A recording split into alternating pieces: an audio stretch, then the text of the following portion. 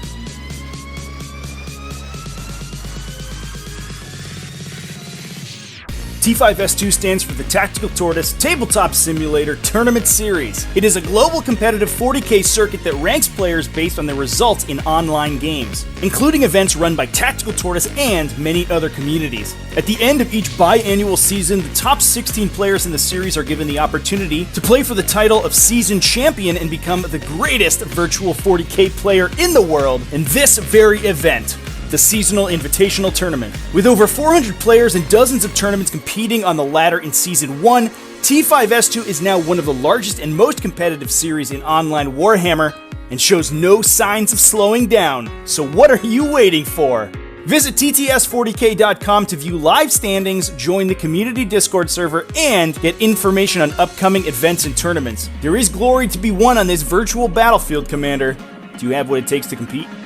Want to get involved in T5S2 or events run by Tactical Tortoise? Visit the Tactical Tortoise Discord server at the link in the video description. There you can find signups for all manner of tournaments and casual games, including the T5S2 Youngbloods series of free, new player-friendly events designed to introduce you to 9th edition and give you a chance to experiment with new lists. For those looking for more competitive action, rapid-fire tournament pods are currently available that award prize support and standings points and help you hone your skills to a knife's edge. And remember to stay tuned for even more exciting events as Season 2 progresses, including team events, online GTs, and free weekly tournament pods launching shortly after the conclusion of this invitational on August 16th. Welcome to the community, and I'll see you on the battlefield.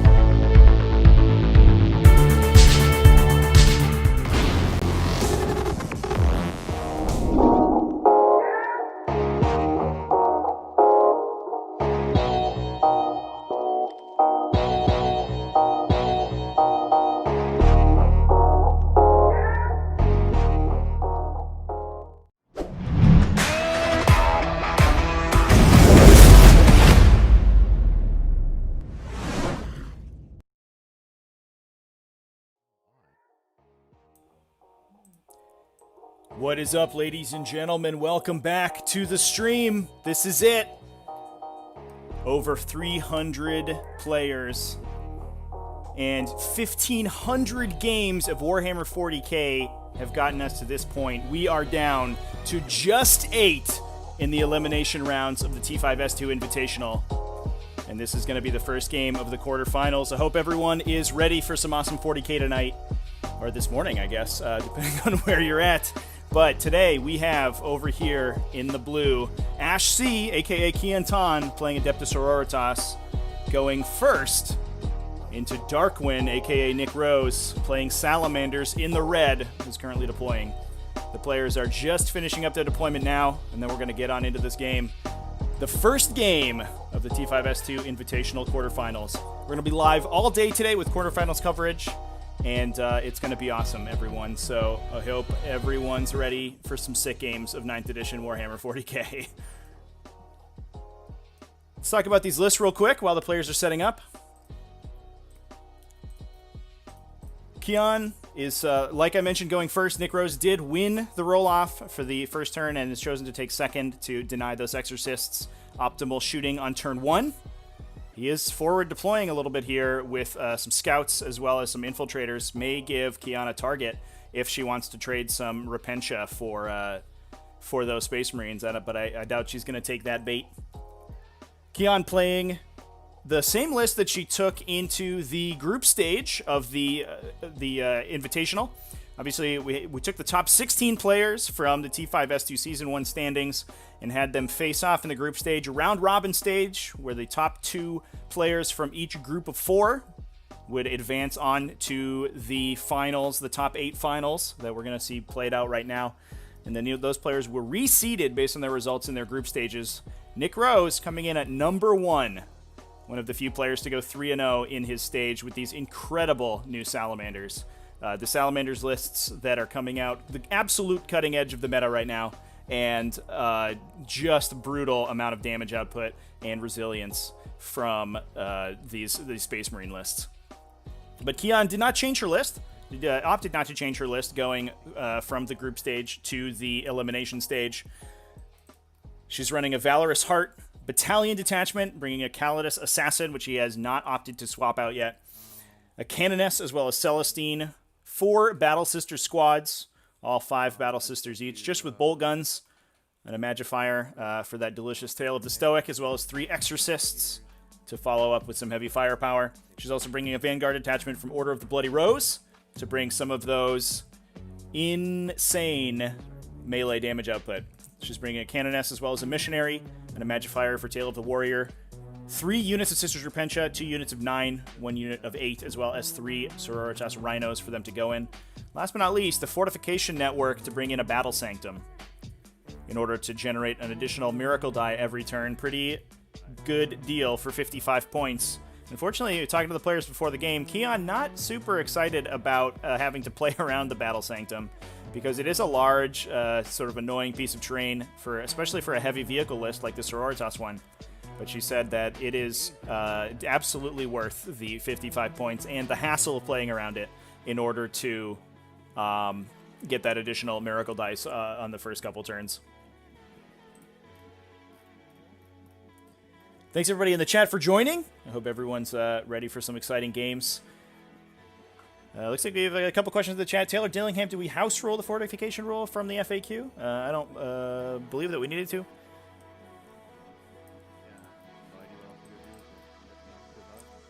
Kian actually did, she was telling me before the game, she went through every single map in the map pool and determined where it was legal to place the Battle Sanctum in every deployment zone. And I think there was one deployment zone where she found she would have some trouble, but otherwise there was 1 to 2 spots in almost every deployment zone. Brandon Staker in the chat, how's it going? Thanks again, everybody, for joining us, and I hope you stick around all day because we are going to be constantly just absolutely berating you with constant 40k content. It's going to be sick, everyone.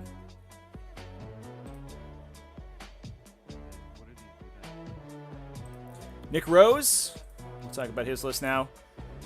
Just finishing up his deployment here. Nick obviously bringing Salamanders like he did in the Elimination stage and has been playing for the last couple of weeks. Or a couple of months, I should say, even through the tail end of 8th edition, and then moving into 9th, pretty well suited to Salamanders, one of the strongest sub-factions in the entire game. Looks like the players are ready to start going. Might have a little bit of a technical issue here. I'm going to send it back to the player's mic so we can get that worked out. Okay.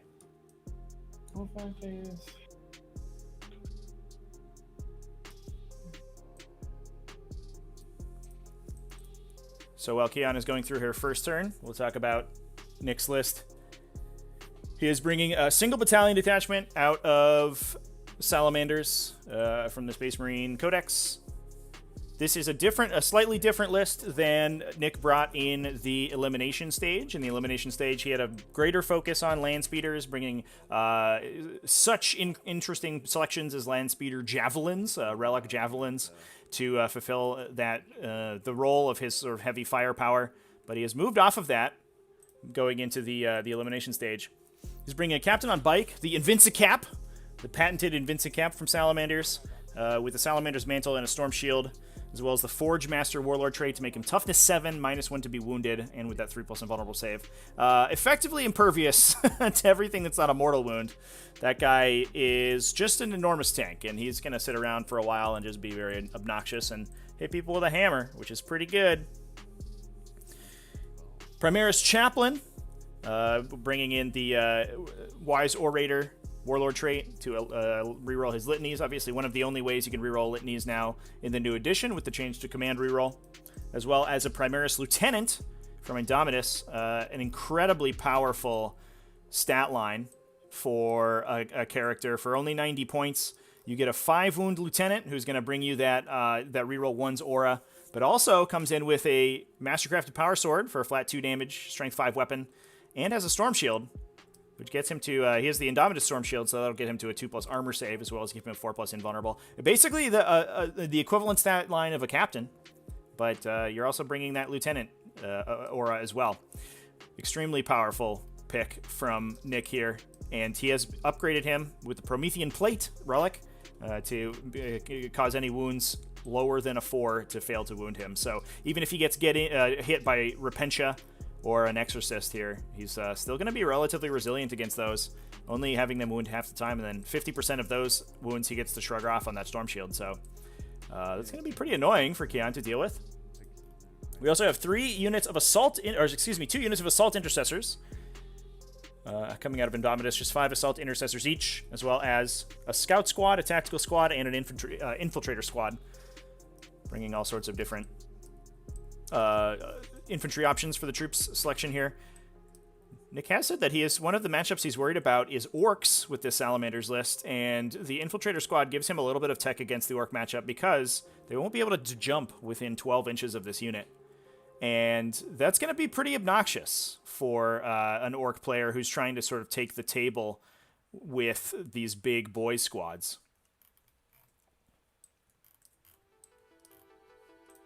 We also have an Aggressor Squad with 5 Aggressors. I think it is an important number to sit at, especially with these heavy infantry. Bringing only 5 means you are unblastable, and you don't have to worry about the new coherency rules. And we did see in Nick's game against Glarg that, at least for the first couple of shots, especially if you're playing against some things like Landspeeder Tempests, that 6th Aggressor can actually be a little bit of a detriment, because it will enable your opponent to get a couple of additional shots in, at least in the first salvo, until one of those Aggressors goes down. Also bringing in a unit of Servitors, I think an interesting evolution of the list here. Nick brought Servitors to unlock some relic slots in his previous list, but I think found that it was just so useful to have a 28-point unit of infantry that can sit behind a wall and stand on an objective for a while, that he's just bringing them now just to sit on objectives and things. Now that the opportunity to get Killmore isn't really an issue, there's no primary objective for Killmore, and the only kill you have to worry about potentially is the grind them down secondary objective to give you the Killmore, but I think Nick's going to be okay on that given how lethal the Salamander's list is. So he's not really worried about bringing additional small chaff units that might get killed over the course of the game. It's not really going to give up any VPs for that. In the fast attack slot, he has some interesting things here. 2 units of 2 land speeder Tempests. Nothing too shocking there. Going down from 3 units of 2 in his previous list down to only 2 is a bit of a cut in terms of damage output, but he has made up for that by bringing a unit of Inceptors. Inceptor's a very interesting pick now. Their Assault Plasma Blasters are a relatively efficient option, especially when compared to other heavy infantry like Aggressors. Well, they don't just hit as hard in melee. They are pretty much the same cost. Aggressors only coming in at 5 points less expensive. And those Plasma Blasters, being blast weapons, is extremely powerful now against big units. You can come in and even against sort of standard chaff infantry, you don't have to overload your guns, and each of them can shoot 6 of those big strength 7 plasma shots. That's a pretty high value shot, and that's exactly what Salamanders want to be seeing so that they can blast away with that Crucible of Battle and deal a whole boatload of damage. Should note as well to the chat while we're talking about these, you can find all of the lists for the Invitational and the top 8 over at tts40k.com/invitational. So I recommend everybody go check that out, and you can see all of the matchups that have been posted as well. And we'll be updating pairings for that as the day goes on. Going down to the heavy support option for Nick here, he's bringing 2 Eradicator squads, nothing too shocking there. One of them he has elected to Strategic Reserve in this game. The other one, I believe, is hiding in this ruin here. Yeah, I think Nick, probably appropriately, realizing that Keon is probably going to hide these, try to hide these Exorcists in this dense cover here, and that's going to give him the opportunity to swing back and try to kill them. Although, if there's one thing that could potentially survive those big Eradicator shots, it's probably these Valorous Heart Exorcists. Although Celestine's not over there right now to give them their +1 invulnerable save, so I'm a little worried about them. We also have a couple interesting options from Nick. A Rapier Carrier. Nick said he was complaining a little bit about the ability to reach units, especially basic infantry units like his own Servitors that are hiding out of line of sight and standing on objectives, and so he's brought a Rapier Carrier to try to mitigate that a little bit. It's also nice just to have a blast weapon in the list, a big blast weapon that your opponent can't really deal with. So you do punish those heavy infantry lists pretty hard. And last but not least, a Land Speeder Storm. Unlike his last list, we do have scouts in this one, so we could put something in the Land Speeder Storm, but I don't think that we are. That unit's mostly going to be to score some secondaries, like engage in all fronts, or line breaker, and run to grab objectives if it really needs to.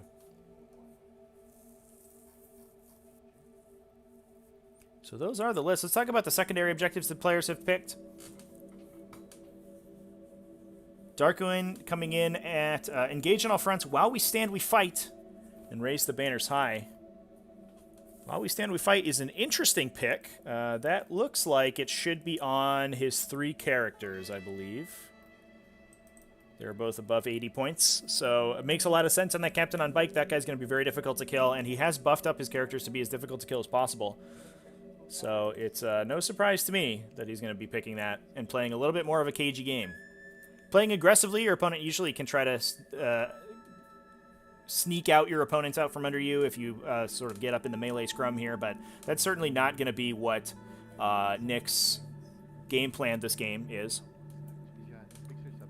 Raise the Banners High is an excellent pick for this map. I should mention that we are on Overrun today, and the top 4 of this top 8 elimination stage will be determined on the amongst the broken ruins of this Necron Tomb world. But Overrun, an incredibly powerful map to take that Raise the Banners High secondary objective on, because it gives you 3 objectives in your deployment zone that you can just sort of hang on to and hold. Now, we should keep in mind that you do have to hold 2 objectives in order to score 5 primary points on this map. You do get those 3 objectives in your deployment zone, but you do have to hold more of them in order to score your primaries, and you have to hold 3 objectives in order to score 10. So all Keon has to do, for the most part, is contest one of those objectives to deny 5 points from Darkwing. And a big downside of going second in this matchup is that it's going to be a lot tougher for Nick to come back in and contest Keon's objectives. While the defending player on this map has a big advantage, especially given the terrain, this large sort of force field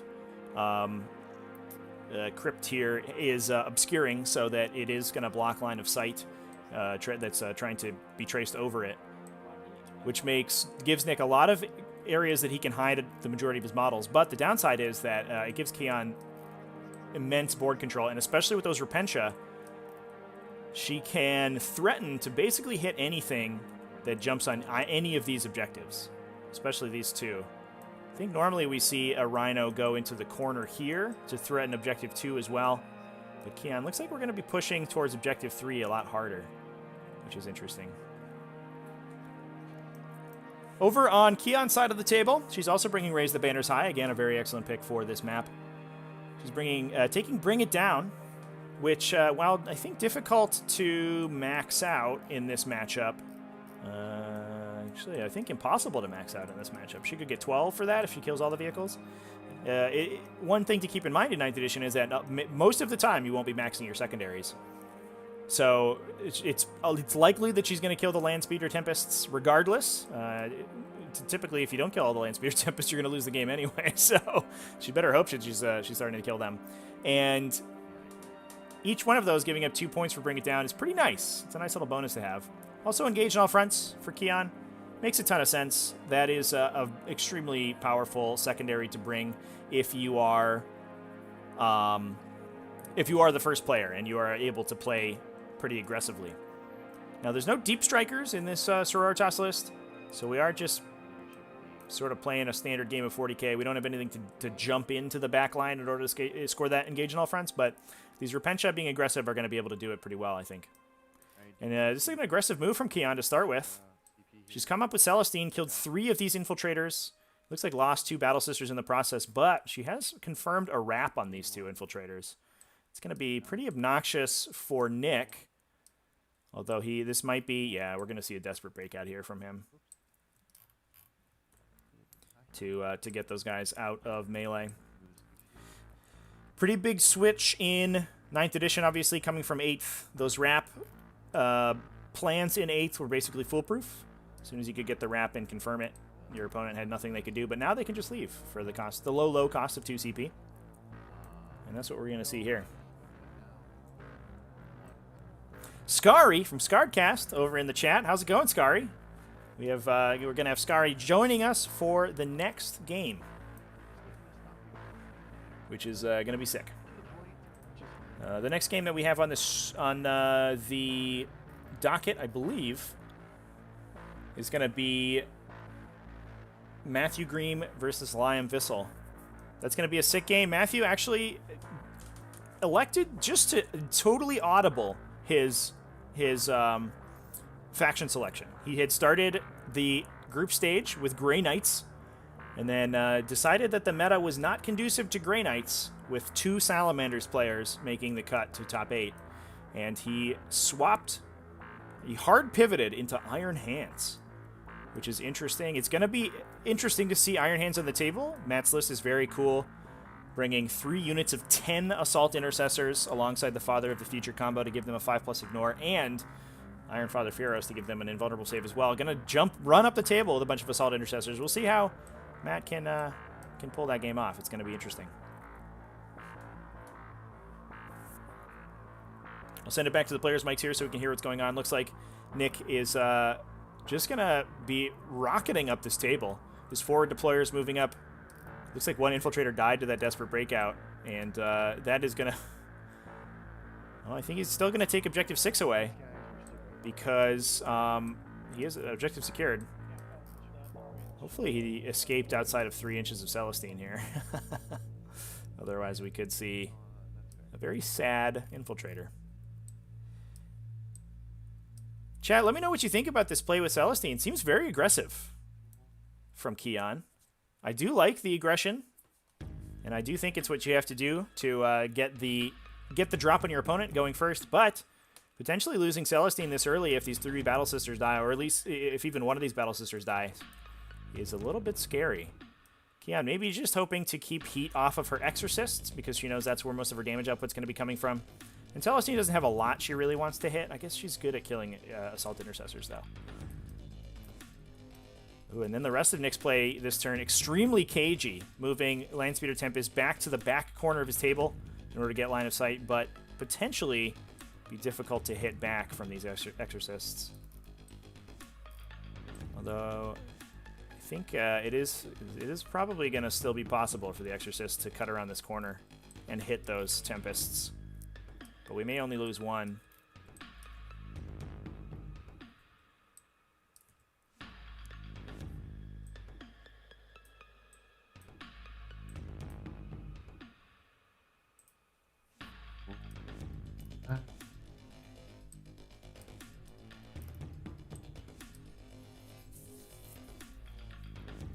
I like this cagey play from Nick here. I think Overrun, one of the most interesting maps in the pool, because it is so conducive to this really interesting cagey tactical play.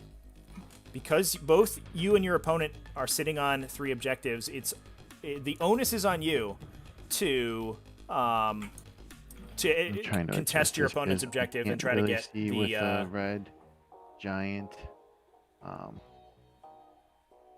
Looks like we're going to try to be out of line of sight of the possible line of sight of the Exorcists. But Overrun, definitely a map that's sort of conducive to this type of play, because you're both sitting on 3 objectives already, and you have to cross the table in order to get the edge in your opponent. And we're seeing that from both players here, so this game's going to actually become very interesting. I do think that Repentia in the Sororitas list are extremely powerful on this map specifically, though, because you have so many interesting places to put rhinos. You can put rhinos in these center ruins. You could hide rhinos behind these ruins, although the Eradicators are probably there to stop that from being really realistic. But you can also sneak rhinos in behind these ruins in the corners. And with the incredible threat range with that advance and charge and potentially maximizing those charge rolls, you can have Repentia threaten these objectives extremely effectively, and there's not really much your opponent can do about it. Now, interestingly, we do see Kian. She's stacked all of her Repentia on one side of the table. She's basically not going to be fighting for Objective 2 at all. And that is fair. Objective 2 is very defensive for the defending player. You can get Repentia around if your opponent either moves out of the objective, or you can get them around the edge of the corner here.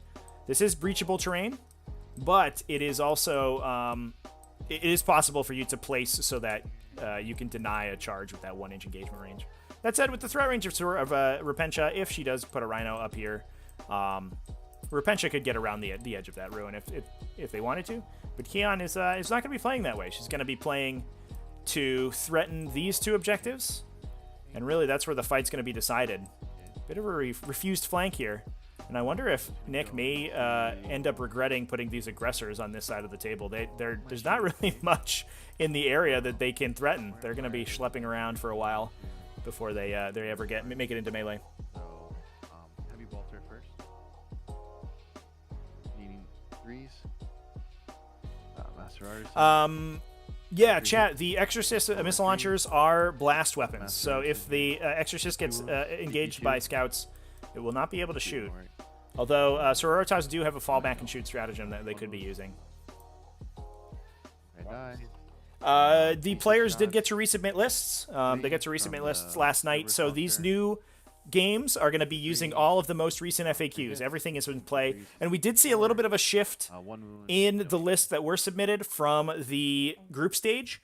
Some of the lists, especially the Magnus inclusions in the Hottest Takes Chaos list, that those were removed because multi-smiting was removed from the game. So and obviously Nick changed his list quite a bit, removing a lot of the land speeders, bringing in some indirect fire and more heavy infantry, which is very interesting. These land speeder Tempests are going into Celestine. Okay. So 40. We're gonna fire 1 assault cannon into the sisters, 1 assault cannon, and the salvo launchers to Celestine. So this into Celestine. This is the salvo launchers. Like 6 shots hitting. So chat, let me know what you think about this matchup. You're rolling 1s for the captain. Salamanders have been an absolute powerhouse in the meta and in Invitational so far. Obviously, Nick is an incredible player, but Keon also has shown her chops. Keon, interestingly, I should say, has only been playing 40K since February. She is a relative newcomer in the scene, but has absolutely hit the ground running in competitive play, especially on TTS and in the T5S2 series. She has a whole boatload of tournament wins to her name with these Adeptus Sororitas. She has played hundreds of games in the last couple of months and has absolutely graduated to be an incredible player. A veteran of Age of Sigmar, so she's... oh man, looks like Celestine went down, actually. Uh-oh. That's early for the sisters to lose Celestine, but we'll see if we convert that 2+ and she comes back to life at the end of the phase. Not really much that can charge her reliably to try to take her out again, and that would give her free reign on these servitors and assault intercessors in Nick's deployment zone. Although I wonder if Nick is ready for that. He has these, if a charge is made into these orange assault intercessors, he has these ones potentially in range to perform an intervention into to engage on objective 3 as well. Looks like 7 shots. 8 on 3. We'll see how Nick ends up playing that. But it all depends on whether Celestine gets back up. That 2+2 regenerate her is not rerollable now, so you are stuck with whatever you get. Ooh, that hurts. So 1 wound at AP4, so 2 damage. Take 2. Okay, and then I think this is 6 dice here. So we are knocking a couple wounds off these rhinos with these tempests. So, and then 12 assault cannon shots there. Although these tempests may be sacrificing themselves for the cause. Mm-hmm. I think exorcists could Just just pop out a little bit and get some decent line of sight into those tempests. And I already used a Master Artisan here, so these are AP2. So 5 wounds. So 4. So 6 wounds total. Yeah. So the salamanders have the I forget the name of the stratagem now, but they have a stratagem that allows them when another unit within 12 inches of them is declared as a charge target, they can fire Overwatch as if they were the charge target themselves, and then they heroically intervene 2d6 inches. So depending on where the position is here, double fire there. So Nick could be moving up to as much as 12 inches with that unit, with that heroic intervention. Okay. And I think the reason that that's important, and the reason that I say that, is that Master Artisan. this orange unit is really is the only unit on objective 1, and the servitors are the only unit on objective 3. These yellow unit is on 0 objectives right now, but if they're able to intervene, Nick could use that intervention movement to walk onto one of these objectives. So 10 shots. And sort of sneak it back out from under Keon if she moves aggressively forward with the unit. Now, we have to keep in mind that in 9th edition, a unit that declares a heroic intervention is now targetable by chargers, even if it wasn't part of the initial charge. Master Artisan here. So you do have to be worried about that. A unit of Repentia could potentially, if they're given 2 assault intercessor units to fight, they could just kill both of them in one go. So Nick has to be a little bit cagey there, but may just use that stratagem to jump on an objective with that yellow unit. All right, so I got the quad launcher here. Yeah, it's a 2 CP stratagem, Jack. Yep. And it also it requires a charge to have been declared, so it's a little bit less flexible than like the heroic, the Blood Angels or the Space Wolf stratagems to heroically intervene. Shoot. And obviously, it's only 1 unit, so it's not quite as powerful as defensive focus out of Ultramarines and for the Overwatch. 43. Okay.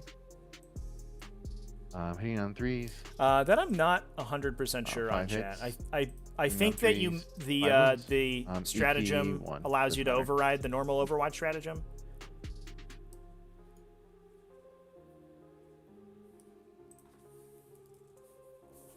Drops. It's Born Protectors, I think, is the name of the stratagem, now that I'm thinking about it. It'd probably be... Probably worth looking up if that's been FAQ'd. Okay. Alright, so he can't charge here because you're already here. End of your shooting phase. Yep. All right, here comes Celestine. She's coming back. All right, girl, go get him. So So we may charge the these storm scouts are into gonna Celestine. charge Ah, here. she could kill it though. Okay. Those You wanna 9th meter overwatch? storms are only toughness 5. Okay. I think we need a 5 or 6. We need a 5. Okay, so here's a scout charge into these Battle Sisters, probably aiming to I engage failed this to Exorcist, do force the that. Sororitas to spend stratagems to shoot with it. Thank you for calling me a failure. Well, I didn't mean in the best sense, but you got what I got. What I was paying for. We're gonna be with 1 inch. We're gonna tag that Exorcist. Chat, that's a great question. Asking when Season 2 and then- T5S2 pods are starting. Rapid fire pods are already Season available over 7. in the Discord. The other pods will be T5, paired, Julian will start to threes. be announced this weekend. So Okay, if you are in a pod waitlist, anyways. then you should be seeing you should be getting that notification soon. If you're not, if you don't know what we're talking about, Yeah, there is a we're link in the gonna video charge description Celestine. to go over to our Discord channel, the Tactical Tortoise Discord channel, or Discord server, and there you can join a whole boatload of free tournaments that we have available for anybody who wants to jump into them. Today is also, I should mention, for anybody interested, today is also going to be the last day of registration for the next Youngbloods event. That's going to be like a learning style event that is open to everyone, but with a focus on kind of casual games and just learning the system. So if anybody wants to join a free tournament and just get some games in, it's going to be 1 game a week. It's not even Swiss paired, it's just random pairings, but it's going to be super laid back and you know, basically a bunch of casual games. Then absolutely go check that out. There is a sign up channel in the server. I think it's just called T5S2 Youngblood signups, if I remember correctly. But I highly recommend people go jump on that. The that waitlist is going to close later today. Wounding on 3s. Master Artisan. Like 6 wounds. 2 die. Or maybe 2 die. 1 dies. David Smith, what are the Salamanders units at the top right? We can go take a look at them. We have a Rapier Carrier with its 2 crew members inside, a unit of Tactical Marines, Oh, okay. as well as a unit of Aggressors hanging out in the back, Landspeeder and has 3 3 attacks. Eradicators. He hit some 3s before. He hit some 3. 3 attacks in a Celestine. Wounding on 3s. So this is 3 a hits, Landspeeder wounding on Storm 3s. Master Artisan here. 2 wounds. punching Celestine. 2 ups. I'm rooting for Celestine to kill this thing. She has to convert pretty highly on her attacks in order to do Okay, so. well, She anything takes to- a wound from the storm. Brutal. Everything has been below a 5. Go get her. Go get him, Celestine. And then, these sisters fell in. Bobby Hall's in the chat, 5 attacks. rooting for some sororitas. Yeah, buddy. It looks like chat has found the FAQ on Born Protectors. Wounding on 5s. 1 wound. 1 wound. Alright. So 4 up. I lose a guy. Mm-hmm. Alright. Fine. Exorcist.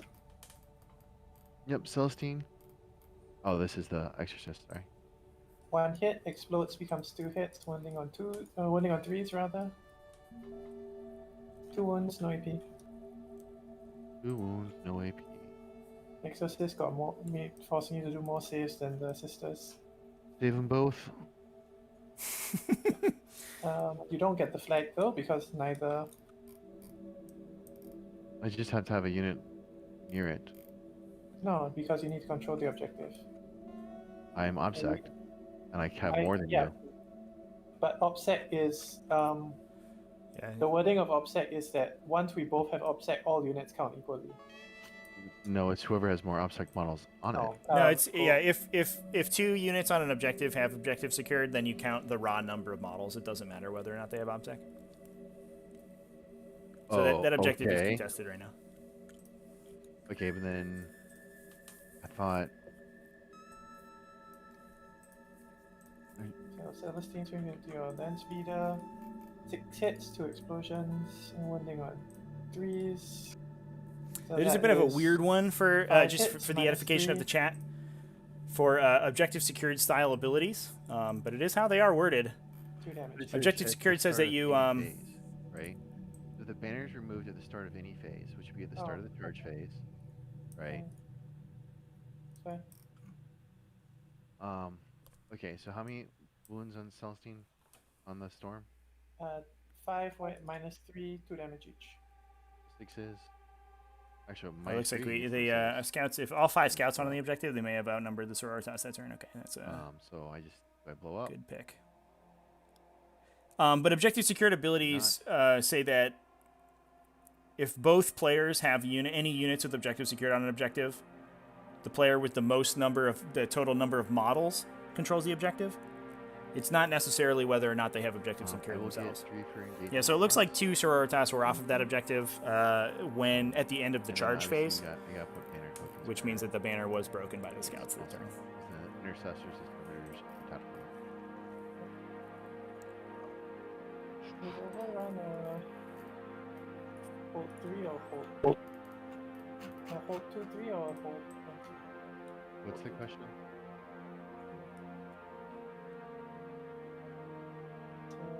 Morale, I have sisters, squad. So that was the end of Darkwind's turn. I think a very powerful turn for him. Able to, I think, contest all primary objective scoring from Ash. This for morale phase. You get 1 for raising banners.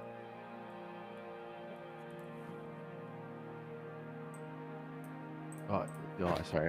I already put the 1. You're would be a 2. Then I get 2 for bringing it down. So objectives 6 and 4 would be contested for Ash, right? Is that right? Correct. So for this mission, you do have to hold 2, I believe, in order to score 5. Oh. Okay. Oh, do you? Yeah, this is a 2. A 2 to score 5 and 3 to score 10. It's one of the weird ones. Gotcha. Well, this will be a low-scoring game. So strong play from Nick, denying all of Ash's primary points this turn. But I think Ash is going to be able to come back and basically do the same thing to him. Okay. If she's able to kill these units basically right here, which Celestine can certainly do herself, because it does look like she did kill the Landspeeder Storm. Wise Orator, reroll. That's my girl, Celestine. Oh boy, she's about to go ham. Hopefully she can get in. If we see a Flamer to kill these servitors, she can charge into these guys. That's going to require a Born Protectors to get these guys onto an objective. Otherwise, Celestine clears both objectives 1 and 3 if she kills those orange Assault Intercessors. That would be sick. That aggressive play from Kian would pay off right there, I think, immediately. Chat, no, that's always how the OBSEC rule has worked. That's not a change in 9th edition. That's actually just how it's worded in the under each of the individual objective secured rules.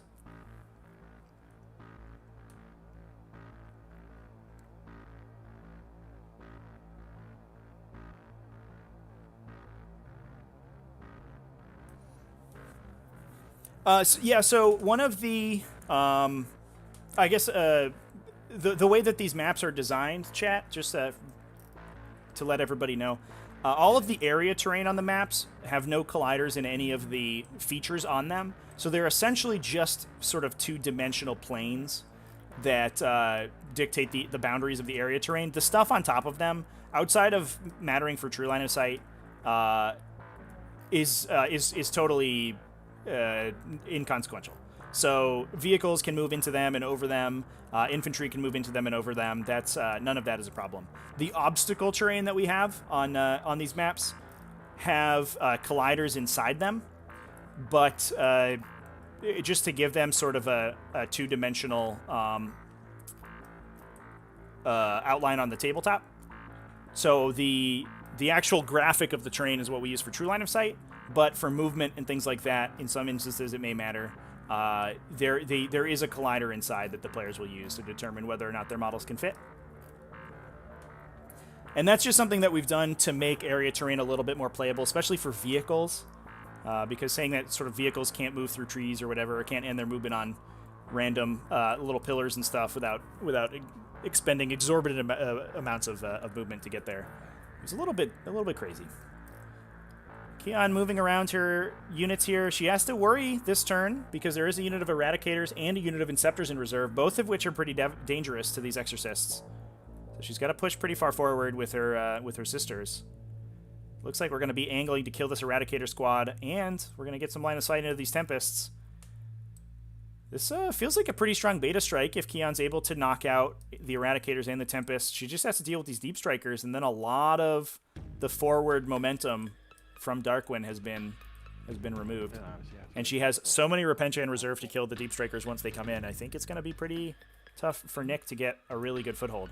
Not to mention that now that all of Nick's forward operators have committed, and will probably all die this turn. Oh, it looks like we have some Repentia coming in actually. Yeah, 1.1 basis. But if those all these forward operators have moved forward and are going to die, it's unlikely that Nick has enough steam to continue to contest these objectives. So we're going to see Ash have the opportunity to fight back to try to contest these objectives and break some banners. And if she does, she can swing the primary objective right back, and then I think we're going to be at parity for a little while, with both players on 3 objectives for the next couple of rounds.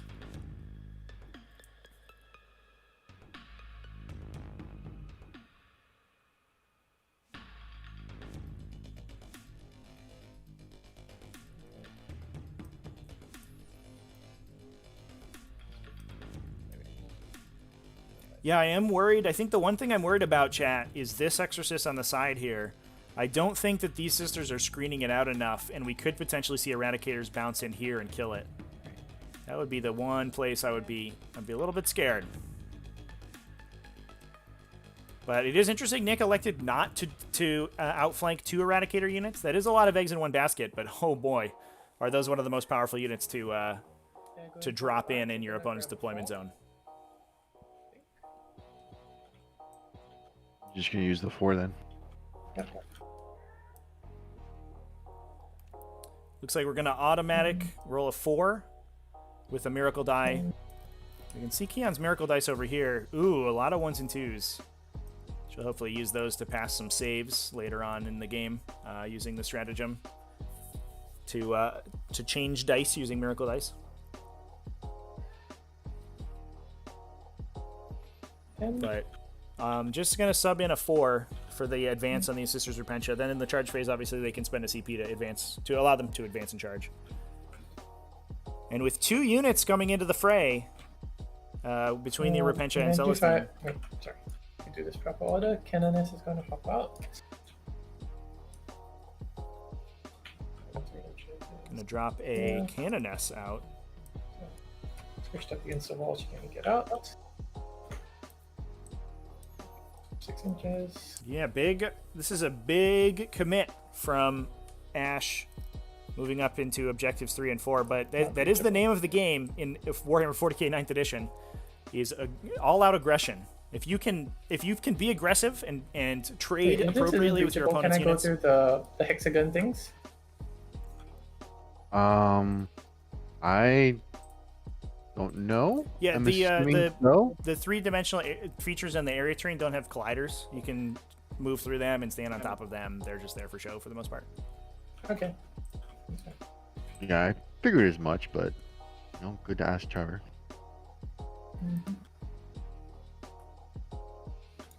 Then the Magify is going to hop out of Rhino 2 and go into Rhino 1. Oh man, looks like Nick's in the chat. Can you hop out? No, I Throwing can't. some shade. Yeah, you can't hop out and come back in. You can get out, right? Yeah. But then you have to embark next turn. Yeah. Forgot that was a thing that they put in 9th. Alright, then we're just going to stay there. This one's just going to shuffle over. I think I would be worried a little bit for Keon if Nick elects to move to jump Eradicators on this side of the table. They could be hitting these rhinos and opening up the Repentia to get hit by the This is empty of Repentia. There's Repentia in here. And there's Repentia Celestine moving here. backwards. She's not going to be committing this turn. Interesting move. End of my movement, I think. Doesn't want to give up Celestine this quickly. Celestine will finish her movement. Celestine will advance. Actually, Celestine won't advance, she just move up to over here. Okay, so she's going to be moving back to make sure we have something to kill this infiltrator. Makes a ton of sense. And she should be pretty well protected by these rhinos with Lookout Sir. Somewhere here. But if that infiltrator doesn't go down to the random shooting that we have on the table for these Sororitas, it's going to be annoying to get that objective secured body away from your opponent, especially since it's going to be scoring engagement This exorcist is going to be shooting its rockets at your Tempest and its heavy bolters at your infiltrator. Okay. So I will always be using red dice for your heavy bolter. So number of shots into your Tempest. On 3s, no rerolls, and on 3s. Wait. Yeah, we just pulled a 3 there. One more 3. There you go. 3 wounds into the Tempest for the first exorcist shot. -3. Alright. 6 is the save. The 6s. 1 saves. So go through. We should see 1 Tempest blasted here. Damage is D6, right? Yep. Roll them one at a time, yep. 2 and Kills it. 5. Kills one. 1 down. This one. Does he blow up? Does he blow up? Nope. Not any more shooting? How about? Yep. And then there's 3 heavy bolters into your infiltrator.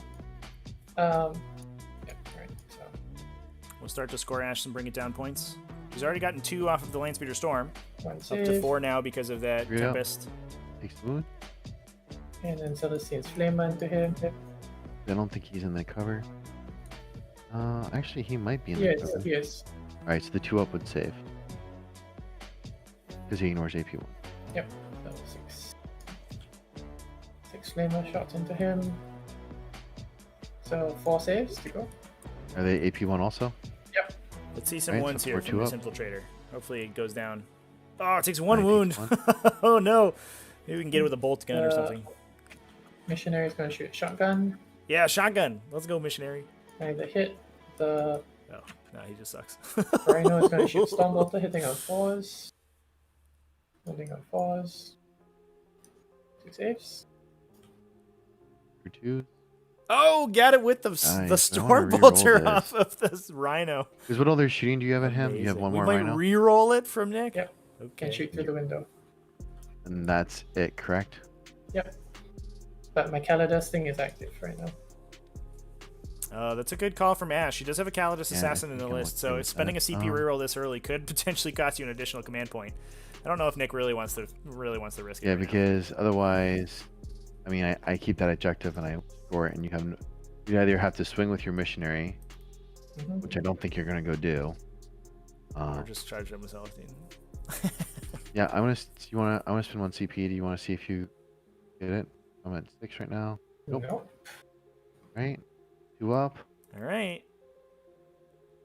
Saves with the reroll, and it looks like the Calidus did not increase the cost of that. Yep. And this Exorcist is gonna throw its heavy bolters into So your unpunished from scouts Nick here. and everything else, and their shots into your Eradicators, missiles.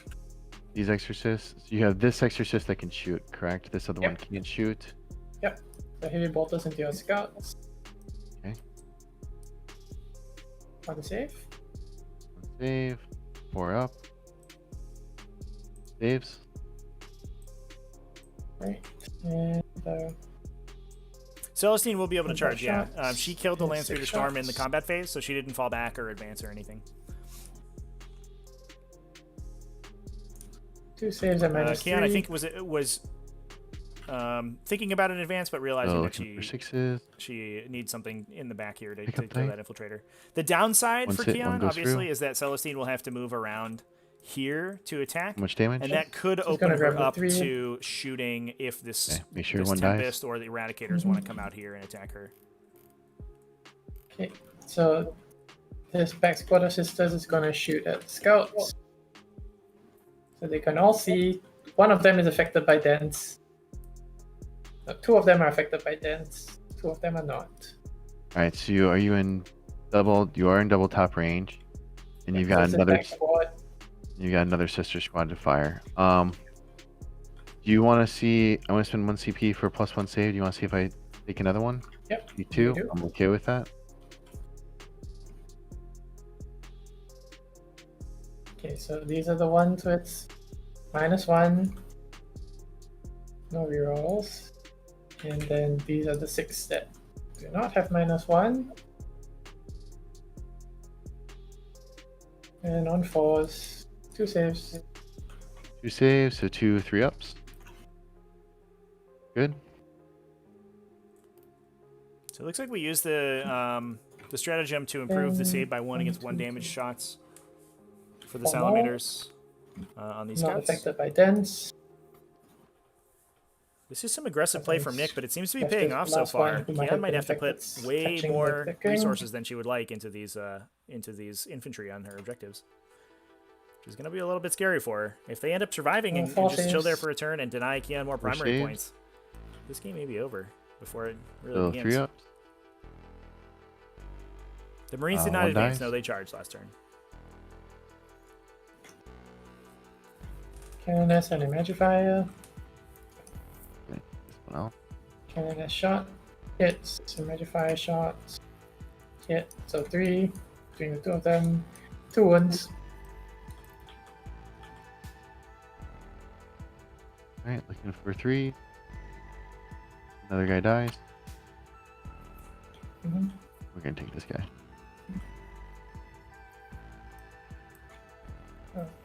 I wonder if it's worth it for Kian here just this to maybe Canoness turn is going around to shoot this one infiltrator. and lob some Where's the extra cannon? shots into these scouts just to make sure they go away. Okay, gotcha. Nick Sorry. doesn't have a ton else that can reliably get to that Yeah. objective, so killing these guys Wounds. to deny 2 up. Nice. Obstacle But out you from ignore it. under her is going to be important. I would also like to see a unit of Good. objective secured onto this objective. I think Kian's going to lose a little bit Okay. of ground there just because Great. Nick could potentially swarm it with a End couple up models shooting. and take it away. So I'm going to start with charge. Start with this Magify into your scouts. Go to town. So we are charging now. Gonna put some units into the scouts. Looks like a 9. big 9 on the charge there. Should be fine. I think you get it on a 9. Just position well. And then the Canoness. 7. No. You need to get those in the opposite order. Say it again, Ken. I needed to get those in the opposite order. Oh, gotcha. Oh, great. Sorry. And 1 CP for these 2 advanced charge. Okay. Then the Canoness is going to charge. All right. This is the moment of truth. And she Whether we fit see that. that Born Protectors called. She can. Okay. So she's going to charge your servitors and your assault intercessors. Alright, I have no Overwatch. Going 8. No Born Protectors. And we did see the And then Master these Repentia, or because they the can fit through Master of this gap. Sanctity drop its Catechism and Recitation. So no Charging these intercessors and these intercessors. Ooh, okay. Gonna grab a 5, it's an interesting charge. and the other one rolls a 3, going 8. 5. Oh, looks like we could fit a model through there. Oh boy. Yeah, it's 1.2 inches apart, and these Repentia are only 28 millimeter 6. bases. Oh no! Give a bit of room for- Oh, this could be a disaster for Nick, Yeah. actually. Wow. What a pickup from Kian. We'll see if she's going to be able to knock both these units out. Big downside is that it has to be her And first swing, but I don't think anything else is really in danger for her. But those Repentia, with their +1 to wound strat, So the I scene is think gonna charge the pretty infiltrator. reliably should be able She to advanced. No, knock she didn't. both of these units out. Yeah, she advanced. She was back. No, Good. she went 12. You advanced with her, though. I didn't roll. Yeah, she I mean, she okay. declared an advance and then took it back and just moved 12. Okay. I said, I did not know Oh, that. sorry. Okay. I said I'm going to advance, and then I went, wait, no, I don't need to advance. But I Okay. thought, yeah. So I was Probably moving wouldn't somewhere have. I probably wouldn't have used the +1, Oh. but oh well. Are the reroll for save? But okay, go ahead. I mean, if you want to take it back, then I'm okay with that. In that case. It's too late. Okay. Alright, then missionary is going to charge. Oh, missionary will charge anyway. 25. So you're charging with. Yeah, the Kian Celestine too? didn't roll in advance for Celestine. She just declared it and then changed her mind. Charge. Chat, just so we're all on the same page here. Looks like Nick missed that. Kian, obviously, being sportsmanlike and allowing Nick to take back the CP if he wants to, but Nick declined. Right. Chad, Gene Stealer's version 2 coming up over here. Let's start with these Repentia. The 4 are going into yellows. Yeah, I think, I mean, it's some decent sportsmanship from both of the players here. Nobody's trying to gotcha each other. Kian, obviously being sportsmanlike to allow Nick Are you AP4? to regen that CP, but Nick saying it's 5 fine. into yellow, 4 into orange. AP4. Okay, so I will get no save. Yep. All right, here comes the Repentia. 3 attacks each, exploding 6s. Oh, exploding 6s with the zealots. Okay. Sorry, give me 1 minute here. Again. Yeah, it looks like we're going to decide probably a transhuman. But in my experience, I have found that Repentia do not have a problem killing intercessors, even through transhuman. This is brutal. This is it. Can you fight again with them? No. Right. Yes. You can.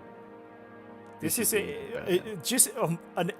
probably the most minor misplay you could have thought of, which was that Nick placed these two assault intercessors 1.2 inches apart rather than 1 inch apart. 1 inch apart, and those Repentia cannot get through that gap.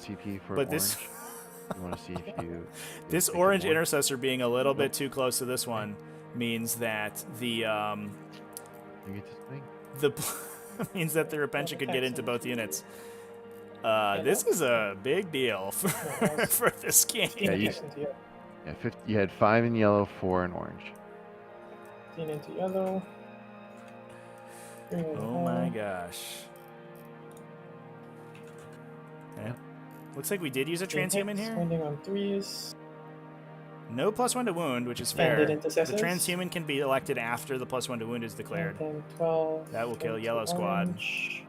And this is on orange, trying to keep them alive with that transhuman. Rerolling for zealots. Good conversion. We need 5 4 pluses here. I don't know why I didn't delete them. There you go. 6 dead intercessors. Kills all 10. That is the absolute brutality of Repentia. If you let those Repentia into your lines, they are going to kill the crap out of some intercessors. Oh my gosh. Well, that's a big deal. That means Kian now does have the opportunity to break both of Nick's banners on this side and pull him off of 2 objectives, doing exactly what he did to her. Wow, what a turn from Kian. That's so brutal. Any interrupts? No, you can go to town. Yeah, Chad, Okay, so absolutely. You have to keep it. 7 attacks because of the missionary. Especially because sisters can basically automatically get whatever they want on their charges. Kian is low on high numbers on her miracle dice. Her miracle dice have not been good so far, but she could potentially, just come in here with a 3 or a 4, and need a pretty reasonable number to get into those backline units. And you can never. 8 attacks. You can never allow those Repentia, give them any opportunity to get in. And Kian, as we've seen before in the... Oh my gosh. What is this cannon doing? I don't know what their toughness is. 14 hits out of 6 attacks, it looks like there. Okay, sure. So that will kill them all. Whatever, man. But Kian has the uncanny ability to notice as soon as your positioning is not perfect and absolutely take you apart with it. That is a big swing in this game. And that's going to force Nick on the defensive. He can clear out these Repentia, but that's what Repentia do. They're there to regain their honor. And they will trade themselves for the cause, no problem. They're going to go in, they're going to kill, their points cost or more, and they're going to grab a couple objectives, and they're going to get killed by random stuff, and that's fine. But that's going to force Nick to play a little bit more conservatively. He doesn't have he no longer has the model count to move aggressively across the table and try to contest objectives. He has to hold his own. And there's still 2 more units of Repentia in reserve in these Rhinos, waiting for Keon to send them out. 2 for the Sergeant, 3 for the Chainsword, 4 for Shock Assault, and 2 for the other guy, so 6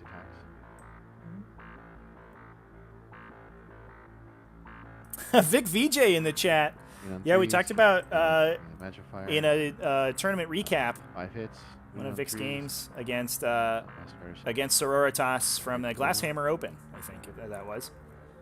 And the same thing happens. Repentia getting right into the right into the back line of an Iron Hands Leviathan brick, and grabbing the characters out. Morale because you just murdered everything. That was a pretty good turn for you.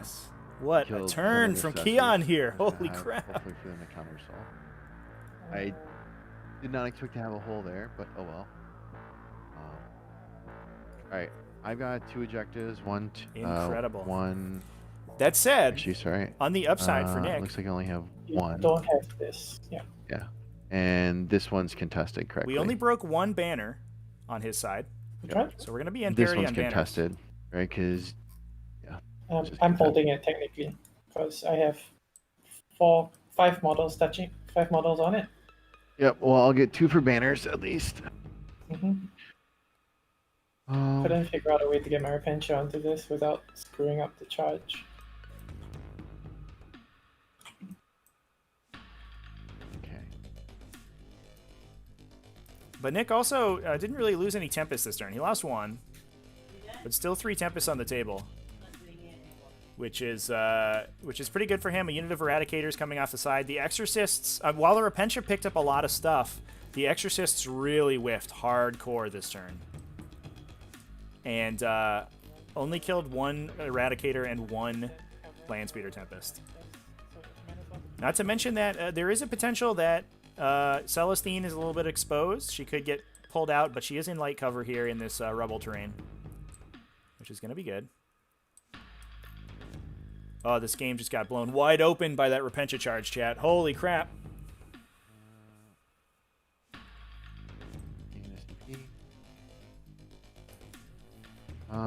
Yeah, Vic in the chat. Come over to our Discord. I already did that. Come hang out and play some tournaments.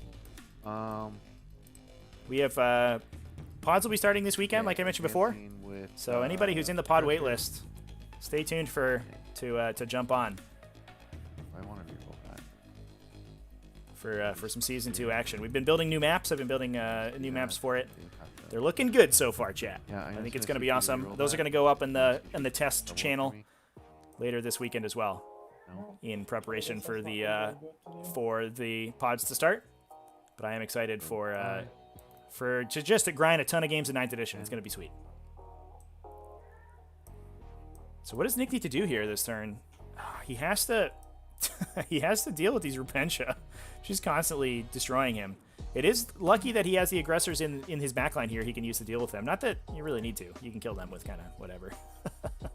But he's also going to have the opportunity to kill this Rhino, which has Repentia in it. And that gives him the chance to hit them with the Rapier Carrier. Unfortunately, those Repentia just small enough. Only 8 or 9 models, just small enough to dodge blast. They need to be 11 to get hit by the Rapier's blast. So it's not going to be quite as efficient, but every Repentia you kill is so much less damage from that unit that it's worth putting everything you have into them.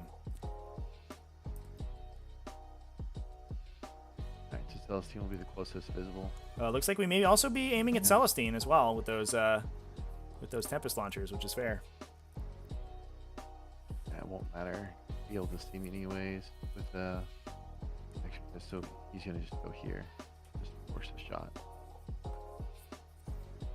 Yeah, chat, I mean, definitely it's handy to have the aggressors in the backline to clear out these Repentia, but aggressors don't really want to be on Repentia killing duty. Given how effective Space Marines are at killing Toughness 3 infantry, you don't usually need them. I think I'd like to see these aggressors be a little bit more aggressive. Big downside is that you have to kind of bait out the Repentia before you do that, but honestly, the strongest thing about Sororitas right now is that they can sort of wait you out. They don't need to commit into you until advance for these tacticals. until you give them the opportunity to, because they can force you off of these objectives, and they can sit in along the center of the table, and they only have to do that for 5 rounds before the game's over. And if you don't want to get killed by those Repentia and you just never move into threat range, it's pretty good for the for the Sororitas player. I mean, they're just gonna win at that point. So. I'm gonna bring Nicholas for there. Okay with that.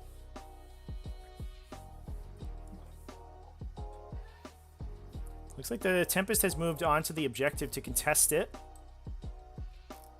Unsure as to whether or not this Rhino is on this objective. It doesn't appear that it is. That might...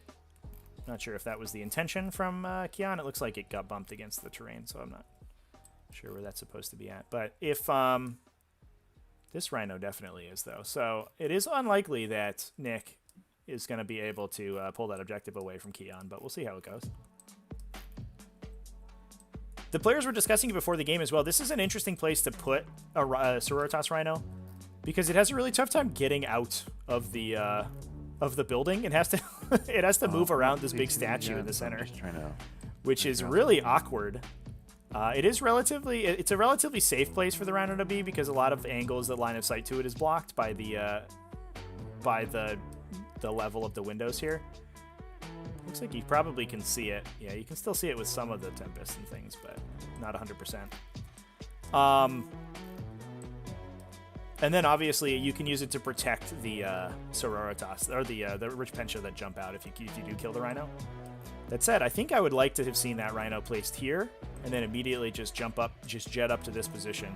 There isn't really a way that you can outflank Eradicators to shoot it. You have to run around this way to hit it from this side, and that just moves it into threat range of the Repentia in the center here.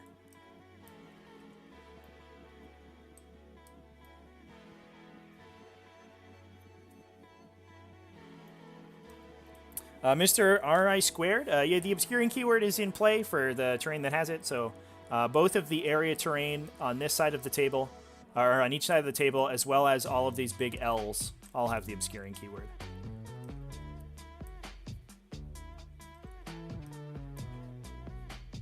No, I really want to play guys.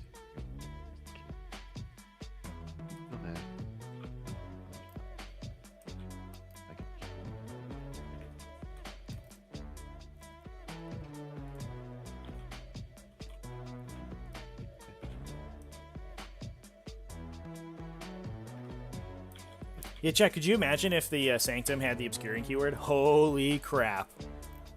What a pick that would be. You just get this huge, like, 8x12 piece of obscuring terrain in any deployment zone you want. Oh, man, that would be sick. Looks like we may defensively drop these Eradicators. Oh, I can't imagine Nick's excited about that.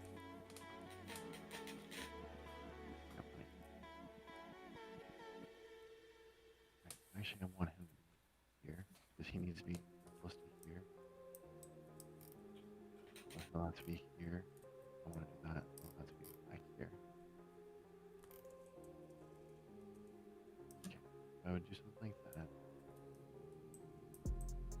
Needs to be a bit further. There. All right, here come the Inceptors. Maybe looking for a charge in this missionary. It seems like they're just going to get traded for Repentia, but that's kind of the name of the game against Sororitas. Fire there. Alright. Oh, he's still giving me a charge here. Still giving me a charge here if I needed to. Bunch of shots here. What's the save on the Repentia? Are they a 5-up or 4-up right now? Currently 5-up. Currently 5-up.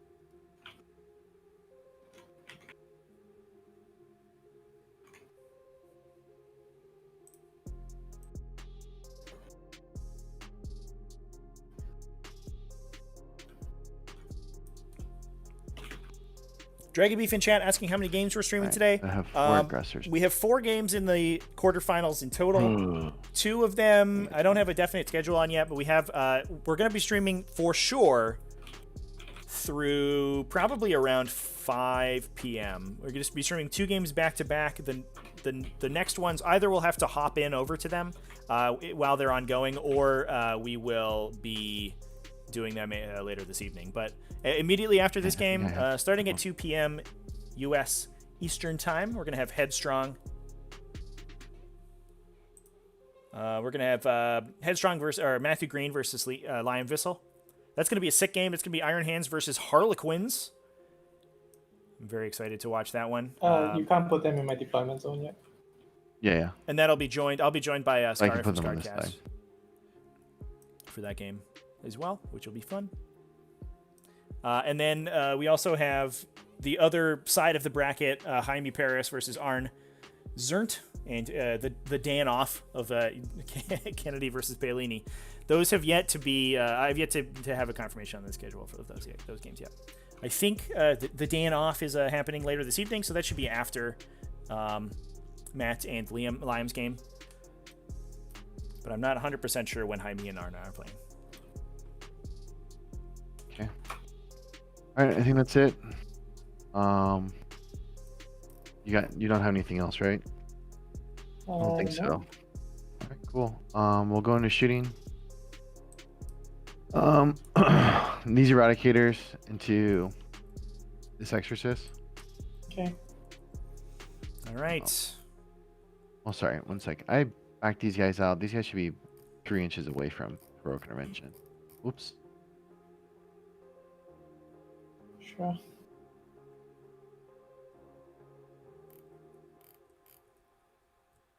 Okay, cool. All right, these eradicators onto this exorcist.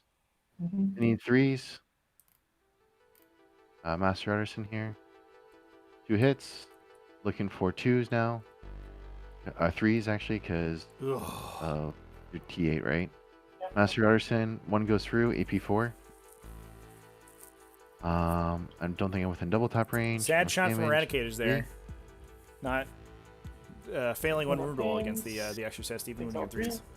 All right, shoots there again. And then we're going to hit it with the total obliteration shot. Master Ederson, 2 hits, sorry. Looking for 3s. 2 wounds. That time 2 wounds. 6 ups. Spend the CP. Burn a 2. This 5 becomes a 6. Okay. So one goes through Yeah. for 4 damage. Slowly chunking away at those Exorcists. Still good damage output from 120 point unit. Okay. Bracket that. Almost, yeah, kills almost halfway kills the If that's Exorcist. what you're Here. concerned about. Yeah.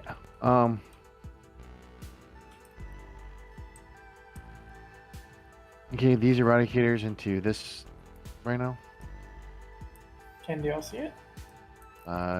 Doesn't block line of sight. Yeah, the whole intent through the window.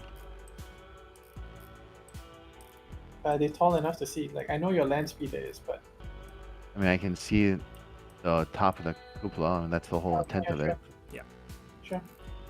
You can definitely see that rhino through the window. So looking for 3s. That Battle Sanctum, while it is 3 an hits. impressive terrain piece, it does have those Looking big for 2s. windows, and they aren't great at Master blocking line of Arson. sight. We have seen Keon 3 use that wounds. terrain piece in the past. If you angle it slightly so that the windows are the Gonna roll bars of the these windows 2 at a do time. actually I don't block know your if it line of matters, 'cause I'm sight. actually within You 12. can sort of get 4, about 2 inches of LOS blocking terrain out of it, but 7. when your opponent can just place units so that they can see you, it's a little bit awkward. And 10. Okay. It dies. Go up. It does. It hits your land speeder, Celestine, Oh and the other no, rhino. that rhino explodes. So the rhino takes 2. Land speeder takes 2. Celestine takes 3. Okay. Should be at 2 and 10.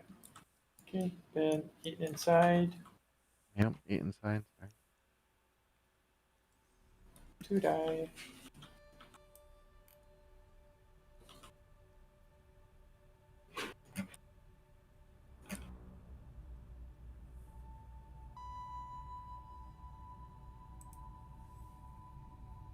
Why does it keep saying my turn? Well, for time, right? Because you were Yeah, going through. no, but why does it I've gotten the notification 5 times already. Oh. It shouldn't be like that. I mean, I think that's just probably the lag.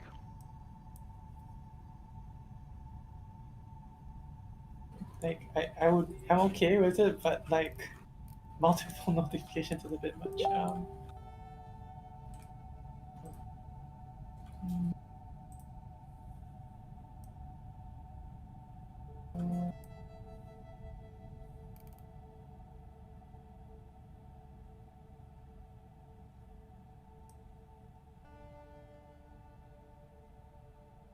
Right. Rose. Okay, I'm gonna spend 1 CP for Relentless Determination. You stop it or make it go to 2. Sorry. On what? On the aggressor's Relentless Determination. You. Oh wait, they advance. I can't. Sorry, never mind. Never mind. So I've got 4 into the Repentia here. So you're more than 10, so that's just gonna be I'm not more than 10. sorry. More than 5. Okay, cool. So let me just then roll these 4. Repentia can't even get over. Can't go over 9. So this is 3. So 3, 6, 9, 14. Mm-hmm. I'll roll this, and then I have 6 times 4. 1, 2, 3, 4. So hitting on 3s. Master Artisan, one of these. Elite. Winning you on 3s. Master Artisan, one of these. 18 wounds. 5 ups. Ooh, that's a good save roll save. from the Yeah, 5 Repentia, ups. defending against the aggressors. That's Oh, I all. don't think that was a bad one though. That's It actually okay. kills the unit. All right. Well. All right. Chaplin's gonna fire his. Chaplin's gonna fire his ball pistol into the cannonist there. He hits. He wounds. Okay. NAP EP 1. or up. Don't save it. Okay. I Good can't old do Absolver Manager Magnum anyways. from He that can't guy. see. Planking a wound off the cannonist. That'll make Um, things a little bit easier for him once he gets stuck into melee.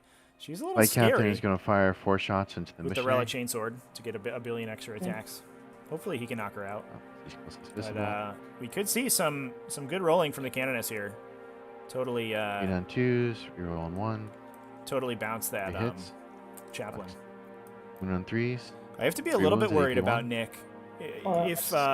If he does send his characters, obviously this lieutenant currently isn't being Okay, how many protected Repentia over here? by Six. any characters. I think Right. although he may And be you're basically protected saying, by hey, they this- can't be seen because they're on this bottom wall, yeah, right? He's gonna be all alone, so he's probably aiming to charge And into if you were as tall the as the terrain. knight, then I would conceive that you'd be able to see them through the window. But the I just don't know if the speeders can see them. he has to be but worried it's about hard. Repentia It's coming hard from because this of Rhino to hit those characters, and honestly, then he blue loses tape. 10 points it on While We Stand, shouldn't We be Fight. because if you so if you look inside the wall, right, you can see like they are significantly shorter. So even though they're all the way over here, you need to. Yeah, no, I get what you're saying. It's just it's hard. I'm just saying it's hard to see because of the deployment tape, right? Like I didn't even know that there was a bottom wall because I couldn't see through that. That's all. Okay, and I probably should have put these guys out.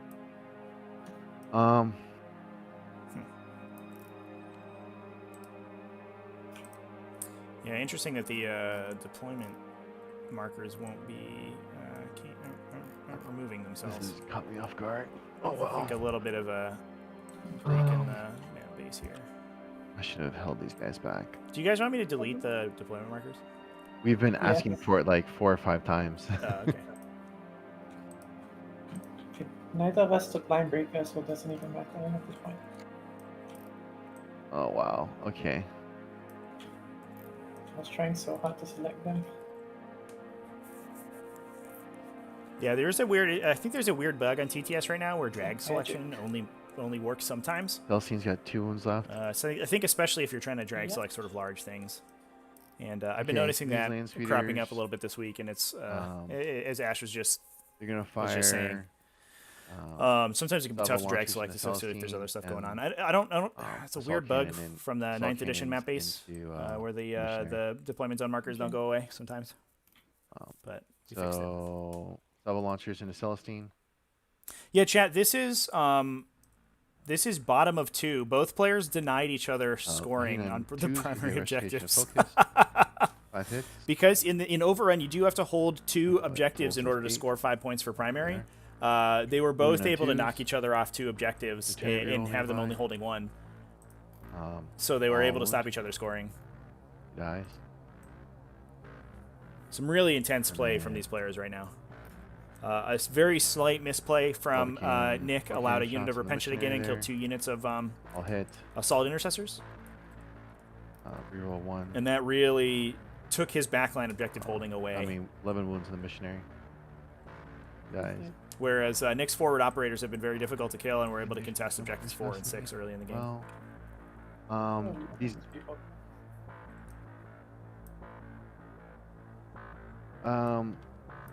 these plasma interceptors usually got 2 wounds in the rhino, right? I don't think all of them can see it. They can see this part. Comes out. No, All through there. because this thing is obscuring, so it has to be visible by passing over. So this guy can't see. Trevor. I mean, okay, so.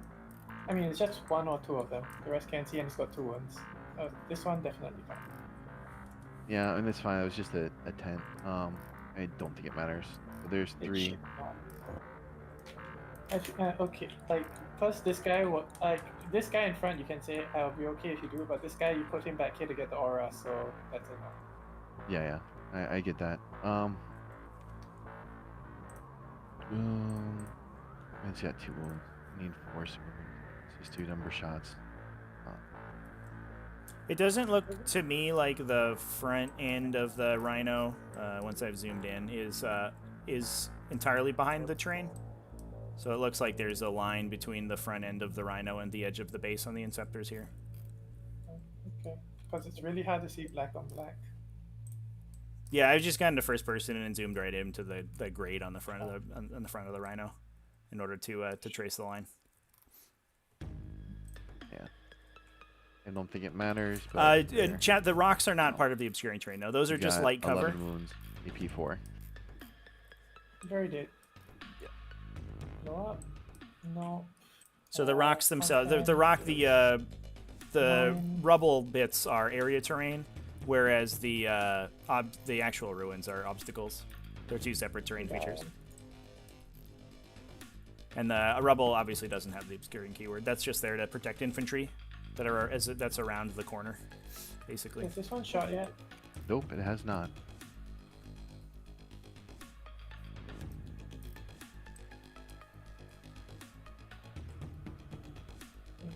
So it looks like that Rhino got taken out by the Inceptors, and we are dropping the Repentia out.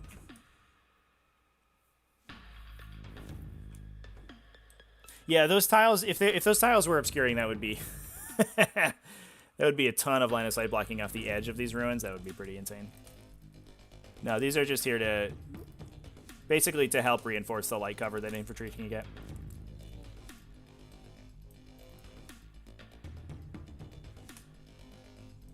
Alright. Yeah, the only question was, I think, like this model, whether that model could see.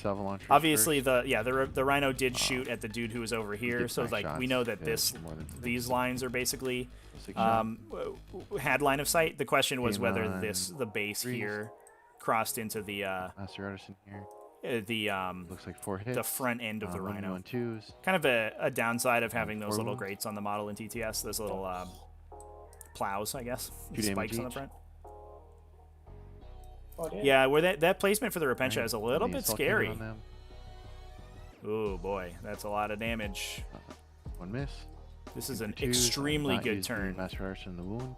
From Nick. He's in the hit. Two back-to-back really good turns from these players. Damage 1. 3, that's a squad. Okay. Quad mortar is going to fire at the ones back here. Oh no, we could see all the Repentia killed. That's terrible. 60-inch range. Oh dear. So, number of shots. For 3s. No, chat. Yeah, none of That's the interesting here. neither of the players have scored Looking primaries yet. for threes. They both contested each other's primaries on the bottom That's of interesting here. the top and bottom of 2. Like We won't see any primary scored until round 3. 3 more die. That's really, really good. That deals with most of the Repentia problem now. Yeah, that was Salt here. a really good round of shooting from Nick. I think Okay. Ash absolutely expecting to have a unit of Repentia at the end of this turn in Actually, order we're to gonna start send with, into some of these heavy Lieutenant first. infantry. But they are all dead now. Repentia squad dead. So we are relying 6 and character dead. we are relying entirely on these exorcists. Okay. Celestine looks like has gone down to this shooting Blink over on here. 7, so I think he's Oh fine. no. Yep. Wow, what a swing back from Nick. I thought this game might have been over with that Repentia charge last turn, And then but the being able to chaplain. clear out all of the remaining Repentia is such a big deal. Fine. It's the power of these salamanders, Want to make sure we just get enough being and able hold, to be doing the so effective and optimized in out their there. damage output that they can kill a transport and all the units Alright, so inside, you- does- no problem. He's got. She just have a 4-up pinball? True, let's see if these organ tanks can rip some hefty I guess it cords. doesn't matter which one I use. We're going to need some righteous keywork here, chat, Got a good chance. from these organists That's fine here. on the that's exorcists fine in order for the here. Sororitas to come back this game. All right, we'll just go straight into the melee with the Primaris Lieutenant first. Actually, we're gonna do the chaplain first. Oh, is that one Valerius Hard or no? No. Okay, so it doesn't matter. Yeah, we'll do the chaplain first. There's nothing else there. Making sure. Sorry, just double checking. Nope. Yeah. It's worth noting Right, as well chaplain hitting that on Keon two. has swung That's back into first. Miracle Dice with 4 6s I'll hit. after all of her units started getting killed. Queen on 2s. So she is ready. She's got some ammo in the chamber to fire back at these Reroll one Space for the lieutenant Marines. nearby. That's 5 wounds. She goes down, spend 2 CP. Yeah, we might need a sweet mixtape out of the remnant of the Meraviglia, yeah, And at the end of the phase, she comes back up with for these 3 exorcists to come back. All right, we're gonna spend Okay. the CP for the Do I canonist still get to swing on her, no, or just regenerate don't next come turn. back? It's end Our of next the phase. phase. She comes out outside of combat. Okay, gotcha. Oh, that was Yeah. after the chaplain went in on I her. think that's correct. Nothing else in combat. And you the got lieutenant. morale here in the Repentia. That opens the lieutenant to get shot. I think that might be a juicy target for Keon. She does have to really she has to keep her primary objectives in mind, but man, hitting that lieutenant with an Yeah. exorcist would be so nice right now. But I Okay. think that's kind of what Nick wants. I get Only winning another on 3 4s for and then a 4+ engagement invulnerable fronts. save on that guy is has the ability to I have no sink more- I don't have anything else. for damage the into raise him banners and just not die, which would be bad. Yep, cool. I think that's it. Your turn. You hold 2. Right. Yep. So you get 5. Oops, wrong line. Yep. I was gonna say wrong one, and you get 1 for banner. That you already got. All right, we've seen our first primary point scored. Top of round 3. And we're finally scoring points from these players. I think, unfortunately for Keon, a lot of her forward momentum has been arrested by that incredible turn of shooting from the Salamander's army.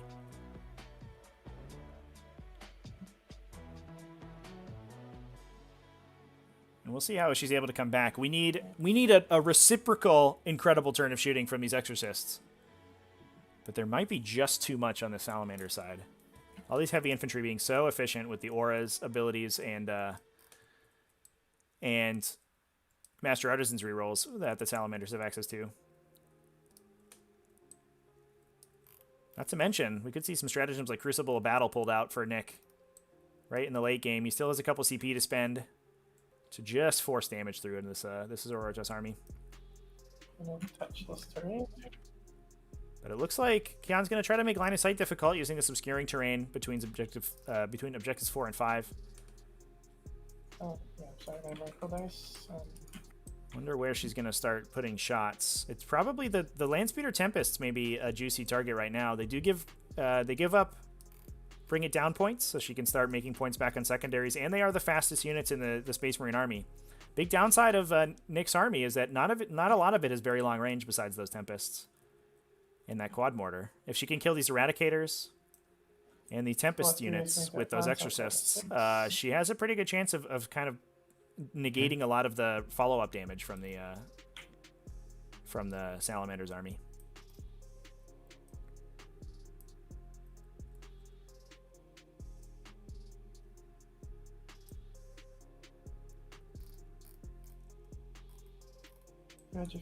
Yeah, Celestine died on the bottom of 1, going into to try to kill some of the Space Marine forward operators, and then she regenerated and was able to finish them off. She killed a Land Speeder Storm as well that tried to stop her from charging, and she was having none of that.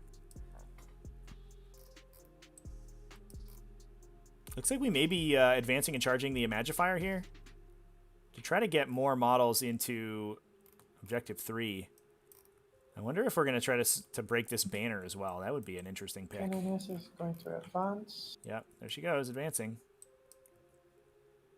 The Imagifier seems aggressive. The Imagifier move. Maybe she just wants to engage the Inceptors and try to hopefully stop them from shooting next turn. Seems like a pretty good play. Rip the banner off. And we ripped the banner off Objective 1. As soon as we go to fight phase, I can't do anything out of that. So. Well. Raise the banners higher. An excellent pick for this mission, but Yeah, both of these certainly players should have been go for excellent at breaking each other's banners. So we're going to see a low score on that secondary. At the very least, it forces your opponent to play very aggressively to block your objective scoring.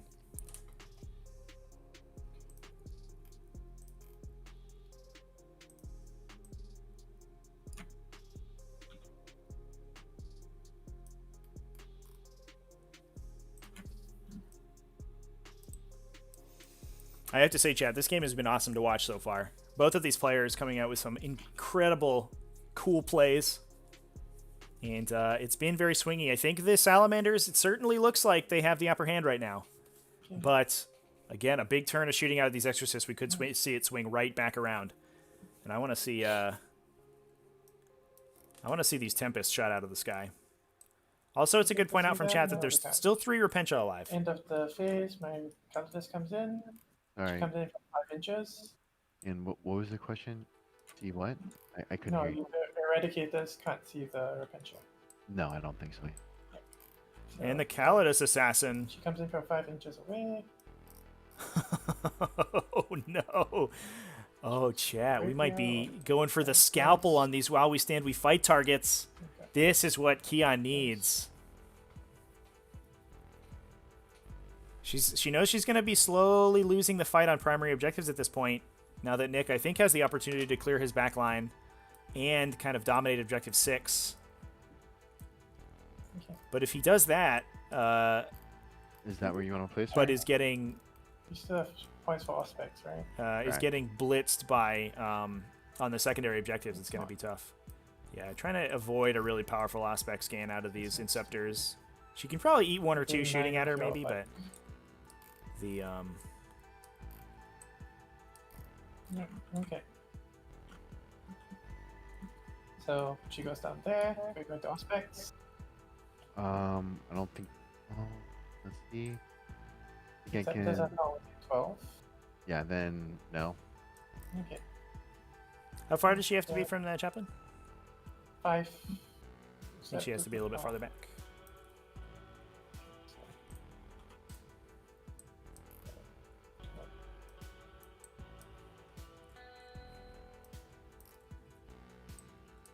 I wonder if there's a... Okay, that's fine. Yeah.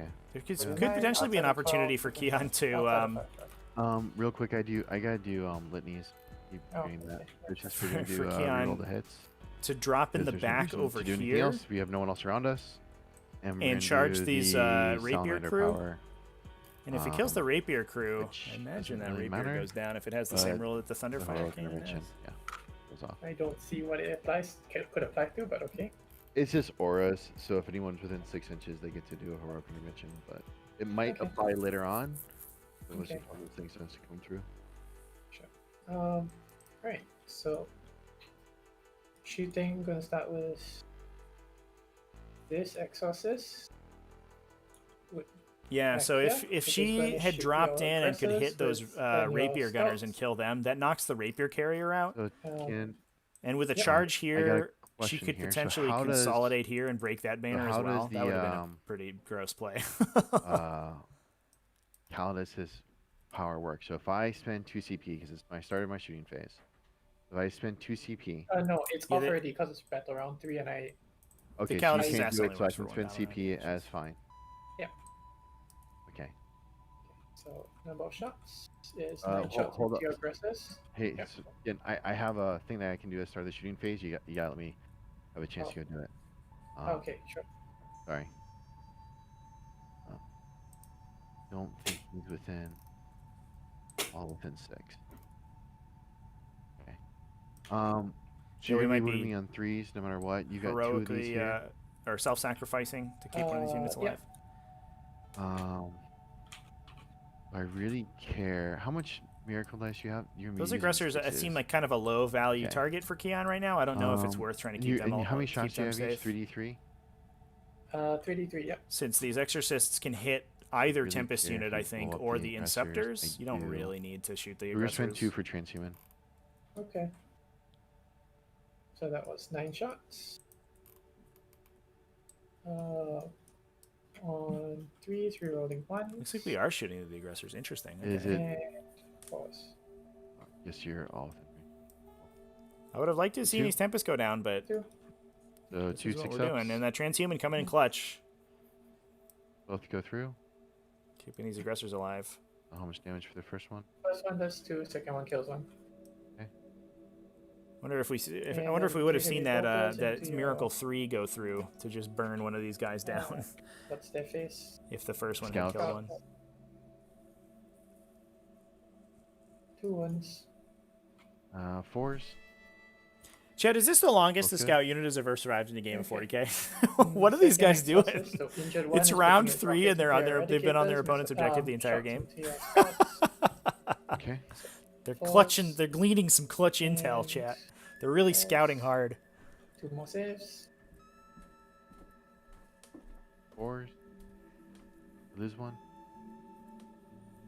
Yeah, they for really effective camo cloaks. That's a good point, chat. Shots. Eradicators. All hit. Sorry, no, this is on 4, so Yep. 3 hits. And running on 3s. 3 go through. And for 6s. Okay. No way. Actually be 5s because we're in area train, but it doesn't matter. Huh. So, No words to describe the level of disgust I have right now. so an exorcist firing into the I do eradicators, not blame 3 you 6s one on bit saves, and they on saved that. all of them. Okay. Okay, That's and not this good. other Ward of Exorcist. So this Sorry, is other absolutely the fast turn of exorcist shooting is that going Keon to did not need. do the exact same thing. Right? 6 shots. She needed a powerful turn of shooting to swing back in this game and kill a lot of the fast movers on the Salamander side of the table. And bouncing an exorcist off of eradicators is not what you need. Saves. I have noticed the eradicators are a little bit tougher than people give them credit for. That Gravis armor certainly helps a lot, getting them to 3 wounds with a toughness 5. But also it helps when you roll 6s on your saves. No saves on your scouts. These sisters are all shooting at your scout. And the scout sergeant is still alive. Oh no. Not like this. Yeah, these Sororitas miss half their bolter shots. 2 saves on your scout. Throw only 2 in. Can we see a We're failed 4 up here? Uh, Oh, we got him. Dead All right. finally. Well, there you go. Okay. Calidus is going to shoot your captain. Yeah, that was an incredible round of Yes. shooting right there, chat. he's And T7 minus This 1. entire the Sororitas army killed It's over your 2 leadership. scouts you this take 3 turn. more 2 wounds. scouts and an aggressor.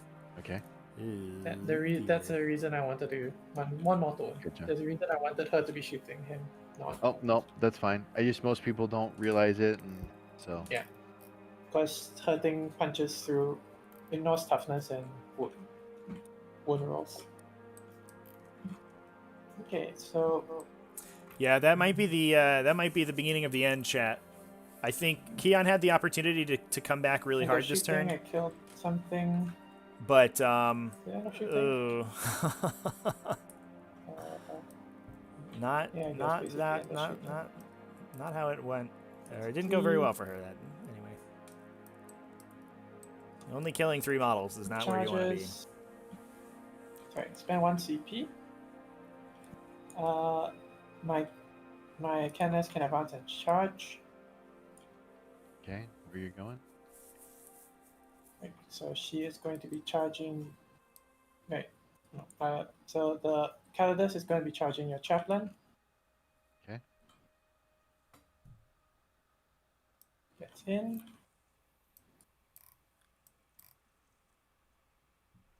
Touches the objective. She is charging your chaplain. So you spent a CP to advance and charge with the Canoness. Spend a CP to reroll that. And we're going to try to reroll. Could have burned one of these 6s, I think. You got that. You have enough of them. I think we're at the phase of the game where every dice a Sororitas model rolls is probably a 6. And then these Repentia are going to be charging your Tempest and your Eradicators. Double I charging. can't see them, so. The Tempest and the Eradicators. So and no CP on I'm the gonna board grab for Nick. a 9. And it looks like we might be miracling that charge, yeah. Just automatically passing, so they come in and get in between them. All right, well, that's fair. These Repentia could burn down a lot of these Salamanders models, which is good. I think it's this Firebase right here is what's going to kill the Sororitas army, though. That's everything, so... Sanguinarius, thanks for hanging out in the chat. Appreciate you chilling with us. And we'll see you later. We'll be live all day with streams from the T5S2 Invitational Finals. Quarterfinals today. 5 moving on attacks to the with the semifinals and the grand more finals with over the the weekend. Poison Blade. You can't take indulge against the Phase Sword. Okay. The Phase Sword is a strength user. Gotcha. Okay. Where do you want to go first? Any heroic interventions? Yeah, I think we can go this way. Okay. Yeah, this is an interesting So move. then my Canoness is going to go. Is going to start by putting 6. No, wait. Yeah. So she goes here. She's still within orange. No. What? What's She's the still within orange. what's the Magifier do there? +1 strength. +1 strength. Yeah. Okay. So.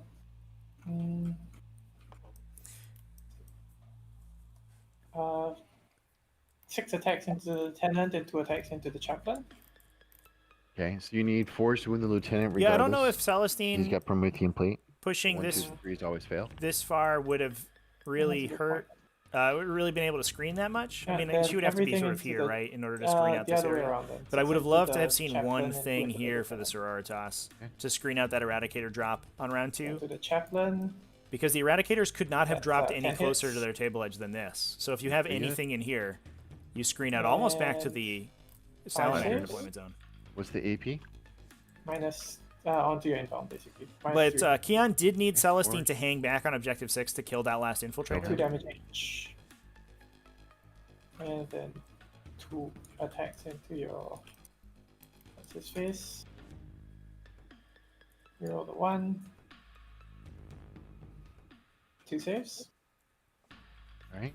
But definitely, I think a little bit, maybe a little bit of is like he's got a 2-up sloppy save. screen What's on the the, AP on it? Is it AP? -3. Against those Okay, Eradicators. your bloody rose. Bloody Gotcha. Rose. Alright, so he takes 2 damage. He's at 3. And then the Calidus will pile in. The Calidus didn't declare the charge. She declared the charge of the But he heroically intervened. But I heroically intervened into the Canoness. Heroic interventions are not declared onto a target. It's declared from a unit. But Trevor, can we get a judge ruling on that? Because I'm not going into the Calidus at all. I'm going into the Canoness. Yeah, I'm fairly certain that any heroic intervention makes you targetable, but we can double check just in case. Yeah. They could rope around bigger, but okay.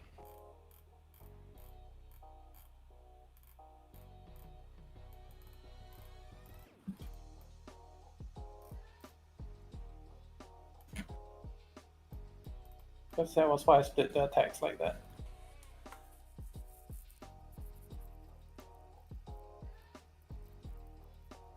Because I'm pretty sure it's into the unit you heroic intervention.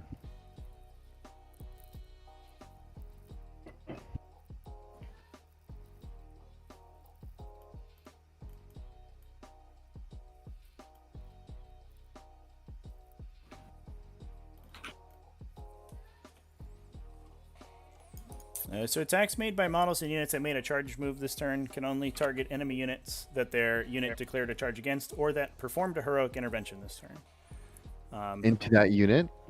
But heroic interventions don't have a target. You just declare that you're performing a heroic intervention, and then you become eligible to be targeted by chargers that turn. Well, it does. You have to heroic intervene to the closest model. Right. But it's not like you're declaring that model as the target of a charge, right? You just sort of you get a state that says, you know, you have heroically intervened this turn effectively, and that makes you targetable. I'm pretty by sure. attacks. I'm pretty sure heroic intervention was like the closest target, though. Is that not the case? Right. So that's won't that the be a direction target, in though? which you have to move. And if you've done that, then you've performed a heroic intervention this turn, and units that declared a charge this turn can target you with attacks. Well, wouldn't that be the closest target? If it's the closest target, that's the target. Then that means you've selected that unit. Regardless, the select target thing says or that perform the hero intervention this turn. Period. It does Right. not have any other condition. It's not exactly. It's not conditional. Okay, well then I would have went to the other side and went further ahead if that was the case. I assume that you wouldn't be able to go do that. It's kind of a big deal. All right, fuck it. And I don't think you could have gone much further though, because you were like. no, the chaplain and them were next to each Oh, yeah, other. like So I could have that. gone. I could have gone all the way over here on the other side. That's what matters, and that's a big deal actually, because these guys are worth 5 victory points each. So I would have gone like that, and then never gotten the range for it.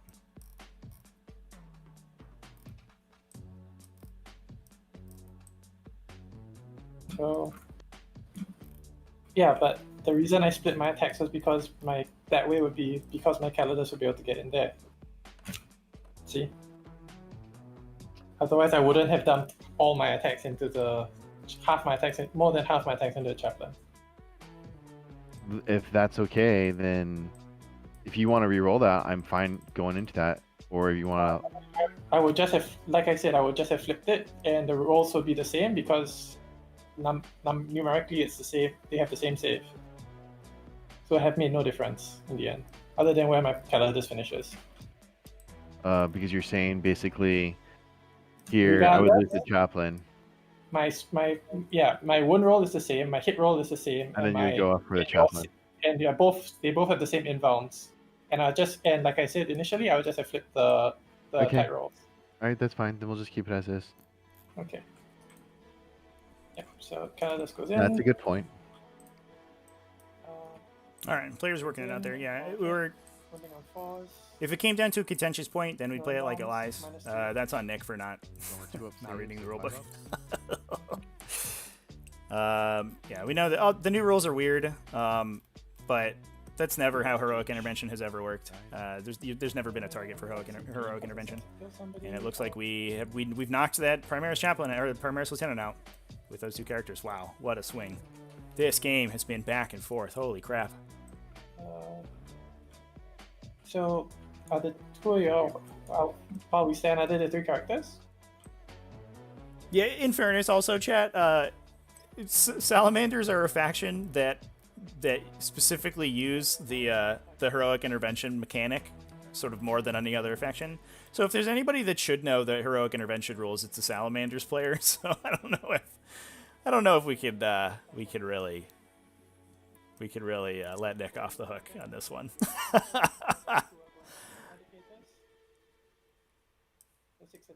Not to mention that the fact that it's been covered multiple times in content. It's not like a new change that no one noticed.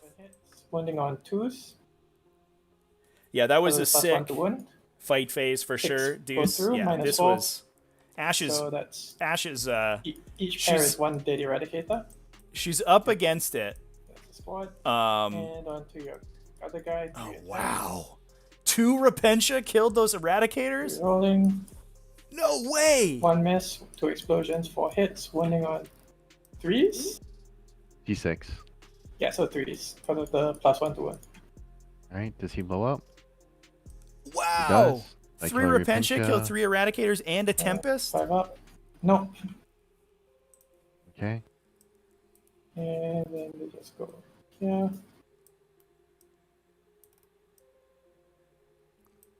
Yeah, Chad, absolutely the big advance of the Imagifier to get the Canoness going. Yeah, this turn, And I what an think that's absolute in the face. masterclass from Keon. She's still up against the wall Okay. here. I got nothing else for morale. From this sort of attrition deficit that she's on. She has to deal with these Tempests and these Inceptors.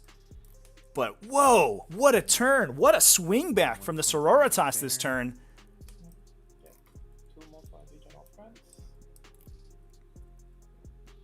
And some incredible plays as well from Keon. I want to mention, obviously, she pulled off with the Canoness here, advanced onto this objective to break a banner, then use the advance and charge stratagem and a CP reroll to get the Canoness back into combat on the other side and back into the aura of this Imagifier that advanced up towards objective 3. That will also contest this objective from Nick, so he doesn't score any primary points on that turn.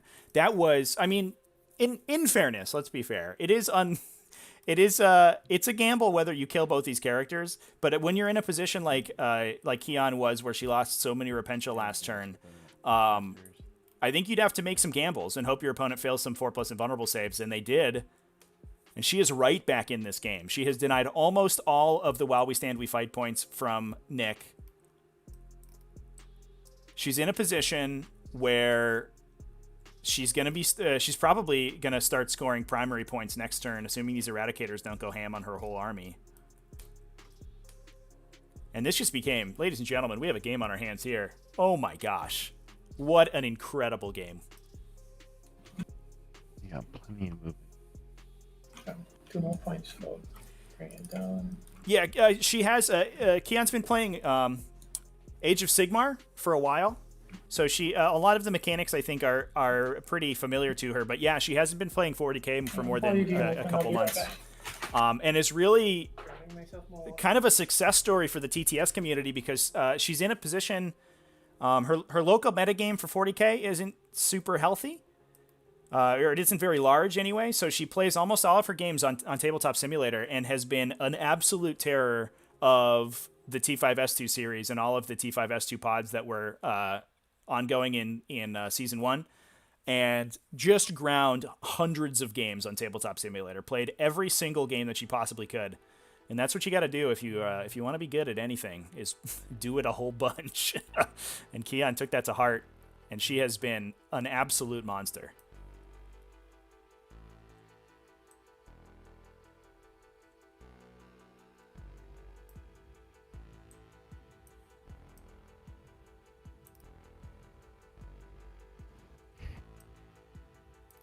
Yeah, my favorite at Valdor. It's a good point. My favorite analogy is that TTS is like a hyperbaric time chamber from Dragon Ball, where you just enter it and you you power up.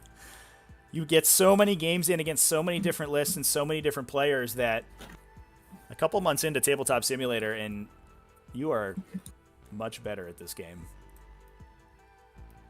Not to mention that the online communities for Tabletop Simulator, they're pretty awesome, and they're full of really good people who approach the game very analytically, and so a lot of excellent discussion, list dojoing. I think a lot of these Salamander lists that we're seeing out of the top 8 for the Invitational have come out of that. Okay. have come out of that sort of list construction brain trust, I guess.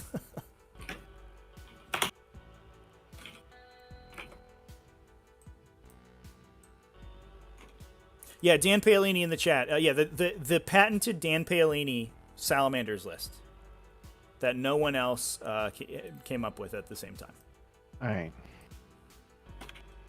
Shooting these two eradicators into the exorcist. Both hit. Both wound. These two eradicators may just be the death of Keon. Which exorcist? This one? The hurt one, yeah. Okay. The fact that they've both go through. The first one for damage does 3. Like one for damage does 3, so 6. They'll exactly kill it. But the fact that they sunk 2 exorcists worth of shooting. Alright, goes into them again. Master Artisan here. Or more than 2 exorcists worth of shooting. I think 3 total exorcist shots have gone into this unit so far, and it just lost 1 model. Oh, I gain a CP. And they're killing exorcists back now. Oh my gosh.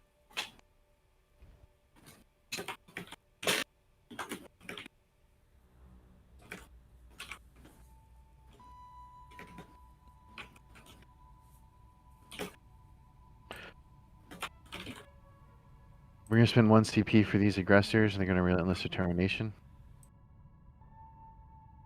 They're going to fire 4 here and 4 into the Calidus.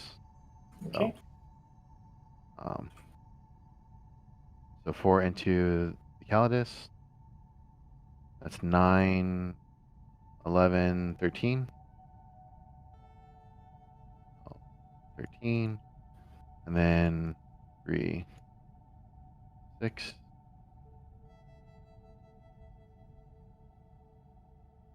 2, 3, 4. Fushini in chat. Please don't roll your models. Throwing down the gauntlet against the Salamanders players. Reroll 1s. Go get them. I am 100% in favor of anybody.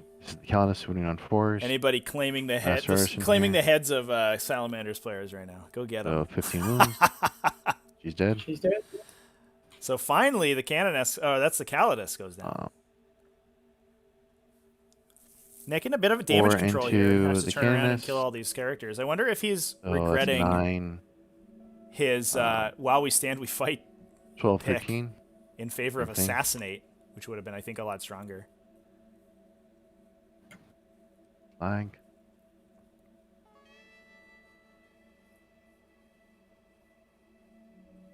Two, 3, 4. Reroll 1. Reroll 1. Looking for 3s. You use your reroll on the wound already. There's a separate shooting attack, so. It's per unit, isn't it? Yeah, they shoot twice. That's what it is. So I thought you meant. I thought you said 4. I thought you were splitting your shots from the unit. Sorry. No. Yeah, she's dead. Sorry. There you go. Wow, aggressors with relentless determination getting their fight twice or their shoot twice. Killed both of those characters. All right, Captain's gonna fire his 4 shots into the Repentia. That's gonna open up a lot of Nick's backline. Say it again. Do you drop any banners? I already have a banner here. I advance here, so I can't do a banner here, and I don't have infantry over here, so. Yeah, I was just checking. Keon pushing so far to kill those assault intercessors early in the game is really going to hamper Nick's ability to score his victory points. Not only does he have less units in the back there to hang on to those objectives, but also he's running out of infantry, as the players were just discussing. And you do have to have infantry to drop banners down. For a lot of his stuff, so I wasn't sure if your tacticals advanced. That's all. Yeah, no, that's okay. So that's 3. So he's gonna fire his salvo launcher, this one salvo launcher and assault cannon here. He's gonna fire his salvo launcher into these guys down here. And we're just gonna fire the other assault cannon here. So 2 assault cannons here. Salvo launcher here, salvo launcher down there. Okay. So salvo launcher from afar. 6 shots.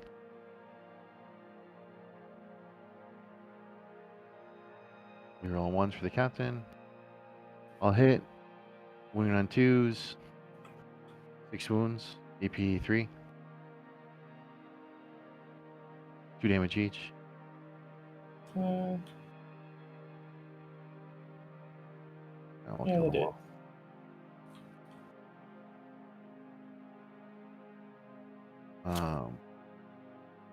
Double launcher and the magic fire in front of us. Like 3 shots. Master Artisan here. 3 hits, wounding on 2s. 3 wounds with the magic fire. Then I'll do the assault cannons if it matters. 2 damage. She's good. Okay. These plasma and scepter shots into these sisters here. So it looks like I got 443. Mm-hmm.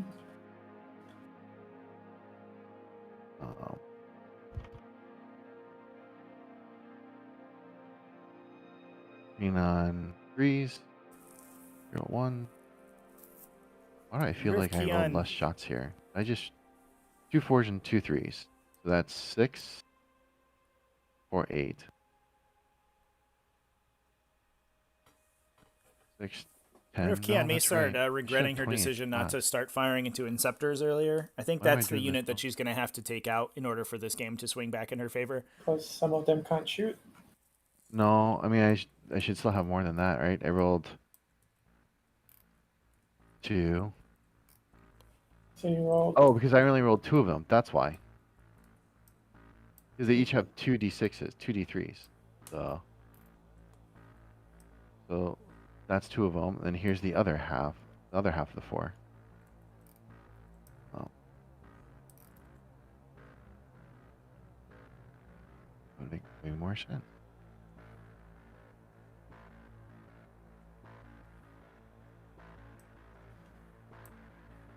Okay. So hitting on 3s. And those Master D3s? Huh? And they D3 shots. Yeah, they have 2 plasma pistols, 2 plasma exterminators though. Do you never mind. What's the question, Ken? It was, did you reroll all the number of shots? Or because I don't know what you made a mistake on. So I was very confused. Only rolled half, so they each have 2 each shots. I only rolled 4 d3. I should have rolled 8 d3. That's what I did wrong. Okay. Master Artisan here, so It's 4 guys shooting with 2 D3 shots apiece, so it should be a total of 8. Yeah. My question is, can this one shoot? Because it's passing over obscuring. Yeah, It doesn't matter if Is he touching the I'm- terrain? I'm in terrain. Yeah. No, because the wall is not part of the same terrain as the ground. Yeah, but I have this angle, but I'm in the terrain. Right. No. So my point is that Yes, the obstacle itself is different than the area terrain. yeah, and even if you have line of sight, if you pass over, if you can't shoot her without passing over the wall, which you can't because this is the only angle available. Yeah, did they have movement to get up against for this model to get up against that wall? Yeah, they had plenty of movement. I mean, they had 2 more inches. I just thought that was fine here because I measured it. Yeah, so he can nudge forward, whatever this is, like 0.3 of an inch, and then be able to see through that wall. Yeah, it's just that one I think is the only one that has to do it. Yeah, because I was trying to make sure I was in terrain for a bunch of other things too. So either way, that's 10 easily solved. saves. Yeah, 10 saves, AP4.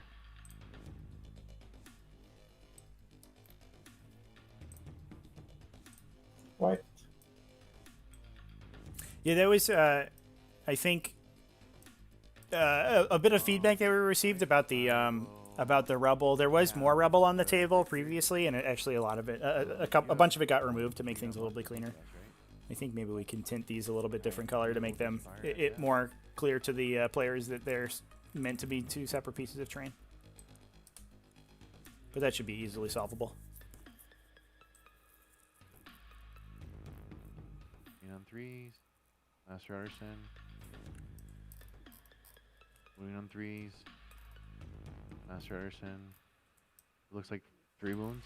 Yeah, No AP. the obscuring is model to model, but bases is usually the easiest way to represent that. Cool. Because these models are mostly confined within their bases. Like I guess their little guns sort of extend out a teeny bit. Here. But for the most part, if you can draw a line between their bases, you should. That's basically how it.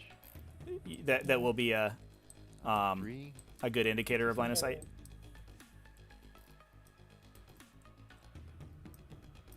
Like that. Actually, we're gonna go like this instead because we want to get into the train. That's it. I'll activate. Just gonna go here and go here. They've got like they got 3 7 attacks.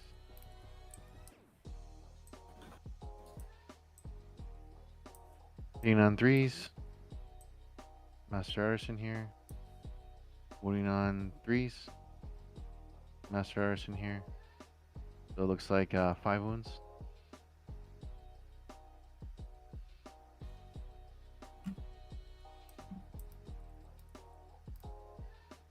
Spend the CP. Burn a 3. This 2 becomes a 3. Wait, why? Moment of Grace. Didn't you already roll it? I thought you can't do it. No, this is a separate stratagem. This is one where I can burn. So, Moment of Grace is a stratagem where I can burn X miracle dice for 1 CP and increase the roll by that number.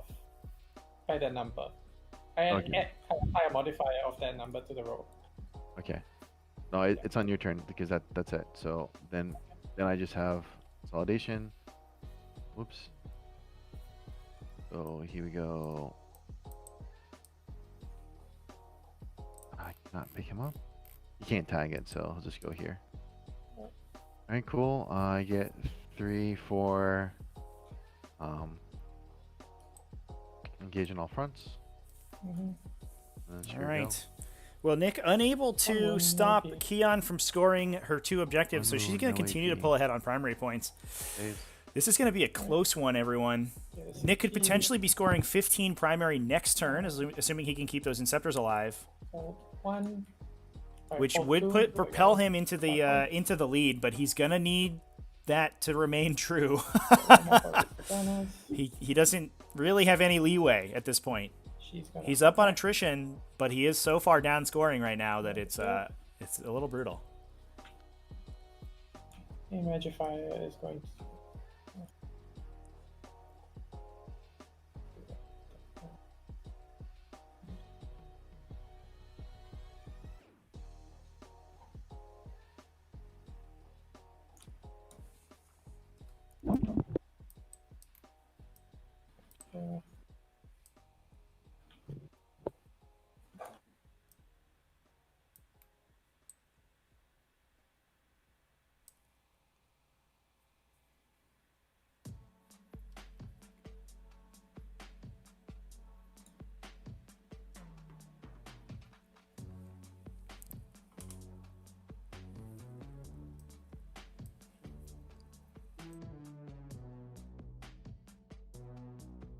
Right. Imagifier is going to raise a banner. Okay. All right, banner's going back up for Keon. That's going to continue to propel her even farther forward in this game, since Nick is having so much trouble maintaining his banners on his side of the table. Start with this injured exorcist. Going to put its heavy bolters into your tacticals and its missiles into your whatever they're called. The Eradicator? Yeah. This is the guy that's at 1 wound? Yeah. Okay. So on 5s, rerolling 1s. 2 hits. 2 wounds. So 5 up because I'm in area train. Both go through. First one. Kills 3 one. damage. Kills second. Okay. 3 heavy bolters. Oh, right. 2 miracle dice because I'm not near the sanctum anymore. 1 and a 3. I didn't bother rolling for her because she can't fail. Lost 2 leadership 8. Oh, for her? Sure. Yeah. And heavy bolters. Yeah, Keon, I think Who's shooting now? definitely What? Keon's. I don't this think one's going to shooting score the more than finishing 5 heavy for bolter. primary for Okay. the rest of the game. Okay, gotcha. Okay.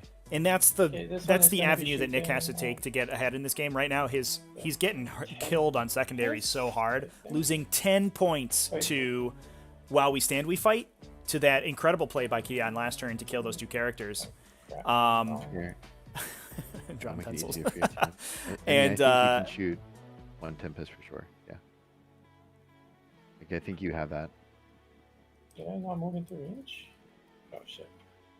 Sorry. I thought I measured that as in range. Was I? Oh no, I was in free. Yeah, I'm in range. Okay. Yeah, I was expecting you to have the one actually then- to fire in the Tempest. Yeah. Yeah, as in I am in range. It's just that I was stuck on free ruler, so I was measuring from the middle of the thing. Oh, So I was gotcha. very confused. Yeah, those tempests are also Even inside the though I obscuring measured it, terrain, so I don't know. got it wrong. I don't really know why we're. Oh, I guess 6 shots. maybe we're just measuring past No this thing, heavy but you can bolters, just clearly see this tempest. We're rolling the ones. Running on 3s. 3 saves. Kind of a minus weird 3. position for Nick to be inside that terrain, but Versus- it's okay. 1. First one grabbing a 6. It's dead. Okay. Second one takes 4. Yeah, Keon has been absolutely killing it on the primary Is it objective rock? game so far. The fact that Nick could get 1 to 2 turns of 15 points is a big Yep. deal, but Keon denying him Right, now the every next other one. primary point that he The could other have one's gonna scored shoot everything into the is crazy. And interceptors. really, the only reason Nick is minus fighting one through hit this takes game once is, I mean, again. the incredible I'm damage touching output the of his dice. salamanders list So I don't get it. and But if you his still have to good go target over again. priority. He's been able to very No, because efficiently I'm use in his the attacks decks. to remove these the Sororitas units that he needs to. Okay. Because then says that if you are within the terrain, you are not. If any part of your hull is within the terrain, you're not affected by the dance. Okay. The 5 shot.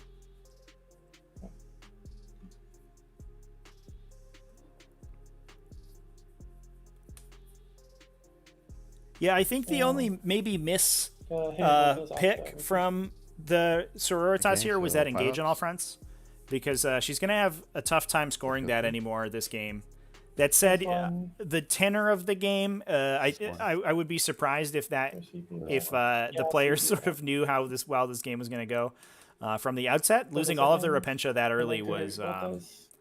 The 2-ups. unexpected, I think, to say the least. And those Repentia, usually Good. you can rocket forward to grab an engage on all fronts Okay. once every turn. And then the Rhino, 2 shots. 2 shots. I think. I don't know if I were in Keon's shoes here, I don't know if I would have Okay. taken a different secondary. That said, I think it's a perfectly good pick. Is that it? Yep. Alright, Okay, so I get 15. Yeah, and here's where Nick pulls I get one pulls for way being- ahead. Yep. On primary objectives. Keon, I think, just needed to straight up kill these Inceptors that turn with the shooting, and wasn't able to do it.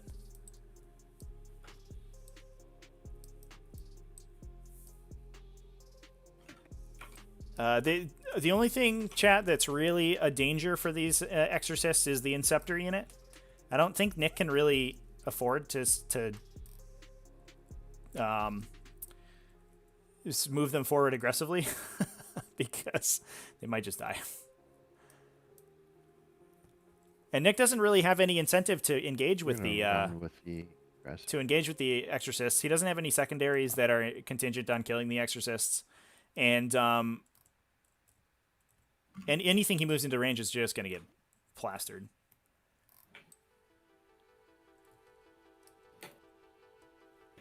Like this. These tactical guys are going to do the banner. So I think this is absolutely the correct play from Nick here. Just play defensively. He's got the lead on primary objectives. All he has to do is hold on to that for one more round, and Man, this game one I should can be just his. Really just But only a I can actually 3-point come here and differential stop you with between the these banner. players this turn. Closer to an 8-point differential, since I think the Like that. since this the Invinci cap over Don't here really is have going to to be engage. relatively difficult for This guy's gonna Keon go to take out. behind. So that should score Nick 5 points at least. Can she do it? Can she come back in this game? I think it's going to be tough. If this Sororitas survives, Guy's just gonna go. Keon could be scoring an engage on all fronts next turn to bring things back, and she's probably going to be grabbing 5 points on primary unless these Inceptors can make this charge and onto the Rhino. That would be brutal. Touching the objective, but not doing much else.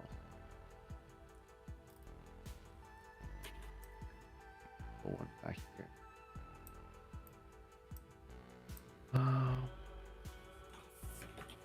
All right, cool. Quad mortar is going to fire and go banner here. Obviously. Quad mortar is going to fire into the sister. Mm-hmm.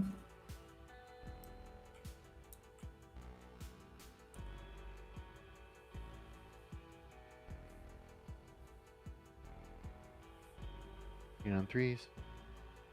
Last starters in here. Wounding on threes. Last starters in here. Oh, I get a CP back too. So 3 wounds on her. Yeah, so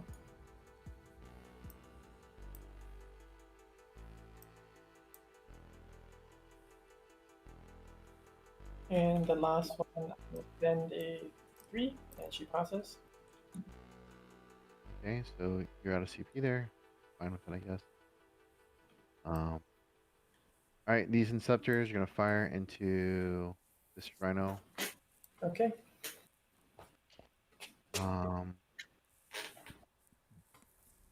So we did. That's last Battle Sister in the center is still alive. Survived the Rapier Carrier shots. That is going to score Ash those additional engage on all fronts points. Or actually can... We're going to fire into... I don't want to blow myself up. We're going to go fire into this Rhino. Okay. We're going to use low power. We're not going to overcharge anything. Start like shooting that. into an Exorcist. Number of shots. Or are we shooting into the Rhino? Hitting on threes. Rerolling ones for the captain nearby. What a terrible roll from Nick.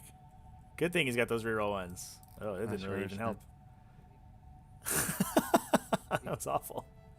Looking for fours. 2 wounds. So 2 onto the Rhino. Takes 1. Solid. Right. Inceptors, Charge everybody. them into the Rhino. Here we go. Big charge. Well, Boxcars on the charge, so that will potentially break this banner for Keon and contest that objective for her. Even if she's able to kill these Inceptors, I think it's going to be... I think the damage may already have been done. Really, all we're looking to do there is...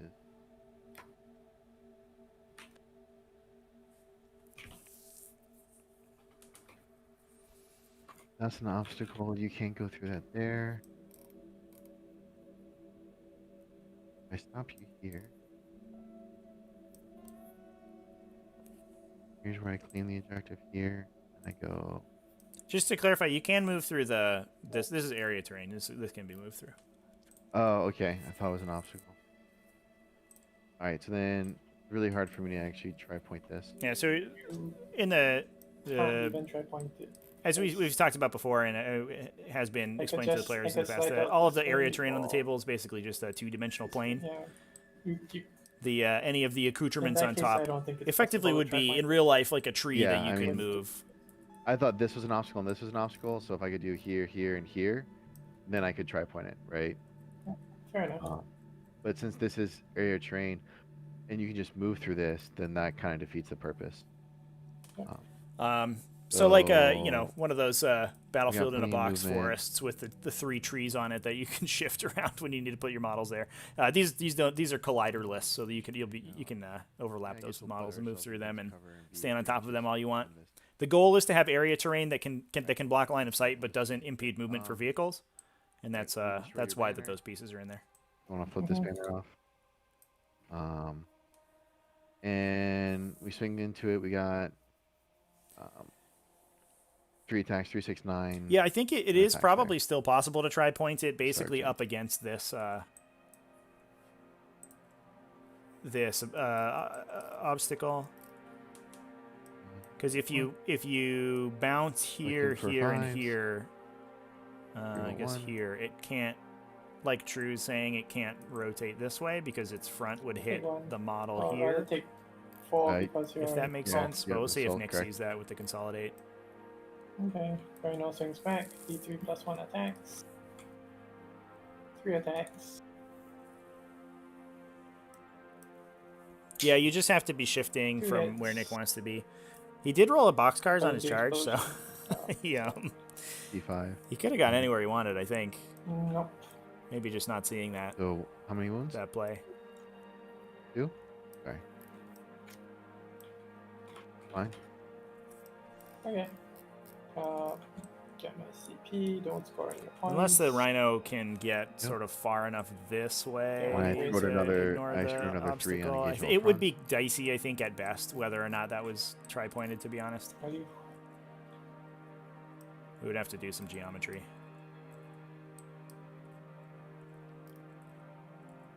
No, you don't. You could, but... Yeah, I mean... just leave it there while you fiddle. Yeah, because I'll just do... It's the same thing, right? It comes down. It can move through the area terrain. Yeah, the area terrain doesn't block movement. Chat. What are we doing over here? Here, fine, there. But this one has to... But you have to finish closer, that's my point. For the charge. Yeah, so you can go like this. Be okay. Because they all can still swing. Half an inch from the sky. I rolled a 12. Yeah, had plenty of distance. Okay,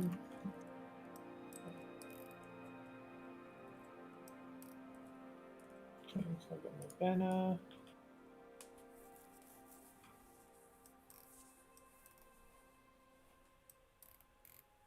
I'll go over here. Yeah, definitely. I think a mixed opportunity there, chat. Chad, I'm not entirely sure where the confusion is. The anything that's on top of the area terrain has no collider and doesn't impede movement. As you can see, this Inceptor is like halfway inside this thing, and it's not blocked. Its movement isn't blocked. Those are just for show.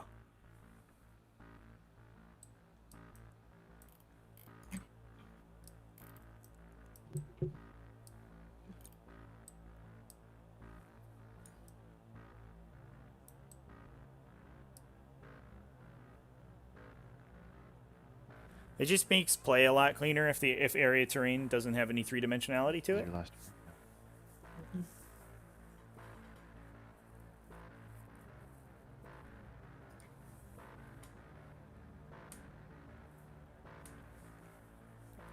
But it looks like Nick has blocked Ash from scoring any primaries in the last turn with that Inceptor charge.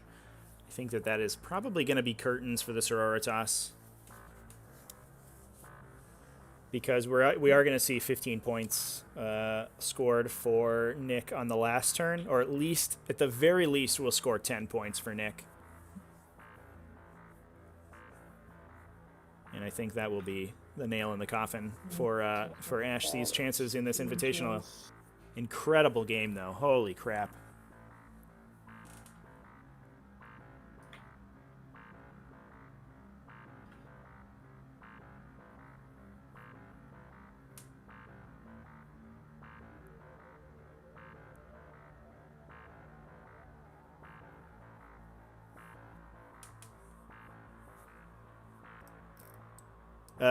Chat. I'm not really sure why this is what the confusion about the area terrain here is, but the terrain is obscuring, so it blocks line of sight, and it does not impede movement whatsoever.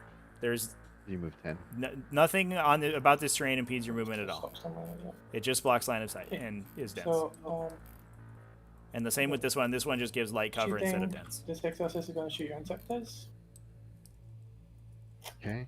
Now, would you get the dense cover? Because you have to pass through it. Any part of the base?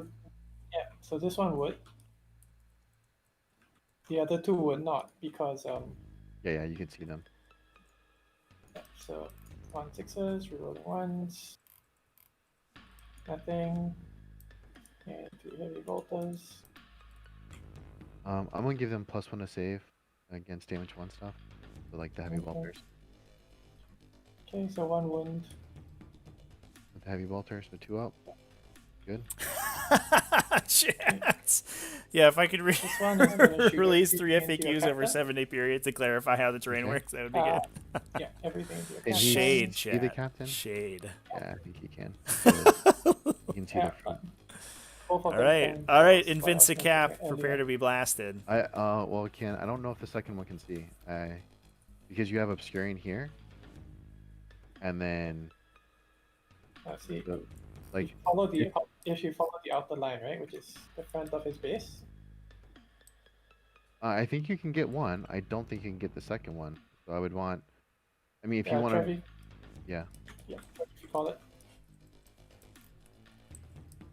I'll just roll this front one while we check on that. Yeah, it is awkward because I think the line of sight isn't going to cross from the. Okay, you got the other cannon.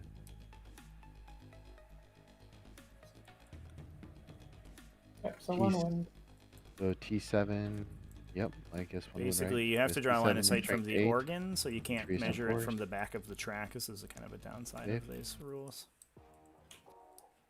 Yeah, because I think you're blocking your other model here, and then you're having to go in through obscure. And then these models are here too. Okay. Trevor, are you gonna make a call? I don't know if you can hear us or. Yeah, I'm trying to make a determination right now. Sorry. Oh, okay. Now, if Ken wants to do something different because that was her 10, then like that can happen. Like I'm fine doing something different, you know. Would it be better to move this over the way? I think it has it. You think so? Yeah, so it's going to measure basically to the edge of the little cupola here. From the edge of the base. Yeah, so effectively along a little bit inside of that blue line. I mean, it doesn't matter, you're going to win anyway. I mean, well, okay, but even still, I just want to make sure, like, getting the rules right for the 9th, because it's still new. See, if this exorcist had killed it, I would have had a chance, but no.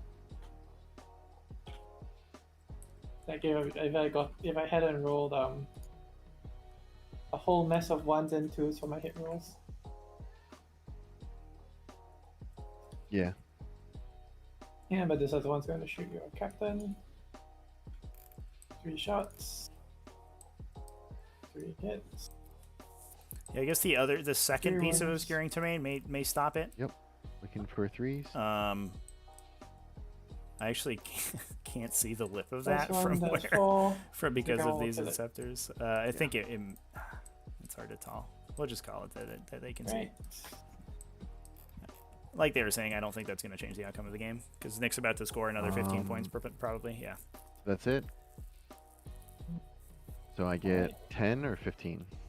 Not quite. Yeah, so I think the questionable part there, chat, was the corner of this piece of obscuring terrain, and I think it was hard to determine whether or not that stood in the way of the cupola, and it might have. It's hard to see though. And 3.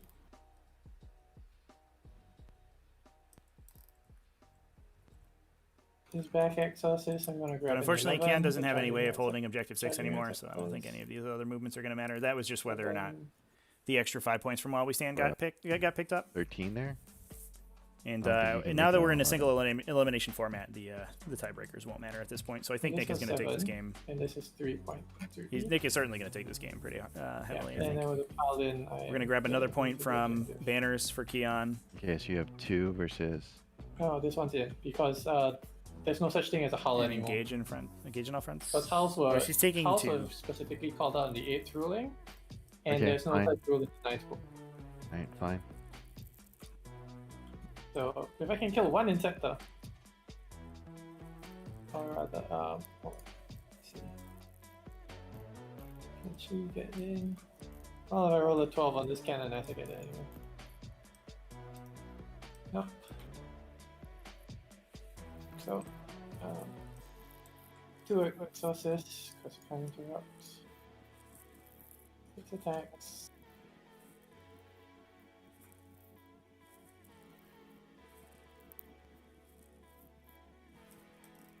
Nothing.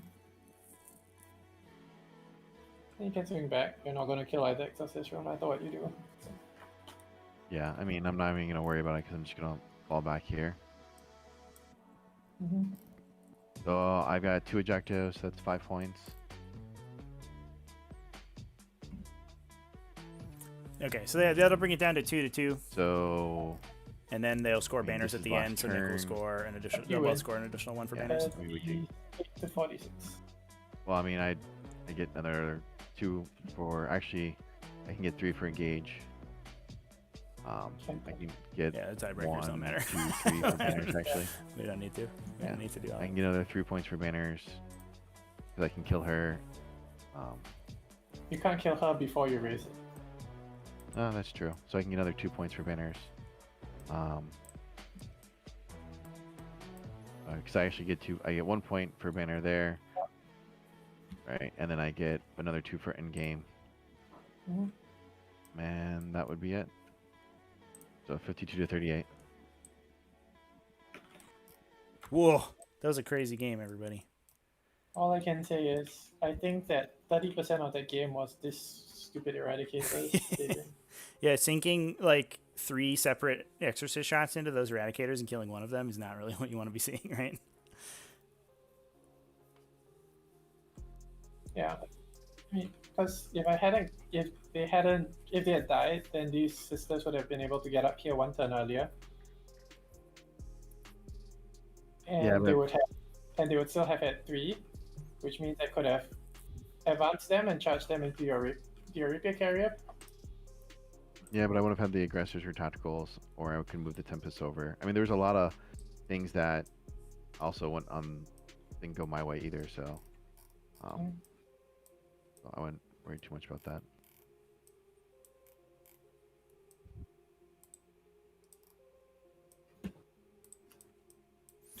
Well, that was an awesome game to watch, I think, especially on our end. Definitely both of you coming out with some insane plays, and it swung back and forth in the early game there. It seems like, especially on this flank, there's just like sort of a critical mass of Salamander's reserves, right? And the Exorcists, that round 3, when everything came in, the Exorcists needed to turn around and pull out like a god turn of shooting, and then they whiffed. And I think that was probably the nail in it, is what it felt like on our end. But certainly, Keon, you made an absolutely incredible show of it. So that was a super awesome game to watch.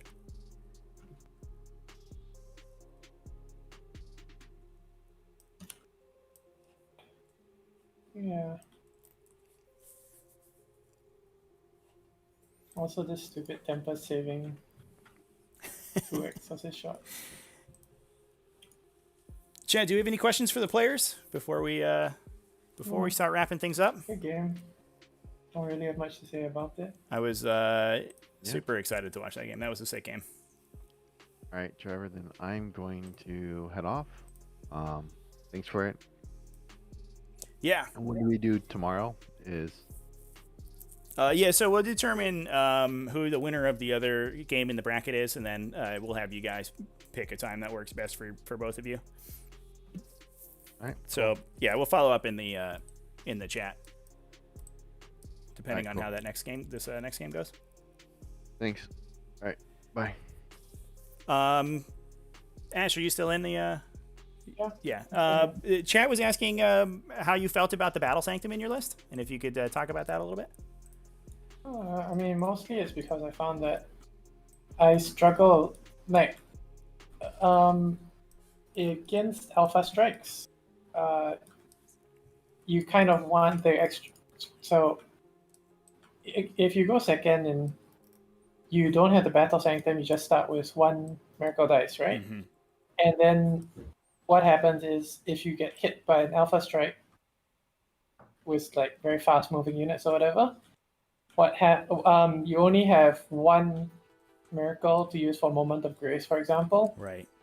So if they punch through and can target your key characters, then you're kind of screwed. Yeah, you don't get that sweet defensive turn where you like miracle one save into a success and then Moment of Grace the second one, and your opponent's like whole attack fails. Yeah, for sure. Yes. Whereas if you have the Battle Sanctum, it's basically the cost of a squad of Battle Sisters. You get a big control-y thing, and you get that second Miracle Dice on turn one. For sure. I don't really think it's as relevant in the tactical Tortoise maps. Mm-hmm. It's still like, I think you've seen like my Miracle Pool has never really rises beyond 4. Right. You did have a whole boatload of 6s towards the end there, which was kind of crazy. Yeah, but you know. Have you? I know you mentioned that you proxied it out on a lot of the maps, but have you found that it's significantly harder to play since the FAQ changed to where fortifications can be placed? Yeah. So previously on this map, for example, I usually placed it somewhere, something like this. Yeah. I'll move all of these guys out of the way. Slap it down somewhere here. Yeah. Like this or something, and then I'll just park my Canoness and my Magifier here. For sure. And they'd be basically invulnerable for the whole game. But now I can't do that. Right. Yeah, that makes sense. Yeah, you have to be a lot more deliberate about where you place them. And in Vital Intelligence, there's literally, on the defender side, there is one tiny spot where you can fit it in, and you have about you have less than 0.1 inches of leeway on each side. Yeah.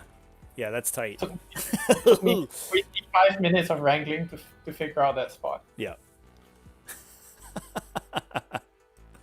Well, it's a good thing there's somewhere for the old Sanctum to go. Yeah, it can't go if you're attacking though, so Yeah. on Vital Intel.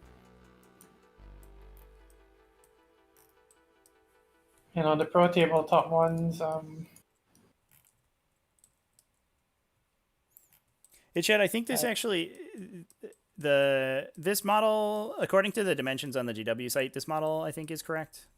Chad has some questions about the size of the physical model, but I don't own it, so I have no idea. According to the GW site, it's approximately 8 inches square, 8 by 8, just about, and 12 inches tall.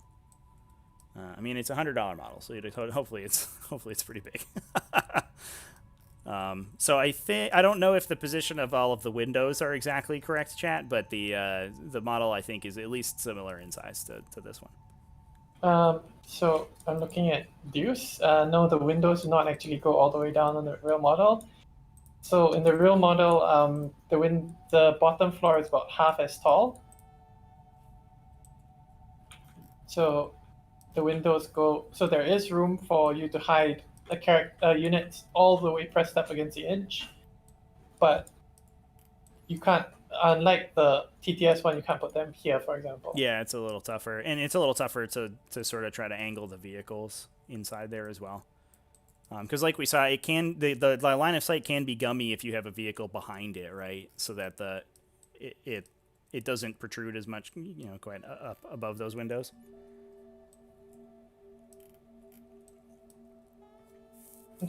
I've seen it IRL. I mean, I don't know the exact dimensions, but yeah, they are a bit bigger than a Gronk.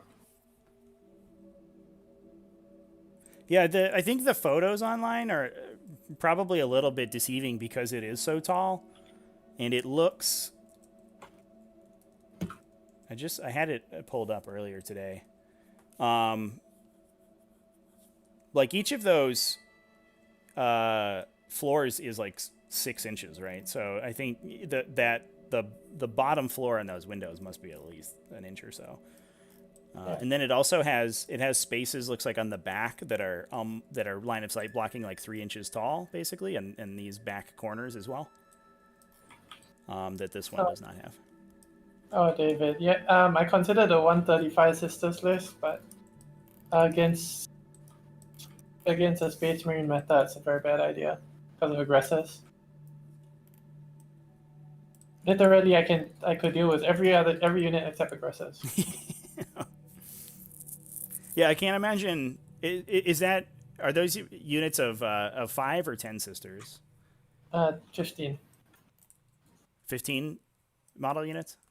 Yeah, I can't imagine the Tempests are fun to play against with that either, right? Because they punch through the Valorous Heart protection. Yeah, but they just kill one. Yeah, but each Tempest gets to shoot six of those though, because they'll blast. Yeah, so on average, 4 go through. I save 0. After hits and wounds and salamander rerolls. 4 go through per temp. Sorry, no.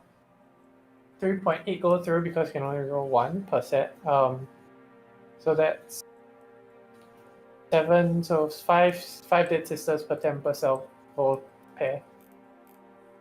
Yeah, it sounds about right.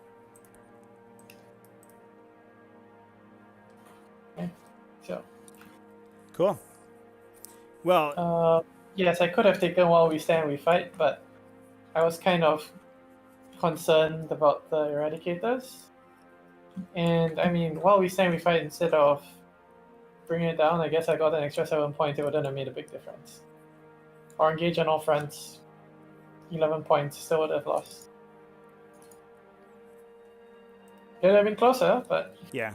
Yeah, and obviously, the chat was having a discussion about it. Obviously, it changes Nick's target priority as well if you have While We Stand, We Fight on the Exorcists. Because I think he had the opportunity, and he saw it, where he could have just sort of left them alone and concentrated on the stuff on Objective 6. And I don't... If you have all these points in those Exorcists, he might not do that, and I think the whole game changes at that point. Yeah, honestly, I didn't even realize he took While We Stand until he... Yeah.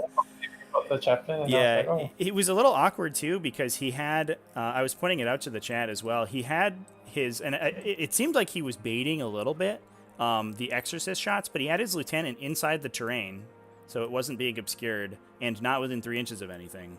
So it could have just eaten an Exorcist to the dome and died. I was like, what is this? What is he doing? He could just lose 5 points right here randomly. Like, uh-oh. For me, I was just not. I didn't really care about it because. My priority was trying to see some control over this flank. Right. Now, so, and I kind of figured my Calidus and Canoness would kill both characters. Yeah, that worked out pretty well. I was a little afraid for your characters, because obviously the Space Marine characters can sometimes just tank more than their fair share and not die. Did you consider putting the Calidus back here and knocking off the Rapier? Because that pulls Objective 2 away and gets you some grind points, or bring it down points as well, right? Yeah, I did, but it's because at the time he still had points for prospects. Yeah. And his aggressors were what, here? Yeah. So I could get him down here, but yeah, or here, but then I was worried he would try a lucky shot with his Eradicators. Oh, sure, yeah, that's fair. And if it was either deal with the Eradicators or put her down somewhere here out of line of sight of them, and then deal with these aggressors, and because you only need the unit to be within, not the model. Right. Then I would be dealing with a Calidus killing number of shots. yeah, for sure. Yeah, I think certainly you could have blocked one of them. You could have hit from one of them behind the ruin, but definitely that's a good call, considering the Eradicator shot. They could randomly just blow you up. Yeah, I don't know. I couldn't get the the big thing was that his Eradicators picked off this Rhino, the one inside the Sanctum, which I did not expect because numerically, Eradicators should do 8 wounds to a Rhino. Mathematically speaking. Yeah, it's so many. They throw so many dice, right? Rolling the extra one on Melta. It's like they have a lot of opportunities to spike really high. Yeah. Okay. Sisters have the tools to win. Yeah. I'd say they're the top 5 factions right now. Yeah. No, I 100% agree with that. Once October rolls in, I'm probably dropping the Exorcist in favor of Zephyrim because Strength 4 Power Swords on Zephyrim are too good to pass up. Because right now, the only reason I'm not running Zephyrim is because they are absolute garbage against Marines. Because Power Swords at Strength 3, needing the Magifiers to push them to Strength 4, kind of makes my deployment options very limited, whereas getting them to they can get to wound on 2s, right, with rerolls if they need them.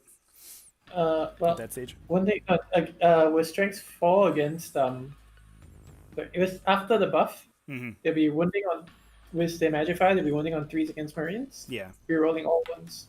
Right, and then if you needed to push it through, right, you could strat. It's probably not necessary if you're rerolling for the most part, but that is and fair. Pretty much you want to touch at AP -4, 1 damage a swing. Yeah, that's solid. Yeah, so like the pushing that 3 to 4 breakpoint / 4 to 5 breakpoint with the Magifier kind of makes them go from okay cost to good cost. Yeah.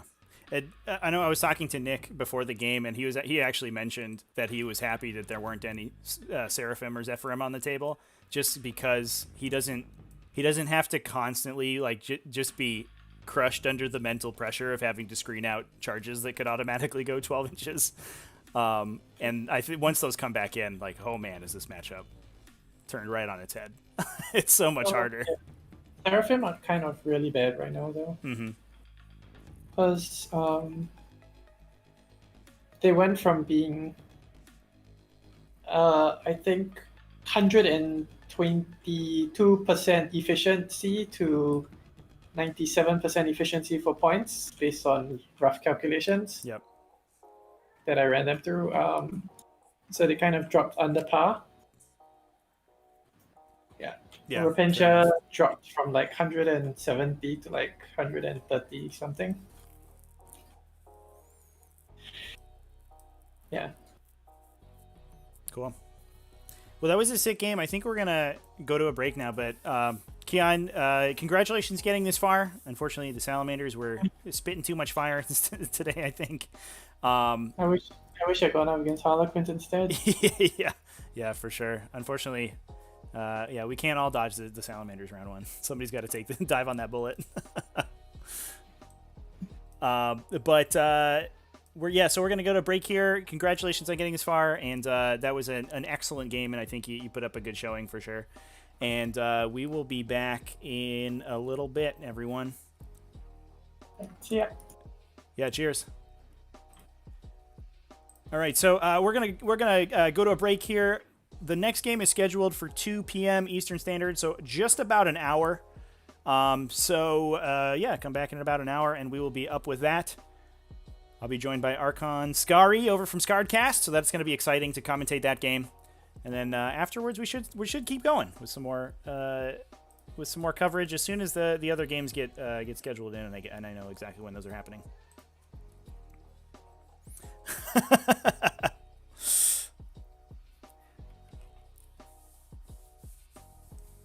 All right, and also, of course, congratulations to Nick for winning that game as well. I think he put an excellent showing in with a very strong list, and was able to counter all of the plays that Keon was able to pull out. A couple misplays, I think, from Nick potentially throughout the game. That heroic intervention that lost him a bunch of points was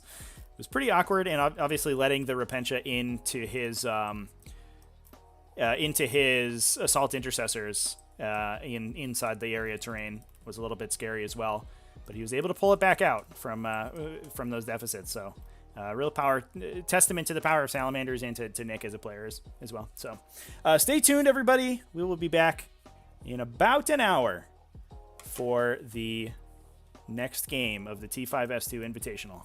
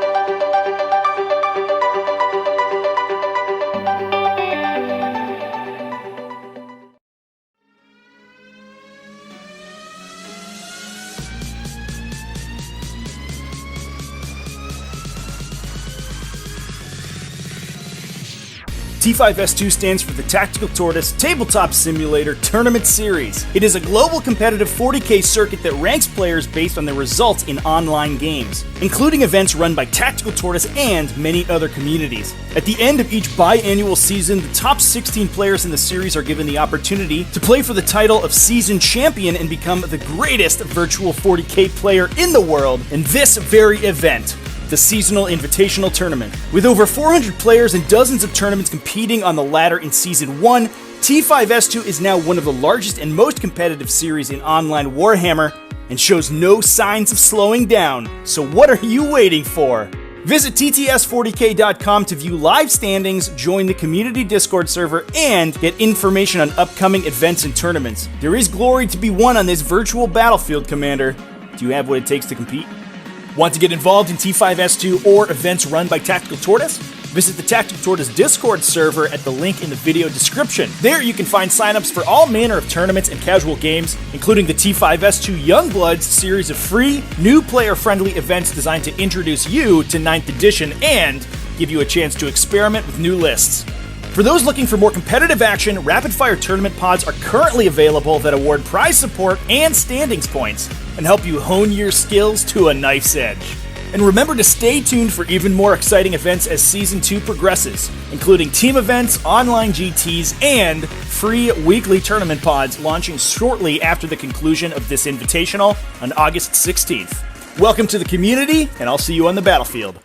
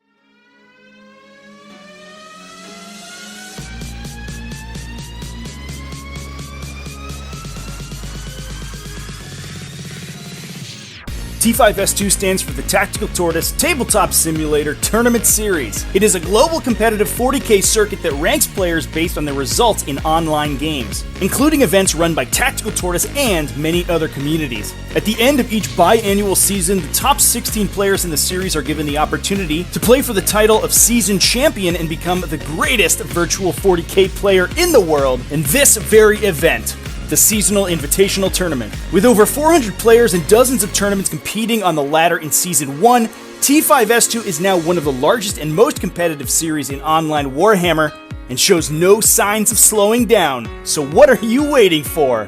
Visit tts40k.com to view live standings, join the community Discord server, and get information on upcoming events and tournaments. There is glory to be won on this virtual battlefield, Commander.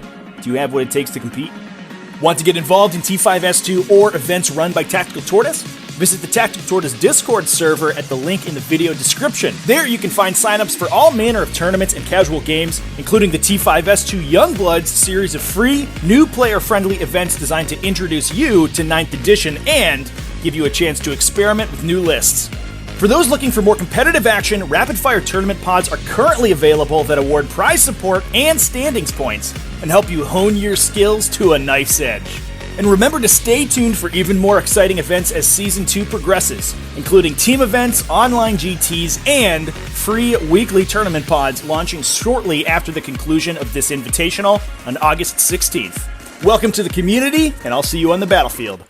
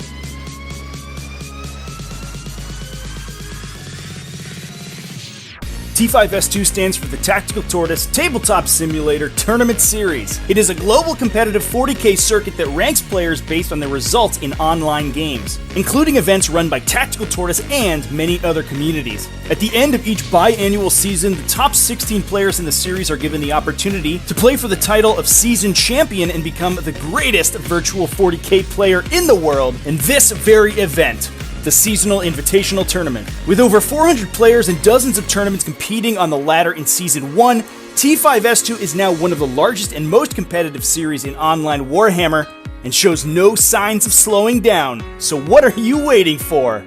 Visit tts40k.com to view live standings, join the community Discord server, and get information on upcoming events and tournaments. There is glory to be won on this virtual battlefield, Commander. Do you have what it takes to compete? Want to get involved in T5S2 or events run by Tactical Tortoise? Visit the Tactical Tortoise Discord server at the link in the video description. There you can find signups for all manner of tournaments and casual games, including the T5S2 Youngbloods series of free, new player-friendly events designed to introduce you to 9th edition and give you a chance to experiment with new lists.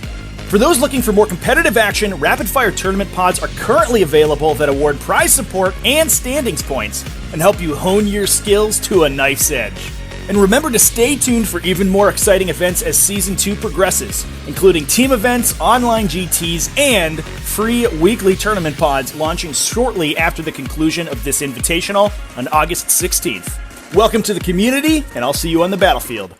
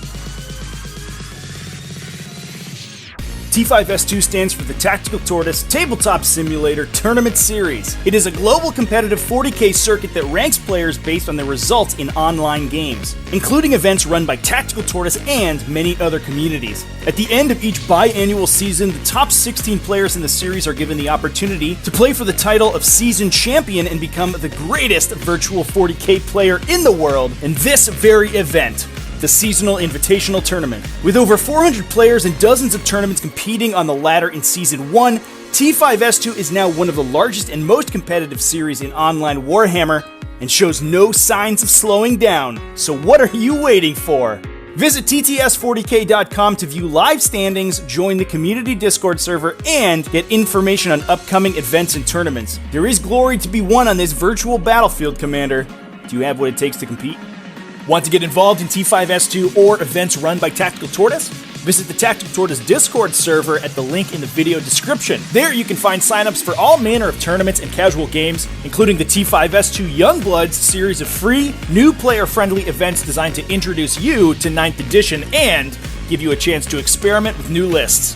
For those looking for more competitive action, rapid-fire tournament pods are currently available that award prize support and standings points and help you hone your skills to a knife's edge. And remember to stay tuned for even more exciting events as Season 2 progresses, including team events, online GTs, and free weekly tournament pods launching shortly after the conclusion of this invitational on August 16th. Welcome to the community, and I'll see you on the battlefield.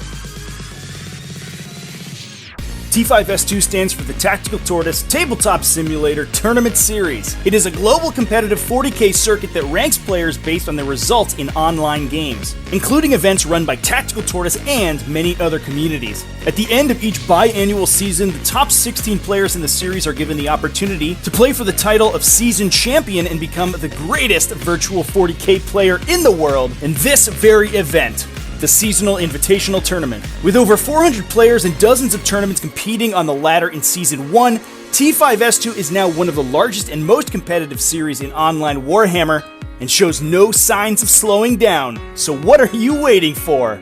Visit tts40k.com to view live standings, join the community Discord server, and get information on upcoming events and tournaments. There is glory to be won on this virtual battlefield, Commander. Do you have what it takes to compete? Want to get involved in T5S2 or events run by Tactical Tortoise? Visit the Tactical Tortoise Discord server at the link in the video description. There you can find signups for all manner of tournaments and casual games, including the T5S2 Youngbloods series of free, new player-friendly events designed to introduce you to 9th edition and give you a chance to experiment with new lists. For those looking for more competitive action, rapid-fire tournament pods are currently available that award prize support and standings points and help you hone your skills to a knife's edge. And remember to stay tuned for even more exciting events as Season 2 progresses, including team events, online GTs, and free weekly tournament pods launching shortly after the conclusion of this invitational on August 16th. Welcome to the community, and I'll see you on the battlefield.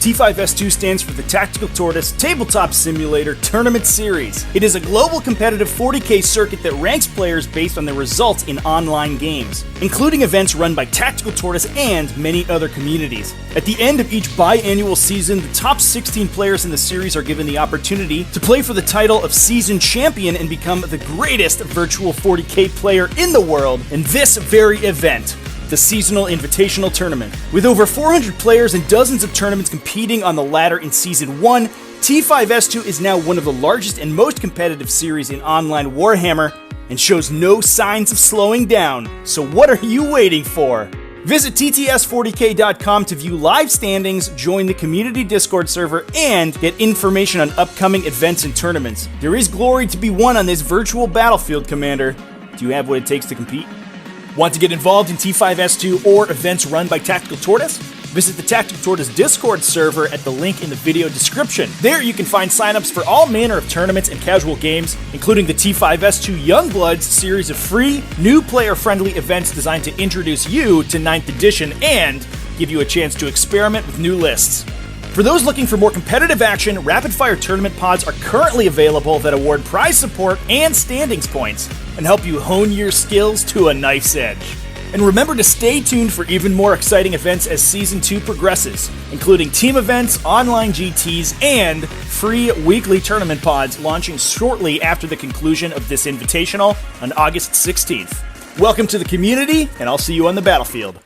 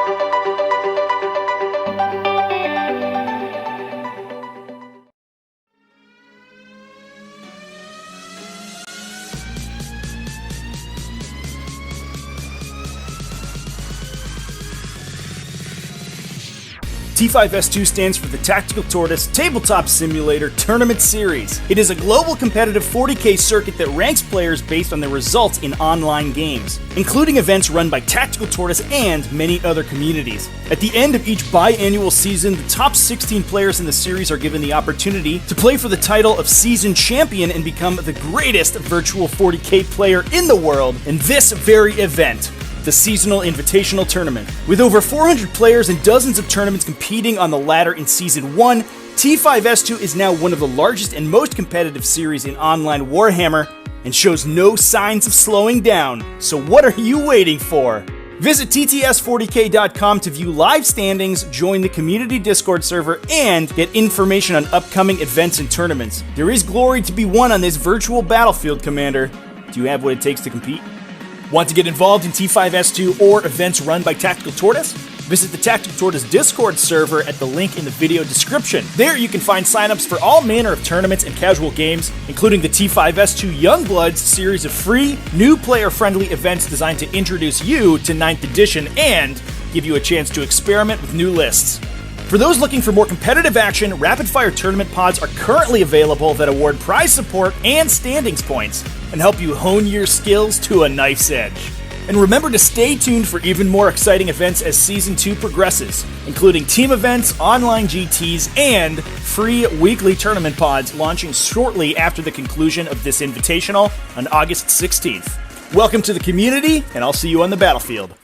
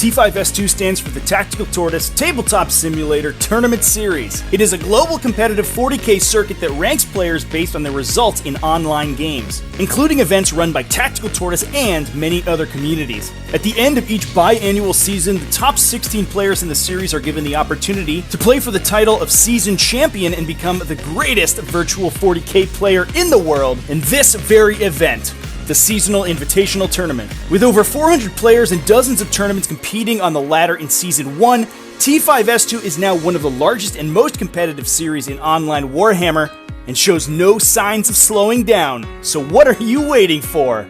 Visit tts40k.com to view live standings, join the community Discord server, and get information on upcoming events and tournaments. There is glory to be won on this virtual battlefield, Commander. Do you have what it takes to compete? Want to get involved in T5S2 or events run by Tactical Tortoise? Visit the Tactical Tortoise Discord server at the link in the video description. There you can find signups for all manner of tournaments and casual games, including the T5S2 Youngbloods series of free, new player-friendly events designed to introduce you to 9th edition and give you a chance to experiment with new lists.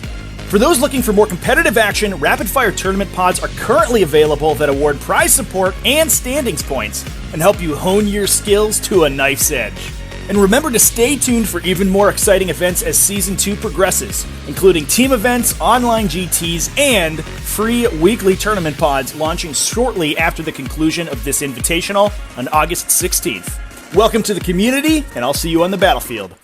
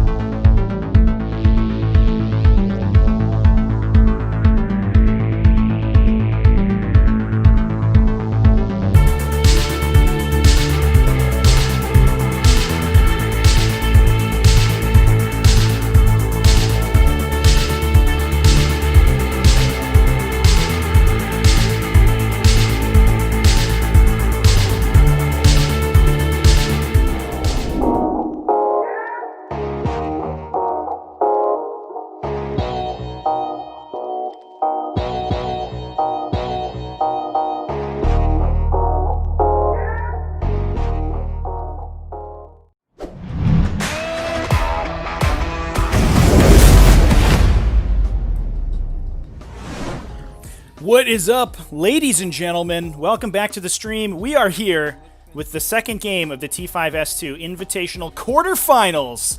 This is the culmination of hundreds of games, thousands of games of 40K, hundreds of players competing, and we have narrowed it down to just 8.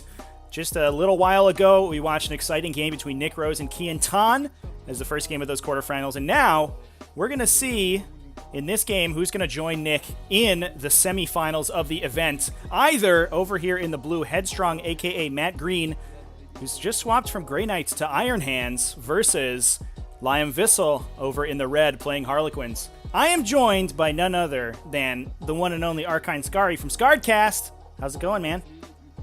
I will gut all of you. I will gut you and take you to the Dark City. But let's dive in, because today it's about rolling dice, not war. Yeah, right? if you could hold off on taking everybody to the Dark City until after they've watched the stream, that would be good. I will have to the best of my ability, stop the urge. Yeah, you can put a lid on it there, buddy. We need these people in the chat room telling us who they think's gonna win. Either that's right, the terrifying Iron Hands, or man, this Harlequin Scourge. That's the Harlequins everywhere. A bit of a sleeper, I think.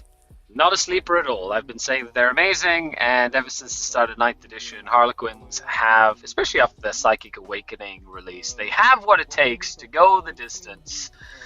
So we'll see if that remains today against not just Iron Hands. It does have some Imperial Fists there. That is there. true. Yeah, so it is more of a star honorary Iron Hands. Yeah. Yeah. No, not honorary Iron Hands at all. One of them has a Primarch with no head. The other one is Roguelord. We should maybe they're just handy boys.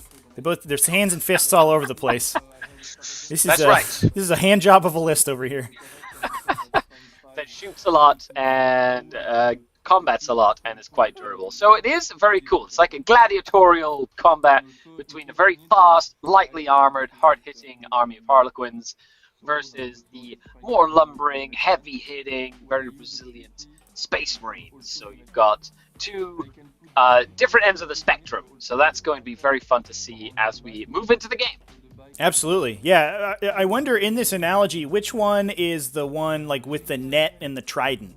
Is that the Harlequins? That's Harlequins? 100%. And then absolutely. The guy with the shield, that's the Iron Hands, I think, right? Big shield and a sword. Yeah, short sword, shield, big helmet with the great face or whatever. Yes, yeah, so for sure. That's classic gladiatorial combat here, which is super, super, super exciting. One of these players is about to march a bunch of infantry to the center of this map and say, "Are you not entertained?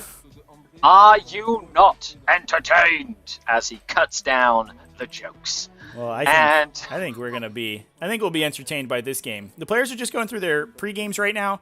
So while they're doing that, should we talk about some lists? Absolutely. Let's dive right into the lists. Which one would you like to talk about first? Let's talk about Matt Green's Iron Hands and Imperial Fists. The hand over fist list, I like it. Let's call it hand over fists. Fisticuffs. Matthew Green, also from Squad Marks, is that correct? Yep, from Team Squad Marks. That's him. Team Squad Marks. Awesome tool, by the way, when you play actual games. Squad Marks, the way to tell your shit apart. Indeed. So we have, that's just a random plug. We were not paid to do that, just so you know. Battalion Detachment, Imperium, and of the start, it's Iron Hands. It is a battalion with Iron Father Pharos. Of course, he is a stock standard Iron Father, although with the new rumors, his super heavy bolter doesn't seem so super anymore. Now the heavy bolters are going to 2 damage a pop. Yeah, I guess it's just basically a regular heavy bolter almost. Mm-hmm. Lame. Well, sucks to be him. Yeah. Now, of course, he has a buff that gives all Iron Hands infantry units within 6 inches a 5-up invulnerable save, keeping them nice and alive against some heavy shooting. Primarily Librarian with the stratagem Paragon of Iron. However, as a Librarian, normally you have to have your psychic powers posted, so I'm curious to see what psychic powers he picked. So pre-game selections are mutable in this format. So any psychic powers or pregame stratagems or warlord traits, those can be picked after you see what your opponent is playing. And it looks like he has picked Null Zone, which is a good one, I think, against Harlequins, as well as Might of Heroes on the Librarian. Yeah, that would give +1 toughness and +1 attack and +1 strength to something. Very good if you want to give it to, like, say, a Dreadnought to keep that Dreadnought alive. However, it doesn't really help too much against, like, wire guns. So we'll see how that goes. Let me just check in with the players quickly here. I think they're asking a question. No problem at all. Did you guys have a question? Yeah, I need to see promoting. And on that we have... Let me do that. So I can't like change anything. 3 units of Assault Intercessors, 10 strong, so that's 3 10-strong Assault Intercessor units on foot. No transports, simply on foot. A Primaris Apothecary with the Father of the Future and Chief Apothecary stratagem, meaning he will get the 5+ Feel No Pain for everybody within 6 inches that's an Iron Hand, which is really crazy. Also has the relic the Vox Spiritum, which increases the range of his aura from 6 to 9 inches, and he is the Warlord. In first attack, there's 1 Landspeeder Tempest. A Landspeeder Tempest is a Forge World Landspeeder. Essentially has an assault cannon and flies pretty much. So instead of just moving normally, it can essentially act like an aircraft, moving very, very quickly without having the aircraft keyword. If doing so, you can only charge the Landspeeder with units that fly, which means that you either shoot it or charge it, and it is a very effective move blocker as well, generating good control over the table. In heavy support, 1 Eradicator Squad, just 1. Not 2, not 3, 1 Eradicator Squad, and a Mortis Dreadnought, another Forge World choice with 2 Twin Last Cannons. So that is 4 last cannon shots coming from that Dreadnought. Yeah. That's obviously a sick piece because in the matchups where you need it, you can use March of the Ancients on that guy to make him a character, make him mostly untargetable behind all those intercessors. Yeah, of course, in this format, normal 9th edition, you'll be having to put all those stratagems in your list as you get started, which means that you'd have to sort of build it into your strategy. But being able to do it game to game is incredibly powerful, as we saw in late 8th edition. Yeah. Then we have a Spearhead detachment of Imperial Fists with a extra relic and a Chapter Master that is a Chapter Master. As well as a Hero of the Chapter, giving him another Warlord trait. So he does have the Eye Hypnoth for reroll 1s to wound. He's a Chapter Master for reroll all misses, or all hit rolls. And has the Hand of Dorn as well. Yeah, basically a free upgrade there for Hand of Dorn to give him, to let him regenerate D3 CP before the game starts. So it costs you 1 CP to get D3 CP back. So 2/3 of the time you're netting extra CP, which, as you can tell on the overlay, Headstrong is going to need because he's starting at 4 after all of his pregame selections. Correct. But at the same time, Marines that spend a lot of CP at the beginning of the game tend to just have a good investment, and they're good, wholesome use of command points that help you for the rest of the game. Then we have a Rapier Carrier with a quad launcher, which has 2 modes of firing, very snazzy. We have a Thunderfire Cannon with a Tech Marine so 140 points now instead of the old 90s 2 points or what it was. And 2 Relic Whirlwind Scorpiuses, which are, in my opinion, one of the best whirlwinds in the game. They shoot twice, they have good heavy firepower, and they're blast weapons for some anti-horde. I think we're going to see them do a lot of work in this game, because they will kill little transports. And in this case, can just hide behind out of line of sight and shoot a lot as well. Yeah, for sure. We do see Headstrong deploying first here. He is going first. I'm not sure. I didn't catch the attacker-defender roll, so I'm not sure if he wanted to go first or second, but he did he ended up going first, and is on this blue side of the table. We do have asymmetric terrain for the T5S2 Invitational, and we do the attacker defender roll before the game, before deployment begins. So you know if you are attacking or defending, not only when you deploy your models, but also when you pick your secondary objectives, so you can pick them with a little bit more information in mind. But also, the attacker typically will get saddled with not quite so good terrain because the terrain is asymmetric. And one thing that we're going to have to keep in mind here for Matt is that the obscuring terrain that he has in his deployment zone is also dense cover. And a lot of his shooting will have to. Fortunately, he's a chapter master to get around it a little bit, but a lot of his shooting may be -1 to hit, in addition to other, any other benefits that are being enjoyed by the Eldari on the other side. Correct. And of course, he could bypass that by moving into contact with the terrain. However, then he would be able to get shot. Yeah. Because then true line of sight kicks in, which, I always like the fact that you have to, think about that sort of thing. Now, it doesn't really affect him in any way, shape, or form, because most of the Harlequin stuff is -1 to hit anyway. So the Skyweavers and the Starweavers already, they won't stack. But shooting at the little, at the players, right? He would be suffering that -1, which would be a little annoying.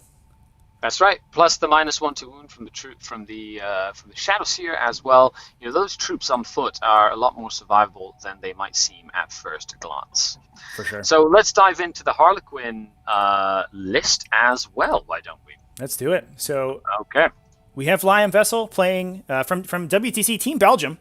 So that's right. Hashtag little cherub that sits on top of a fountain and pees on things is their team mascot. That makes sense. And hopefully, I think Liam's plan is to sit on top of maybe a ruined Necron fountain and pee all over this Space Marine army with haywire. Right. Piece of D3 mortal wounds. And everybody stopped watching the stream. Who are these jokers? Get out of here. That's when the Death Jester says humbling cruelty. What he really means is. Yeah. Okay. Moving on. You sure it's no Overwatch because you're shielding your eyes at that point. So it is a battalion detachment of Harlequins with the Frozen Stars Hysterical Fury trait, which means they get +1 attack when they charge, are charged heroically in Avine. They also have a really cool stratagem that gives them +1 to wound against infantry in close combat. That, combined with some of the stratagems from Psychic Awakening for extra damage, for example, can be incredibly useful when you also have a couple of Troop Masters that help you reroll all those wounds as well. Yeah, absolutely. That choreographer of war ability is going to be a big deal. I got a piece on them. I was trying to take a big bite there, Scurry. This is your cue. You got me. Well, we have to. So you got to eat. You got to eat. I'm a hungry boy.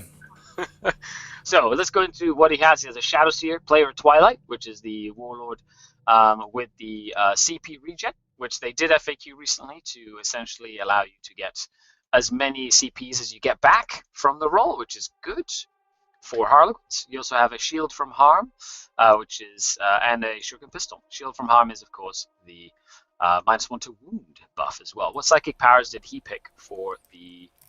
Oh, no, here we go. He wrote it down here. So he has a pivotal roll of the Shadow Stone. Mm-hmm. Shadow Stone makes you jump around like crazy. Yep. He has Twilight Pathways to move again. Veil of Illusion for the -1 hit. Warlord, and he has the Webway Dance as well. Yep, yeah, he's written it on his model's tooltip here. He has Wartime. It's like Warp Time, but it's a little bit more offensive. A little bit more sneezy. Yeah. Sleazy. And then he has the and then he has the Harlequin's -1 to hit power. Yes. He also has the Troop Master, who is a choreographer of war. Both of them are. That means they reroll wound rolls. And Harlequin's Blade and Harlequin's Kiss on both one or the other, keeping them nice and cheap. The Shuriken Pistols, I'm surprised he didn't go for Blast Pistols, because the Blast Pistols are so cheap. And then the Twilight Fang, which is a cool relic as well. Yeah, so you mentioned briefly that they had amended Player of Twilight. Do you know if that's the case? It was in the FAQ. Yes, they did indeed. It was in the FAQ that was just released. Anything that gives you like multiple CP back in a single thing, you get your multiple CP, but that can only happen once per battle round as normal. Sorry. Sweet. That's great. Yeah, makes it, of course, what it used to be. Makes it useful. That's right. This is very nice. So then you've got your troops. You have 2 large units of troops. I'm caresses and some blades. He's got a couple of ablative wounds. So he's got 3 ablative wounds and then 7 caresses. And then he has 1 unit with 3 ablative wounds and 7 kisses. And then he has 2 5-strong units with 3 kisses in 1 and 2 embraces. So that's a very hard-hitting unit. And then 1 5-strong with just blades, which is basically an annoyance more than anything. They're just trying to put their hands all over you. That's Kissing right. and caressing and embracing. Kissing, caressing, embracing. You know, it's such a euphemism for how well they're going to bad touch you. Then we have Death Jester with Humbling Cruelty, a Solitaire with a Kiss, Caress, and Unnatural Acrobatics, which gives him the -1 to be hit. Just stock standard, which is really, really good. 3 units of 5 Haywire Zephyrglaive Skyweavers make up the meat and potatoes of the list. Lots of Haywire is fantastic. This is what Harlequins do excellently, which is lots and lots of Skyweavers. And 3 Starweavers, which are the transports. Now, I'm surprised he took 3 Starweavers and only 2 units that can go in Starweavers. So I'm assuming that 1 is just a distraction. Yeah, he has picked in the past. It looks like he hasn't this game, but he has in the past picked While We Stand We Fight and used it on one of those Skyweavers and just hit it in the back or on one of the Starweavers and then sort of hit it. So that would be a relatively easy 5 points for just a couple points in the game. That said, it might also be that he's going to try to deliver some of those characters in one of those Starweavers. Because I know he does have a Death Jester in here, and Death Jester's shooting at the back of those things is usually a pretty popular strategy as well.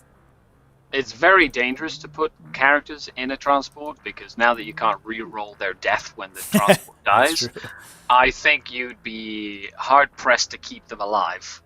So, I can see him putting the Troop Masters in with the little 5-strong units that are going in the transports, but I definitely wouldn't just put a bunch of characters inside of the Skyweaver, or a Venom for that matter, if I was playing with my Drukhari as well. So with that, why don't we dive into what they've taken as secondary choices, so we can really take a look at this. Absolutely. So, looking over at the Iron Hands and Imperial Fist coalition, Headstrong has taken Assassinate, which makes a lot of sense because there are a lot of very aggressive characters on the field for the Harlequins, between Solitaire, which, you probably should kill. If you're not killing the Solitaire after it blitzes in and punches you in the face, you might lose, I think. We also have Raise the Banners High, which is a very popular secondary pick for this overrun in particular. In fact, both the players have taken it. And that's because you have 3 objectives in easy access of your deployment zone. So you can immediately start the game basically with 3 banners online. And if your opponent can't break those before the end of the game, then you can max that secondary out pretty easily with 5 rounds of scoring 3 separate banners for a full 15 points. Last but not least, for the Iron Hands, we have Grind Them Down, which is, I think, an interesting pick. That does effectively give him Kill More, so he will score 3 points at the end of any battle round in which he has destroyed more units than his opponent has. And given that the goal of this Iron Hands list is to present a whole boatload of really tough-to-kill intercessors, that secondary pick doesn't surprise me. But I think that it may be that Matt may have a little trouble getting to grips with these Eldari and getting the kills that he wants. He might be able to pick up a couple Starweavers here or there early game with his indirect fire, but I think that's going to peter out at some point, and it'll be Liam's game to try to deny those kills as much as possible. No, 100%. Like, grind them down can be a trap against armies like Eldar and Harlequins, and even Dark Eldar, because they have like an uncanny ability to be more survivable than you think, considering they have like invulnerable saves and negative modifiers to hit and or feel no pain sometimes. So, it's if you don't get it, it is something you can get. But of course, since the Iron Hands are going first, it seems, that's definitely going to be different. It's going to be he's going to have to set the pace, because if he doesn't do enough damage early on with grind him down, it's up to the Harlequin player to sort of match it and stop him from scoring that. So it gives a lot of agency to the Harlequin player to stop that from happening. Yeah, it is certainly a dangerous pick when you're going first.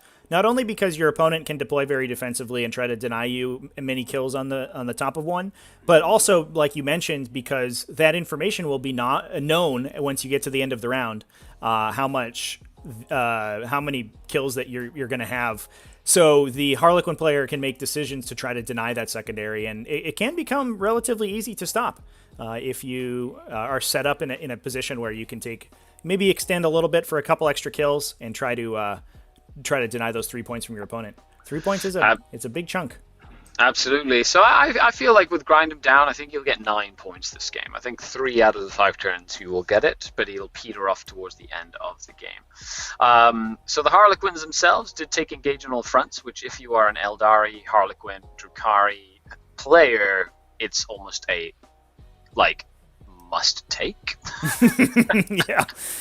Yeah, any of the fast and agile factions that don't quite stand in one place as well as others definitely want to be grabbing those points, especially points that score at the end of your turn, so you don't have to be there for a full round to score it.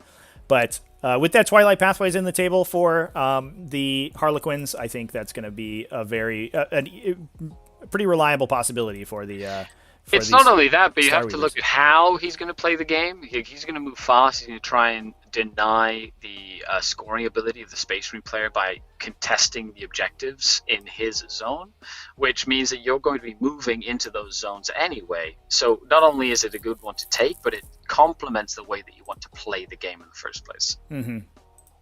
And then we have Bring It Down, which of course has lots of vehicles. He has the Dreadnought, which did he make a character? I don't know if he did. Let's see. He hasn't noted it if he has. So okay. So I don't think he did. Yeah, but Bring It Down, he does get. He'd have to kill basically all of the vehicles. He has the Haywire to do it, but he doesn't have any fusion pistols. So if the Haywire goes down too early, it's going to be hard for him to get that Bring It Down later in the game. And then Raise the Banners High, which is a good one. However, you have to remember that you're sacrificing, your units to do nothing, your infantry units to basically do nothing for a turn. So it is good for this list. He can kind of get out. He has some troops on foot that he can use for Raise the Banner. He has a couple of characters he can use. And because it finishes the banner raising at the end of your player turn, if you have a defensive buff like the Shadow Seer's -1 to wound aura, you can it kind of like kicks back in during your opponent's turn. Mm-hmm. So you're not losing the aura in both phases or in both battle rounds. Yeah, that's a really good point for sure. If you're not relying on like a reroll aura, something like that, which the Harlequins really only have that Choreographer of War on the Troop Masters, which they probably won't need early game. You can certainly use those characters to drop those banners down. Correct. So with that, I believe it is the Iron Hands taking the first turn, and during the moving phase, we've got Mortis Dreadnought, we've got Ironfather Pharaohs, we've got a Primaris, the Apothecary, basically going into the middle. I see here he combat squatted one of his units of Primaris Assault Intercessors to keep them in 2 smaller squads, probably to allow him to just have a little bit more versatility when it came to putting up the banners and later in the game as well. Yeah, that mitigates blast as well from the Haywire cannons. So they drop to 2 squads of 5, which is not enough to trigger any of the blast on those weapons. So they won't get any minimum shots shooting at either of those units. As you've noticed, all these primary synthesizers are not advancing. They're simply just moving up 6 inches. If you advance, it stops you from being able to do actions, So just moving up does slow him down a little bit. However, allow him to place the 3 banners on those objectives and essentially start the game with relative strength. Yeah, absolutely. And we're going to see something similar out of the Harlequins, probably keeping some of these player troops and characters back on these objectives, at least for one turn, to let them set up those banners as well. And it looks like, I should note as well, we have a unit of Eradicators in Strategic Reserve, these Iron Hands Eradicators. They're going to be jumping off of a board edge to bring those big melter rifles to bear. Which are really snazzy. You know, I really like the Eradicators. I think they're one of the better choices in a Space Marine army for sure. As for the Landspeeder Tempest, I think good use of the Landspeeder Tempest could be very, very important for the Space Marine player, and I hope that the Space Marine player doesn't just throw the Landspeeder Tempest away too quickly. I would personally use it in a more defensive role to hide it, and then basically start strafing some units of infantry when they start showing their heads. Yeah, for sure. Yeah, you don't want to send that thing out too early. The Haywire on the other side of the table is just going to pull it right off. So I think it was, I was talking to the players before the game, and Matt said that it was a kind of a late inclusion in his list, basically just as a unit, because he had a couple extra points and it's a hyper efficient unit. But it's not really where he's expecting his damage output to come from. If for 80 points, it's hard to find anything better in the Space Marine Codex to bring, but there being only one of them means that I think he can use it to. It looks like he might be considering a ramjet use here, but he can use it to bounce around the table to threaten some backline objectives that maybe the Harlequins leave alone, and to when he needs to commit those 2d3 blast weapons. Yeah, as a Space Marine player, units like that, like very fast units that are relatively inexpensive in Space Marine terms, also allow you to play Space Marines in sort of like a different light a lot of the times. Being able to go out there and potentially do something like, for example, engage on all fronts, which is not something that you normally see a Space Marine like actively trying to go and do. Yeah, and especially a Tempest, which not only is just a fast sort of solo unit all by itself, but also has that ramjet ability that it can allows it to move up to 35 inches and then become unchargeable for a round, or mostly unchargeable for a round. Then it can move forward relatively safely in a lot of situations. Yeah, especially if your opponent doesn't have any fly, they kind of have to shoot it, and it's just really annoying. Plus, it is a Landspeeder, it has the Landspeeder keyword, therefore, stratagems and things that affect Landspeeders do affect it as well. Well, let's go over to the chat, and, let's see what's in there. If you are tuning in from anywhere in the world, let us know where you're tuning in from. We'll shout you out as we go. If you have any questions, make sure you post them. We will be reading the chats and discussing this crazy cool quarterfinal game with you all over the world here on Tactical Tortoise, Tactical Extrava, Tactical Ganza, because it's as many T's as you can put in there. It's how it works. That's how we roll. We are T-rific. Right, so he's Yeah, okay. I'm not gonna. If you ever had TJ Lanigan on it, we could go like TJ Lanigan. That sort of thing. Yeah. That'd be great. If you can do that. Yeah. To edify the chat here a little bit, there are some comments about the ramjet ability. We did have a clarification that was made available to the players before list submission closed, but that ramjet ability, not only does it not give your opponent -1 to hit you in their shooting phase, because that's not how it works, it only gives them -1 to hit you in your shooting phase, which is pretty awesome, but also the anti-charge ability, the way it's worded, it does make you immune to charges from units that fly, and it also makes you immune to charges for units that would fly outside of the charge phase, but don't fly inside the charge phase. I don't think that actually applies to anything in the game right now. At least I can't think of any off the top of my head, but that is how it is worded. There you go. Fair enough. It could be that you just jump over stuff but have to run in, kind of like how it was back in the day. So, Yeah, it's called mannequin piss. Yeah. Yeah, Says Tom Adriani. That's the Belgium mascot. It's called a mannequin piss, which is literally a little cherub on the top of a fountain that pees on everything. Sorry, I just read the chat comment. Yeah. There's an actual name. I do appreciate that. Yeah, that we're learning about the world here on Tactical right. Fortis today. We don't just come here to learn about 40K. Come here to learn about different cultures in Europe. That's right, and it is very edifying. So it says, Brandon says, hi Scary, finished watching your Witch Cult only Batrep. Cool, yes, I played with a Witch Cult only Batrep, very similar to Harlequin only, but a little harder on the hard scale. Yeah. One step more in hard mode.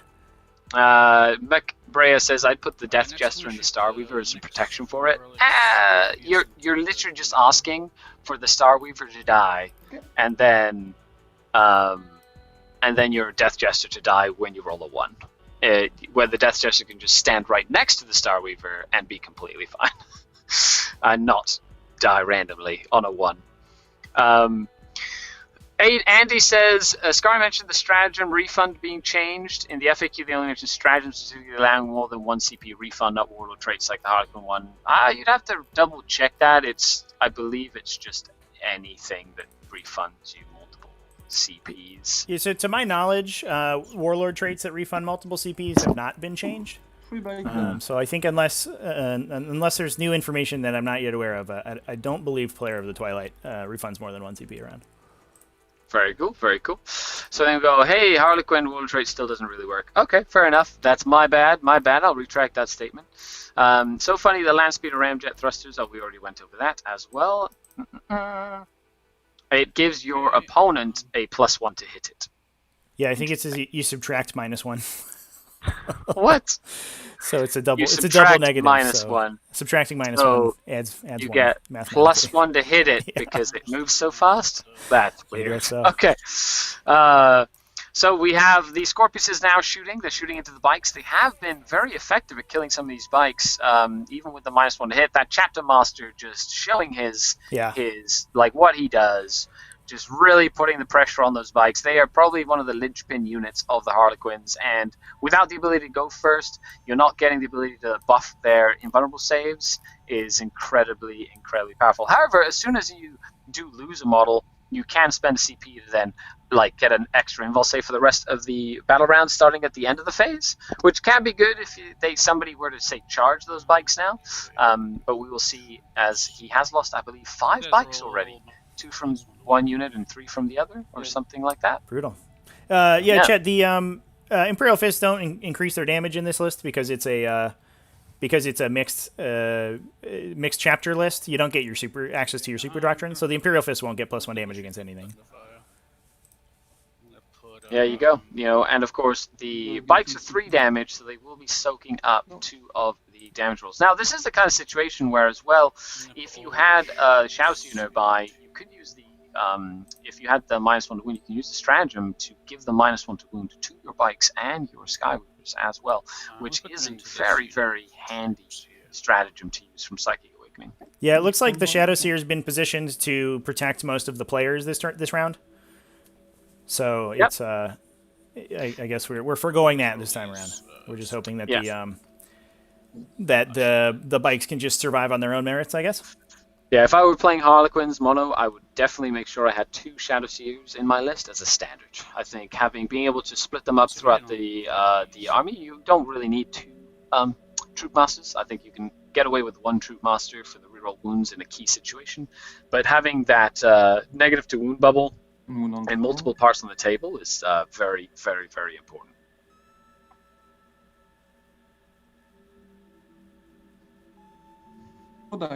With that, we're continuing to get some shots from the Space Marines as well. Yeah. So it looks like some Thunderfire cannons, I think, going into the players here.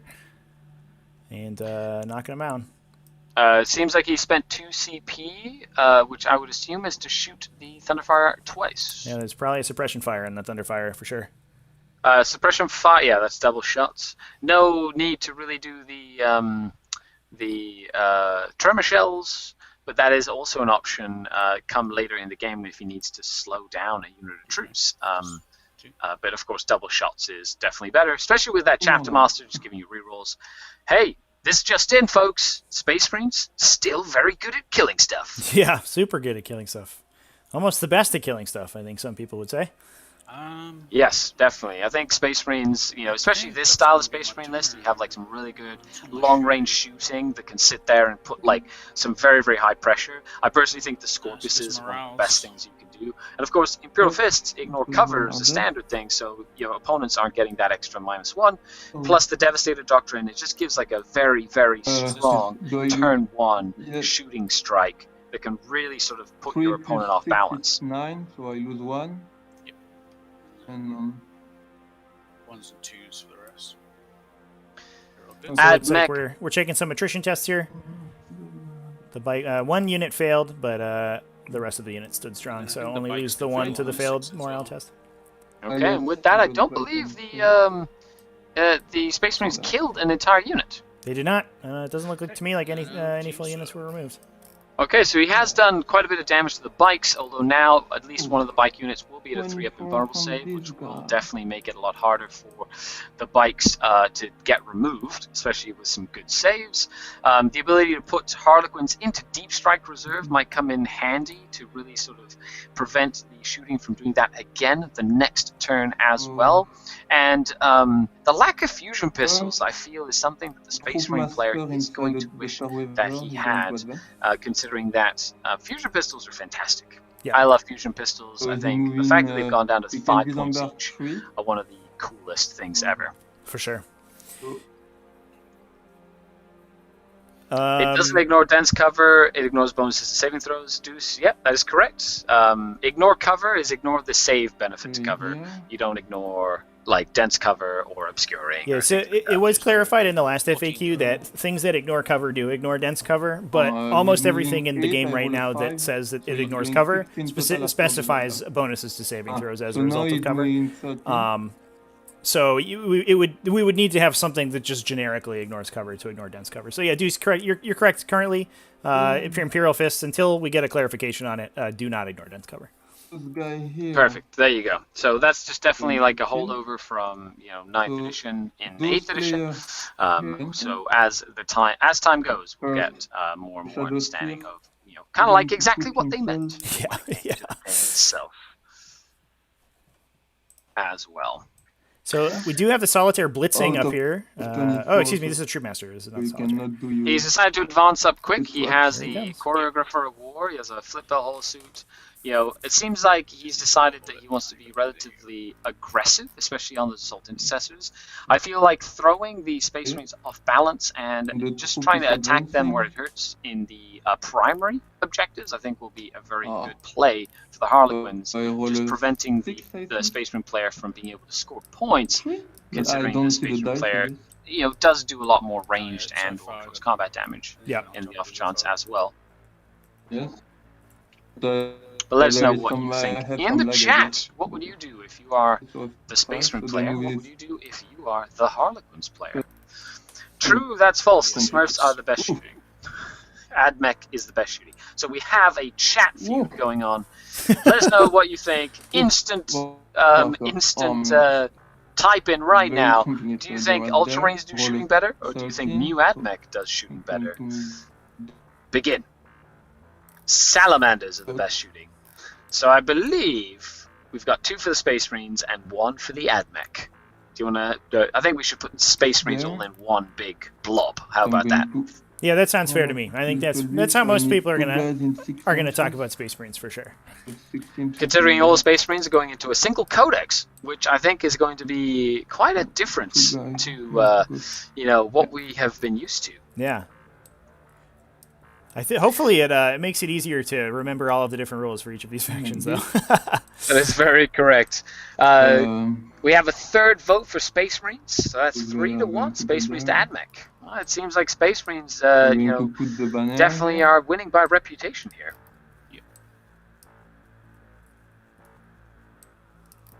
And we see some banners going down, which I think is a very important part of this process as well. With, I believe, the small unit of players that ended up getting murdered are going to sit there and put a banner up, and then getting some of his other players out of the Star Weavers in order to put some more banners out as well. Always good to play to the mission, so if you have to sacrifice for a turn to kind of get those secondary objectives up and running, that is very important. Yep. Looks like we're going to double check coherency on the players here. Yeah, no problem. You're the judge, so you go do your thing. Can we I'm check here coherency on this from my Harlequin? famous, lovely voice. Maybe okay. So Is this one unit here? These all these guys? Okay, that guy's gonna be back there. Space Marine are the best balance of shooting and durability that wins them games. Yeah, Space Perfect. Marines opposed to Childs of GW, always doing what you want to, but better. Admech is better at shooting, but pure shooting doesn't win the game right now. This is Glarif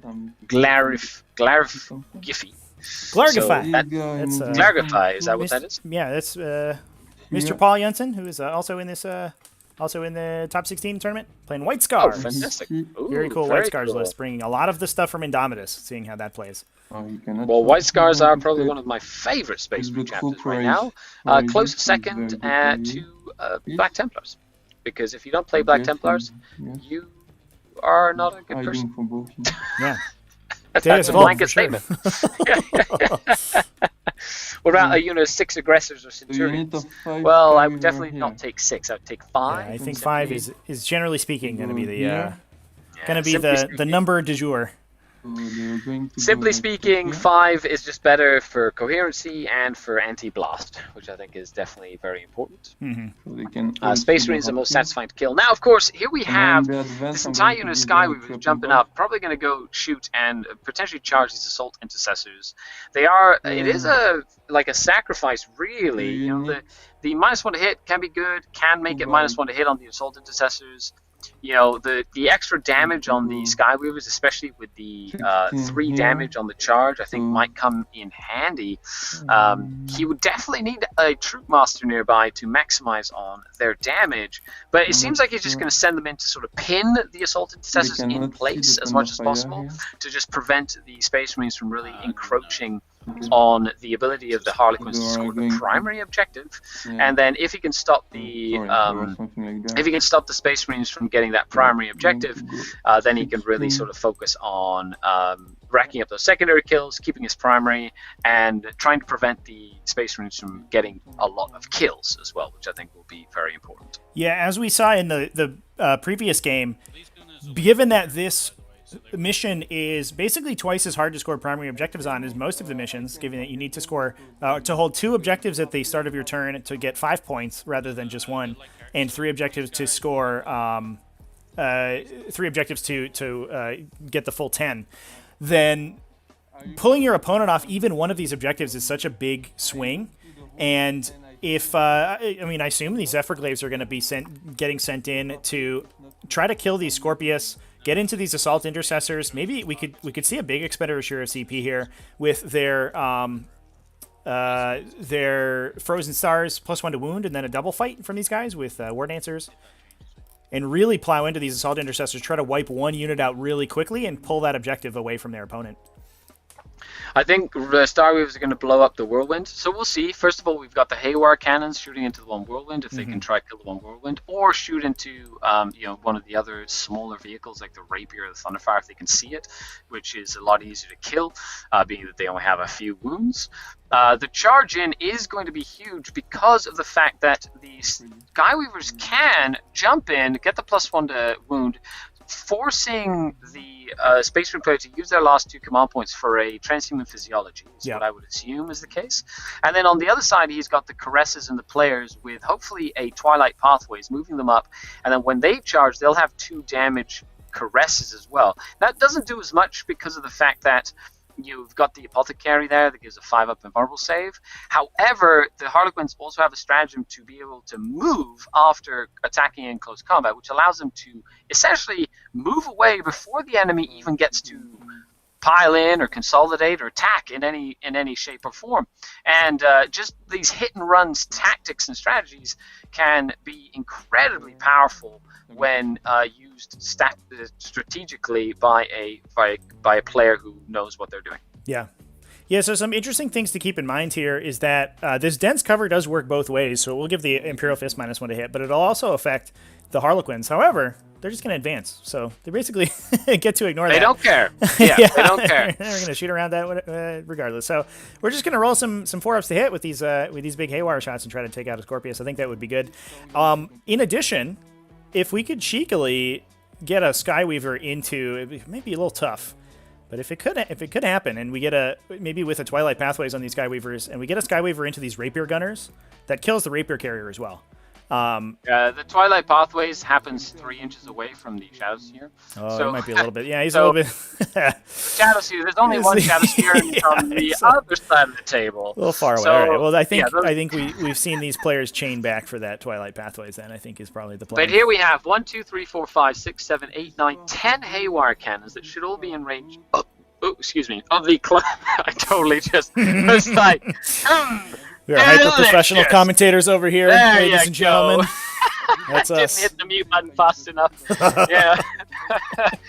You're welcome, internets. So you've got 10 Haywire cannons. 10 Haywire cannons shooting into potentially one Whirlwind Scorpius, which I think would probably be one of the better choices. And I think he's put them in a certain way that he can, I think he can hit and run and tie up 2 of the larger units of intercessors, and just sort of like pin the Space Marines in place. And as soon as he does that, depending on it'll really depend on the counterattack that the Space Marines do on that second turn. Oh, there goes the Twilight Pathways. Here it comes. Absolutely excellent. I think that's kind of what we expected. Ooh, yeah, now, big deal here too is that I think we only need to see 5 players actually stand on this objective at the end of any one phase to break the banner that's there. So they don't even need to try. Yeah. So he just needs to get 5 of them. So they might not even need to charge, which would even be crazy good. Denying a point, making sure that they only get the 5 points, potentially then really focusing on that far unit to just kill that far unit as quickly as possible. Now he's also kept his Skyweavers behind line of sight blocking terrain, which means the last cannons won't be able to get to them, and you'll have to sort of rely on those Eradicators to come out and potentially do some work on the transports. But if the Eradicators come out, they'll more than likely blow up at least one of the transports as well. Yeah, I have to imagine that these Skyweavers that are on the right-hand side, these small units of Skyweavers may not, in fact, charge. And so we might see one unit, I guess this unit in the back I don't think can even charge anyway. So that unit's going to be screening out those Eradicators pretty well.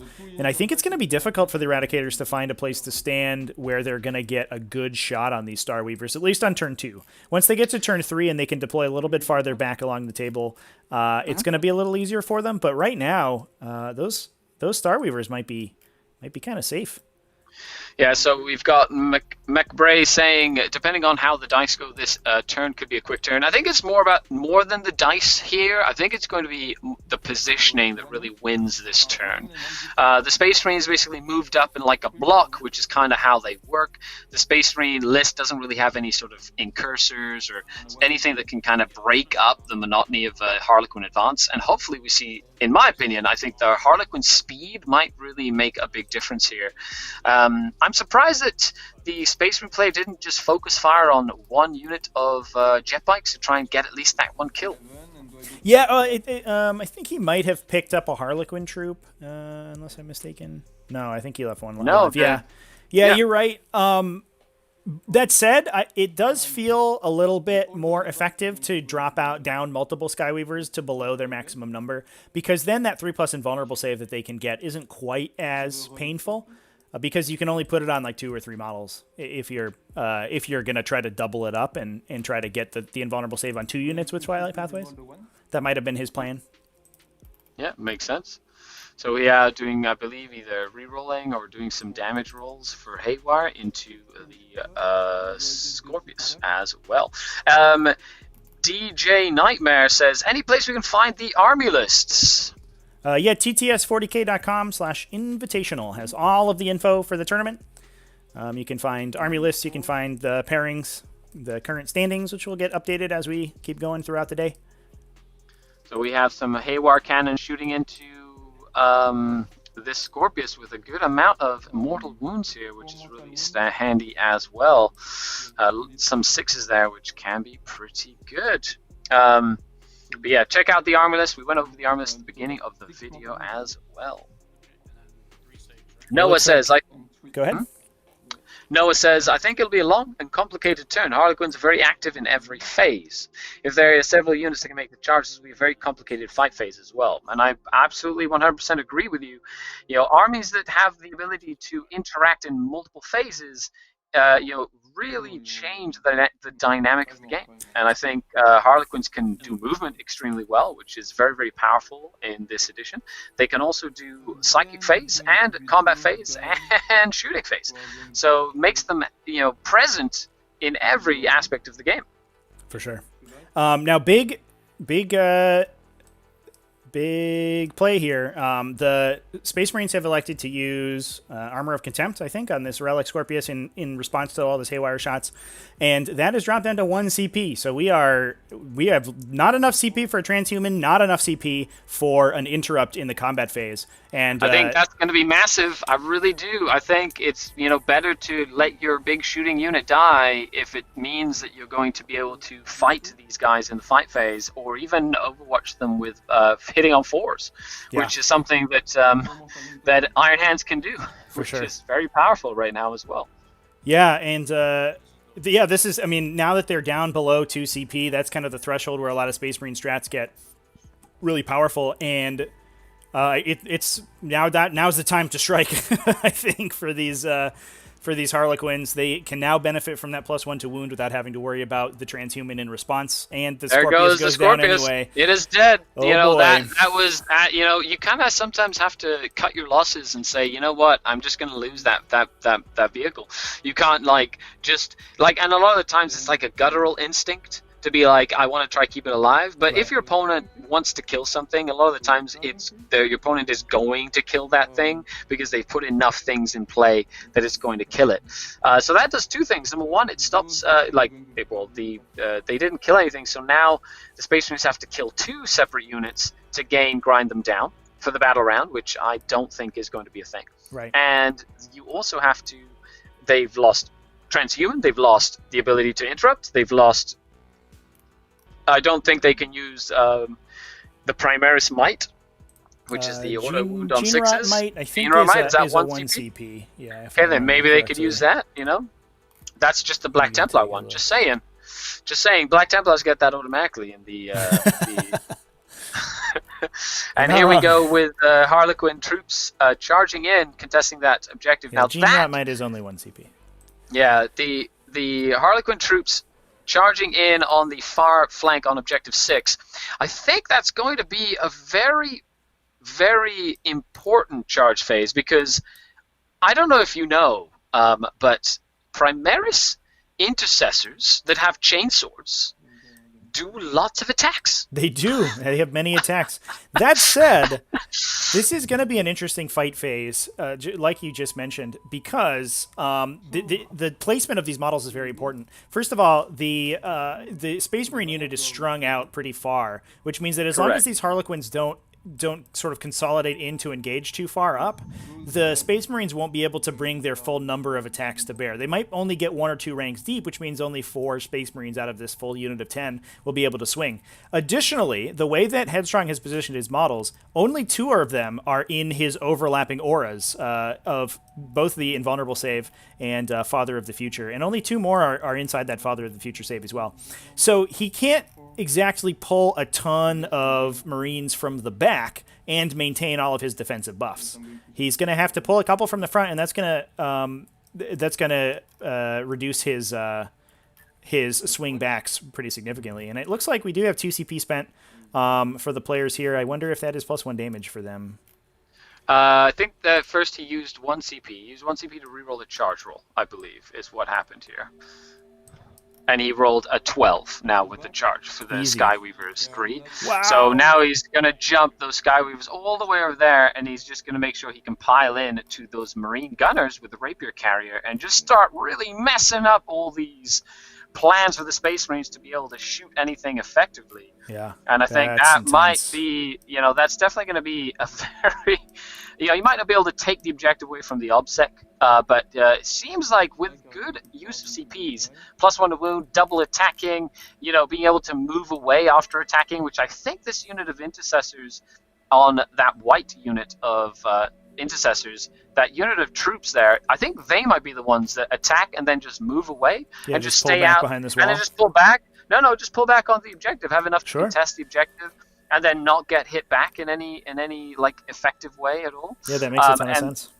And then I feel that they, of course, the way that casualties are removed, you have to be very careful about coherency when you have, units that are 6 or more. So coherency becomes an issue because they're strung out all the way to the auras, which means, each model has to be within 2 inches of 2 models, not 1 model. And it just becomes a lot harder to kind of keep those little things in mind when, the technical aspect of the combat phase comes up. Mm-hmm. Yeah, it's gonna be tough, I think, on Headstrong. One thing that we did mention previously, very briefly, was that Headstrong was playing Grey Knights throughout most of Season 1 and throughout the group stage of the Invitational, and this is a extremely new iteration of his army moving into this Iron Hands Imperial Fists combination, and you can't underestimate the importance of having muscle memory with a list. And even if it seems like a better meta call, for the most part, staying with a list that is going to give you an edge. And I wonder if I think maybe we're going to see a couple maybe slight misplays out of Matt this turn in this combat phase, just because he's not used to playing all these assault intercessors, and he doesn't have hundreds of games with this list under his belt. 100%, and I agree with you. Statistically speaking, like playing with the list that you are more comfortable with will give you better results in the long run than what's considered a meta list, but with no experience under your belt as well. Of course, here we have the Harlequins, I believe, attacking. We used a couple of CP potentially for that extra damage. Of course, now with the reroll wounds and the strength 5 from the caresses, which they've got the extra AP or whatever. Like these Harlequins put out a lot of attacks and a lot of damage. So we'll see kind of like how that works and how the casualty removal will go. But being able to have all these CPs to do some crazy shenanigans, which is what Harlequins do best, it really kind of epitomizes like how to play these armies. Mm-hmm. Good save roll though. However, it is -2 AP on the caresses, which against some Space Marines is pretty hefty. Considering they rolled 2 damage here, we're gonna, we might see quite a few of these Space Marines die, unless something happens. So unless that Father of the Future saves them, and it is important to, I think as well, to pull models correctly. You might want to leave one intercessor sort of in the back of the unit alive, just to maintain that Father of the Future aura, even if it might pull him out of coherency for later in the turn. Oh, agreed. So we've lost 2 intercessors so far, and we've lost 3 intercessors so far. Wow, this is, sometimes those Philoppanes, they... Oh, okay, so 1 intercessor is going to soak up another hit, which is good. There you go. Oh, there we go. So that's 4 intercessors. That's half the squad. Jeez. 1 more gets soaked in. Okay, perfect. So it seems like 5 intercessors are going to go down now. Yeah, so that's the 5th intercessor. And then there are still 2 more Philoppanes. So, okay, so it seems like we're going to have 6 intercessors go down from this close combat. Yeah, there we go. 6 intercessors go down. The might of the Harlequin, double damage, and +1 to wound, I believe, really showing off. So now you've got 4 intercessors there, and he still has CP for a double attack, which I think means that he might just completely lose that whole unit of intercessors, which I wouldn't be surprised if he invests in trying to make that happen. Yeah, as many attacks as those intercessors have, they rely on that AP1 from those Astartes Chainswords a little bit, and bouncing up against those 4+ invulnerable saves means that the benefit of having those big slashy swords is not going to be quite as impressive as it normally would. Yeah, exactly. And if Harlequins wanted to stay alive even more, something simply like a lightning fast reflexes can all of a sudden make the difference between doing really well and not doing well. So that's also a big difference as well. Yeah, absolutely. Yeah, so we had a small unit of Harlequin bikes attacking the intercessors. Didn't seem like much happened here. I think he failed to. What's I don't. Oh yeah, so now the big unit of bikes is happening. The first one didn't do anything, or did very little. Unfortunately, the second one, these Zephyr Glaives are pretty cool weapons, but sometimes they are a little bit lackluster. Oh, that roll was pretty good, though. There you go. That's not bad. Considering their strength 4, they are 2 damage, though, which, they're only -1 AP, which I think is one of the biggest issues. Oh, that was a tough roll for Space Marines. Just kidding. Everything's on fire. Okay, there we go. So, apparently, that's the case. Let's see how many die here. So, one's that okay. One saved not totally. Bad. Okay. He's like, jump in. Okay, good. Second one. Okay, so it seems like one Primaris might take a hit. We'll see. That's one Primaris dead. Okay, definitely not half bad there. Don't get me wrong. I love it when Space Marines die. It's super fun. So another one also sort of saved. Seems like we might only see 3 of them dead, 3 or 4 of them dead in this case. So right now we've got. Oh, there we go. There's the third one. So we might actually see. That's the third one died. He miscounted there. That was 2 fails. So there should be 3 dead. I don't know why he didn't put that down. 3 dead, not 2. 3. 3 died. He could have removed all the last one in the bubble till he lost that last model. It doesn't have to keep coherency until after it's done. Yes, correct. You don't do coherency checks until the very end of the game. So that is until the very end of the turn. So that's definitely something to keep in mind. If you want to keep your aura buff until right at the end of the turn, you can make sure that a model stays by the auras and then just remove that model during your coherency check to then be within coherency. But there are ways around it, MacBray, so very, very well. Very well said. And there go the 2 CP to move that unit away and just an intercessor who wants to run off and join the circus. Yeah, and then of course that right there, that move right there is one of the most powerful abilities that the Harlequins have. However, you didn't really need to sacrifice a 3-strong unit of Harlequin jet bikes. Chat, the Father of the Future aura affects units within 6 inches, not just models. So correct. You only have to keep one model inside the aura to benefit the unit.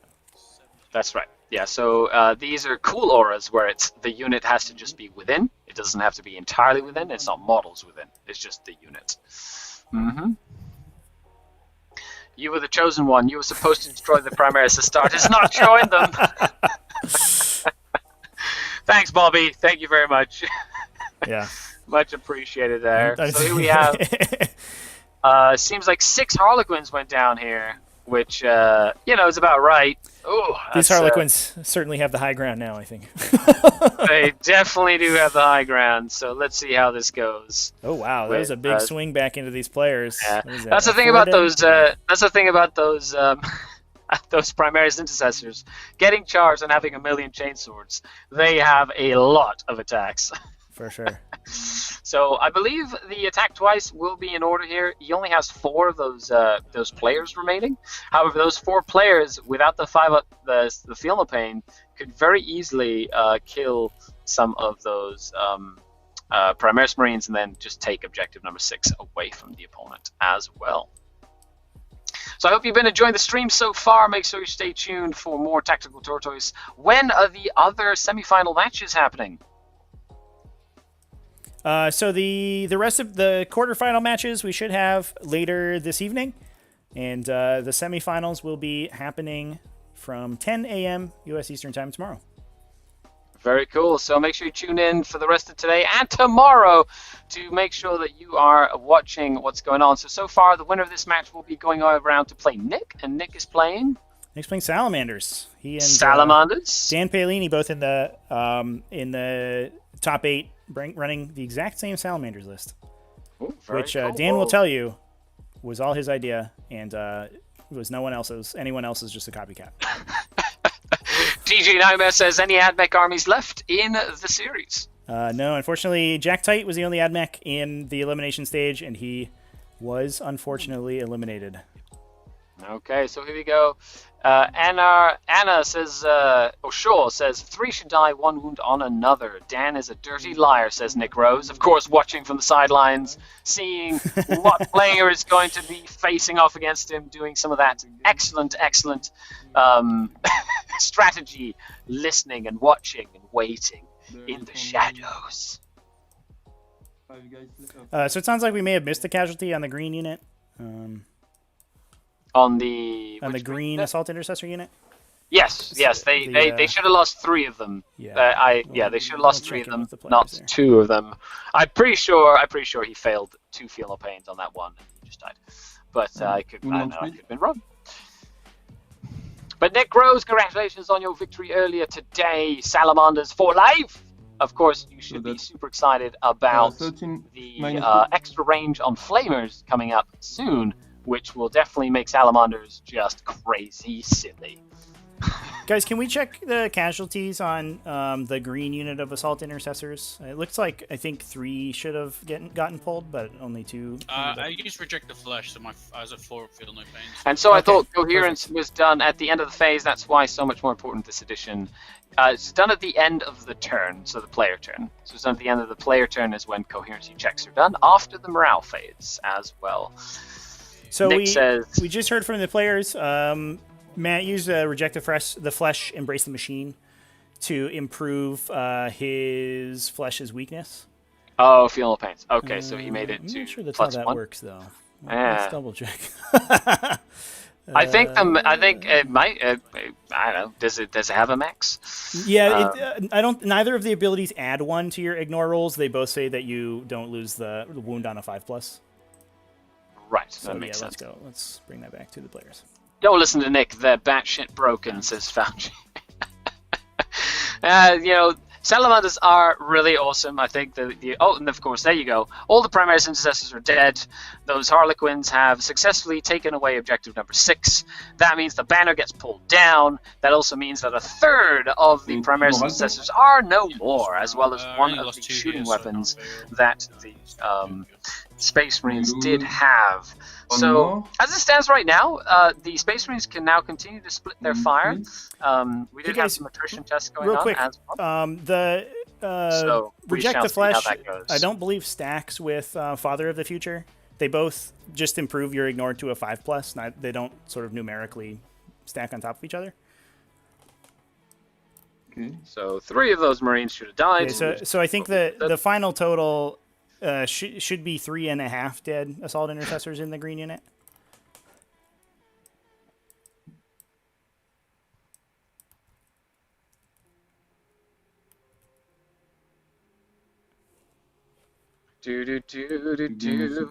And of course, this is where you get Scary doing the humming, which you can always find me when I'm doing my paint streams, and I hum a lot. Look at the CP count, down to 2 and 0 at the end of the first round. Spend them or lose them. That's usually the case, of course. You know, the fight again from the players on objective number 6 was, I think, one of the bigger uses of CP, and I think that was a very important use of CP as well. And it would have stayed up at 1 CP, because he did use the 1 CP for, I guess, unless now we're going into turn number 2. So he'd get 2 CP now, because he did use 1 for Armor of Contempt to try and keep that Scorpius alive, which didn't happen in the slightest. And with that, he has successfully stopped the Marines from scoring 10 primary points, only scoring the 5 primary points from that as well. Yep. Yeah. So the player's just repairing the game state there. So we just assigned those additional wounds. Yeah, this guy's wounded, and then another intercessor's dead. Thanks to that sort of weird interaction. But we have that all fixed up now. He did sacrifice that the Caress. I believe there's 1 or 2 Caress players left on that objective, but that's all he needed to get rid of those intercessors. And There you of go. course, this is where the smaller 5-strong units of assault intercessors will work. But what the Harlequin player has successfully done is he has completely pinned the Space Marine player into his own deployment zone. The Space Marine player is now on the defensive after having to go first, meaning that he has to consolidate his objectives first before he can really push out into the Harlequin army, which does mean that the Harlequins will be able to more than likely just really rack up those points. Now, that Landspeeder Tempest is going to come over to Objective 3 and potentially just murder the little unit of guys on there, so that banner might go down. So the Space Marine player has the ability to keep the primary at an even state, which I think is very important. But we'll see how this goes. As it stands, just from that one turn, I do feel that it is the Harlequin player's game to lose. I think he's going to have to... the Space Marine player is going to have to pull some things out of his behind to really sort of like turn this back around in his favor. Yeah, absolutely. He's definitely down on attrition. I do think there's a little bit of danger here from the Harlequins that there's only 3 players on Objective 3, and a couple activations of a Thunderfire Cannon or a Rapier can knock those guys off pretty quickly, and there's nothing else on that objective to defend it. So I think I would have liked to have seen the Starweaver that's over there sort of stand in the middle between the 2 objectives, and then you can protect both of those objectives with characters on them. And that just adds a little bit of security because they have to kill not only the players, but then also the Starweaver and the character as well, which is a bit of a tall ask when you're very quickly running out of Warwood Scorpii to shoot at them.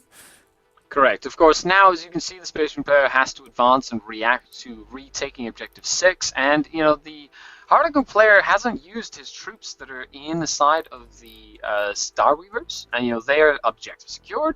Now they can go and contest objectives held by less than 10 Space Marines, and they also have the ability to tag things in close combat and just be annoying, and the big unit of bikes that now has a 3-up invulnerable save is safely tucked away on Objective 2, just waiting to soak up all the firepower that the Space Marines will throw at it. Absolutely. Yeah, awesome hit and run play from Liam here. I think this is after watching his games in the group stage. That's what we've come to expect from him. Just really good at knowing when to spend his CP and when not to. So I think there is an impetus for some Harlequin players to want to do everything all in one turn and get your double fights and then, you know, basically have the turn that Liam that just had. But not all the time is it really warranted, and it can sometimes leave you overextended and without enough CP. But Liam's still retaining 2 CP here and keeping that big unit of bikes relatively safe while presenting enough threat that the Space Marines are going to have to deal with what's right in front of them immediately right now. Otherwise, they start losing primary objective points. And that's the position that you want to put this gun line in, where they don't have the ability, they can't afford to reach back and touch the stuff that's in your back line. And I think this is definitely showing you how, like, you know, this Space Marine army is definitely taking a lot of the concepts from 8th edition and trying to make them work in 9th edition. And the firebase and the shooting definitely works. What you need, though, is mobility with troops. You need to add in those incursors, those impulsors filled with the assault intercessors. You need to have something that can move or deep strike or get onto your opponent's zones, because getting pinned into your zone, which is exactly kind of what our Harlequin player has successfully done to the Space Marines here, is incredibly dangerous. You know, even those 3 Skyweavers that are sitting on Objective 4, they're annoying. And, you know, when you pass those 4-up invulnerable saves, you know, you could have 1 or 2 of them stay alive and then continue to be annoying for the rest of the game. So, you know, and then the Space Marine player has essentially just, you know, gets less points for banners, gets less points for, you know, killing, gets less points for, you know, denying his opponent's primary points. You know, it can really spiral downhill from there. Yeah, I wonder if part of the downside in this particular matchup as well is that this Space Marine list is designed around bricking so hard, but this map in particular is spread out around all 4 corners, and that does give a little bit of a benefit to these Harlequins that can really split up a little bit more effectively than the Marines can. And as we see now, you know, Feros and his Dreadnought and all his buddies are sort of having to are kind of forced to have to retreat a little bit in order to maintain sort of their defensive posture and their good lines of sight. And that's just gonna make it more difficult for them to run up and grab those center objectives and be able to effectively fight off the Harlequins that can kind of attack them from every angle. Mate says he already deep struck his Eradicators and still moving units. I guess it's just some misplacement. Yeah, well, it's a friendly competitive game. They're not going to be dicks to each other. Yeah, you can you put your models on and be like, these guys, I want to put them there. They're not placed. They're just counters. Right, exactly. We call that the Tony caveat. If you don't know if you don't know what that means, then go back to LVO 2018. I believe. Or is it 2017? 2017? Yeah. Go back to the LVO 2017 and Google Tony got to Tony. There you go, Mate. That's not something that is considered sportsmanlike to be a jerk that way. So the fact that the Eradicator is on the board and he's still moving units is not a big deal. Yeah, it turns out 40K is a game with pre-measurement, so you can use those as proxy bases to pre-measure your placement before you actually place them there. He wants to make sure that he's in his auras after movement and stuff, so he's just making sure that he can put them in to keep them alive. Now, of course, that defensive placement of the Eradicators, is there to keep them alive, which will be good at keeping his objectives alive as well. However, the Harlequin player has essentially succeeded in really forcing the Space Marine onto the defensive, which is exactly what the Harlequin player wants. Yeah, for sure. And yeah, I wonder if it wouldn't have been better to put those Eradicators somewhere else on the table just to force the Harlequins to deal with them, instead of being able to concentrate all of their time and energy into this big Space Marine brick. I think it would have been interesting to see the Eradicators maybe placed up by Objective 3 and just sort of hang out with this Tempest and be... It's a lot of wounds, that's 15 wounds at toughness 5 and 6 you got to get through, and there's not a lot of Harlequins sort of left up in this area.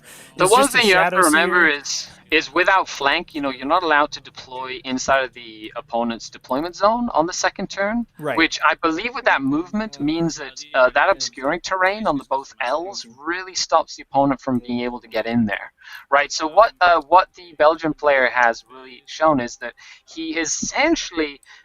if the Eradicators come out near Objective 3, they won't be able to shoot anything, right. Except for the little unit of players on Objective 6.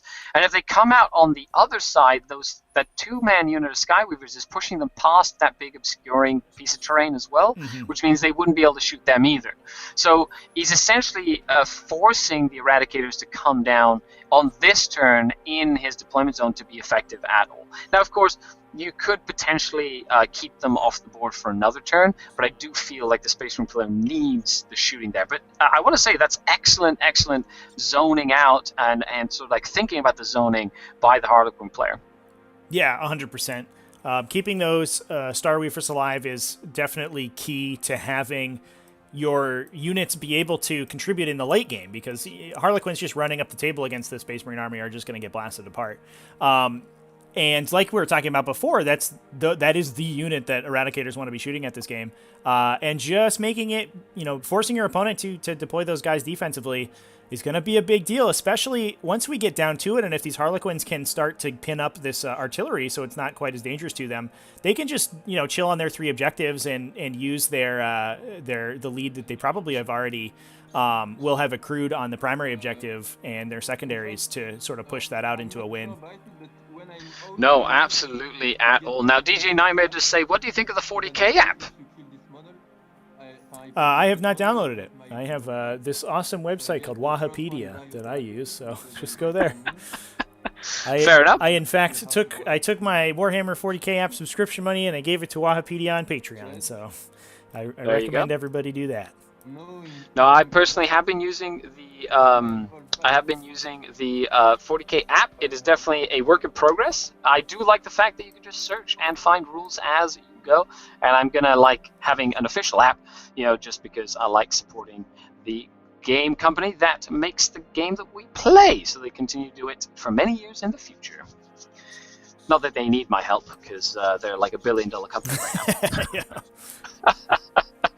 Other than that, it seems like the Space Marines did murder those 3 jet bikes on Objective 4, but those jet bikes did their job. Ideally, he didn't really need to keep them there. I think the biggest reason he kept them there was so that the Primaris Marines weren't able to advance up the board or able to declare charge on anything else. which I think is a big deal. Yeah, for sure. Also, it requires, like we were talking about before, it requires that firepower turns around and kills those bikes, instead of going into potentially the bikes in the back. Currently, there's still this unit of 2 that's out in the open that's going to eat some fire, as well as the unit of 5 that can only be hit with indirect fire for the most part at this point. And just keeping heat off those guys and trying to limit the number of casualties you take every turn is going to be the name of the game for the Harlequins. Obviously, they are good at taking a ton of board space, but against this Marine army, they're going to be eating a lot of damage. It's attrition damage from this Imperial Fist detachment. Yeah, 100%. Now, being able to kill that one Scorpius in the last turn was huge. Taking away 2 full shooting attacks from Scorpiuses is incredibly powerful, considering that Scorpiuses are just really, really good for the amount of points that you spend on them. Yeah, for sure, and especially now that the table size is smaller, so it's harder to hide from that 48-inch range. The Scorpius is definitely their stock has gone up, I think. Exactly. Now here we have, of course, the Landspeeder Tempest did move up. Didn't use, it wasn't able to get line of sight on the other players on Objective 3, so he's going to have to kill the players off of Objective 3, which, unless he spends his 2 CP, he's only got the 1 Thunderfire Cannon and potentially the Rapier to do if the Rapier's in range, although I think the Rapier's shorter range than the Thunderfire Cannon, and, of course, the Scorpius as well. But I feel like it was the Scorpius or the Mortis that killed the bikes. I think it was I imagine it was the Eradicators that killed the bikes. Makes sense.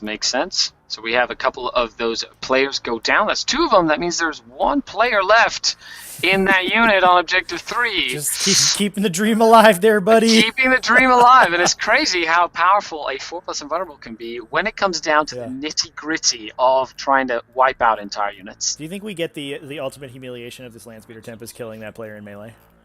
We'll see if he can make that charge. It is. He definitely have to go around the piece of terrain, which would make it quite a long charge. Well, this area terrain is area terrain, so it can just go. Stand okay. It's not okay. It's just area terrain. It's not a. Yeah, okay. Only the big opaque walls are actual obstacles in the board. Everything else you can be moved through and sat on top of.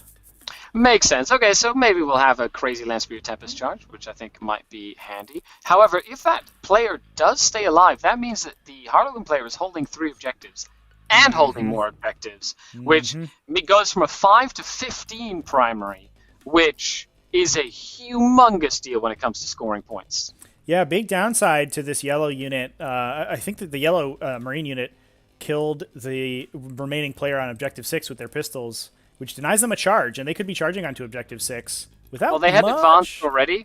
They advanced. Did they? Couldn't advance. Yeah, they moved 9 inches up. He needs to have them there for the next turn to go put up another flag again. Yeah, I think I would have liked to maybe just long bomb a charge into that guy to try to grab the objective this turn, because I'm not sure the Harlequins have another unit that they can afford to send into Objective 6, especially since they have to deal with this stupid land speeder on Objective 3 right now. You also have this Troop Master that's just sitting there, half the way across the table, getting you engage on all fronts point and having the ability to go and kill stuff. Yeah. And that's the thing about Marines is Marines have crazy good aura bubbles, but they really work well when they get to play within their aura bubbles. If you get to explode out and force them to spread out across the table, a lot of their power starts deteriorating the more separated they are from the bubble of doom. Yeah, I totally forgot about this Troop Master. That's a good call. That guy might turn around and just mince apart most of this Assault Intercessor unit by himself anyway. Well, considering he's right there, he could go down there, could tag the Thunderfire Cannon, looks like the Tempest is actually shooting into him. Just try to take him out before that happens. I think he already did. Yeah, he did 2 wounds. Yeah, so there's also a player with a caress in the middle of the board there, which I hadn't seen before. I guess he just. I think that's the bug where sometimes the deleted models show up in the center. Oh, okay. Yeah, well, then unfortunately, has not appeared on stream, so. Okay, perfect. Well, there's one dude there. If you can't see it, Sam says, "Wait, you can advance and shoot pistols?" No, you can't. You can't. Yeah. I had missed that the. I had missed that. Unless you're Black Templars. Black Templars do have a strategy that allows them to advance and shoot with pistols. Ooh, how exciting! And advance and charge, which makes Black Templars awesome. Better than White Scars. And Cypher can too, right? Because that's Cypher's thing. Maybe. I'm not sure. The powerful Scoring Spite Harlequins can, meta player that is Cypher. That is true. He absolutely Cypher... can shoot pistols when he advances. Yes, I nailed it. I'm so proud of you myself go. for that one. Yeah. Now, of course, we have, oh man, this is going to be great. It's going to be pretty intense. I feel the Harlequins can really solidify a win in the next turn if they just hit the Space Marines hard enough in one go, to be honest. Killing that Tempest is going to be important as well, I find. So we'll see if he can kill that Tempest in order to make sure that Tempest dies. And we've got some more shooting happening. I don't know where the shooting is going or coming from, but it must be one of the... This is a Marine army, so it's just an endless barrage of shooting. Just never stops. More guns! More guns, you say? Yeah. I think he might be shooting into some of the bikes, / potentially that last... Oh, 4s. You want to see 4s on those dice for the Harlequins to just not die. And there's some good saves from the Harlequins once again. They can only do that if they're in a transport, as they must be flying or in a flying vehicle. I'm assuming to get the Tempest. We're talking but about the Tempest did not soaring spite Harlequins. Oh, right. I think, yeah. Yes. Which is why if you're doing soaring spite, you're running them inside of a transport and you're giving them fusion guns as well. However, the Harlequin player in this sense eschewed the soaring spite for Frozen Stars, which I think is really good as well. That +1 attack and +1 to wound infantry, just really good in this edition. Really, he should have swapped to Chaos Space Marines and brought Cypher, I think. So he could advance and shoot pistols. I love it. Absolutely love it as well. Making sure that guy dies. Well, there you go. Fair enough. You gotta take that objective. Yeah, that's what I call overkill. Yeah, he's like, well, we gotta do it. Well, you have to. It goes from 5 to 10 to 15 points if he doesn't die. So you have to make sure he dies. That is a huge swing for sure. Yeah, that is definitely. Well, it's not a huge swing. It just stems the crazy amount of points bleeding that the Harlequins are going to be doing as well. Super important. I think that is everything. Okay, so we are at bottom of the shooting phase here. Yes, there we go. So it's the bottom. It seems like just shooting. He did kill 2 different units this turn, so that'll definitely make a big difference, in my opinion, as well. Yeah. Going for the banner, I think. And we score 1 for the. We score 1 for the Harlequins primary for 5 points, and then a couple banner points as well. Okay. There we go, a couple of banner points, keeping it down, get the 5 points as well, which is super important. Yeah. And we'll kind of see how that goes as well. It looks like we did, we were able to knock out that Troop Master, I think, that was in the center. Well, there you go, he was definitely, out in the open. It's not like the Harlequins, so that's 3 different kills, so it seems like the Space Marine players will be able to get, the Space Marine player will be able to get his kill multiple units this turn, which I think will be interesting. And of course, the Harlequin player is wasting no time, just getting right into the action. Seems like the Skyweavers will be tasked with tagging some artillery this turn. Yeah, hopefully, I would love to see this Relic Scorpius just kill. Just get that guy out of here. Yeah, but, I don't think the Scorpius is going to die. I think the Relic Scorpius is just going to not be able to shoot next turn. And I think shooting into the Thunderfire Cannon might be the next best bet, and then he could potentially just tag the Scorpius for a turn. So, as it stands right now, I think the Tempest is also a major target, which I feel that the 5-strong unit of Harlequin jet bikes can quickly go and get rid of, and then swing around onto Objective 6 again in order to just continuously harass the Space Marines to trying to take that point. Yeah, for sure.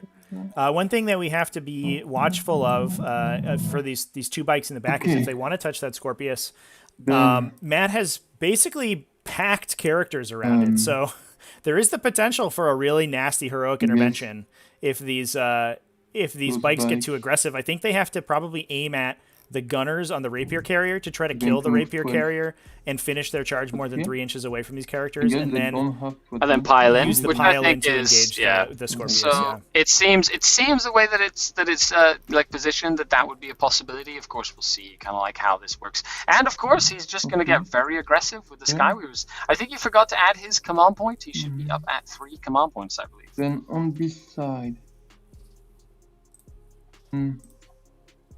the 5 troop inside is going to be Zomberg as well. Where are they? But with that, we're moving into bottom of turn 2 for the Harlequins. Go into this objective. Before we go too far, have we generated a CP at the start of the command phase? No, thanks. Good There catch, we go. Scary. Add it in. Good catch. No problem at all. That is no problem. that is not optional. So That is it's not not optional. something that we can say, oh, it's a missed trigger or something. You're actually required to generate a CP at the start of each turn. You get your CP. That also means that the Skyweavers could potentially do a double attack into those intercessors again. And there's also a unit of players coming up to put some OBSEC onto objective number 4 and really stop the Space Marines from scoring any points. I wonder if maybe if those players can engage in a favorable position, those are such an absolutely brutal unit for an artillery battery to fight against, because they do have that stratagem to consolidate after you fall back from them. So they could, if they if they get up into those artillery, I mean, it just lives there. You know, well, that or they also have the stratagem where they can shoot if you fall back too. So, or is that just Dreaming Shadow? All I know is that there's some really cool shenanigans they can do. I'll be right back. Here they are going to stay. All right, chat. We're finally free of Scary. Thank goodness. But how are we feeling about this game so far, chat? It seems to me like the Space Marines, as Space Marines do, are going to be absolutely dominating the attrition battle. But the Eldar are fast enough to be playing this objective game pretty solidly, although they haven't quite gotten the huge lead that they need to. Part of that is this overrun objective being a little difficult to score for them. Measuring where he can go potentially. So he could go 3 inches like this.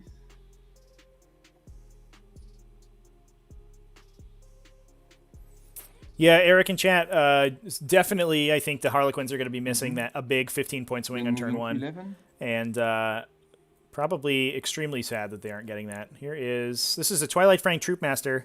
A little early to be committing a Twilight Fang. Unfortunately, this is only bottom of 2, so he's only going to get +2 attacks on that guy. But hopefully if he can knock out the Null Zone Librarian, he's going to be able to benefit from his invulnerable saves and gum up this artillery for a round. Okay. So here I'm done. Yes, and this transport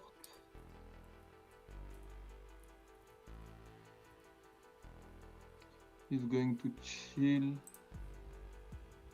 back.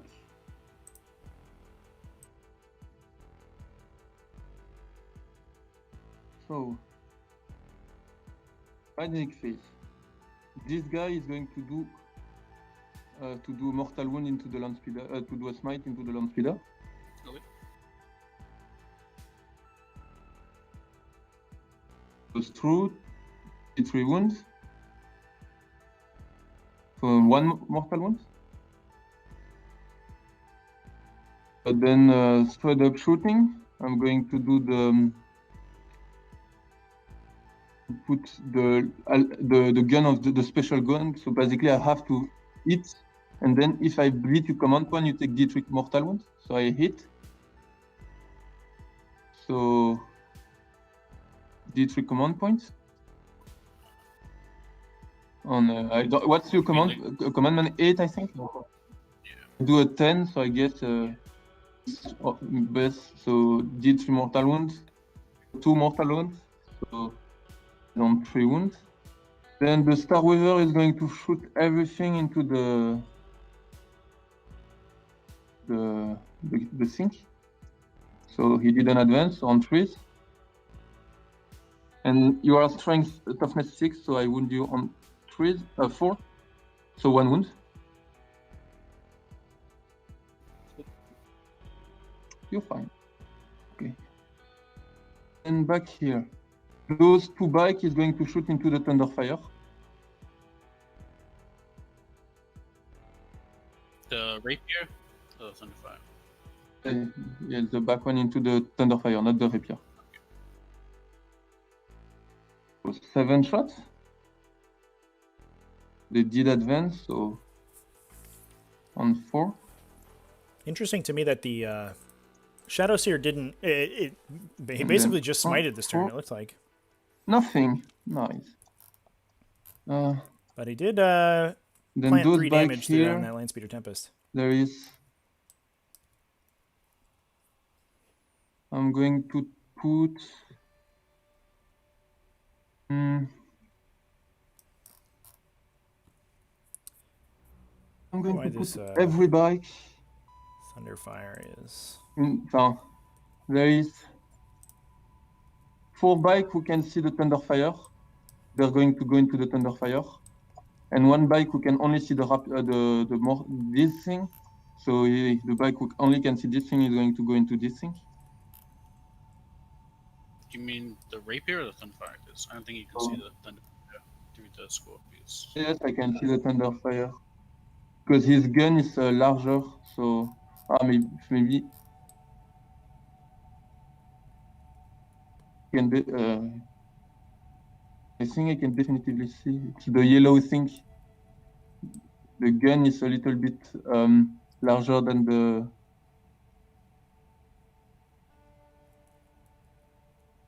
I think. Look, this thing from here. Can you see that thing here? Look. This is the craziest line of sight I think So, I've ever there is looked at. 4 bikes who can see. Given that the Maybe Trevi can confirm. I don't know. I have returned, mere mortals. And here we have it. Yeah, it looks as like we 4 move bikes into to shooting. me. That will see if essentially from their ponytails through the gap between the Scorpius turret and the Thunderfire. Okay, so 1 bike into the Whirlwind and 4 bike into the Thunderfire. Oh, you just missed a crazy line of sight call of these Skyweavers trying to draw a line of sight to the Thunderfire cannon, basically underneath the turret of the Scorpius. Is where they could see. Yeah, that makes sense. You know, Thunderfires are a lot bigger than you might think. They are large. You know, they are beefy. they're quite big. You know, considering that with and of course anybody who's out there who's going to be playing on Tabletop Simulator, things like line of sight and the size of models and things is very relative because a lot of the models aren't exactly the right dimensions in a lot of situations. Yeah, they're made more artistic. So yeah. We had to resize a couple models in the last game to make sure that their base sizes were correct. And I was telling the players that I've been playing Emperor's Children recently, and the Lucius the Eternal on TTS is based on a 32mm base. But according to the Games Workshop website, Lucius the Eternal is on a 25. And so when you scale him correctly so his base size is the right size, he's about half the size of a normal Space Marine. Yeah, makes sense. I noticed that when I was playing with my Raiders, like Dark Eldar Raiders. Yeah. I had to downsize them 6 times to make them the right dimensions. And for the first 5 games, I was like, these Raiders do not seem right. And it just something just fell. And then I actually did the measurements, and I was like, they're way too big. Yeah. The same as Venoms. Venoms were 5 times too big as well. Yeah, and we've seen games on stream from Season 1 where we've played with Venoms that were probably the size of a Kabalite warrior.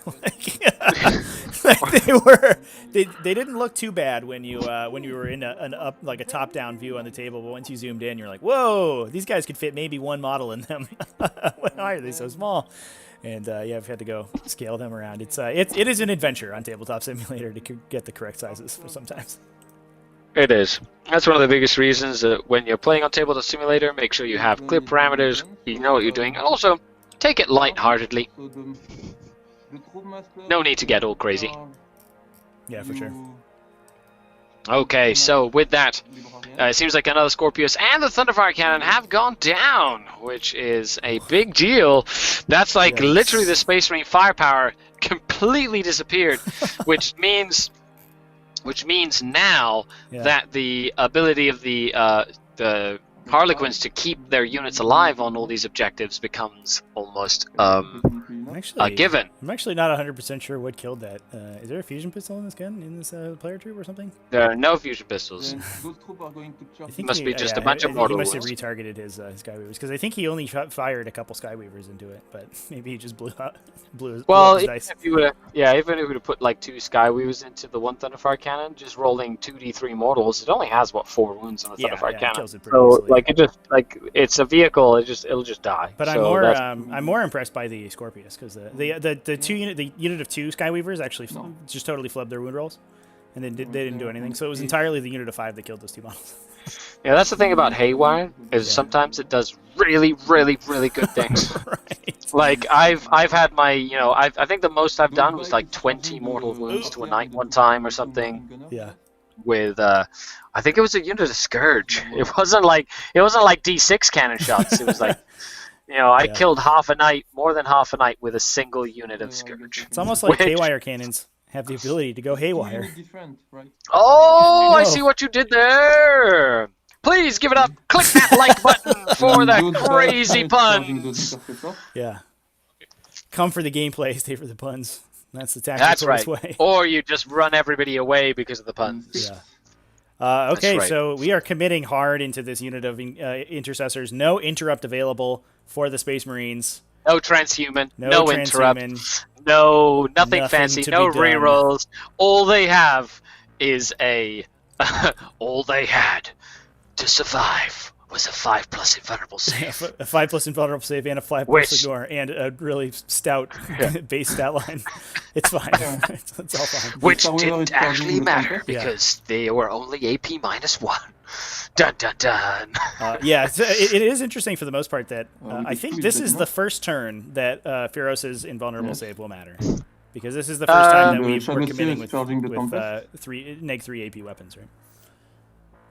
Neg A3 weapons from where? From the Twilight Fang on the Troop Master. Oh yeah. Okay. Oh, he's still alive. Where is he? where there's is the two, Troop there's Master? 2 Troop Masters. This one has bailed out of the Starweaver and charged directly into this To be library. honest, he's going to go He's like. about to cut yeah. his head off, theoretically. Oh, there we go. Well, I I guess did, that's the end of the considering turn. that, that's So there he first is. combat Look at that. There he is. He's a coming. Go with. He wants to get rid of that null zone because he knows that null zone He does. kills. Null zone kills the The Harlequins. two that is a style, brutal the two power. Starweaver is going A to tough go one to But with- cast, without- but man, if we with- get it off in this matchup, it could be the end of the game. Oh, So, yeah. That and Death With Hex, I attack? think, are two of the things that Harlequins and Prophets of Flesh style lists do not like seeing across the table from them whatsoever. Yeah, for sure. Fine. Yeah, And 100%. we don't score rerolling because Okay, let's go what back is to the Mind Grenade. There you go. So the Mind Yes. Grenade is All from of the that Shadow is Seer. cool. It's a hallucinogen grenade launcher. Yeah, it actually Does mortal wounds. It's planted pretty 2 good. wounds into Yeah, the that- land speeder up in the The up in Raptor 3. as well. Okay, that's nice. Well, With the, that's with the- fantastic. And the Yeah. Troop Shot Master got is right going to the to windshield. the Librarian Nice. tonight. The Land Speeder can't So we move, have 6 fall back attack and base. shoot, which basically allows the players on Objective 1 to survive retaliation from getting shot by an assault cannon, which is a smart play as well from the Harlequin player. Yeah, for sure. Don't have to kill something No, if you keeping can on just foot, make it shoot what you need it to shoot, And winning on or 3. just be able to Volley. ignore it for another turn. Okay, so Of course, the last of the out-of-line of sight shooting guns and the fire support base is now gone. -3. Yeah, that's a Chapter big. Master. I It's a guess big That's you have huge. a pin I point wonder because if, you're in range with of, that being the Ferox. case, we now see these So that's 10 these damage in Skyweavers total. continue to fall back 2 damage. Oh yes, behind the these L here Skyweavers. because there's nothing that can touch them. They're invincible. I would not be surprised if he uses the move after attacking to just move away and just keep them alive for the rest of the game. Like now that the Scorpiuses are gone, the Thunderfire is gone, and it's a matter of these Skyweavers just dominating the battlefield. Yeah. Yeah, they have to jump in and out and slowly whittle down these Primaris. The Librarian has also gone down. Oh, So we've yeah. killed It's Thunderfire Twilight again. for We've him. killed No, first the Scorpius. We've killed the dudes and the other gun. So he's also successfully denied grind them down yet again, hitting on 3. just Yeah. from that interaction. Brutal. Which I think winning we on called it. I think we With the called it volley. early. We said it could be a trap. early on in the game. For sure, especially going first, because the Harlequin player knows that he needs to send models into these these Thunderfire cannons, these Rapier crew, these random little units that you have in your army that you can use to deny those victory points. As well. Now he's also using this obscuring piece of terrain in that table quarter, right? As sort of like now, in order for that like Mortis Dreadnought to get out, has to move around, has to get out of position again, has to come back and shoot those Skyweavers. So the Eradicator's going to try, but no longer has null zone, so now he gets all his saves. Like the Harlequin just doing what Harlequins do and being annoying as all hell. So here we have the others, the Marines dying. So 2 at a time. That's 3 Primaris dead so far, which is pretty nuts. Not gonna lie. That's 4 Primaris dead out of the original 7. Okay, so 4 more Primaris go down out of that, and of course there goes the move. Like that's what I would. There's no point in sacrificing your unit if they're going to be invincible for the rest of the game. I know. Just makes them like there's nothing the Space Marine player can do there. Absolutely. Harlequins, the shenanigans they can pull. You're literally seeing a textbook case of how the Harlequins player or how a Harlequins army can systematically destroy the cohesion of a Space Marine army, even if the Space Marine army outshoots them, outcombats them, out everything's them. And using the tools at their advantage to just totally pull the Space Marines out of commission. Absolutely, yeah, you're totally right about that. I think this might be a matchup that you would initially maybe call against the Harlequins, because the damage output of that Imperial Fist attachment is so extreme. And all Harlequins want to do is jump in and out of cover, and having a bunch of indirect fire is the way that you deal with that. But there's such a nightmare for heavy vehicles, for these units that really want to be just shooting at you all day. It's so difficult to play against these Harlequins that are so fast, they're so agile, they can get anywhere they need to, and in the hands of a good player will absolutely outmaneuver you. And just like you said, that's what we're seeing here. This is like a Harlequin masterclass coming out of Liam.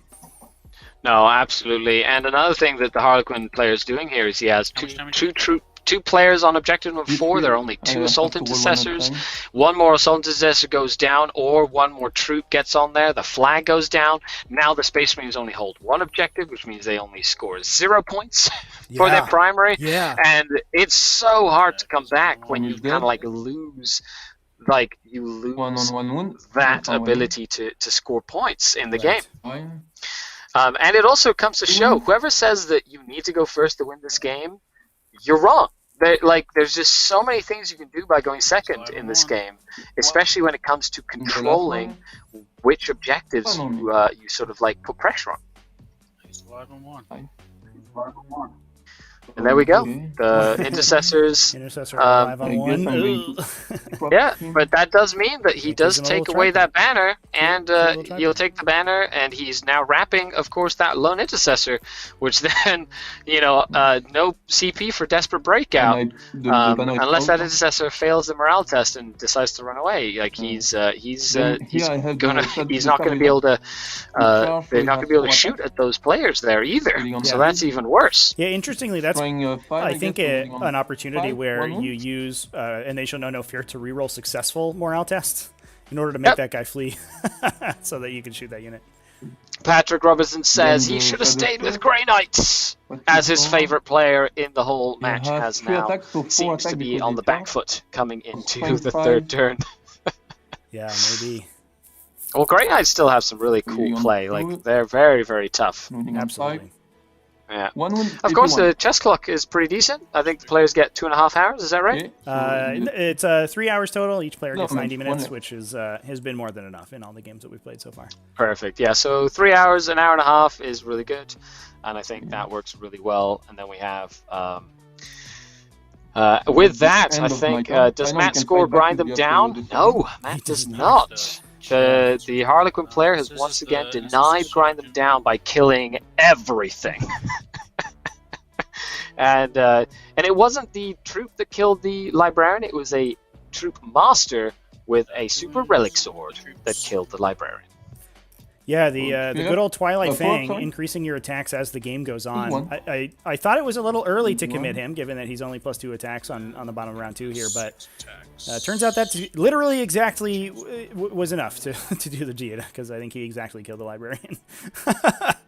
But So- that is a powerful multi-damage weapon Mhm. on a model with 1 billion attacks that rerolls its own wounds is sick.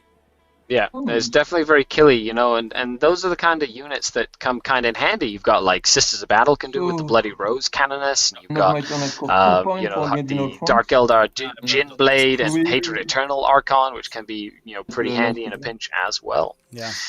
Tom says the game is dead in the water, no coming back from this. Says Tom. Yeah, it's, you know, of course, Tom being on I team, scored 3 more points, 10 being on the points, Belgian 10 team, points for and you know, basically down. looking at his teammate here, you know, I guess that's judging his teammate, you making go. sure that that his teammate doesn't make any mistakes, and chastising him after the game Nothing. with what he could have done better.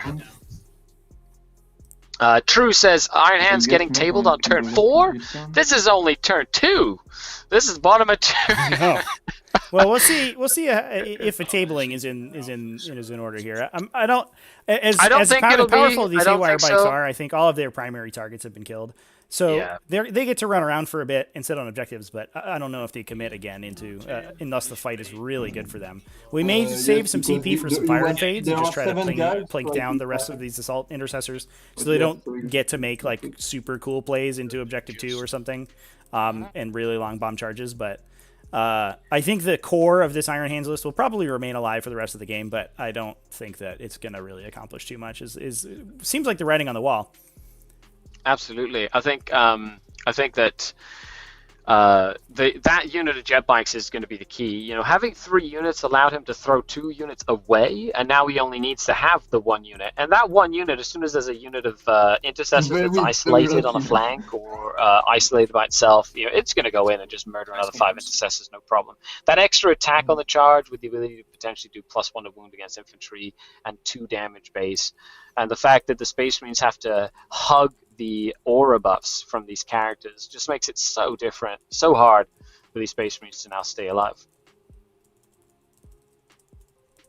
Arvor says, so who exactly said Xenos were dead in 9th?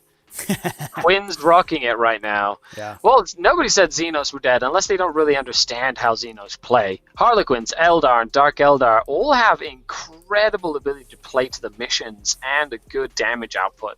And when you're playing to the mission and have good damage output with decent terrain on the table, you know, Xenos armies are very hard to pin down and kill. Absolutely. Yeah, Eldari, I think everyone threw up their hands when the 9th edition points changes came out.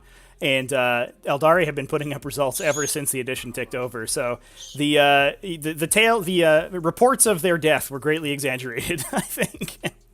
100%. You know, it's one of the things that, you know, I always find when there's changes in the game, you just have to chill out, relax, and play the game a couple of times before you make judgment calls on that sort of thing as well. Luke says, I think one of the announcers might be biased towards Dark Eldar. That must be you, because I don't know where he was getting that. I apologize. Yeah. I am Absolutely. a big Dark Eldar fanboy. I really like the Drakery. Is that what they're called? The Drukari? The Yeah. Strawberry Yeah, I Drakery. think you got it right. Um, Yes, Strawberry Drackery. You know, those guys with the spikes and stuff. The Chaos Eldar. You know, those ones. Those are my favorite. Chaos Eldar. Which is funny because originally they were on the Chaos side, like in the Eye of Terror campaigns and stuff like that. But we've known now that they don't like Slanesh very much, or Chaos in general. They're like, they just do their own thing. Ethan says, you know, so yeah, exactly. They're terrifying. Terrifying. That's actually one of the most. Emperor's Children, Chaos Space Marines, Noise Marines are one of the most terrifying units that I find. It's just terrifying. Oh, I love them. They're so fun to play. I'm all in on Emperor's Children right now. Ethan says, Xenos or not, taking the first turn is top meta pick. Disagree. Absolutely disagree. They did not take the first turn. Surprise. Yeah. The Shocking. Xenos in this case took second turn, weathered an entire turn of Imperial Fists artillery barrage shooting, a la pseudo ITC, Frontline Gaming, LVO, Manny, Chima list, and survived, and then came back and is now top of turn 3, and the Iron Hands are in a bit of a pickle. This is definitely a 9th edition ITC list for sure. yeah, exactly. And Nick Bro says, "Yeah, I don't want to play Harleys." ... Uh-oh. Ruh-roh. Well, Nick, that might be your day tomorrow there, buddy. We'll see how the rest of this game so you better be putting attention here, Nick, because you're going to have to be putting attention to this and what they can do. Yeah. Well, I should have been paying more attention to that first turn then, said Ethan. Yes, you should have. Yeah. That first turn I think the Harlequins did very well reacting. Right. Yeah, and forcing the Space Marine player on the defensive. Definitely, it takes a unique player to lose 5 Skyweaver jet bikes on the top of one with like no recourse, and then just remain calm and come back swinging, and really not only 5, it was like 5 jet bikes and 10 troop players, right? It was like an immense amount of damage from the indirect fire. And they're like, no worries, I'm just going to kill all that immediately. That's the thing, when you're playing Xenos, you have to remember that your armies are going to die. Like, everything in your army is going to die. And Tom does say easy is Drazar, Rax, and Scourge. Those are the best things ever, of course, and Hellions are even better than all those combined. Take my word for it, Tom. I'm gonna give, that's why you're painting Hellions, right? That's right. I'm painting Hellions. Top meta, Hellion meta coming strong. I did vow to win a big event with Hellions in my list, and that is going to be something I do. So, you heard it here. Can they jump in? Yeah, they can with CP. They can with CP. Oh no. Yeah, they don't have it built in. Sad face. I gave away 15 last year. They have to webway in, but they fly. They do. They fly. They can fall back and charge though. So they got like good. that built in. Yeah, it's pretty snazzy. And you know what they killed dead? They killed Nurglings dead. Like, they killed Nurglings real dead. Yeah, that's good. To be honest, it's a good place to be in the meta right now. Oh yes, they kill Nurglings and they kill Reaper Swarms and they kill Scarabases.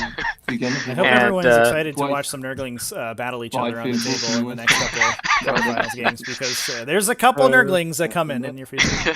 A couple? You mean 1 or 50 2 bases worth? Yeah. No less than 45 Nurglings. My favorite Chaos Eldar unit is the Birdlings and the weird dude who follows them around. You mean the Beast Pack Master and Razorwing Flops, yes. They are the best, especially with the Incarn. Yeah, the Eldar Raptors, right? That's what they're called? That's right. The Chaos Eldar Raptors? That's right. That's how it works. Cameron says you're going to confuse the noobs with talons. That dog. Yes, Cameron, I am going to confuse everybody who doesn't know about Dark Eldar. Which is something people get really upset about sometimes, is the fact that the newer players use units that I randomly use in battle reports, and they're like, I'm going to try Hellions, and then they go and spend money on Hellions, and Hellions are terrible. Oh, no. But let's just say that I'm not responsible for people's choices. Yeah, you just need a do not try this at home. Yeah.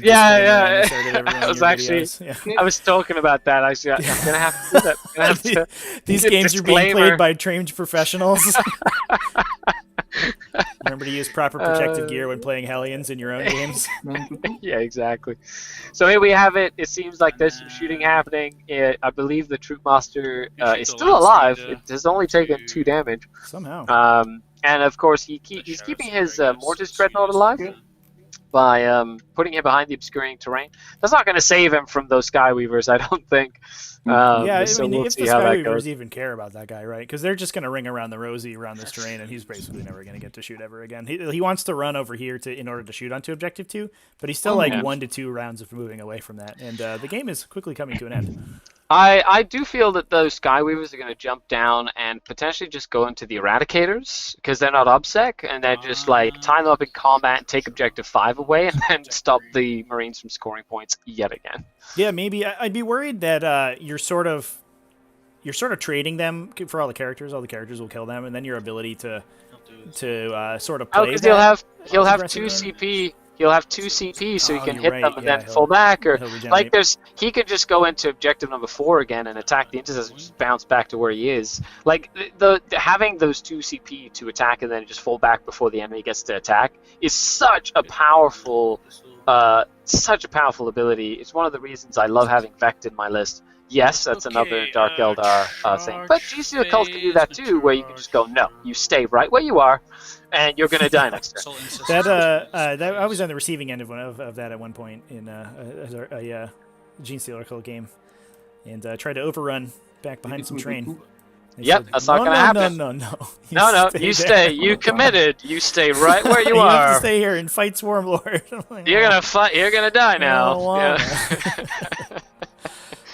Yeah, but Luke does have it. The 2 CP hit and run is amazing as well. Now, I'm very excited about the single codex for Space Marines, because I play a lot of team events like the WTC, the ATC, and having Marines be a single book means that there's only going to be 1 Marine player per team, which I think will allow, which will really help. Like, it'll make it a lot harder to make some good dynamic teams where you only get 1 army to be stupid broken, right? And then you can then you can like have to mix it around with other stuff. You only get 1 army to be broken, and then you can also bring a Space Marine army. Yeah, exactly.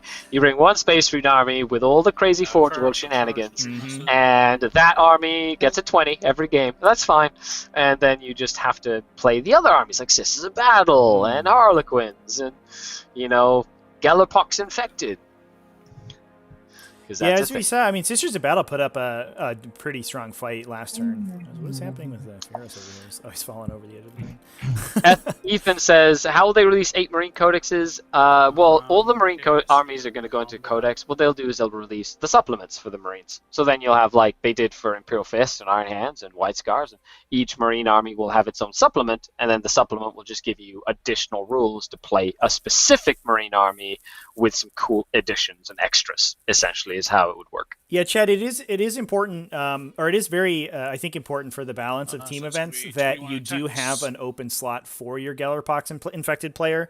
It's also important to have a slot open for your unaligned faction, your Aeronautica Imperialis. Amble. Absolutely. Hey, by the way, I did build a competitive list with the 2 little the Amble swarm things that could burrow and stuff, because they got me like recon points. This is back before mono faction was important. And they're like, that was a terrible roll. Did we just see that roll there? Yeah, sure. I think he rolled terribly. That was 12 dice, and 10 of them were 1s and 2s. Oh, He's trying to kill players with chainswords. He can't do it. It's too hard. That is very true. Yikes. Boreworms, there you go, Tom Adriani. Boreworms for the win. I did play with Boreworms for a long time. They did help me win quite a few games. That was definitely a big whiff by the Primaris Intercessors. So, but, even then, even if half the attacks hit, like, Harlequin troops are not exactly the most durable of troops. Like, they only have 1 wound and they're T3. So, it's not exactly... You can, I mean, he's spending his CP! Nice. What is he spending his CP on? What is he... Why did he spend his CP? Is he rerolling on his... he was trying to keep his Troopmaster alive from that was... Honestly, I feel that was just... that was a bad use of a CP. Like, now he can't bounce his Skyweavers back and forth, right? He can't bounce his Skyweavers. That's going to be a big deal. I mean, if that Troopmaster stays alive, it's such a blowout, though. Maybe it's you getting a little greedy. He's like, well, if this guy stays alive and just wipes out this Assault Intercessor unit, I win the game. So we'll try for that. Yeah, I guess that does make sense, because it would be 3 attacks extra now. I believe. Guess it's my turn now. And he got charged to get the extra attack on top of that. So that's pretty snazzy, not gonna lie. Well, I think that was the last swing that the Space Marines had. So if the Troopmaster survived that, not only is he in a position to engage a lot of this stuff for another turn, but also he can kill this object unit. So that's 8 attack? With the Twilight Fang. Yeah, who are these going into, sorry? That would be... Absolutely. The big thing about unaligned, though, is that in a competitive play, you can no longer take the auxiliary support detachment, which Landing on means 3. you'd have to have an unaligned Landing HQ on and 4 an without unaligned reroll. like elite and an unaligned troop. If you wanted to True. take unaligned, you'd have to make a Minus- patrol or a detachment like that that Minus 1. relies on that sort of thing. So 24. not something you can do in tournament play And how much really damage? Oh, effectively. that's true. They don't have any HQs. Ah, Yeah, D3. so my, so that's my dreams that's of being like the best unaligned player on the ITC has been has been ruined. dashed. Has been Terrible. dashed. This Yeah, game that's sucks. Can we do Spindle a drones and a little Zote. break Is on the my Zote time? unaligned? Just Is he 5 HQ? minutes. I have 'Cause to if do he something, is, but then I you No, will can be he's, back. he's an Totally. elite's option. Yeah, the Is he? archivist, yeah, Well, unfortunately. aren't those okay? So he's an elite, the archivist. I actually have him built and ready to be painted, which is going to be exciting to paint that little Yeah, guy. we did a whole video talking about the archivist and all his fun fluff. I will say though, your was it the Tactical Tortoise faction focus rankings? Mm-hmm. You really talked well and highly about the Drukhari. Yeah, put them at the bottom. Yeah, I will say, many of those rankings are patently incorrect, but I'm still not convinced that that's true of the Drukhari ranking. So I'm sorry, Scott. I'm gonna have to win another major to show it when off. you win with them. Yeah. Yeah. I just get more and more. Yeah. That's fine. You just take a selfie with your trophy, and just tag me. Yeah, Eat that's your heart true. out, Tactical Tortoise. You fucking idiot. Yeah, who's having their cake now, huh? Huh? So no, definitely. Well, of course, without the ability to really participate in large tournaments, it's hard to practice against like in multiple events. But I do think the Dark Eldar play the missions really well. They just do. If you make a mistake, you lose. That's just how that works. Well, tell you, Skari, later on this fall, we're going to be running an online GT for T5S2. And, So I kill the guys, right? Maybe Is that an maybe you can come invitation? win. Is that an invitation? Absolutely. Is that an invitation? Yeah, Oh I my mean, buddy. goodness. Okay, can I gotta win. comment Very and sorry for can the screen. I live cast my own game? I think that'd be Absolutely. really You fun. can live cast Yeah? other games for sure. I failed it. For sure. Awesome. Ethan says Dark Eldar No, it's souped or not -1 to unsouped? hit. It's Well, it only depends. I -1 do to like wound. chili, but I also like So I chicken hit soup. 2 times. What? Oh, you're talking about like monofaction. Yes, Yeah. monofaction is the way I play Dark Eldar. And I play witches. Yeah. Didn't you hear the whole Harlequin? The whole Hellions thing. Like I'm serious. Yeah, how good Hellions are. He's Yeah. going to fight Yeah, That's after the why. balance That's leader. why Drukhari was rated too low. Is because we forgot that Hellions were in that faction. Oh, he has Absolutely. 3 attack on him. Hellions would have dealt with this Tempest long ago. We just killed it already. Yeah, as opposed to the I lone don't Star know if Weaver he's attacking it. hitting on That's the right. And Cameron says you put Nids too high on that ranking video. I definitely did put Nids too Five. high. I will admit that. 2 wounds. I am biased. To be honest, for I Nids. think Tyranids and Genesteal Cult have some of the strongest builds for this edition. Like I when you think play, they're okay. They're not. it We'll depends see. what you play though. If you're playing 15 Zoanthropes and nine of these So I was built 2 guys these on those Ridge guys, so I Runners, cannot like that tell is a them more. crazy heavy like forces of the hive mind list when you think about it. So I guess Yeah, for sure. I think the Ridge Runners, This is my unfortunately, turn, are a little bit too squishy. Oh. They usually, beginning of the all 9 turn. of them usually only sit around for about 2 Score turns 15 these points. days. No, But I do. I mean, there are lists Oh, and yeah. builds that are viable. The problem is once you Yeah, hit the top, content. sort of the top tier of stuff, Nids don't have really is 2 compete more like points against the for- salamanders and that then style no. of list. The damage output is just too efficient, and they cut through all of the Nids' most resilient Sure, stuff too 6. quickly. I think, but I don't think they're unplayable. I think they're pretty mid level. Yeah, they're definitely like you go to a Good tournament player and a going good to player move can there. go, Yeah. 3-2, 4-1 for sure. Right, like Really if you flip, played well, 100%. right? Yeah, which means that it's just a the couple of Master rolls is here going and a to go couple of there. rolls there, or a couple of Yeah. good strategic decisions, a couple of mistakes to win that event. this You know what I mean? transport Like is going to there 15 are here. options. Yeah, get some good good matchups. news. You don't Nids have will- anything who Nids should will out crush. Yeah. of the side. So now. here we have it, of course. The So the that's fine. Harlequins getting their the other 15 points for quarter primary, here. which is a huge, Boom. massive change. And he's definitely making sure that his Star Weaver Good is in there there. for the engage on all fronts again, just making sure he can get those points. Yes, I guess Um, have to go I there. Luke think it looks McCarthy- like Go out of the table. Marines were able to grab all the And then objectives on goes their end, back so it looks here. like we're only at 10 for the Harlequins right now, just 3 He's versus 3 going for to the move. Yeah, that those makes sense. primaries. So 10 points, but that's still a big difference, For sure. you know, and it's could move definitely the Harlequins 16. game to lose at the moment, so we'll see how the Harlequin player just keeps the pressure on and Charge. stays relevant. Because Marines is still dangerous. Like 5 Primaris Marines are They're very going to nasty. Like this. They Yeah, kill absolutely. a lot of things. Basically. For sure. Luke says that me and Helions is Um, like Naden and Morgan Ra. I have to lose a I bet to scored 2 even points get for my into the banner list. sync at the beginning of the Well, we'll see. I'm going to do, sort of one banner vowed to put here. at least 1 unit Helions in my competitive lists And score from and, now on. then, I'm So going you'll to see. shoot I'll the be Star developing Weaver that into triple those patrol, because why not? triple faction Dark Eldar list. So you Oh, no, just attends, watch. sorry. You know, and Those I've got a bikes, to GT be to win. honest, A need tactical to- tortoise tyrannical GT. They're going to move. It's a terrific they're tournament. going It's to TT. Yeah, the TT, the TT, the tactical tortoise Yeah. terrific tournament. Which Tantalization, Yeah. or whatever you want to call it. No. I love it. Of course, now, Going to- you know, the Harlequins So can if just you want play to the get for the range charge, game it's going to and be literally prevent the Space Marines from killing anything at 10 all. in charge. And by doing that, they deny the Space Marines any secondary points from killing whatsoever from now on. Looks like this Star Weaver might be here. moving up to grab engage in all fronts. I think it might Yep. have to No way nudge you can forward see a little through, bit so to yes. do that. I don't know if I think they And measured then, it. I think so they're right basically in. The Star Weaver yeah. is shooting into the Or yeah, there. he's basically exactly across the line. Yeah. the Scary Primaris, so TTTTTTGT. Yes. four with the Yeah. advance, I It guess. reminds me of the And acronym then of the first major I won. That freeze. was the Two Sudbury, seconds. the ITC Sudbury GT. Oh, the Basement Collective ITC GT. So it was TB, No, TBCT, if you're not ITC in color, you GT, have It's or the whatever it alphabet, was. the alphabet Guys, soup you're not in color. competition. I guess Yeah. that's my End of But my great turn, game. I I scored mean, 3 great points tournament, of for, course. The guys at engage the the old front.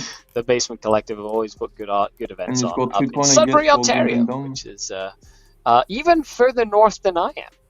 So we do have points on the board for the Space Marines and He's grind them down, down. so you given score that the 10 Harlequins points didn't as kill well. anything that turn. Well, it is the bottom of the turn. Yeah, that was So- the Harlequins just moved and then ended their turn. Oh. They didn't do anything. They did nothing. So Yeah, he's basically just sitting there. He's got such a Banner, high maybe? point lead that the Space Marines need to do something. And he's going to have to get off of the objectives. And by the time he gets off the objectives, those bikes are going to come in and mop up everything that's on the objectives. Which, Yeah, for sure. yeah, which means that then if the Space Marine player can't kill anything, he doesn't get any more points for... Like, he could just literally just sit there and do nothing for 2 more turns. Right. This is turn 4 now, right? So he can just take his foot off the gas and hide. Yeah, I think this is the phase where the Harlequins maybe they aim for a 15-point turn, maybe next turn, and then that's it. They're good. They're already 10 points up on victory points, and it's going to be hard to get past. The Iron Hands still have the opportunity to grind them down a couple of times because there's still a Harlequin troop in the bottom right corner here. And then there's also the Star Weaver. So they could pick those up and maybe, honestly, maybe they just leave the Harlequin troop alive. and, hope they can kill it next turn. Because I don't know if the Harlequins are going to be pushing out to kill anything this turn. Yeah, well, this is a turn where, somebody who's not like a newer player might really want to try and put their pedal to the metal and be like, I'm going to try and charge you and solidify the win. But a lot of the times, turn 3, turn 4, you're going to look at the scorecard and go, do I even need to commit anything else, or can I just sit here and win the game, right? So when it comes to that, you don't have to be overly aggressive, and that's a very, very important skill set to have when it comes to the game. Yeah, absolutely. Yeah, it's too often players get too bloodthirsty and go to just kill their opponent and end up throwing it away, and that is a mark of a really good player, is when it's time to just take a chill pill, hang out for a bit, knock back a cold one with the boys on objective 1 behind a piece of obscuring terrain. And to be honest, it took me the first time I went to the WTC in 2018. It was my first sort of chance to be on GT. the ETC, the ETC GT TT CT. Yeah. And I was like a rookie, player at international level. And playing 6 games against players at the ETC, now the WTC, the level of gameplay at international level is like more than you can ever imagine. Like, it is crazy how much effort and how much dedication teams like that you've never heard of, some of these countries Right. that come to, like, you know, and they're like, they take it like a sporting event. You're representing your country, you're going to play your best. And one of the key things at the event is you literally just hide like a bitch. You just literally just hide in a corner and don't give up points, especially if you're going to lose the game. And you have, because it's for the team, it's not about like personal glory. You're not like trying to like run up and kill as much stuff as you can. Like, you just want to get as many points as you can, and that's sort of like built in to the way you play. And after I came back from the WTC, I put a lot of those concepts into me playing the game at that level. And the week after the ETC, I won the Capital City Bloodbath, which is like a 100-person major, and then I went to the LVO later that year, and I did go 4-2. However, you know, I came in like 24th globally for the ITC, and it was all thanks to me applying a lot of those concepts, which is when you don't need to get aggressive, don't get aggressive. Just sit back, relax, and just enjoy the win. That sort of thing, right? Absolutely. And speaking of sitting back and not being aggressive, Reese Edwards in chat talking about the power of Imperial Fist Artillery. If only the Space Marine player had some Imperial Fist Artillery in this list. Yeah, you know what? I think if he would have made his list with that in mind, then this would be a better list. Right? Or maybe some Paladins with Astrolabe, man. I don't know. Oh, Paladins with Astrolabe, like, yeah, definitely. Yeah, you can definitely hide them, right? And shoot stuff out of line of sight. Yeah. And really shoot things. Yeah, I think that's how that works. I mean, in fairness, excellent target priority from the Eldari, and I think excellent use of the map as well, knowing that there is an angle at which he can apply all of his haywire to all of the Imperial Fist Artillery. Maybe even an argument to be made to split the artillery in a couple different places, so the Eldari can't just dump every single jet bike right here and kill all of the Scorpii. Well, I think like in terms of deployment, I think that's true. I think spreading it out a little more would have been better. It makes it harder for the Harlequins to sort of focus their entire strength, because the Space Marine player deployed first, he had to commit to where his artillery was, and then of course the Harlequin player was able to very much, you know, focus all of his anti-tank on a section where he knew that his anti-tank would be useful. Yep. I think that it goes back to the drawing board. I think the Space Marine player could have used especially some extra mobility. I think just like, you know, just taking less assault intercessors, but putting some of them in like impulsors to just be able to move up on the table and put pressure on your opponent's army. I think that's super important in this edition. You need something that can kind of put pressure on your opponent's sort of base of operations. If not, you get what happened right here, which is you get pinned into your zone, and later in the game you just don't have enough time to move up onto the table. Like, you can't move 100%. Forward and do something because there's just you have no more turns left. Yeah, that's, I think, something that the community is still kind of wrapping their head around, is this 5-round cap in 9th edition. And honestly, this is a mistake that I make, sort of still playing with the cadence of an 8th edition game in mind when you have a full round less to do everything you need to. So if you're not immediately schlepping across the table, you're gonna have a tough time when it comes to round 5. Yeah, exactly, right? So here we have it. You know, another thing is, even when you're playing giant blocks of Space Marines, I think 5 Space Marines is the most efficient way of running them, simply for the coherency more than anything, especially when you're trying to string back and get bubbles and things like that. Yeah. You know, so and impulsors just really help with that as well. So do you think that Matt maybe should have combat squatted all 3 units of assault intercessors? Against Harlequins, I would have, simply because Harlequins have the ability to kill 10 Space Marines. But if you stagger the 5-5-5-5-5, what happens is they go and kill 5, but then you have the other 5 still good to go and fight. And it's sort of like your allocation of attacks is less efficient. Exactly, and you can kind of spread them out a little better. And considering there's so many objectives on the board, like 5 Space Marines will kill a bunch of Harlequins, right? So you don't really need the 10. You can just have them all in smaller units. Here, I'm just gonna shoot the... Well, Skyweaver dead, of course. I think the Eradicators the last cannon made quick work of that guy. So that's about right. Yeah, there you go. That's why that guy's in the list. He's excited to get to shoot something. What? Yay. He is. He's like, I finally am useful. I think he killed the other ones with. Was there a null zone present the last time he shot? And I think that's why those bikers just died so quickly. Yeah, between him and the Eradicators, the bikers just vaporized. Yeah, makes sense. The null zone was course. unfortunately dead at that point because that guy got scalped out by that Twilight Fang. Yeah. And of course, the Harlequins have bottom of the turn here as well, so we'll definitely. We'll see how many points the Harlequins can get as they go now into getting their 10 points for primary. Yeah, so they do have 2 kills. If the Harlequins want to deny that, grind them down, they're going to have to kill 2 things. I'm not sure it's going to make a big difference at this point with a 20-point lead. Yep, and there you go. You've got the Harlequin jet bikes moving up over here, focusing on that objective. And then you've got the Shadow Seer close by that can put a bunch of mortal wounds into the unit.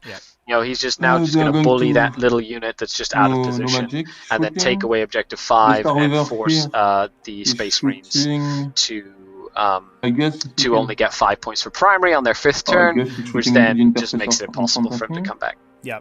The tragedy there is that they'll also break the banner on objective 6. First, I have which will never be re-raised. That is, it's going to be curtains for that banner, I think. 6 shots. I 100% agree as well. Plus, that one intercessor unit is out of all the bubbles, which means that there's no feel no pain bubble. There's no vulnerable save bubble. There's no bubble. Ethan in chat, can you imagine if the Iron Hands player hadn't totally forgotten about his 46 Nurglings? Oh, he didn't even have one in his list. You know what? I think he could have done with some. He could have done with some for sure. Harlequins missed the +1 CP again. So I think that's something. Yeah, I think he's excited about winning already. Yeah, he's just doing his stuff. We probably should tell him though, because that will make a difference when he wants to kill those intercessors. Here, we'll just do this. This will be a nice surprise for him. I'll just get a CP. Oh no, I can't. Okay. You can't. You're an observer. You can't fend that. I'm a game master, sir. I can do what I want. The transport is charging the intercessor. I can flip this goddamn table if I want. You can actually. Just don't do it. Don't do it. If you're gonna do it, at least save the game before you. Sorry, guys. We're gonna have to play your invitational elimination stage game from an autosave. You just have to guess at what the game state was when we come back in. Yeah, absolutely.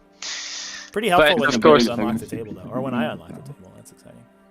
That is definitely very helpful. I've only ever done it because I'm clicking on something like the menu, and I click flip by accident because it's right next to the menu option. It's like, why? Who put this here?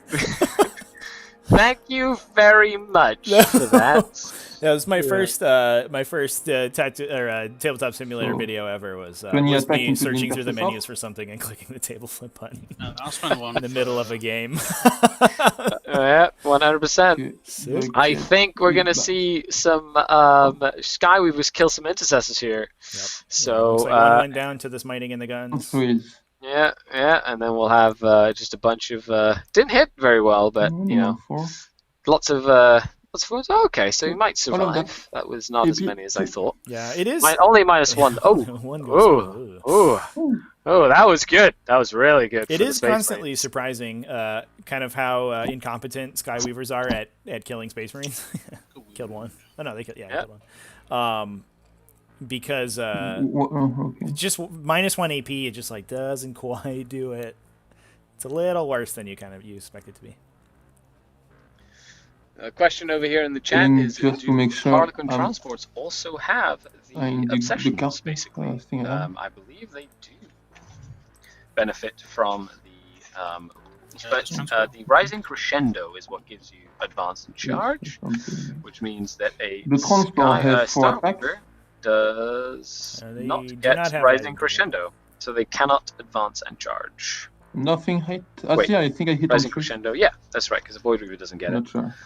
Yep, so that is a infantry thing. That is not a Star Weaver thing. Doesn't matter really. I don't know if because that's because I don't think that Star Weaver charged the intercessors. Did he? Star Weaver advanced and charged, he said. So that's just not something that could have happened. You can fight back. Swinging Did over. the Star Weaver on objective 4 did that charge this turn? Yes. It also advanced, right? So he cannot advance and charge. Yeah, it went 22. Yeah, it's the 22. Rising Crescendo ability gives him advance and charge, right? But I don't think the vehicles have it. Oh, my bad. No, they don't. So There we he go. will be just Perfect, here perfect. out of the objective. Okay, good. Thanks. Good catch there, Mate. Chat, Very good sorry call. for Good call. Keeping- Thank you. keeping these players.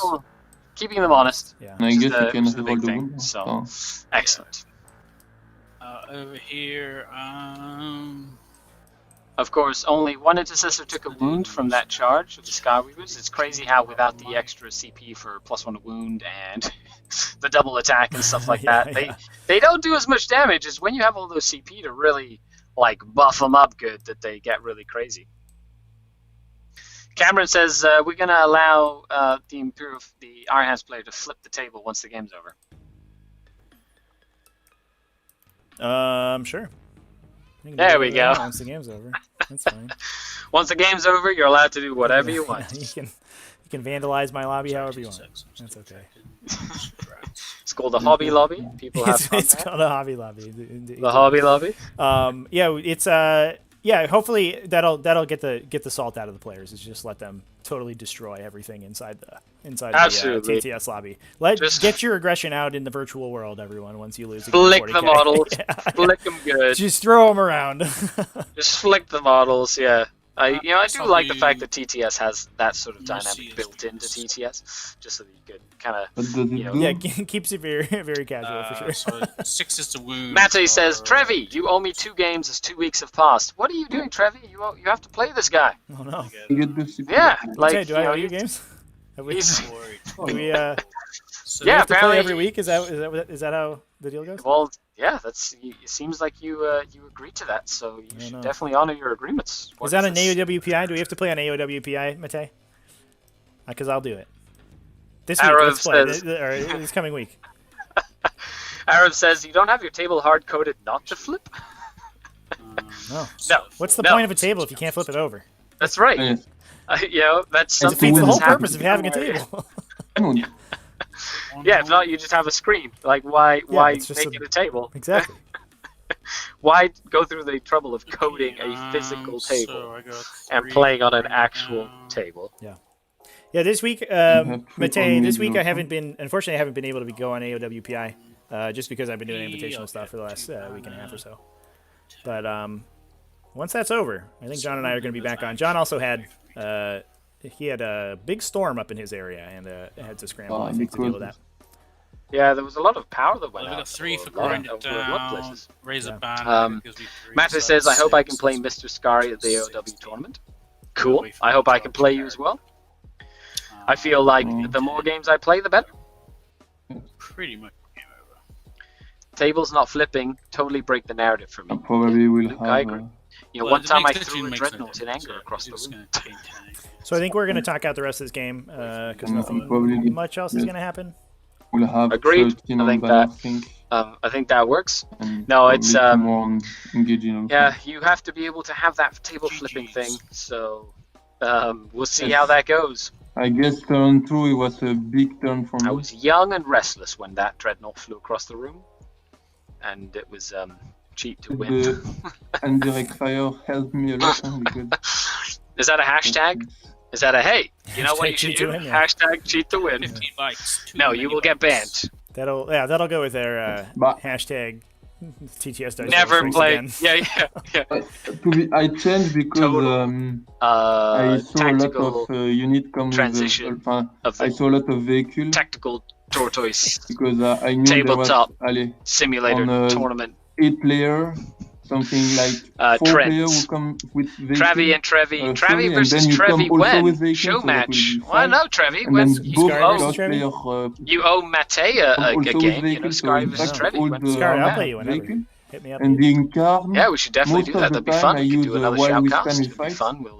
We'll just And I found that play a that crusade is a game. How about little that? bit expensive to pay It'll be power level. 290 points. Sick. So basically, That's what I've you always wanted to do. we're going to play play a my very small deployment power zone level all the game. game. Yeah, To give me 25 that power 5 level points. each. Perfect. On So like a instead, small I'd table. go for Yeah, we'll play a solitaire. crusade. It'll be great fun. Not against you, but against most matchups. Do the same Totally thing, on basically. brand for the tactical tortoise, right? Absolutely. So the players are talking things out right now, so we'll send it over to them. Yeah. To, Yeah, do the wrap-up. absolutely. Let's do that as Good well. game, And if anybody has any questions for the players in the chat, hit us Yeah, up. good game. Okay, I'm gonna join in on the Tracking. Discord, Sweet. and I'll talk to you then. Comments, questions. Yeah, thanks for the game, guys. The chat has decreed that Matt, you forgot to pay off the dice roller, so that is what happened there. Apparently. You have to heat that dice roller up. You have to throw like 400 or 500 dice rolls through it to prime it up there. Not the number generator just goes crazy. That bike killing one for win. It was. It's like a tough matchup I was not anyway. expecting that. That was that one bike that shot it, that killed it. Yeah, one bike and you Yeah. put like 4. Oh 5, my 6. goodness. Yeah, Is that on the Thunderfire cannon then, eh? No, on the Oh, on the one Scorpions. bike crazy. Oh, on the Scorpions. Okay. Oh, Yeah, that's one nuts. bike killed That the is- Scorpions. Yeah, I remember That- he targeted them, and I looked away and I looked back, and there was a dead Scorpioness. I was like, oh, he must have put 2 or 3 into that Scorpius. Nope, but I it guess was not. apparently. The idea it was to chip away and to send the troop master into it to finish. Mhm. That was the basic idea, Yeah, and to hold them in combat. But right. Yeah, you don't Sometimes- need it if it's just dead though. So there you go. Yes. Well, I will say that Tom Adriani from Team Belgium was watching and very excited to see a teammate do well. So yeah. you have escaped his scornful look next time you run into him. But in that, it was a good game. It was really fun to watch. I felt, Matt, that your Iron Hands sort of got pinned into place there. Yeah. Kind of just. To be honest, on this mission, you don't want to extend too much, because you already have your objective we in just the sold 3 game. game, and I just had to hold on to 3 and then try and get the secondaries. But it's like it's a tough match. Yes. Like Harlequins do good in domination, so. Yeah, To be Harlequins. honest, it's not a good match for me either, because all the non-liner the Scorpius and Thunderfire and so is bad for me. First turn you kill something like 500 points of my army, so it was a little bit painful. Yeah, that's what Iron Hands artillery will definitely do. That when you came in on to Objective 6 with that troop unit and were able to basically wipe out that entire squad, that was a big change at the pace of the game there, we found. Yes, because but he come back with the I made a mistake. I should put the 5 troop also Or just the on Skyweaver, connected yeah. to make sure I have this 15 point at the end of the next turn. But I guess it's well played for me. Yeah, like That's these good. groups die to a Rapier, so I had to waste like a Thunderfire picking these guys up, and then. To be honest, you made Really, like, also a mistake. Shim with the teams back. You shouldn't kill the troop or the one of the things, so you can charge it to take the objective back one turn ahead. So with I thought the about 5 it, but it interceptors. doesn't be like a 9-inch charge or like a 10-inch charge, because I advanced to get to like here. Yeah, So you advanced, okay. yeah. 3 inches back, it was going to be like a 10-inch charge and I had no CP, so I was like, I'm not making that charge. Yeah. So I just got the kill for grind it down to try and get the points there. Yeah. So yeah, that's why I didn't go for the charge, because it's like if I Yeah. basically gamble on the charge, then it means he would score 15 that round Yeah. anyway. So I had to just Yeah. kill him to try and get the grind it down. So Yeah, no, it makes sense. I find. Do you miss your Grey Knights after playing that? like the trouble is with like Grey Knights, so I take second, I park behind here behind these L's, and then I just don't move the whole game.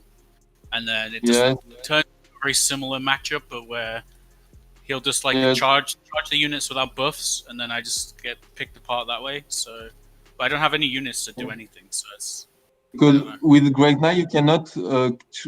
It's very difficult to hold all 3 objectives in your deployment zone, right? Because if you put, you have to protect your character and then hold the objective. If you only put strike on the objective, basically, I'm going to come and kill the strike. So I have to put. My new list is like 20 Terminators and 10 Pallies, but even then it's like. So I have 10 Terminators behind you holding here, but then I can only fit like 4 on the objective. So he just has to run 1 unit groups, takes my objective here, and then I have to push out to kill them. And then, yeah, Grey Knights on this sort of map, I was just like, I got zero chance. This was like I've given myself like a 40% chance to win in this matchup, and then against Sally's, I sort of built this list to fight Salamanders, so. Yeah, makes sense. I guess the Scorpiuses would do well against that in that matchup specifically as well. Basically, like a Scorpius kills like 2 Tempests, so it's like when I double shoot, because they're all the Tempest units are 2. So basically, he has no Tempests at the end of round 1. But yeah, my only other thing was maybe I could have gone second and like put my artillery behind it. Like this map is so sparse terrain. Like I got this one thing, but it's not even straight. So it's like this map's like just perfect for Quins. If you go first, right? If you go first, you basically give up that, like, because it's asymmetrical terrain, right? You give up the ability to pick the better terrain, and then you get to do the shooting, right? But if I go first, basically, I know you're going to hide you're going to hide your big stuff here, and I can go this higher. I'm not sure, because if I go first, I can still send 1 unit of bike with double move come here to see the Scorpius. Oh, yeah. I already planned to have like this screened out, so I did have like some going seconds planned. So I just combat troop my dudes and screen out this bit and screen out this bit, and then just have like my artillery like tucked in here. So I think I'd be safe, but then it's because if you are there is some line of time in this hell here, because you cannot.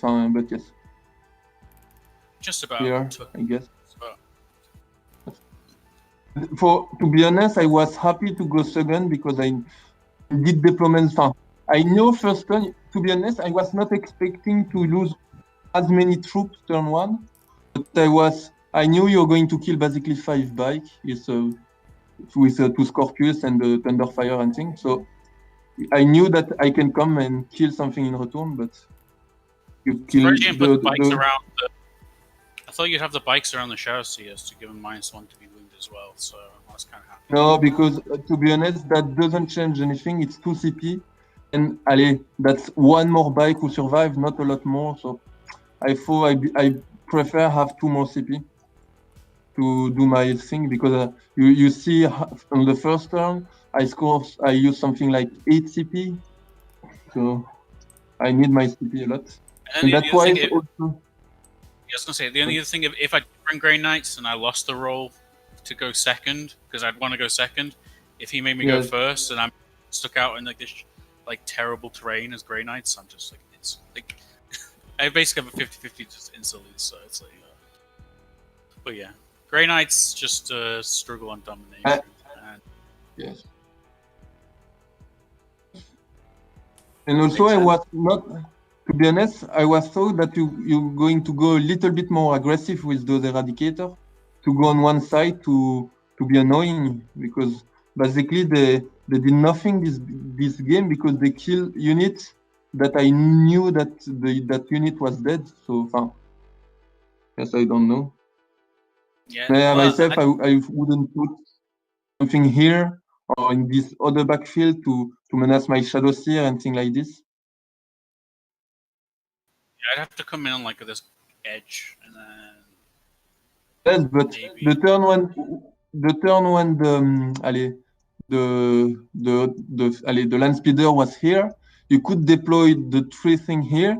So if I come kill the land speeder, what I will do basically those guys protect you, allow you to kill myself in return.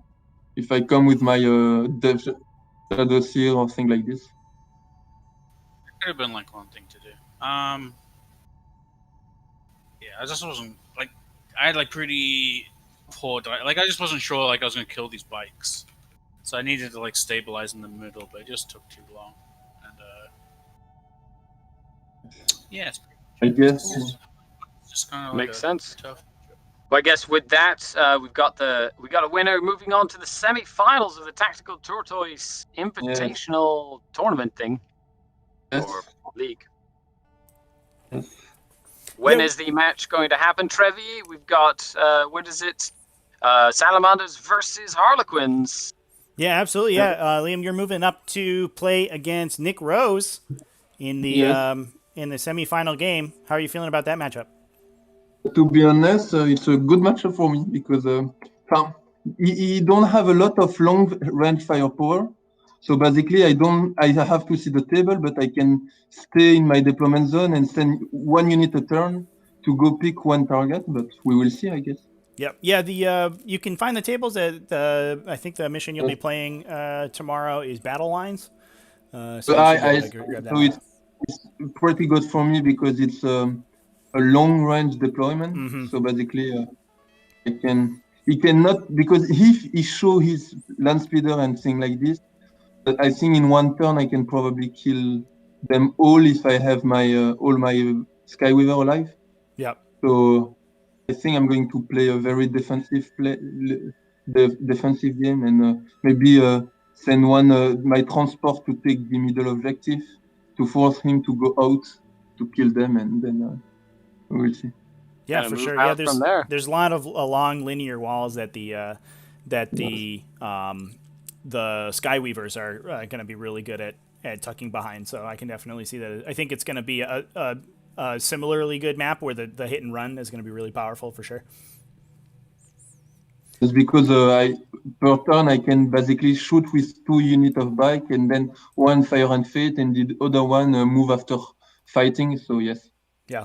For and sure.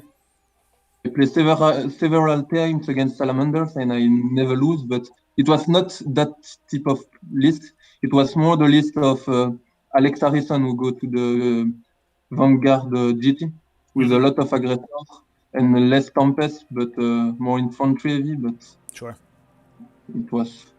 I guess the Tempests are good because they are fast, so maybe they can come and take some line of sight. But like I say, I have involved of all my guys, so it's not very effective. You saw that all that artillery, it's it's better against me, but that just kill 1 unit of bike per turn. So I guess we will see. I'm not, to be honest, I don't want to be too.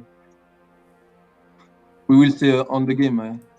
It's still a dice game, so for sure. I'm not. That's true. Like if one bike kill one whirlwind each turn, I don't know. Maybe I'm good. But... yeah. If then a you bike only need 3 bikes, right? That's it. Then you've got the game. And all the other bike can stay in. Yeah, it's the rest of the unit is a blade of wounds for that one guy who's going to kill. Absolutely, he's the ace. You should mark him. Mark him. Put a little special name. The Whirlwind Killer. Yeah. We did have a question for Matt in the chat. Good old Dan P is asking about your list and specifically why you're bringing the 2 separate chapters instead of going fully Iron Hands and bringing that Imperial Fist attachment. Mostly for the ignore cover, because like full Iron Hands doesn't really do like a whole lot more, because I only get the super chapter thing in the first turn, which is reroll 1 to heavy weapons. Right. So that basically does nothing after turn 1, and unless I'm playing like full land speeder list where I'm just like shooting everything up with the board in flyers, then wouldn't make a lot of use out of full Iron Hands. Basically, it was kind of just similar to like a chaos list idea where it'd be like lots of plague bearers with some artillery, but instead I just have it. I have a question as well. Why did you go for Assault Intercessor instead of normal Intercessor? Because I think they are a lot better. It's my opinion, but I think normal Intercessor are more versatile. You can shoot and you are still good in combat. So they were just a little cheaper. They still get 10 shots, strength 4 -1, so that's okay. But then just having like 4 attacks each on the charge. It's like pretty strong. Mostly because I already had the artillery to do most of my shooting, and these guys were kind of to fight out for the objectives. So I wanted like there more attacks, like to fight for objectives. That was like kind of my thinking anyway. Makes sense. I had a question as well. The lack of fusion pistols in the list was noticeable. Is that just because you were relying on the bikes to do most of your anti-tank? Yeah. To be honest, I don't like fusion pistol because I think that my unit into the transport are basically there to take objective and die most of the time. I have a little unit here, but I think first fusion pistol are too squishy. Most of the time you are going to do 5 shots, then 3 hits, and then 2 wounds, and maybe if there is you're only going to do 1 wound after invulnerable save.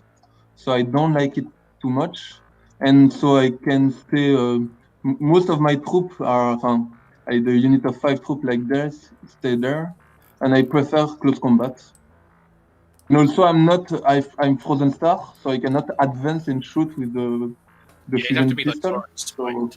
Yep, that definitely makes sense. No, and it seems like in close combat, that's how you deal with your bigger, heavier targets with the caresses, and of course a lot of their the stratagems with the Harlequins. But it was nice to see you play, and I hope everybody out there watching in the chat enjoyed the game as well. Yeah, absolutely. Congratulations on both you guys for getting this far, and Liam, obviously, big congrats for winning this game and advancing into the semifinals. Yes. So I think with that, we're going to let you guys go. And thanks a lot for tuning in, everybody, to this Tactical Tortoise Super Tactical Tabletop Simulator Tournament Extravaganza. Games slated today, or? Yeah, so we will have another game or 2 later today. Unfortunately, not 100% sure that when that's going to happen, but it's probably going to be within the next hour or so. Is going to be when we stream the next one. All right, cool. Okay. Well, thanks for having me. Yeah, thanks, guys, and thanks for the awesome game. Yeah. Bye. Bye. Thanks for everything and for the stream. Bye. Yep. No problem. And Scary, thanks for joining me. I think we had a good time yet again. That's absolutely the case. Next time on the live stream, we will find out who is bluer, the Tau or the Ultramarines. Yes. Yes. Will we? Yeah, so we have 2 more matchups in the semifinals to do. We have Arna versus Jaime. That's going to be Space Wolves into Chaos. They already played in the elimination rounds, actually. Basically the same matchup, and we're going to see it again, but this time with tweaked lists, so that'll be exciting. We also have the Dan-off, the great Dan battle between Dan Kennedy and Van Paolini that will also be happening this evening. So, to be honest, I'm not sure which one is happening next, because unfortunately I haven't heard back from the players yet, but we will be live later on this evening with that game, probably around 6 p.m. EST, so I'm going to leave the stream up. And you can stay tuned, and we will have an update for the time remaining before the next game, as soon as it goes on. All right, Scary. Exciting. Makes me happy inside. Indeed. Thanks a lot for tuning in, and we'll chat later, Trevi. Yeah, absolutely. Everybody, remember to check out Scarredcast for all of your Dark Eldar and also coaching and also general 40K tactic stuff needs. Yeah, and hobby too. We do a live stream every day on Twitch, yeah. Awesome, man. We'll keep up the good work, Scary. Thanks, buddy. You too. All right, everybody. That's going to be it for this one. So I'm going to send it back to an intermission, and we will be live. It will be posted up there as soon as I know when the next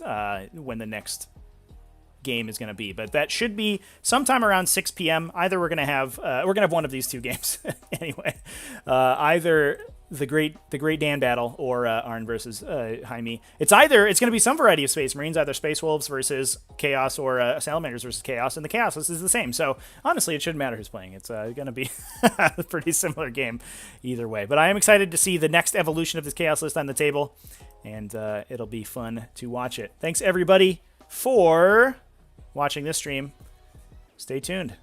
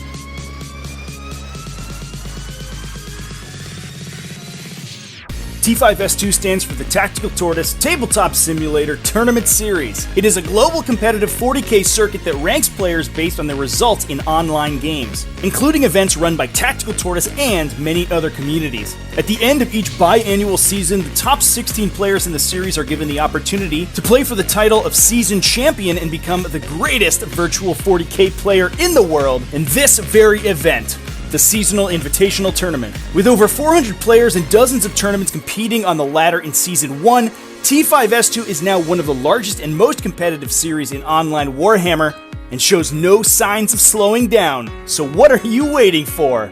Visit tts40k.com to view live standings, join the community Discord server, and get information on upcoming events and tournaments. There is glory to be won on this virtual battlefield, Commander. Do you have what it takes to compete? Want to get involved in T5S2 or events run by Tactical Tortoise?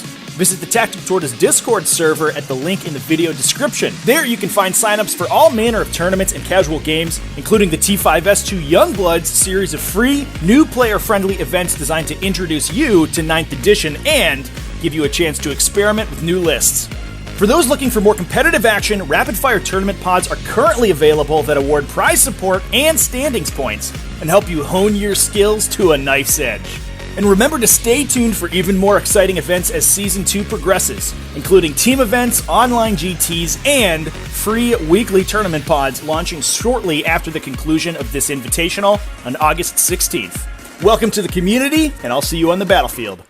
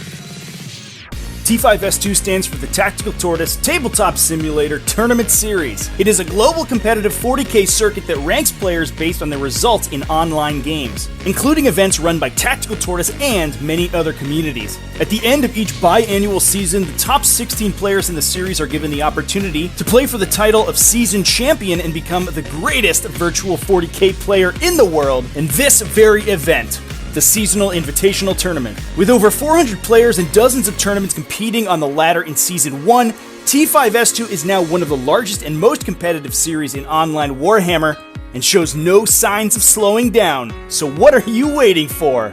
Visit tts40k.com to view live standings, join the community Discord server, and get information on upcoming events and tournaments. There is glory to be won on this virtual battlefield, Commander.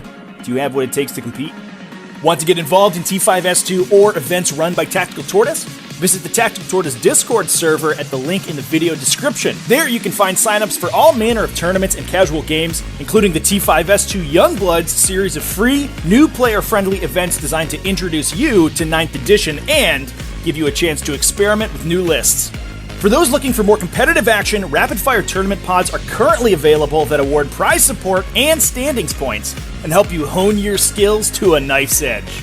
And remember to stay tuned for even more exciting events as Season 2 progresses, including team events, online GTs, and free weekly tournament pods launching shortly after the conclusion of this invitational on August 16th. Welcome to the community, and I'll see you on the battlefield.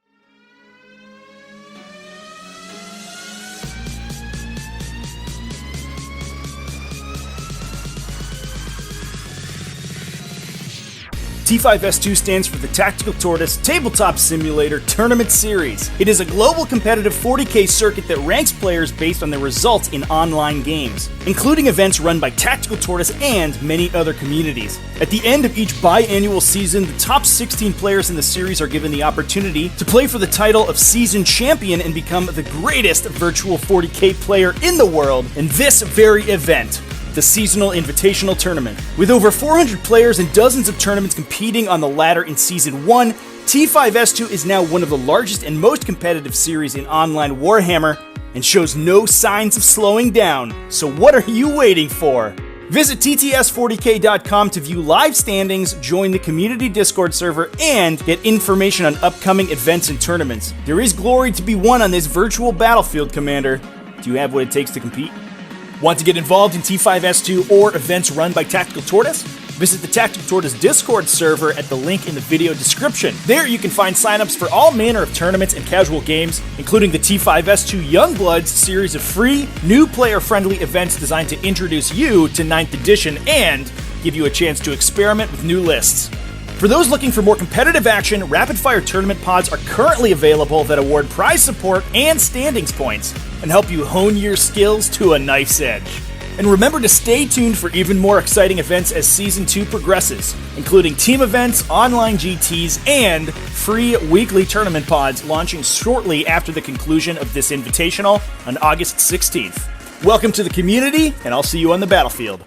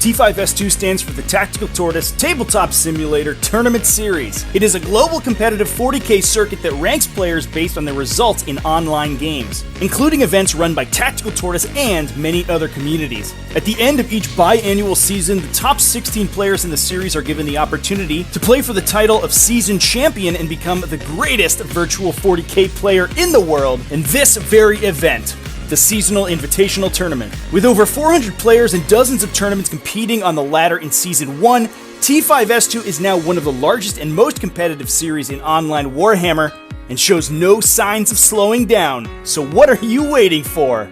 Visit tts40k.com to view live standings, join the community Discord server, and get information on upcoming events and tournaments. There is glory to be won on this virtual battlefield, Commander.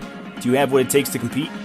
Want to get involved in T5S2 or events run by Tactical Tortoise? Visit the Tactical Tortoise Discord server at the link in the video description. There you can find signups for all manner of tournaments and casual games, including the T5S2 Youngbloods series of free, new player-friendly events designed to introduce you to 9th edition and give you a chance to experiment with new lists. For those looking for more competitive action, rapid-fire tournament pods are currently available that award prize support and standings points and help you hone your skills to a knife's edge.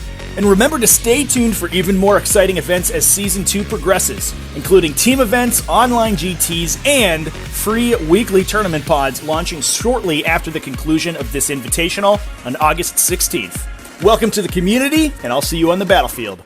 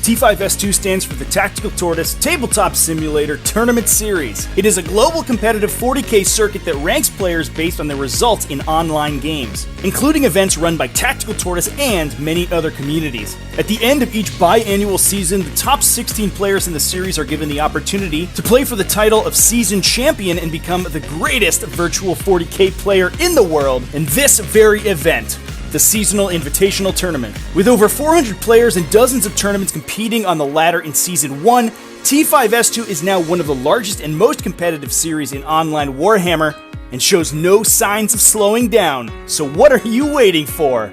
Visit tts40k.com to view live standings, join the community Discord server, and get information on upcoming events and tournaments. There is glory to be won on this virtual battlefield, Commander. Do you have what it takes to compete? Want to get involved in T5S2 or events run by Tactical Tortoise? Visit the Tactical Tortoise Discord server at the link in the video description. There you can find signups for all manner of tournaments and casual games, including the T5S2 Youngbloods series of free, new player-friendly events designed to introduce you to 9th edition and give you a chance to experiment with new lists.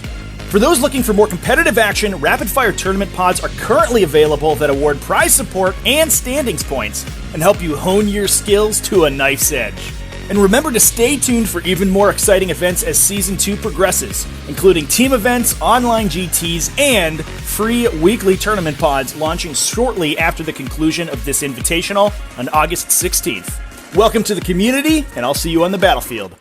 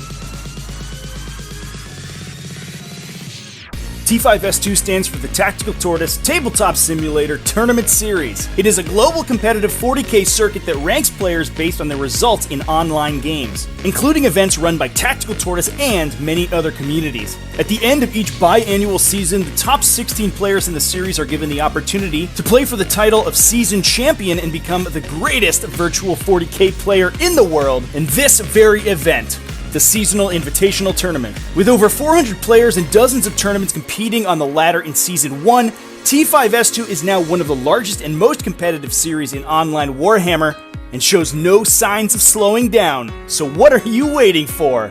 Visit tts40k.com to view live standings, join the community Discord server, and get information on upcoming events and tournaments. There is glory to be won on this virtual battlefield, Commander. Do you have what it takes to compete? Want to get involved in T5S2 or events run by Tactical Tortoise? Visit the Tactical Tortoise Discord server at the link in the video description. There you can find signups for all manner of tournaments and casual games, including the T5S2 Youngbloods series of free, new player-friendly events designed to introduce you to 9th edition and give you a chance to experiment with new lists. For those looking for more competitive action, rapid-fire tournament pods are currently available that award prize support and standings points and help you hone your skills to a knife's edge. And remember to stay tuned for even more exciting events as Season 2 progresses, including team events, online GTs, and free weekly tournament pods launching shortly after the conclusion of this invitational on August 16th. Welcome to the community, and I'll see you on the battlefield.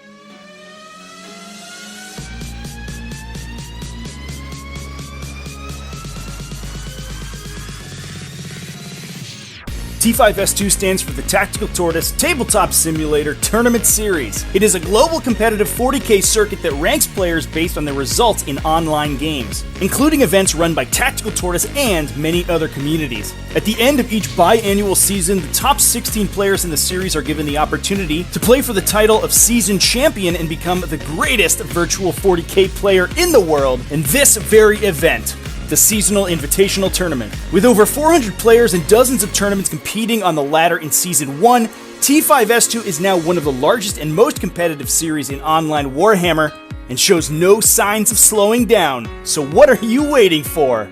Visit tts40k.com to view live standings, join the community Discord server, and get information on upcoming events and tournaments. There is glory to be won on this virtual battlefield, Commander. Do you have what it takes to compete?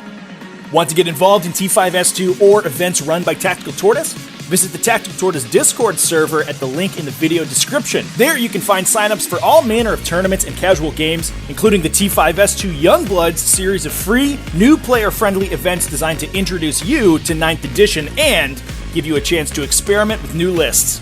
For those looking for more competitive action, rapid-fire tournament pods are currently available that award prize support and standings points and help you hone your skills to a knife's edge. And remember to stay tuned for even more exciting events as Season 2 progresses, including team events, online GTs, and free weekly tournament pods launching shortly after the conclusion of this invitational on August 16th. Welcome to the community, and I'll see you on the battlefield.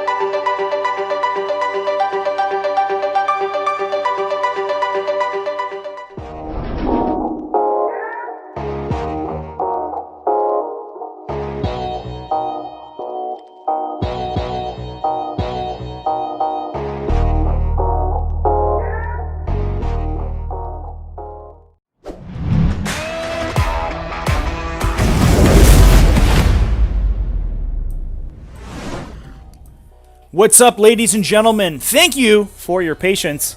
We are back with the third game of the T5S2 Invitational quarterfinals of this top 8 single elimination game. This is, over here in the blue, Jaime Paris, a.k.a. Spaniard52, playing Space Wolves.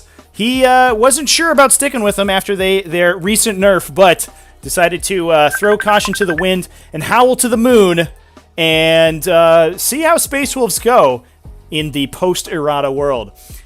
Unsurprisingly, we also have DTD Korn, also known as Arn Zernt, playing Chaos on the red side of the table. He is coming in with the next evolution of the Magnus list.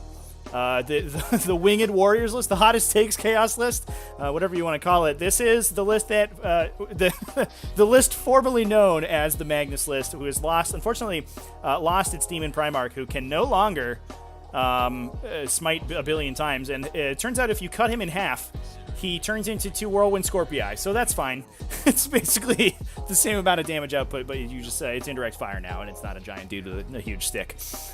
But also coming with a bevy of Nurglings to see how well Nurglings can continue to do in this 9th edition format. And I think it's going to be an interesting game. Obviously, as we've seen before, we've seen these two players matched up in the past in the group stage. And Arn was ready, or Jaime, excuse me, was ready for Arn's Chaos list and cut through it pretty efficiently. But these two players are back at it today, and we'll see how it goes. I'm here with Shuma. Hey. How's it going, Shuma? Pretty good. Excited to see the rematch of these two after a lightning round of FAQs. Yeah. This matchup, we did watch this matchup already, but it has been turned entirely on its head with the new FAQ. I just want to thank you for taking my Magnus Pinata into 2 Hellforge Scorpius jokes and just I should have compared them to like a flatworm. Where you cut them in half, it just grows into 2 flatworms, except they're little tiny tanks. Like funny. Every time you cut the limb off of a Magnus, much like a starfish, it just grows into its own Hellforge Scorpius. Absolutely. Also some Rubric Marines, but those are like, I guess you probably cut some. It wasn't a clean cut. There were some bits and pieces that fell off. They turned into Rubric Marines. Little tiny Magni. It's like an ocean acidification thing. It's not quite happening perfectly anymore. Right. So this is going to be an exciting game. We are obviously back here on Overrun, and I have to imagine that he who brings the most immense group of OBSEC forward deployers has a pretty good chance of winning this game. That said, fortunately for the Space Wolves, they did win the roll to go first and were able to put some of their incursors up in the center of the table to deny a little bit of deployment for those. That's important. Those Nurglings, yeah. So we're not going to see every objective swarmed on the table for the Space Wolves. Yeah, they'll be able to leave their deployment zone, which is oftentimes pretty vital in a game of 9th edition. Turns out, yeah. And in fact, moving across the table to attack your opponent, typically pretty important in Warhammer 40,000, as I've heard. Although, as we found out last time, this may be one of the only lists that, without too much difficulty, can just fight its way out of the smothering presence of 46 Nurglings. Absolutely. And that is a good point, although the list has changed quite a bit in the elimination stage. And in the FAQ stage. the FAQ, the pre-elimination FAQ stage. Let's talk about these Space Wolves real quick and discuss whether or not they have the beef to kill 50 Nurglings. This list, it's a single battalion detachment coming from Space Wolves. A lot of this is going to look pretty similar to the previous version of Jaime's list. And if you want to check it out yourself and follow along with us, you can find all of the lists at tts40k.com/invitational. But this is a single Space Wolves battalion with Ragnar Blackmane. No surprise there. A Smash Wolflord coming back from obscurity, bringing a jump pack and a Storm Shield and a Thunderhammer. As well as a Wolf Priest. He's also been upgraded to Sog Up the Hunter so he can advance and charge. So extreme threat range on that guy to go punch some big demons in the head with his big hammer. We also have a Wolf Priest with a jump pack and a Power Fist. A smattering of different Primaris troops. Obviously, that Incursor squad we mentioned before, doing its best to stem the tide, the endless tide of Nurglings that it's going to try to cascade onto Objective 4. As well as 2 Intercessor squads, both with auto bolt rifles and Thunderhammers on their pack leaders. we have returning to the table their 2 Blade Guard veteran squads, who I think were the key in killing, between them and Ragnar, the key at killing Nurgling Swarms. A perfect weapon profile to kill Nurgling Swarms. A nice, high volume, flat 2 damage that's very reliable, hitting on 2s on the charge, with typically reroll 1s from a Wolf Lord somewhere around, and then wounding on 2s. Just a lot of 2 damage to 2-shot Nurglings. It's perfect. But It is pretty great. what is a little bit more perfect is, how about 11 Thunderhammers? See, Oh, excuse me, only 9 Thunderhammers and 2 that's a sets of question, Frost though. Claws.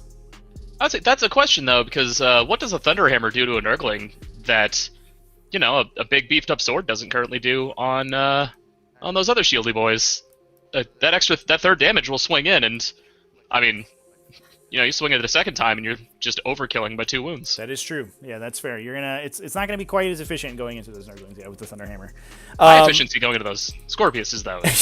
Yeah. 5 turns they can Yeah, manage to and lift this their way across. poor Lord of Change probably doesn't want to see those Wolfen. No, he does not. So yeah, this is, ladies and gentlemen, the return of the Wolfen to the table. We have 2 units of Wolfen on the table for these guys. This is a big unit of, let me double check here before I misspeak. 7, and then a unit of 6, both with, oh, it is 11 Thunderhammers, excuse me. A unit of 7 with 6 Thunderhammers and a unit of 6 with 5 Thunderhammers. Yeah, just doing Wolfen things. I do think we might have to double check these bases though, because I think they are a little small. Yeah. Those Wolfen are an interesting pick. They do match up very well into this attritional style, like smashing in, fighting twice. I mean, the Thunderhammer may not be the perfect stat line to kill Nurglings, but a Thunderhammer backing, 4 attacks per base, or 5 attacks per model, fighting twice, that pairs in just fine. I would worry, though, the Hellforged Scorpius is not a bad platform for just killing Wolfen en masse. Like, Storm Shields can protect you, but any shot that slinks through will just pick one of these models up. And that's a big points loss. You guys, before we get too far, can we just double check the base size on the Wolf in there? I think they're supposed to be on 40 mil bases, is that right? I want to pause real quick. Bigger? Yeah, go ahead and pause. Let's find out. Base size. Oh, these do look tiny. Is this 25s or? I think they're on not? 32s. They might just need a 32s bump right up or now. 2. Yeah, let's find out. Yeah, just copy one of them. Yeah. Or just, yeah.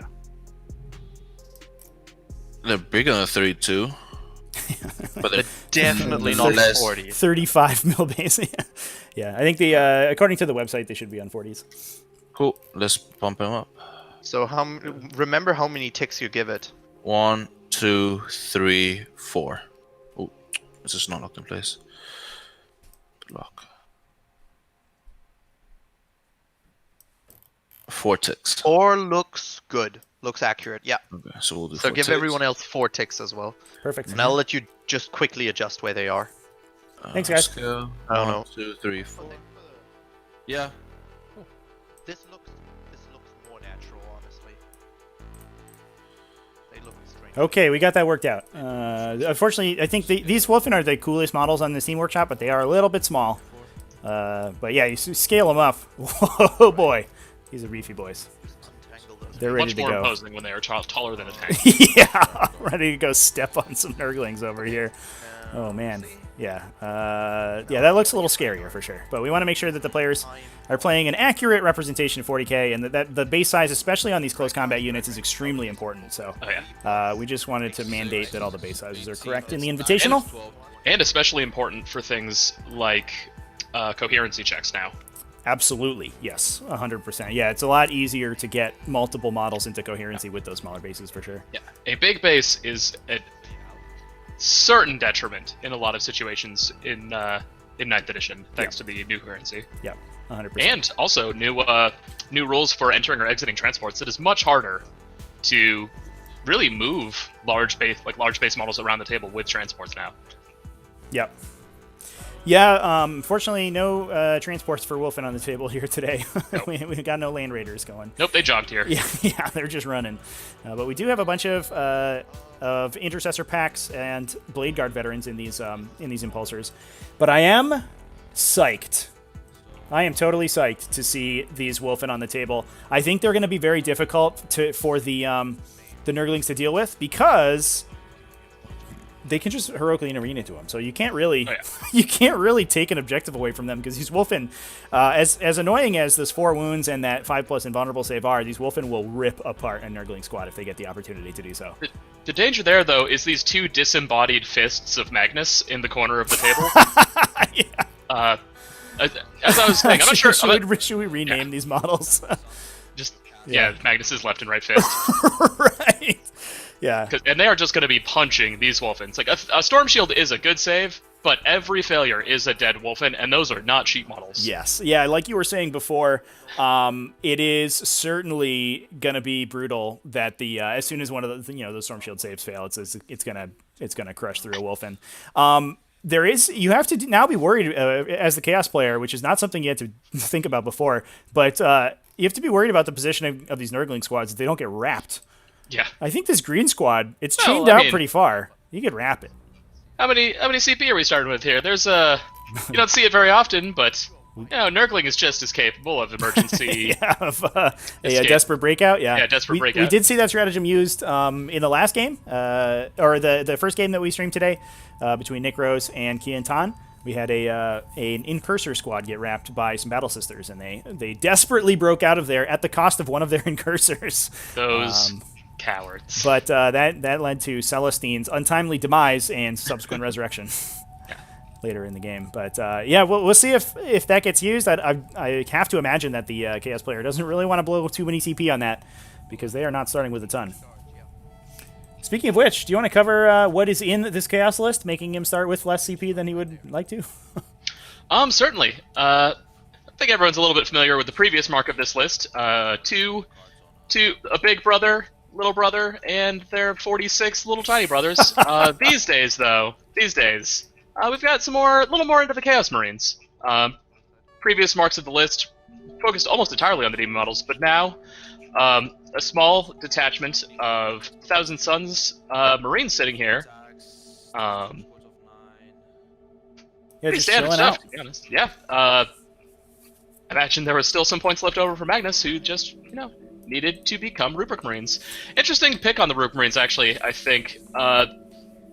Their specialty in focusing down on range, high armor value targets will be a pretty good boon to this list, which, now that it's, honestly lost a significant amount of damage output, it through mortal wounds, might have a hard time cracking armor. But really the hero pick here, the big change, is the 2 Hellforged Scorpiuses. Magnus's previous potential was to move out, Smite 4 times, Smite 5 times, assault another squad. The Hellforged Scorpius... He could get 4 with Great Sorcerer, I think. It was the maximum smitage. Yeah. A Hellforged Scorpius, firing 3d3 shots, firing against, possibly maxing those depending on what it's firing at. These Wolfen squads, they will be maxing those. Is that correct? No, they are min 3. No, unfortunately, shots. Whew. Yeah, right, that would be so brutal. Oh no, yeah, if it was 3 individual D3 shotguns, that would be that's Land Speeder Tempest levels of disgusting there, buddy. Calm down. Then rounding out the list dodge here, we've got Poxbringer, good for handing out Miasma Pestilence. Good for Virulent Blessing if he's equipped with it. Good for just standing near Nurgling Swarms, buffing him up to Strength 3. Actually, it's off. Yeah, absolutely. Yeah, I'm sorry, I was thinking of this list used to bring a Sloppy Biopiper, but it looks like that has been dropped. No, the Sloppy was good for providing +1 attack and advance in charge. Yep. And presumably, just being another source of smite. I'm sorry, not another source of smite, not a Psyker. Just being another source of... He was some morale resilience to the Nurglings, as well as just being an infantry character, which is really pretty useful in these especially missions like Overrun, where you really want to be maximizing your raise the banners high. And unfortunately, Nurglings, their arms are too short to raise banners, Shuma. They're just too small. Well, I imagine they raise a lot of tiny little banners, and just, the Marines have just chosen not to recognize it. The Poxbringer does actually bring some excellent utility to the Nurgling Swarm, so that +1 strength is a substantial increase in their damage output. Going from wounding on 6s against any toughness 4 model to wounding on 5s, I mean, that's just a straight doubling of your damage output. The Celebrity Biopiper was mostly good as a way to advance forward, besides the character utility. I mean, he provides advanced charge, and he gave them +1 attack, but I mean, 1 more attack on 4 attacks, like a 25% increase versus just a straight 100% increase. The Poxbringer is, I think, de facto the guy you want sitting in the middle of a brick of little, tiny, fat men who just make a lot of like awkward jokes. Luke McCarthy in the chat, Nurglings can only raise the banner a medium distance, which is worthless in the grimdark future. If the banner's not high, it's garbage. You can't see it. The future's too dark. Yeah. Interestingly, Nurgling bases taller than a lot of other models, but they just don't have the teamwork to bring like a full-size flag. Yeah, that's true. I mean, and otherwise, we're looking at a Chaos Sorcerer, Terminator armor, good old Ahriman, no disc this time, but discless Ahriman, capable of raising the banner, capable of taking infantry actions, just a lot cheaper. Oftentimes, if you're not going anywhere, it's just the better take. The Lord of Change, I mean, Birdman, classic over here, Impossible Robe. Old Harvey over here. Yeah, good old Harvey. Impossible Robe, access to Exaltation, excellent Warlord traits. Like this bird is an all-star. Yeah, for sure. Just incredibly difficult to kill. Puts out a solid amount of mortal wound damage over the course of the game. Has it died yet?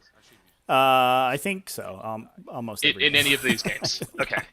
I think it's if it doesn't, it gets very close. I think it does eventually get targeted down. But previously, sort of the focus of the list was that you had to kill that thing and you had to kill Magnus, and if you don't, you're gonna lose. Yeah. But now, also you have to kill 2 Whirlwind Scorpius. It was also an interesting, like, this list always said the dichotomy of it might not seem it, but it's all kind of one stat line. You just have these giant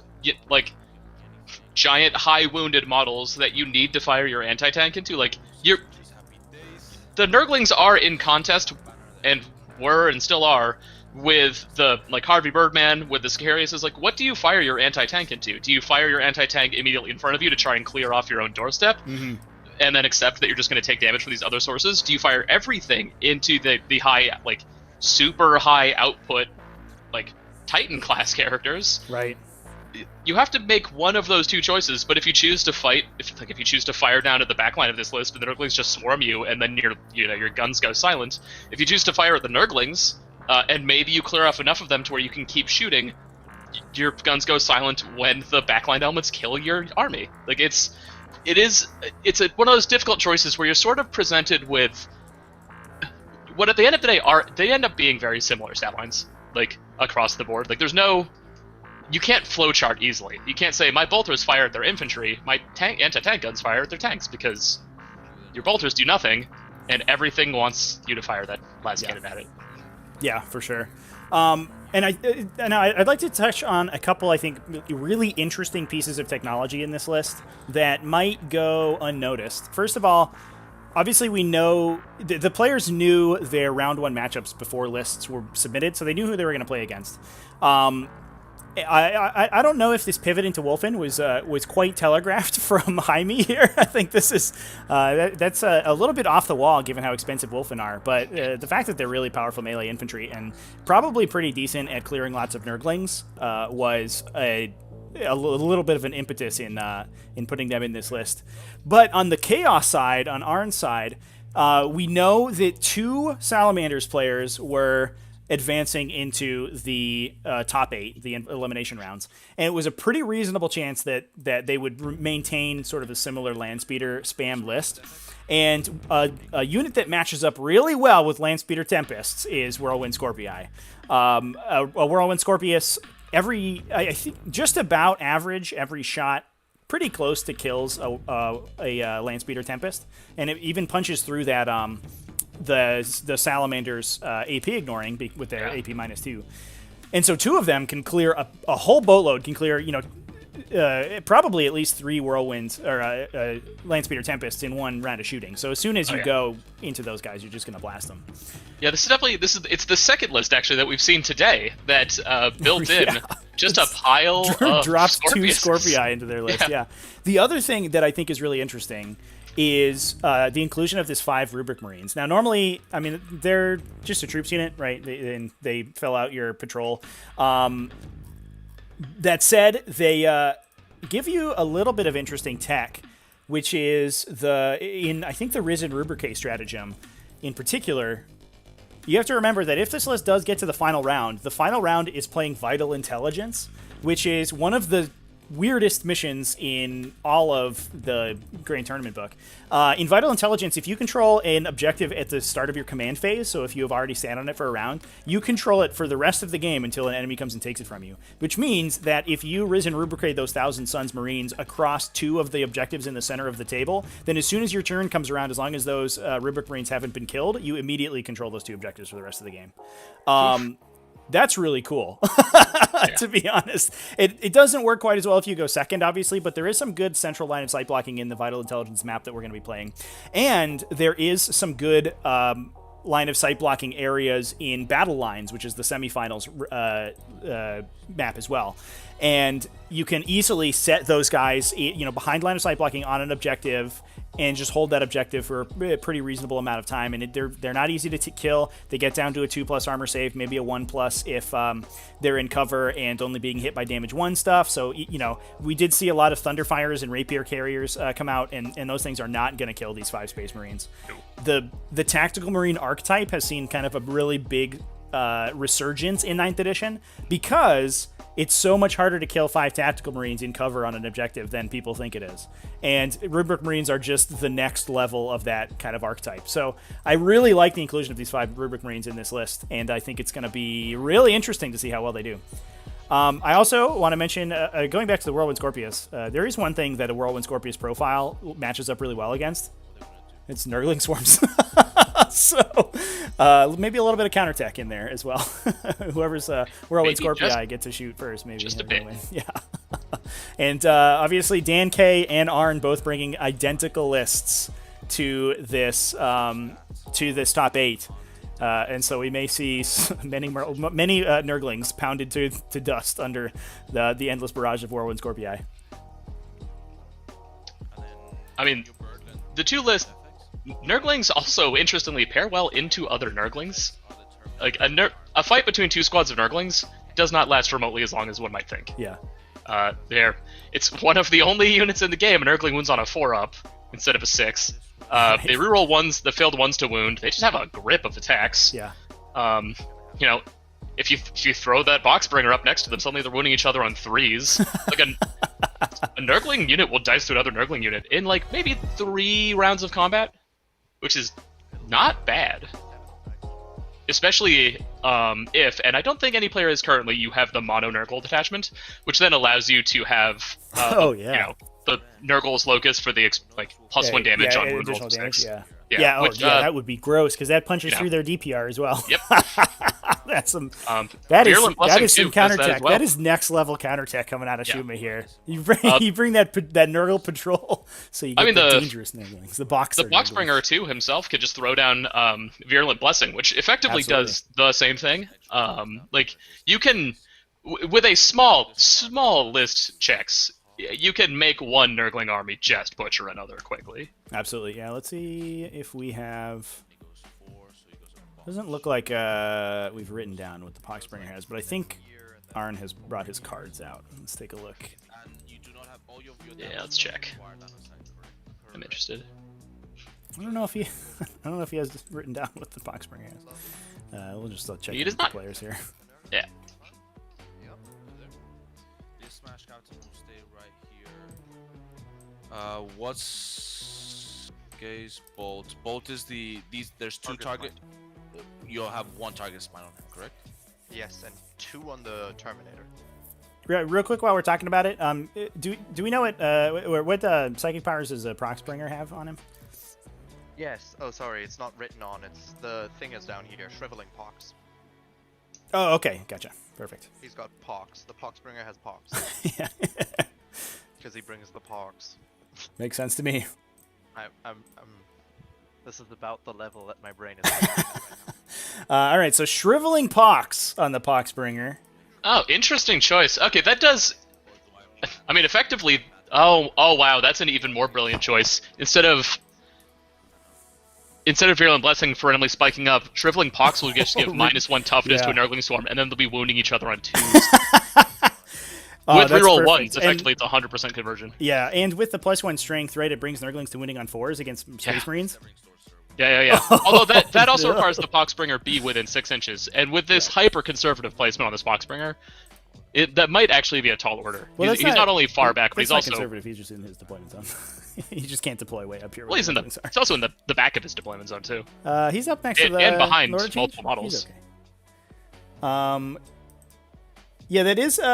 It's just Nurgle Demon units, so the actual swarm itself doesn't have to be within 6 inches of him. He just has to touch one of them, right? It's It's a unit aura, yeah. So that shouldn't be too hard if these Nurglings start chaining back. That's really cute tech, though. I like that. That's really good. These are going to be some dangerous Nurgling swarms, man. As this Nurgling horde archetype gets more more optimized, I think there's going to be some combos in there to make Nurglings actually kill stuff, and it's going to be. Oh brutal. yeah, I have a few more than a few lists in Battle Scribe, which eschew, the Zinch Psyker backline, just for the sheer fact that you can tool out a close combat Nurgle army to do significant damage. Absolutely, yeah. Your main risk is that you have a very tough time touching the enemy backfield. Right. You basically get choked in the middle. You will fight through it. You'll win most matchups in that way, but like a strong enough gun line, which at that point doesn't need protection, like you basically never reach. Like 3 Exorcists will kind of have a field day over 5 turns. Mm-hmm. But Nurglings will kill a lot more than they appear if you have enough eggs to throw in their basket. Yeah, absolutely. Yeah, and I mean they're pretty efficient attacks too, right? They have the same number of attacks as they do wounds, so they're going to come in at that 4.5 points per attack, which is better than almost anything. Even better if you have a Sloppity Vilepiper nearby handing out that +1 attack that's too. True. Oh And he gives them advance in charge. The Poxbringer gives them +1 strength. The Nurgle an unbroken Nurgle detach that he's 6 that's 2 damage on. Nurgle HQs for a battalion right there, bud. If you throw Virulent Blessing on one of the squads and it's an unbroken Nurgle detach, then 5s do 2 damage and 6s do 3 damage. Disgusting. And you're wounding almost everything on 2s. Well, I suppose not almost everything. You're wounding a lot of forms of infantry on 2s, assuming you also are reducing target toughnesses. So we are. Looks like we're done with the movement phase and the cycling Alright. phase for the Space Wolves. We're going to be going over the shooting. Probably not a ton of shooting happening. We're just going to blast some bolt guns at these Nurglings. But I am excited to see where Jaime sends his melee this turn.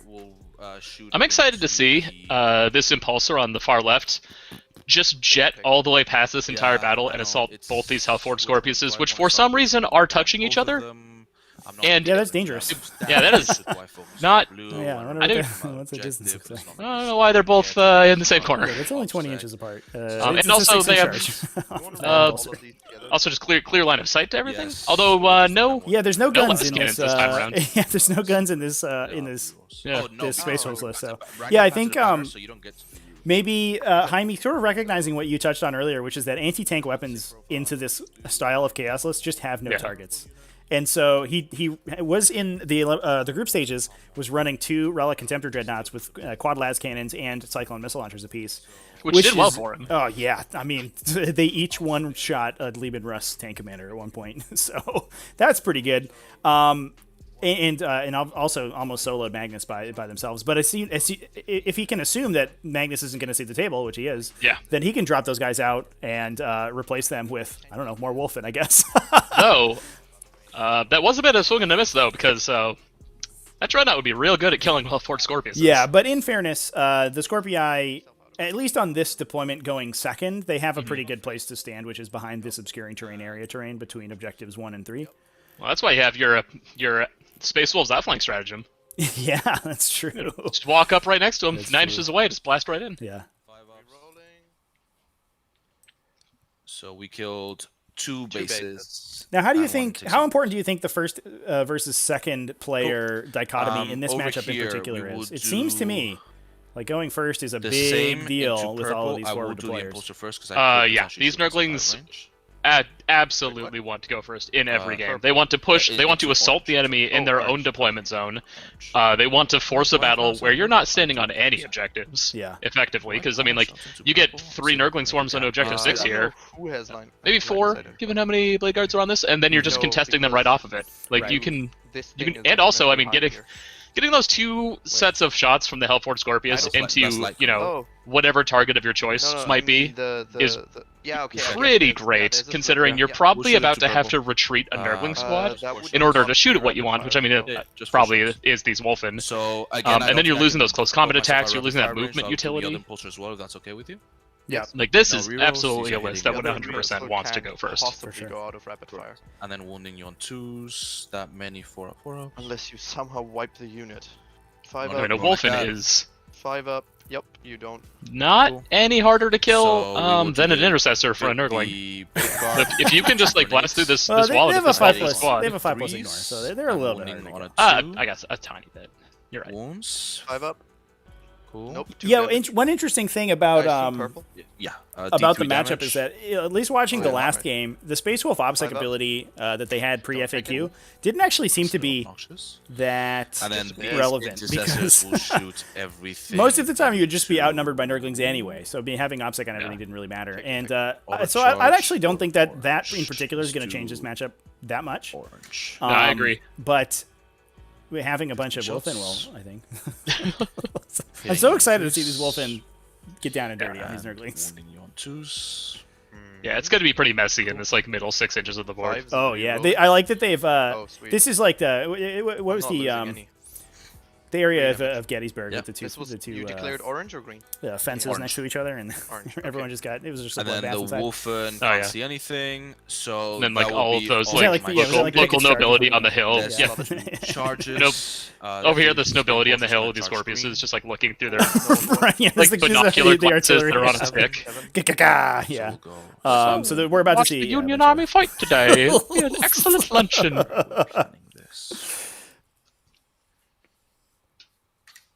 Well, you can't do back. So we also have playing at the same hit time. me back. Our Blade Guard's not OBSEC? No. No, No, you're right. they lost It was in the yeah, it was not just the vehicles, it was everything. I'm so used to my Death Skulls. My glorious, perfect, wonderful Death Skulls. Gotta get your orc goggles off there, bud. Orc tinted goggles. The whole world is green right here for me. Yeah, Luke McCall. Yeah, Luke will finally get you your Skull Road map with all of the tiny Nurgling skulls that are about to infect the center of this table. Here's a question: do Nurglings have skulls? Yeah, why not? Have you ever seen a Nurgling skull? Probably. No. This is a game that is not afraid to show you skulls of every variety, and I have never seen a Nurgling skull anywhere. Well, they have teeth, so I don't know what their teeth are and then we attached will to. use my movement. Cephalopods And have horns. teeth. They have horns skull. also. Got teeth on all kinds of things with no skulls. Blade Guard purple, Blade Guard purple. Mm-hmm. They're both auto charges, so. The first one on the left. Comes everybody. 7. Go. It looks like this Impulsor actually is just plowing into this red Nurgling squad. Maybe trying to pull a Wyvern maneuver here. Yeah, just holding him in place. That's a big deal. And then we have a literal wall of Blade Guard veterans stopping these Nurglings from getting through this choke point. I definitely would have liked to have seen just an advance on this Impulsor straight towards these Scorpiuses, though. If nothing else, that would have forced the Scorpiuses to shoot at it. Well, I think it just gets hit by the big stick of this Lord of Change. Right? I mean, I've experienced that stick. It's a good stick. Let's not be coy here. It's a strong stick, but it's not killing an Impulsor. That's a good stick right there. Especially not when he calls it Bang Bus. If you hover over it. I don't know. This is no longer a safe for work stream, kids. Oh, okay. Yeah, I didn't even notice when you flipped them over and forgot to click back. Impulsor will charge. Oh no, it's he's that is the only one he named. The Blade Guard Bang Bus. Minus a couple seconds right for when you're doing your rolls. Yeah, exactly. Impulsor will charge. Pelini, no, I was hitting people with that stick. Believe you me. The pot I won almost solely on the back of Harvey Birdman's just glorious stick. His glorious staff. Yeah, that guy hits. Fun fact: on second bracket, hits harder than a Bloodthirster on second bracket. On third bracket, hits 3 times harder than a Bloodthirster. It is. 5. That man's been working out and reading books. Moving part here. So I want to rotate this. All that Bloodthirster's been doing is like the keto diet and just complaining on Facebook. Like 2.5 there and then 2.5 there. Like you have to get out of here, chat. This Space Wolves don't know how to spell, as evidenced by the misspelling of Judikar. So rotating is a lot of Well, also the misspelling of Wolfen. easy. Oh no. Cool, because then we can do pilot and consolidation. Where do we misspell Wolfen? Yeah. And we Wolfen. Yeah, cool. It's not W-U-L-F-E-N. That is Yeah. all of my charges. It's a real word. It's W-O-L-F-E-N. Start of the fight. This is the 40k version. I'm sorry. It's the 40k. Did they figure out? Did we give the syllabus to the Space Wolves and let them start rewriting things at some point in the future? I don't think we did. Apparently, because they spelled this Judikar. I've read every. Oh wait, did they spell it correctly? Where's the Judikar? No, and then Pulsar in the middle. Yes. No. Finally. No, not yes. Get your strange UK spellings and things out of here. It's not. There's no U in color. All right, and there's no I in Judikar. No. Cool. So 3 attacks. So this is just going to be a more massive attacks into Nurgling. We did not fight King George. If this was So just if this was a recording, I think we would just fast forward a bit and see how many Nurglings die. Is it not? I mean, the world is a simulation, right? Yeah. So we also have Dan Paolini and Dan K, the epic Dan off, the Dan battle of the Dans. Luke McCarthy, we did not fight the War of 1812 so that I would have to say color with a U, okay? That's happening at the same time. I think started just a little bit after this game. So if we have time after this game, or after this game sort of comes to a close, then we'll be jumping over to that one right after, so we can get all 4 quarterfinals games in here. So I suspect you'll agree with me. This is going to be a bit of an upward fight, especially because of the second turn. It's going to be a bit of a uphill fight for the chaos here. But what kind of maneuvers do you think that they're going to need to pull? I mean, I would agree with you. But I am a little worried about these Wolfen, to be honest. This is a lot of points of Wolfen that may get go anywhere or charge. May get squished by Scorpii. Yeah, I think maybe we're just trying to get around targeted smites onto the Wolfen by hiding them behind the line of sight blocking. It's not like the Nurglings can come fight them, right? And if they stand here at the end of the Nurglings charge phase or the Chaos Players charge phase, they can just intervene through this wall and kill everything. Yeah. But they're going to eat all these Scorpius shots, and that's just what's going to happen. Eating Bolt of Change and a couple other Infernal cases from the devastating Sorcerer would be really brutal, beyond just taking those Scorpius shots to the dome. That is true. Ragnar also being strangely defensive with Ragnar. Each, that's 12 plus 1 on the start, 13. That is although I suppose he didn't know what flank all of the Nurglings were going to pile into because he was deploying first, because he went first. So. Yeah, that said, he did put him on the same flank as the Incursor, so he knew that there were not going to be Nurglings there. I think Ragnar maybe just hanging back for to be a late game piece, which is kind of where you want him to be. Well, I mean, yes and no. He's Chief Lawnmower. Like, he's got that 8-year-old's merit badge for killing Nurglings, like more than 100 in a day. We did watch him kill an entire unit of 9 Nurglings in the last game. Like, he is perhaps the most cost-efficient unit in all of 40k for killing Nurglings. Yeah, he kills more than his points cost in Nurglings every time he swings that sword. Yeah, for sure. Cool. All right, purple unit only down to 2. Almost dead from these Blade Guard. So time back on me. So now this Impulsor will activate. That's right, McCarthy, and it's elevator, not lift. To there. It's aluminum, not aluminium. Aluminium sounds so good, though. It does. 1 hit.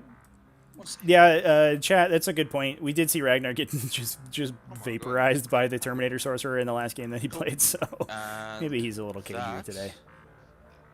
I mean, if you're once you've butchered like 18 Nurglings, you can get smited off the table, lie down on that lawn chair, and just like take a rest. He's earned it. We do have, we should note, we didn't talk about all the pre-games that the players have selected. This big purple circle in the middle of the table that you may have noticed is a Wolftail Talisman off of the Smash Captain. That is a very good, very strong relic pick. Yeah, so that's going to give -2 to cast in that giant bubble, which is pretty, it just sucks. It's devastating. For these guys. 100% completely counteracts the Lord of Change's buff to psychic powers. Yep. Makes Infernal Gateway actually very hard to cast. Super hard to cast. Makes Astral Blast hard to cast. Like, it is a devastating relic into a list of this type. Yeah, that said, we're not going to be seeing the -4 combo this game that we had last game because we had stacked that -2 to cast with the -2 to cast from an Eversource or a Calexi's Assassin. Yep. And that was brutal. Magnus is coming in and having to like roll 8s to smite is just sucks. But I think it's still fine now that there's no Magnus in the list. The offensive powers are less important. And this defensive positioning from Jaime is going to be really strong because if these casters want to get out and get good targeted smites into the characters sort of by objective 6 and the units by objective 6, they may have to run into that big minus cast bubble because they do have to see around the line of sight blocking terrain here. And any smites that they go from around the corner of that line of sight blocking is just going to go to this Impulsor, which nobody really cares about. It's still sad, like, touching the Nurgling bases with these Impulsors just feels like kind of a wasted opportunity, though, because, again, if those smiting characters move out, you tag them with the Impulsors, and, like, either they stay in combat for the rest of their lives, just smiting Impulsors, or they fall back and just can't. Yeah, that's a good point. The Impulsors would have gotten charged if they were going to get to a position where they could do that anyway. So I think the plan here is to try to keep these Nurglings in combat and potentially force a big heroic intervention. Yeah. Out of the central Wolfen squad, and if we can do that, I think in this position, this green Nurgling swarm has to leave combat, but we may be aiming for a wrap with the intercessor pack here. And that just sucks to do because we have to then see a desperate breakout and otherwise like the Wolfen eat that unit and free up the Impulsor, and then the Impulsor does that exactly what we're talking about. So first thing is I want to. So Standard 52 is going to want to make sure to finish off this purple Nurgling squad because if you leave it on 1, you can just auto pass. Yeah. Spend 1 CP, roll bring a bunch of them back. 5s or 6s, and the entire squad just explodes back into existence here. Looks like did you just move it? I think we're done with the Space Wolves turn. We're moving over to the Chaos turn. That did he not spend on the strat? Oh and no, we did not Nurgling Infestation. I think that was 2 CP for a Warp Surge on that unit to keep them alive. But that leaves 5. Oh no. Well, he doesn't. I guess, yeah. This is the prime scenario. You lost the full 8. Well, that was only you're averaging to getting like 3 back. That was only a 5-man unit. Oh. Yeah. Never mind. So yeah, it's not a great value on the Yeah, no longer. I resent everything on the infestation. I do like that this red unit is about to just make these Blade Guard late for lunch. That's like a because they're gonna stand around so it's a fighting those red Nurgling forever. If I want to keep the well, or at least for 1 turn. Yeah. You are all over here. So I mean, the Wolfen just have to explode out here and free shout Free Willy or whatever the war cry was in that movie, and then just death ball through these Nurglings. They're going to need a powerful Psychic Phase and just an excellent hit from these Scorpiuses here this turn. This turn's going to be very pivotal. Yeah, let's see. I mean, the story of Wolfen is, you just got to see what the Storm Shields roll to see how you can actually deal with Wolfen, because sometimes they just die like little bitches, and sometimes they stick around for way too long and make every single 3+ save imaginable. That's the beauty of the old Storm Shield roll. I will make this a 5-inch charge. Wolfen on the tabletop. Big, meaty human arms, that do a lot of curls. Tiny, awkward-looking little weird dog legs. Yeah. Wolfen in TTS. Big, meaty leg day legs. Human legs, good calves. Strangely tiny arms that look like they were maybe pulled from a bear model. Stay outside of 3 of your Impulsor. They do have a right to bear arms on their models. I'm gonna bomb this, and then I are living through that right. And then believe it. Kill through the wall. No. No, it's not quite. I just wanted to explode. I know. But he is within Okay. 6 of these walls. I really so wanna if you wanna see smite through them. A you get wolfen bombed. unit intervene That's this turn cool. and kill the world. But we did see the I Nurgling, the will green Nurgling swarm absolutely has just accept that. fallen back. This make Lord of that not Change happen. will advance Interesting that we didn't see a wrap Yes, from this intercessor yes, pack. he I will wonder why that advance. was. for 5, so he goes 17. Mm-hmm. Gets me over Unless that was here. the 2 CP was for an interrupt. It's okay.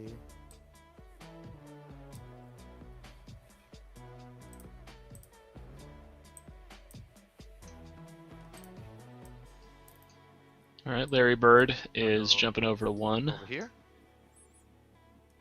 I think that's a hard enough charge. Yep, these are all hard enough charges. What's he aiming at? Yeah, he's he's For just trying this, he's just trying to stay far away from Wolfen. And then we will do. Is basically the name of the game. Those Wolfen obviously can advance and Rips charge, will move. so you could potentially go 13 and then just bomb a charge roll. Yeah. This is sort of the definition of just a YOLO like face list. Yeah. And Sorcerer I moves think 6. any Space Wolf player almost 100% of the time will just try to YOLO like an Go to 18-inch charge if they 6.3 have or the something opportunity. on this thing. I mean, that's much more dangerous now at Rips 9th, move 5. because they can't just declare one of these close Nurgling squads and then just like Right. side shuffle into it, and then that's bad news for those Wolfen if they're just like standing there in front of this whole pile. Going to Yeah, the for light sure. cover. But I will agree. One of They the are most side frightening here as matches well, I had so- when I was running my like 8th grader demon list was Right there. list against 2 full Wolfen squads. Mm-hmm. The Because sorcerer will a do full Wolfen his- squad will will advance the just sorcerer, kill he will a go Lord of minimum Change and of like not 6. even know they did it. Right. They'll like their car will just like make 2 bumping sounds, It's and like, they'll be like, "What's that?" And they look it's behind like them and that they just scene- don't even see the animal. It's the scene from The Boys where the fast dude runs through that lady. It's just a red mist. I will advance the Poxbringer And then they fight twice, and then they get the next one. for 6 inches, so he goes 11. And then they engage all of the greater demons, and they fight back and lose half their number, and then swing and kill another greater This demon. will be the most boring advance ever. yeah. The only way to deal with that Actually, with no. that list and also with this list is just through smites and firepower. Go Like here. you cannot engage into that Okay, I need to with adjust effectively something on the anything and come sorcerer out on move, top. Go for it. Yeah, for sure. 'cause that was a silly move I did there. So it looks like we're going to tow into the area terrain with did I ever the roll that sorcerers here. advance on him? You just said automatic 1. Let me see how what he gets. 3. Looks like we I'm stayed just in being a combat big with the ol' blade smart guard. person Might have missed a base size check. who has a here. big old I apologize, purple chat. line on his I'll screen cop that and one. completely I think ignores we have it. a What, on small, we have a small That's Aramon. just how I am today. Small man. So I'm put Small- my small. Still within, right? here. I mean, he's no relative Lucius right the out. Eternal Small. so He is no tiny Lucius the Eternal. Oh, so it's, Do you have the move? Freaking 25 Oh, millimeter no. base Okay. Space Marine, Yeah. man. I'll just accept It's that. like the only one remaining in existence. Amazing. Let's go 7 back. Okay, I'm just gonna stand right Mm-hmm. here and have line of sight on this one instead. With your base or your wings? With my base. You know, Warlord trait was taken 8-inch move on from the here Lord of then. Change. Yeah, for sure. Do you want me using those wings or not? So he has No, noted they he's are got the not 3 part of the plus model. plus Same as vulnerable save the, plus 6 inches to Space range on Marine on his this side of it. things Sounds good. on his Okay, sacred powers yep. and plus Would be- 1 damage on Sounds his Should sacred have said powers. something about Yep, so that'd be it, plus. but I like the Okay, then, model so that'd be It's just fancy. He's the an exalted impossible for- robe, and then yep. yeah. Exalted for plus Ahriman 1 damage, Warlord trait for plus 6 inches on will the first advance. cast. Which is almost always going to be Infernal Gateway. For 3, so he goes Fair enough. 9. Interesting then that you cannot you couldn't then Weaver of gaze Fate. of fate first. Or right? Gaze of Fate, yeah. Yes. Yeah, it makes it hard. You Yes. can if you have other Zinj casting models with access to the power. Yeah. But Okay. since this is only a single actual like Chaos Demon Zinj model, you would not. Which does make it makes Infernal Gateway much more of a And you're risk. within 9 to what? Do you get Although real ones when since you he is get to 10? towing out of this line, he's still sitting on the just- plus 2. He just needs to roll a I'm just 6 thinking I might, to try hit this for a impulsor, higher which will then advance tag with these the intercessors with it for Just, D3 like, plus to 2, try it. possibly doing but a max 4 damage to the so impulsor and then I killing will 2 start this intercessors. off, Not a terrible hit. I Yeah. imagine that is what he's aiming for. I have more Yeah, you might movements as well too. take it if you have it. Then what? You cast Red just a attack, smite, you throw out green like fell a back. um, Now's bolt the of decision for change, purple. Does maybe leave this purple fall impulse forward? on like 3 or 4 wounds. Come to me. Charge in it with some Nurglings. Might actually be able to even kill it this turn, String though. aside. Poxbringer moving even farther back. So definitely this Poxbringer is just abandoning his poor children. Yeah, he took one look at those Wolfen. He's like, "Nah, I'm good, guys. You got this. I believe in you." I'm just gonna have to. Kind of makes the -1 toughness a little moot, though. I mean, that's a I'm gonna go into 18-inch line of sight required power. Yeah. I'm gonna start it out with this aspiring sword. And certainly, like, Nurglings, blasting. they're not great into Blade Guard veterans, but you'll kill some Blade Guard veterans. Fails. Just through attrition. Good talk. Oh, sorry, I need to spend a CP to deny psychic power at the beginning of the cycle, please. Oh, sure. And that Wait, will who? be whoever is within 24 of your characters, so him. He's out from Aramon. That's fine. I have no further. I like. So I yeah, don't have this is an interesting matchup in which the stratagem that Space Wolves have to deny a psychic power once per turn, just as a standard deny, is super duper useful. Yeah, that is a phenomenally powerful ability. Space Wolves, they don't really appear it, but are like an intensely anti-psychic faction, just in how they play. It turns out, as the faction that brought low the Thousand Suns, is thematically appropriate. You'd think that they would stop attacking that stupid ice planet, composed entirely of people who have just they have your number. I mean, just go attack. Like just do something the else. Kelp system or something. Yeah, go does not deny go fight some Elysian drop troops or something. Yeah. One to your impulse. For 2. Okay, so I will spend the CP for Armor of Contempt, putting me down to 9. All right, so we're gonna Armor of Contempt the center impulsor. Looks like that just got. Attempt to steal your CP. That just got nailed. Both of your CP, if you let me. So I take by I don't know what it hit it, but it was a psychic power. Cool. So I go down to 9, and then the intercessors take how many? Looks like that was the gateway. Yep.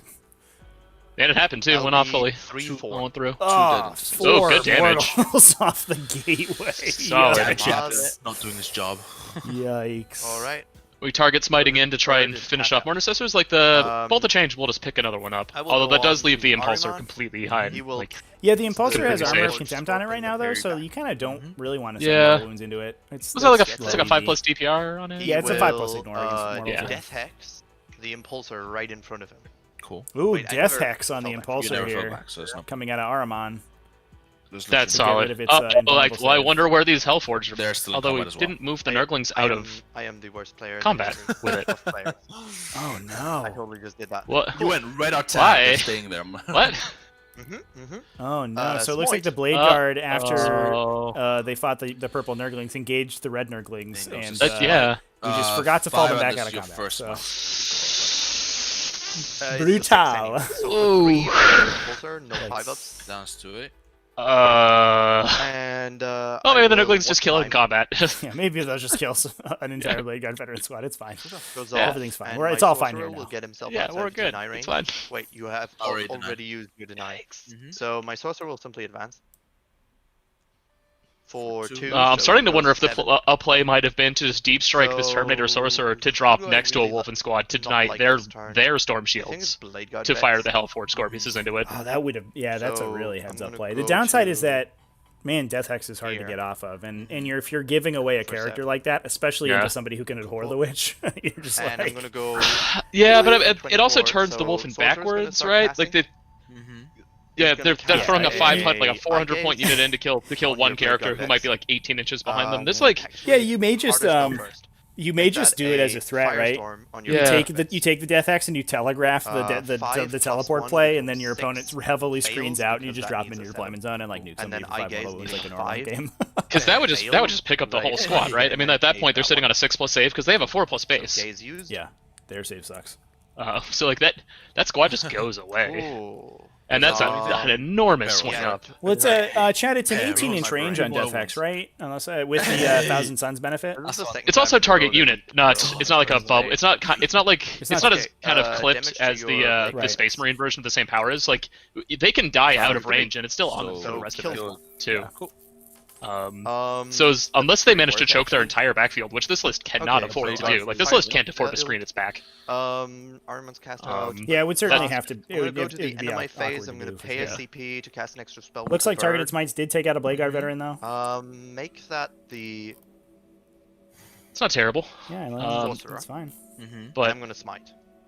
man, not be. Oh, actually, that. 6 Oh, that gets that it. was not the This is squad my in combat second anyway. smite Okay, of the never turn. mind. So Yeah, this one purple D3 Nurgling plus just kind of chilling, you know. For 2. hanging out. Goes Good down stuff. to 6. No points left I over to will summon go into in this my version of the shooting list. phase. Yeah, this is at a full 1,000 I will or fire. 2,000. Oh no, wait. There's one more spell to cast here. I think I liked the summoning tech in the other list, but I Actually think gonna be a smite. maybe just putting Needing a more Yeah. indirect fire on the table is probably the direction to go.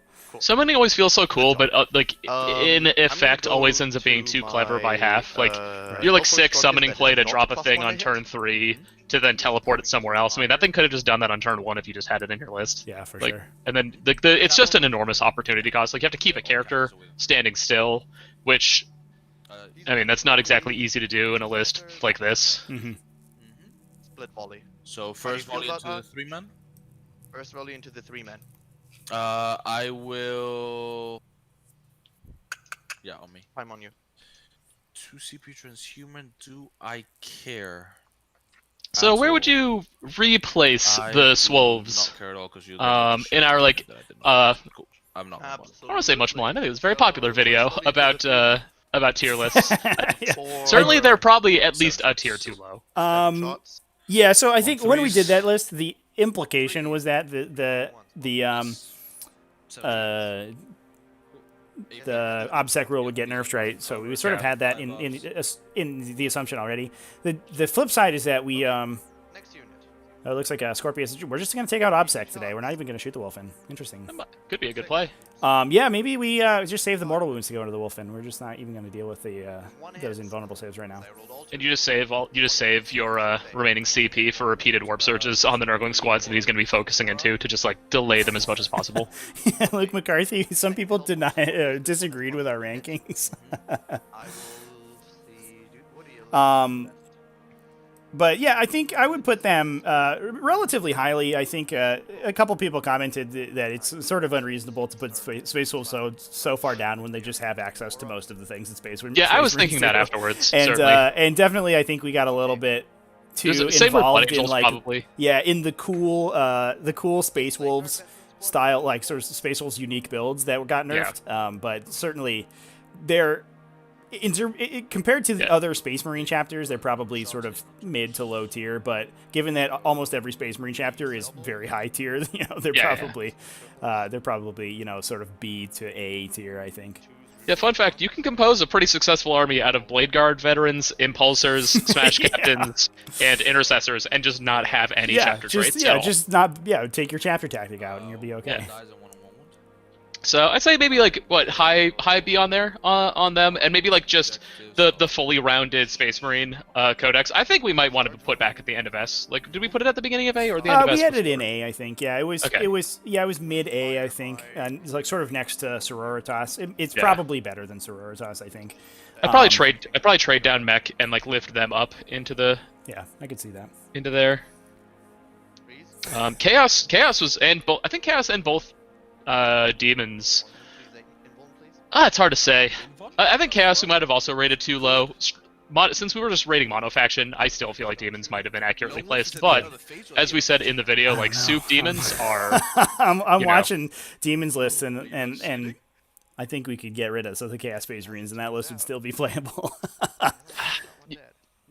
Maybe the range, just like having a gun is the lack of range is so harsh. For sure. You only operate in 1.5 phases basically. Yeah, right? and one of those phases can be completely shut off. And then your opponent's shooting phase sucks, and that's what we do. I think what do you do if someone's got just the Wolf Talisman and not a Kilexis? Like there are situations where like that list just turns off. It just goes to sleep. I definitely think we need to revisit that video. Maybe give it a couple more weeks of FAQs, and we'll see how things shake out. But given the pace and like just off the wall like structural changes, some of these FAQs have been introducing, and also the Space Marine Codex is about to just not just small changes. 10 different codexes. Yeah. Yeah.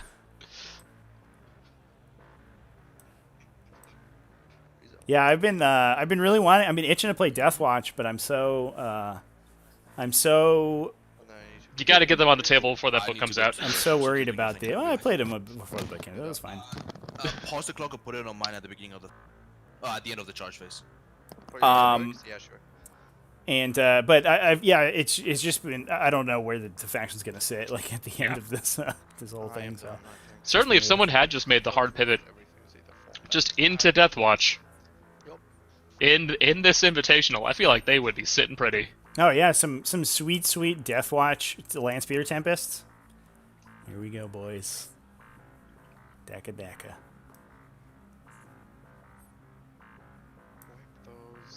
didn't do enough here. That is an unfortunate, just not quite enough damage situation. Yeah, so we left one Blade Guard alive. Oh, and we. Feel free to Oh heroic man, with your lone wolf. chat. With my entire army. We threw some shade here, I think, between the players. We had a little No smack wolf talk going wants to before hurt the the game team. that unfortunately we missed just off stream. But I don't think Arn said, I'm going to take Assassinate. I don't think it's a good pick against you, but at least it'll stop you from using Lone Wolf anytime I leave a Blade Guard veteran unit alive. Did you just lone wolf this And Blade Guard veteran? Jaime said, you know that I'm going to Lone Wolf as soon as I have the opportunity to. It doesn't matter what your secondaries are. And he has Lone Wolf to be a Blade Guard veteran sergeant. I love it. What's that? Plus 1 strength, plus 1 attack, plus 1 wound. I believe so, yeah. And then makes him a character and gives him access to all of the abilities that come with that. And then the player's a little bit more snack talk here. He just became that one Primaris lieutenant then. Yeah, you're right. The guy with the storm shield. He spawns a Neo Volkite pistol. But the players. Jaime asked Arn to send it to his clock at the end of his charge phase. And he says, "Oh yeah, for your the heroic intervention on that guy." He says, "No, I'm going to heroic intervene with my entire army." Ow! Ooh, sounds savage. About right. I do think this Ragnar Hawkman was definitely too conservatively placed. Like, he's gonna have a tough time reaching anything on this coming turn. Yeah, Chad, I'm mostly touching on the Deathwatch real quick. I'm mostly interested to see what their data sheets come out as, because if everything's in one codex, do Deathwatch just get regular intercessors now that don't have special issue ammunition? Like, that's a big question. Yeah. And that's the big question I have. If they do, sick. Yeah, Deathwatch with ABR intercessors, A+ tier. Deathwatch without ABR intercessors, floating towards the bottom of the Space Marines. Play Salamanders. Yeah. Let's take a look at the Lone Wolf stratagem to get all of the stats that we get from it. Kind of worried about Ragnar here. He threw these intercessors forward, which means Ragnar is going to have to sit on Objective 4 for the entire game. Or else he just gives up Objective 4. Well, we could see, do these intercessors peel back to Objective 4?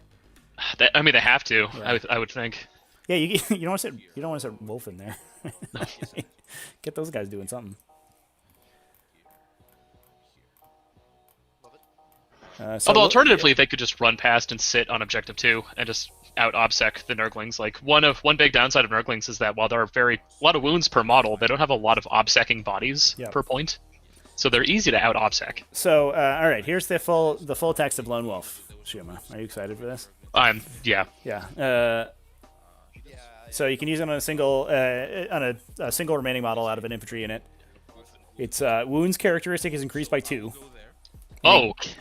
Yeah. Ooh, all right. It needs the character keyword and can reroll all failed hit and wound rolls for the remainder of the game. No additional attacks though? No extra attacks. So he's only has 5 attacks when he intervenes. He's a lot harder. +2 wounds does make him a lot harder to target smite out though. Like that's a meaningful change. And yeah, you're not going to shoot that guy. Like, are you kidding me? That guy's he's like 6 wounds with a storm shield. Get out of here. Wow, I didn't even notice this impulsor's down to 6 wounds. This guy that was the brunt of these. He ate a bunch of smites from the sorcerers in back. So I think he ate the smite off of the Poxbringer even. Just good job. The bang bus got banged up a little bit. 4s, 6s. Here's some epic Nurgling attacks. Ooh, yeah, those do not seem bad. Casual 5. That would have been twice as many though if he had given them -1 toughness. 1 damage. Yep. Can't you roll? I mean only those 6s win, right? Did you see your 5-up in Fiona Pains? No, I didn't. You're gonna admit those were What are you little talking about? ridiculous. Those were a little What are you ridiculous. talking about? Those were fine. Alright, so I now wrong. get to activate.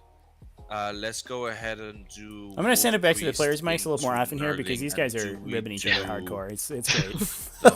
he can do the exploding attacks. That's kind of cool. We'll do the exploding attacks on him when he activates. Yeah, Glarg. When you higher power level, that would be in the beginning of the fight. Jaime worry, realizing now matter. that he can touch of the wild now. Getting reroll all wounds on a lone wolf is very high value, mate. Oh yeah, I'll just do the exploding on him when I get to You him. just go seeking a saga with a lone wolf who already rerolls wounds. Cool. Let's do the wolf priest into green. So Cool. he has 4 attacks. I assume he's using what? The fist. So we did see a Because the Crozies is not too. the counterattack intervention from the purple Wolfen squad Crozies is too up in the center. Yes, it is. Crozies. Hitting on 2s. Kool-Aid Manning right through And this, and then wounding just on these Yeah, tiny Kool-Aid Man shaped And then nurglings 5-ups? are just like they turn that's- into One just base dash. vaporized I think one Kool-Aid, was wounded somewhere. Yeah. aerosolized Kool-Aid. Yeah, one was cool. One is wounded, one takes 2 damage. Yeah, chat. You like the Necron Lord who's watching the battle? He, good. He's having a grand old time. Sorry, to here. this whole thing is just like And base these 2 right just there. a big You now pile of get to activate. hillbillies in like Yes. Ford, like a lifted Ford Taurus, just driving yeah, over well, every yeah, animal they can blue see in if a you're encouraged. back road right now. 4, 5, 6. Mhm. So it's Clear map. just a road of small dead animals behind them. 5, 6. Brutal. 4s. 6s.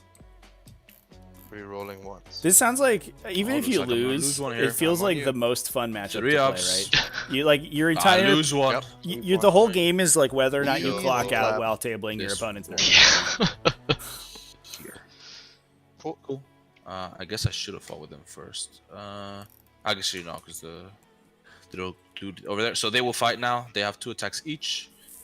1, 2, 3. It is a 4, little 5, awkward because 8. I think this heroic intervention is going to be Such. tough to sort of confirm Hitting from on these 3s, Wolfen. 6s explode. I don't know how so many of them that'll are hit. actually going to be able to cross this And wall. then I think you these get one wound extra into twos, combat after the that consolidate. Like, You always have to be careful on these walls that you're also not 5 up. losing models to Rerolling. coherency as well. yeah, that's true. Yeah, the One walls, base fortunately, the collider on them is only about half an inch thick, so it's not So the wound the carries worst over. thing ever. But yeah, it's Yeah. definitely Cool. something to keep in mind. Now you get to activate.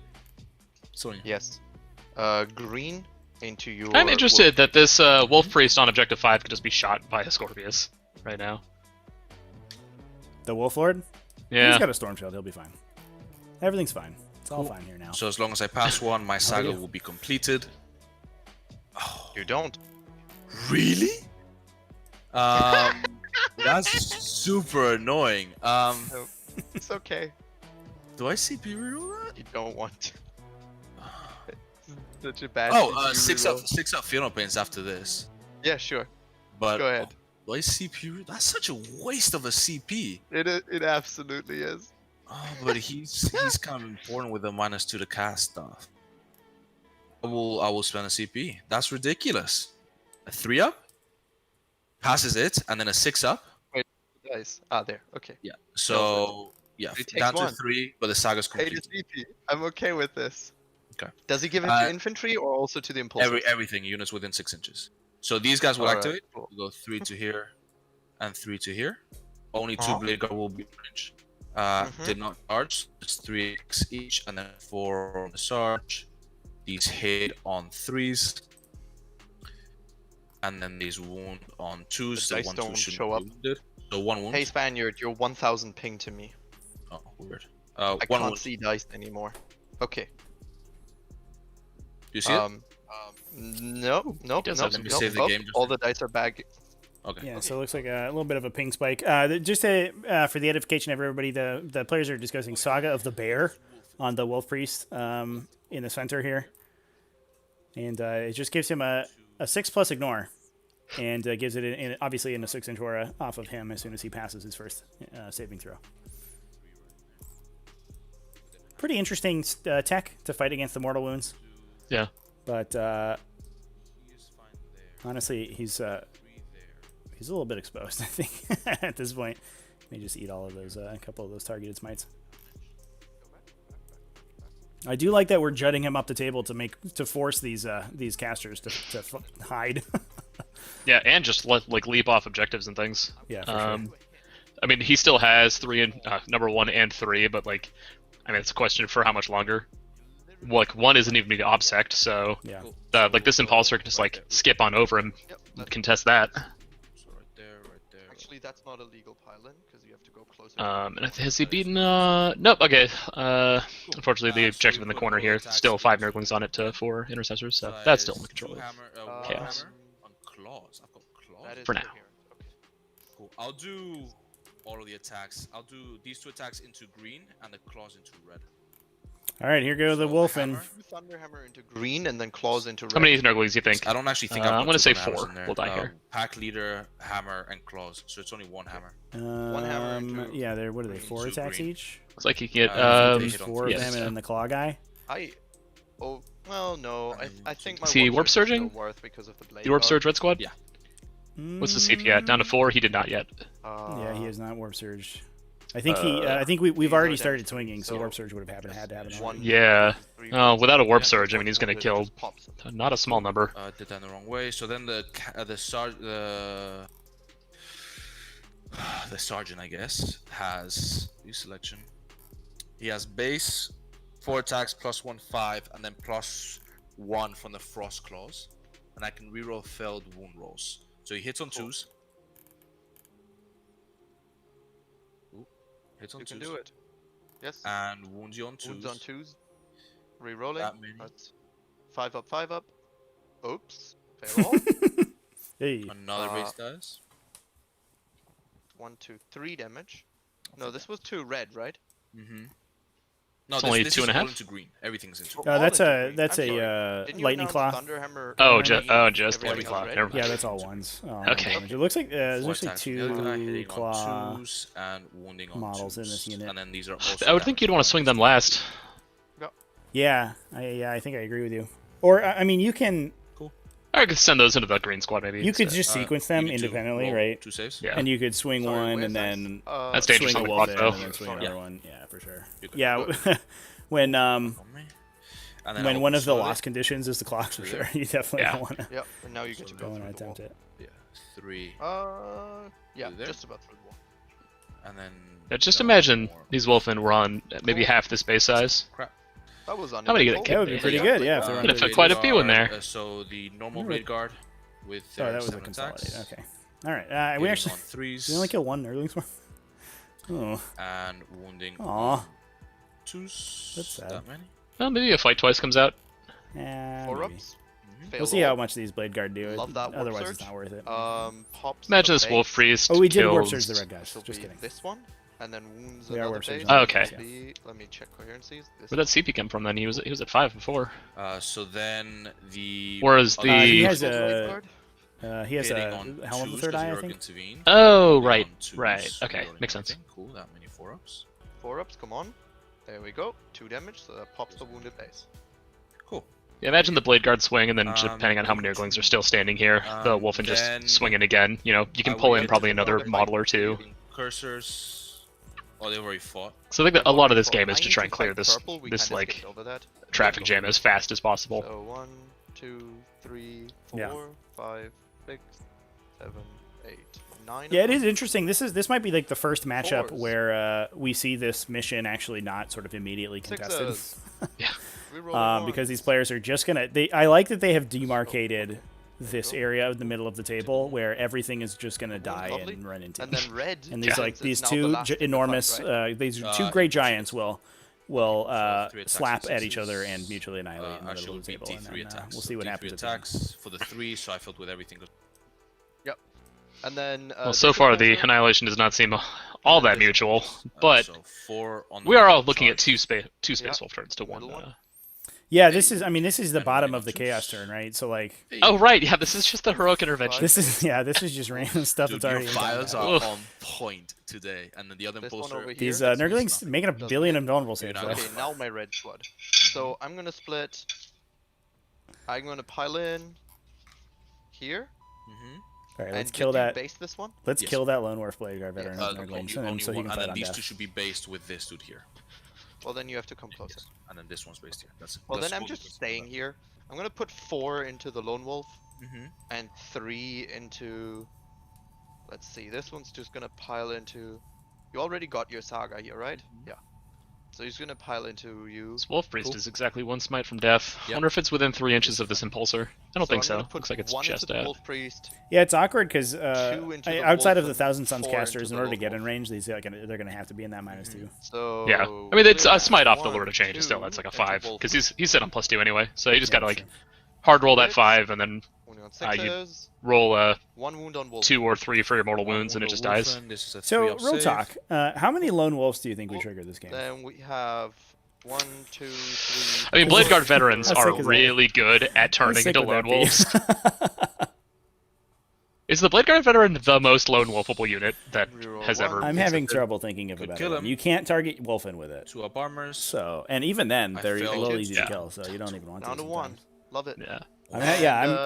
That's a sick combo, actually. Now that I think about it, Thunderwolf that's Cavalry. great. That's probably One more better. into your Wolf Right. Priest. 1 hit.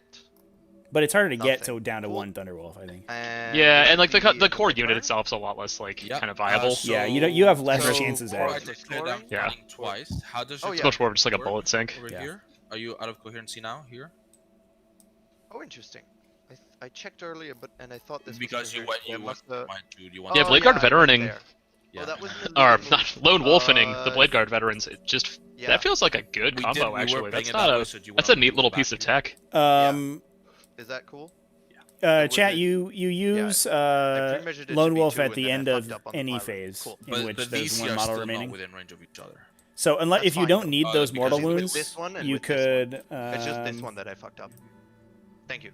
Actually, I So think it's the do phase I in which spend they are 3 reduced. CP and to smack the one crap out of model. these I'm gonna double red check ones that. again with Wolf and see if we can. Can put you get a some unit more out of a damage transport in a location where it can't quite fit, kill your own squad down to 1, and just like lone wolf the last guy? if you want to, we do. So he can go in here and we can get 1 more. Oh no, yeah, it's just at the end of So any we'll phase get if you 2 have more 1 Wolf, model and remaining then out we're of a talking unit. about then you use it. Thunderhammers. So you Now could we wait can until start it's taken snapping morale hard and then we'll Lone and Wolf cause it. some leadership. I will spend 3 CP to fight twice. Cool. We're down to 3. Down to 3. So I they'll believe it would activate. have to still take We'll morale. go- I love Benefit the of the Blade Guard veterans is that their morale is Yep. unfailable, so And Yeah. and Well, they're alright. if they were near our poor, Of course they will go against this. dearly departed So I have a Sloppity total Biopiper, I of mean, you can. Oh, 3 yeah, hammers. sure. Could have Is the minus one? Those are 3 hammers. 3 rerollable hammers 6. go to red, claws will go into green. Love it. So You put them next to some sergeant will go into Reavers, green, you know? hitting on Mm. Sergeant is 6 attacks. 4 base plus 1 and then plus 1. All those and then important, you roll. there's yeah, very see. powerful leadership. Rerolling, in because the rerolling, DPS Rerolling because abilities. of claws. 5 ups. Rerolling. Alright, take 2, so pop this base and 1 wound on this base. Go on with your next weapon. The other 4 claws. Every one of these will Wolfen not looks reroll, just like so the it's on drummer of a 2s. mid 2000s like new Yeah. metal band. These wound on 2s. Come on, one more 1. 5s. Rerolling. I'm good. Oh, you're gonna kill me. 3 hammers. Yup. Hitting on 3s Mm-hmm. and wounding on 2s. 2s. Guaranteed 2s. Many? 4s. Cool. So 2 more bases there. Wow. I rolled. No 4 ups. Did you see my 2s and 1s? You'll be alright. Yeah, I will be alright. That is correct. 1, 2. Cool. Okay.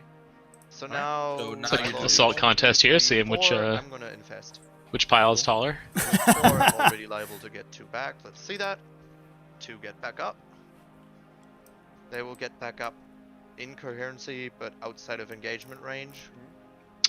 So they're kind of just gonna go. So there's a an good early conversion. infestation. Yeah, popped on that red over squad. here, 50% Oh, I do. on I do on too, 4 is and good then for in a the 5 up. gap Yeah, here. for sure. Oh, sorry. Do your consolidate first, and then I respawn. Just to here, here, here. This unit does end up being a CP sink pretty fast though if you have to warp not surge and do that clicking every this. round. You run out quick.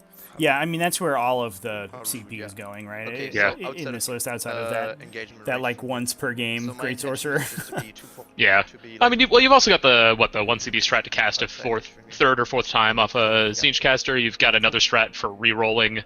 Alright. I think within 1, 6 2, inches 3, of 4, a 5, 6, 7. I lost 2 on the red squad. demon Zinch character. I think all psychers can just re-roll Yeah. failed psychic tests. I There's lost 1 on blue, they're a fine. I few lost 1 others on in orange, this I lost particular 2 on build, but green. like for sure, it's most of it's They're just like wood chips fucked. going into this, like the lawn over here. No. Can you CP reroll leadership tests? I don't think so. I believe that you can. Can I pause clock for checking rules? Yes. Thank you. Are we gonna go character hunting with this dude? Oh my lord. Yeah. Character hunting. I was very much intent on keeping this one tagged. Yeah. So let's see if the basic rulebook allows leadership tests to be rerolled. Maybe Trevi? Trevi knows. Trevi. Oh, I already got I believe that you can, but I'm gonna have to. I'll double check just in case. Okay. Command reroll. You're gonna roll it on a 6, you know. Damage, save, advance, roll, charge roll, psychic test, another witch test, shot count. No! You We're gonna cannot go reroll character leadership tests. Sick. Oh, there I you go. am annoyed. So this guy is gonna fucking murder all my characters now. He is indeed. Man, that is so not what was supposed to happen here. Which unit is this guy back here in? Oh, he's He's He's dead. that guy. guy? Yeah, okay. he's Alright, just so a green is gone. casualty we removed. He is gone. But say more, that that it is finally means that there's a point to $10 having fine. and they shall know no fear. That was not supposed to happen at all. Cool. That's not- Time on. No wait. Scoring. Well, Let's yikes. get, That's two for engage. Yeah, that's It's a little scary. Within this one, yeah, Yes. Um, Certainly. he's annoying. Yeah, we'll see if this how well this Wolf Priest can go Did I punch kill him. any characters yet? No. Lone Wolf is on 1 wound. Wolf Priest on 3 wound. Fortunately, Cool. the sorcerers aren't the easiest to kill. Although it looks like the So, time on me. Time the on Terminator sorcerer I has get already eaten 10 a bunch points of from damage primary. from perils. You know what is easy to kill? So hold. Pox bringers. I get 2 banners. You're not wrong, sir. And no Yes. more than That toughness of 5 So this impulsor, you have no obstacle isn't on the super great when correct? there's no armor behind Nope. it. Nope. I have no upsec on this objective. So if I move here, I now deny you your 10 points. You would only get 5. Is Yes. that correct? Yes, that is correct. So we will fall back here. Oh, that's what I Outside of your 3. kind of figured that would I- happen, snagging that out from The- Lord I Change. don't think they So gave now the I'm lone denying wolf your primary the unit. wounds. They'll probably just count the. Over here, I think he was these on incursions 3 can and stay should be on 5, and then in, back down to 3 and I after just the charge. wounds he took from these nurglings. Cool. and then I That will would make deny sense, wouldn't you. it? Yes, and then. So I if will you kill a deny you Thunderfire the Cannon, does the Tech lower Marine get to be lone wolfed? primary here? No, they start out as one unit and split, No, the right? Tech Marines already. You can't lone I'm wolf wolfing characters, up. but Wow. also the Tech Can you lone Marines wolf already the unit. Thunderfire? So no, you have how to be far can infantry. these wolves go? Even Ah. if I roll a 5, if I roll a 6, I lose an inch. If I roll a 5, It's I plus 2 wounds on the less Thunderfire advances. Cannon. That's easy game. Yeah, reroll hits, 5, reroll hits and perfect, wounds. So they will go Oh my 12 God. inches to right in front of there. Cool. 12. Yeah, it's interestingly hidden wound rolls just in general. Outside It's, of you it, can shoot outside of people my with full your circle, gun and and I'll reroll. just go behind. 12 to there. Yeah, you're What gonna a- make that what a choice silly anyways strategy, with I love the it. With Ragnar. charge reroll and So I don't know if the Wolfen can reroll their charge. They give can. they have a special rule. I guess we are just leaving which Ragnar to gives, like, babysit. reroll, and then plus Or one maybe, attack maybe as we just well. leave Objective 4 and, So the way and it assume works that is, like our game plan is just they to basically to give take reroll everything charges from our to opponents. infantry Yeah, I units mean, around them. I think you just have to hope your opponent doesn't just kill all your characters with an accidental Yeah. Scorpius shot. He's like, Force, oh, I rolled bad on infantry, some biker, and cavalry units with insect invulnerable of them can saves. reroll GG charges, to my and then you objective can and make 3 an points for additional assassinate. Like, attack. cool. I mean, Ragnar doesn't even have to. Well, if we're just leaving Objective 4, Alright, Ragnar well, wouldn't there you even go. have to roll bad. Like I think he just averagely dies. But Yeah, I think it's those, pretty reasonable. But To only 2 shots units from a that are not Scorpius should wolf get him, I in think. that attack, Yeah. and units that are not the double affected tap. by that were not affected by the charge or. Mm. So But now I guess our if game fall plan back is just with to, this like, impulsor here, and I go 14 to here. Table for the win. That's kind of cool. I like that. Let's Yeah, do that. Let's fall back 10, 14. that's aggressive. Start causing some trouble. We do have 4 CP in the bank. Maybe we see a Wolfen Ragnar get in moves there to and, 6, and he's double got an fight 8-inch to just clear out his charge. whole swap Oh, I of do need Nurglings to on do this side. litanies. If I can go and kill your characters, they don't really need. You think he's just going to ignore this one purple Nurgling and let him just like wander onto Objective If I can go 6? Kill characters, maybe declare both. I mean, I had forgotten about the purple Nurgling, so that's maybe. great. Set us perfectly in his blind That's I spot. mean, maybe Reroll this to combat. Judiciar just goes and punches him in the dick nah. with his Why do you big, even take his chapters big at this gross point? sword. I'll go 12 inches. I guess I can only go get Ragnar. I can't. Can I go there without You have being? to be outside of it. Nick, it's been a crazy game on this Is one. that It's, worse? What charges this The from here? Spaceballs went To- first to and have just armor? been It's just been a slap fight. The players were very nice and demarcated the 6-inch band in the center of the table where all of the things would be dead, and that's currently what's happening. So basically, every Nurgling unit deployed in the middle, and then they fought a bunch of Space Wolves, and that's how the game has been, and probably will be for the rest of time. It's like a Space Wolf just mowing a rocky lawn. Every once in a while, it spits a Nurgling out and shatters a window. Yeah, you get like you hear some really loud noises. You look down, you're a little worried, and then you just go back to humming and walking forward. Maybe you do. So we'll do Impulsor, falls back. Simple, enjoyable activity. That's it's very satisfying. Yeah. So 7 to here. Cool. So if the Space Wolves see fit to try to take out these Rubric Marines, they deny all primary points off of the Chaos. Yeah. Yeah, it's and I imagine they do see fit to do so.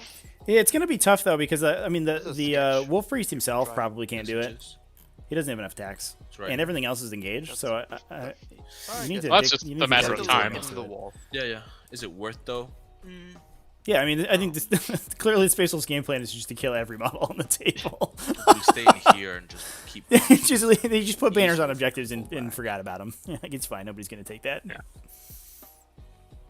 Maybe in hindsight, maybe teleporting the Sorcerer might have been the right call. You just teleport them onto objective 4. I'm thinking so. This is my objective now, idiot. I mean, the Psychers have to shoot the bang bus here. With all everything but the targeted smites, but the Psychers they're so deep inside the -2 to cast bubble. Yeah. It's like they cannot escape that. Failing that leadership test on the morale test on that Nurgling unit or that single Nurgling base was absolutely devastating. Well, I guess if this little change is probably going to blast everything into this one impulsor. Like a lot of their psychic wounds are just going to go straight into like high volume vehicles too. This round, it's like not going to be very efficient. The help, like the Scorpiuses can fire it. I mean, after this coming turn, I guess they'll be able to fire at anything because there's not going to be a lot of Nurglings left. Tie stuff up anymore. Well, I mean, they could just, maybe they just start killing characters to get those assassination points. Yeah. I'm gonna spend 1 on a reroll. Assuming the characters remain not attacks blocked by anything, like this Wolf Lord. What's your power level? Like 4. Cool. Yeah, you get that. Wolf Priest is power level 6 because of the jump pack. Cool. Yeah. I'm like 9. Yeah. Don't worry. So I can go in there. That will cost me 3 CP. Therefore, I do not want to be using any CP anywhere else. So these Wolfen could fall back there 7 inches, get ready to charge again, and then this Captain could come and get to go mess things up. So these Wolfen will fall back. Let me think. How much time do I have? 43 minutes. We do need to start making decisions. So let's fall back with them. Let's fall back with him to here. Then he will go 2 to there and 5 through here. To there. Then he will fall back to here. To here. He will fall back to 7 to here. He will fall back to 7 to here. This is the old wolf and hit and run. They heroically intervene on your opponent's turn. Up to here. Kill like one Nurgling and then just leave. I think I'm out. Interesting choice. I'm surprised that he wouldn't just stay in there and like kind of ensure the unit's destruction. And then what kills that Nurgling? Do I care about that Nurgling at all? Kinda do. I love that you care about that Nurgling. I know. People should care about Nurglings. He comes to steal this objective and then you control it. Yeah, exactly. Could the just little Nurgling that could. I could just send the Judicar on his own to get him instead of planting a banner. So move 6.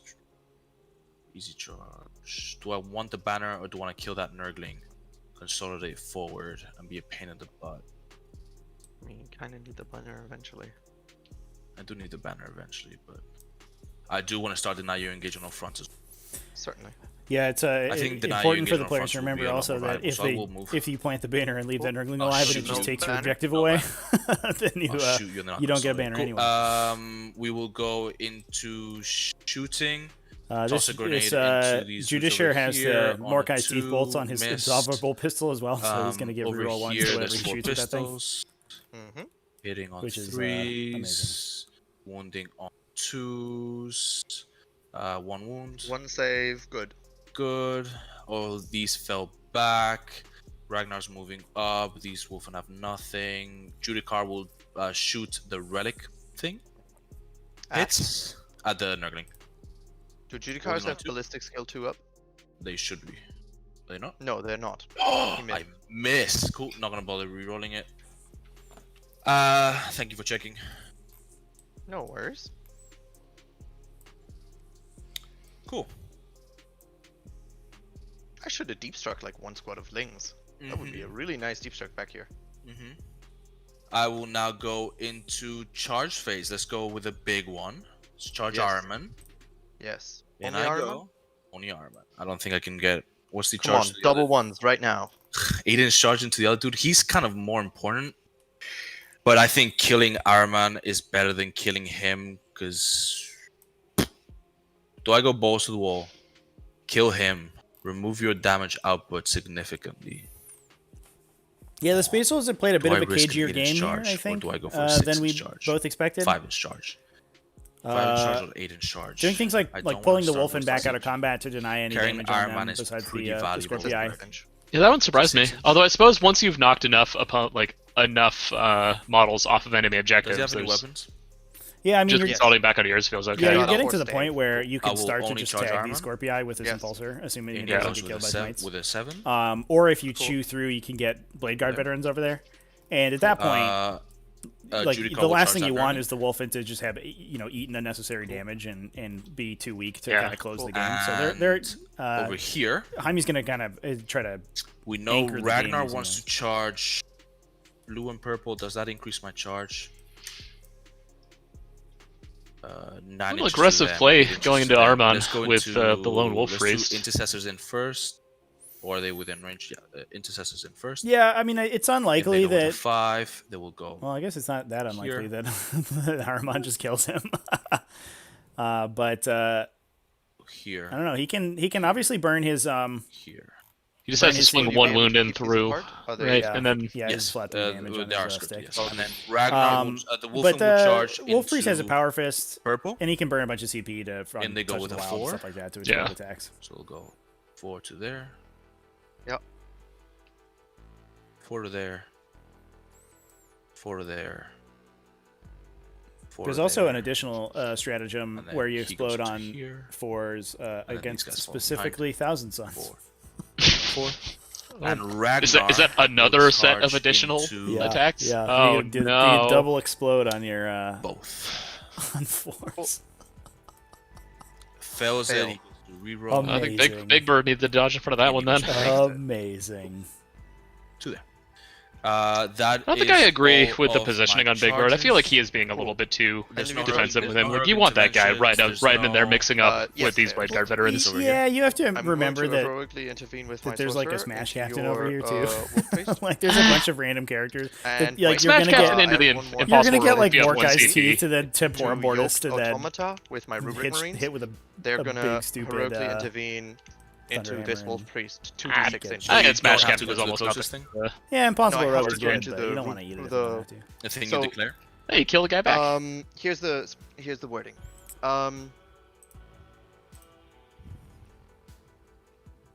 Here. So it's basically I charge. Okay. I need to cool. end the move within Yeah, an so inch. this is It's just a Yoke Automata regular charge we're move, using just right now? worded as a special heroic. So like they just This eat a lot of eggs. 4. And, Yeah, Is it worth It's a like- they don't skip leg day or arm day ever. It's basically not a charge. they are. Okay. That was big. That was my primary. Oh no! because And then were they gonna go, failed it. All right, Like well, if they that rolled sucks. a yeah, 7, they basically they go here, and then this they one goes heroic 7 intervene to here. 2d6 inches Yeah, into a yeah. unit that's I can see that's that. next to one of your I will sorcerers. that was big. I'll go ahead and I don't know activate why the I'm dude just that's noticing it gonna now, 2CP but this Thousand for Sun exploding Sorcerer attacks just and has a reloading Jarp wounds, so we'll Space put Wolf everything into Terminator. your Yep, Just in his hand. yep. 4 attacks hitting on He's 2s. showing Come these on. Space Wolves who's boss. Cool. Yeah. And then I wound you on 2s. Yep, this is Power Fist or... This is Power Fist. Okay. So this is AP2... AP3. AP3. Invulns. He's dead. He's dead. Cool. Super Then broken I sorcerer. will. Sorry, I'm saying Whoa. Did we intervene that sorcerer the red in? to fight. That's Yeah, awesome. he did. Nurgling over That's here. dangerous. Well, yes, So he we're has trying to, 5 as hard attacks. as we can, He to, has not killed the Nurgling based in our other game. Hitting on to 2s, keep Ahriman alive, wounding I on guess. 2s, no mortals. Well, I'm gonna Cool. keep himself alive, but just karate chopping this guy in half. Dies. Like, Mm-hmm. yikes. I'll He consolidate. needed that sorcerer. He like, there's consolidates nothing 3, to not 6, 'cause really deal with Ragnaros this impulsor anymore. There. It'll just slide Then sideways we in will the. do all of the wolfen. Both Yeah, these Ahriman's swords, just yeah. going to smite this Yep. wolf priest to death. So with this the one does have -2, 5 Man, hammer. the and Yoke then charge the Automata sword of the failing impulsor is and really take that. sad. Mm-hmm. Because I felt really nice about getting to use Yeah, that actually, strat. right, yeah. It's kind of rare that you get to. I guess the hammers, Poxbringer could just charge the hitting thing, you Yeah. with 3s, rerolling 1s from or Ragnar. these Yeah. Rubik Marines. Well, I guess he has a high AP And then I on the wound Foxbringer. you He's on going to bump up 2s. against the invulnerable save. Manny.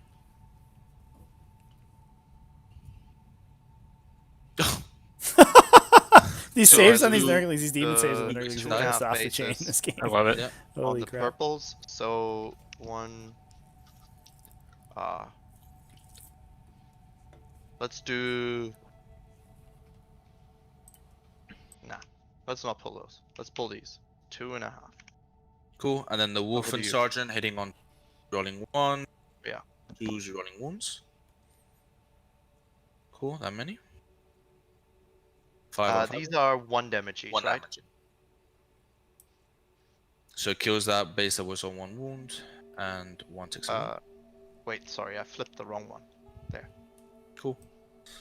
Now the intercessors will swing everything to the unit. These are hitting on 3s. Ooh, that's way too many attacks. Hitting on 3s, rerolling 1s. That's what you get for trying to cheat. And then these wound on 2s. 1 wound. 1 takes 3 damage. And then the 4 intercessors hitting on 2s. They did make What a an charge absolute slap range fight of of a combat over here So- on this right hand side. they were not within 6 inches of the. Yes, Although they were. Ragnar hasn't come Within yet, has he? 6. Yes. The wolf in Ragnar charge were is more not here. done yet. Yeah, that's fine. The incursors weren't. So Is Ragnar in these there? guys. Yeah, right in the middle. The incursors Wound on weren't. They didn't 2s. charge at all. Oh, Exactly. he's blended Alright. into the. He's basically into a the, Nurgling. into the Oh, I get a Nurgling, CP so from I killing your cannot- Terminator Sorcerer. With a cannot space wolf in differentiate him combat. for the life of me. Yeah, 3 Ragnar. wounds. So Non-zero chance Ragnar. Oh, Oh, he wait, certainly that's picks just up this wounded Aqua, this teal unit.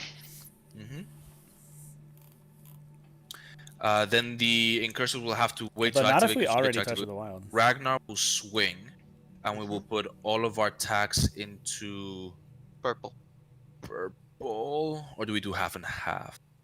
Because we already you control think? this objective. You're not killing me. You already control that. Yeah, I already control it. Should we see if we can wipe purple with him without spending CP? So let's try and wipe only had the you get to Lord of spawn Change on objective 1. things within range, correct? So that is currently contested by Yes, this I do. impulsor. So Yeah, I far will enough do back all too of to my where he can't attacks heroically intervene into somebody tapping into the front of it. Yeah. so 10 so attacks that's hitting gonna on 2s, make things rolling awkward 1s. because these Yeah. this chaos And is not one gonna 2s. get any big Mm-mm. victory points. That No, this- many primary Which for weapons. this list, that's That's a bad bad place to So that be. kills That's not 2 good. more, 1, 2.5 bases. 2.5, and I think one's wounded. Yep, so 1 and then 1, 2. Cool. And then you get to activate with a unit. I think that's all of my Yes. charge So units. I'm gonna activate with the teal intercessor, teal Nurgling. Wait, your incursors already activated, didn't they? My incursors have not because they charged. The Root Marines are in a position So where they I'm gonna cannot really activate fire teal at much of into value either Ragnar. currently. Yeah, everything's in combat. I mean, not that that 5 Root Marines is really like sort of game changing 1 hits. firepower. Peel out a couple of incursors Cool. at least Over to though. I will now activate the incursors, so they will Yeah, go I mean, maybe they're just 3 gonna here. try to solo this the Yes. bang bus. 3 here, You know, Yes. Maybe. they'll go and bang then bang 3 with their here. Inferno And what I want movements. to try to do is you have to be outside of an inch, so you could place a base over here. Yeah. But it's going to be harder for you to place 9 bases in here. So 3 I incursors. also can't possibly roll that many 5-ups. 3 incursors getting the extra attack from the Wolfen. Yes. And once a Sarge. Hitting on 3s, rolling 1, 6s explode. So Thank many Ragnar. ones. Wounding on 2s. Not many.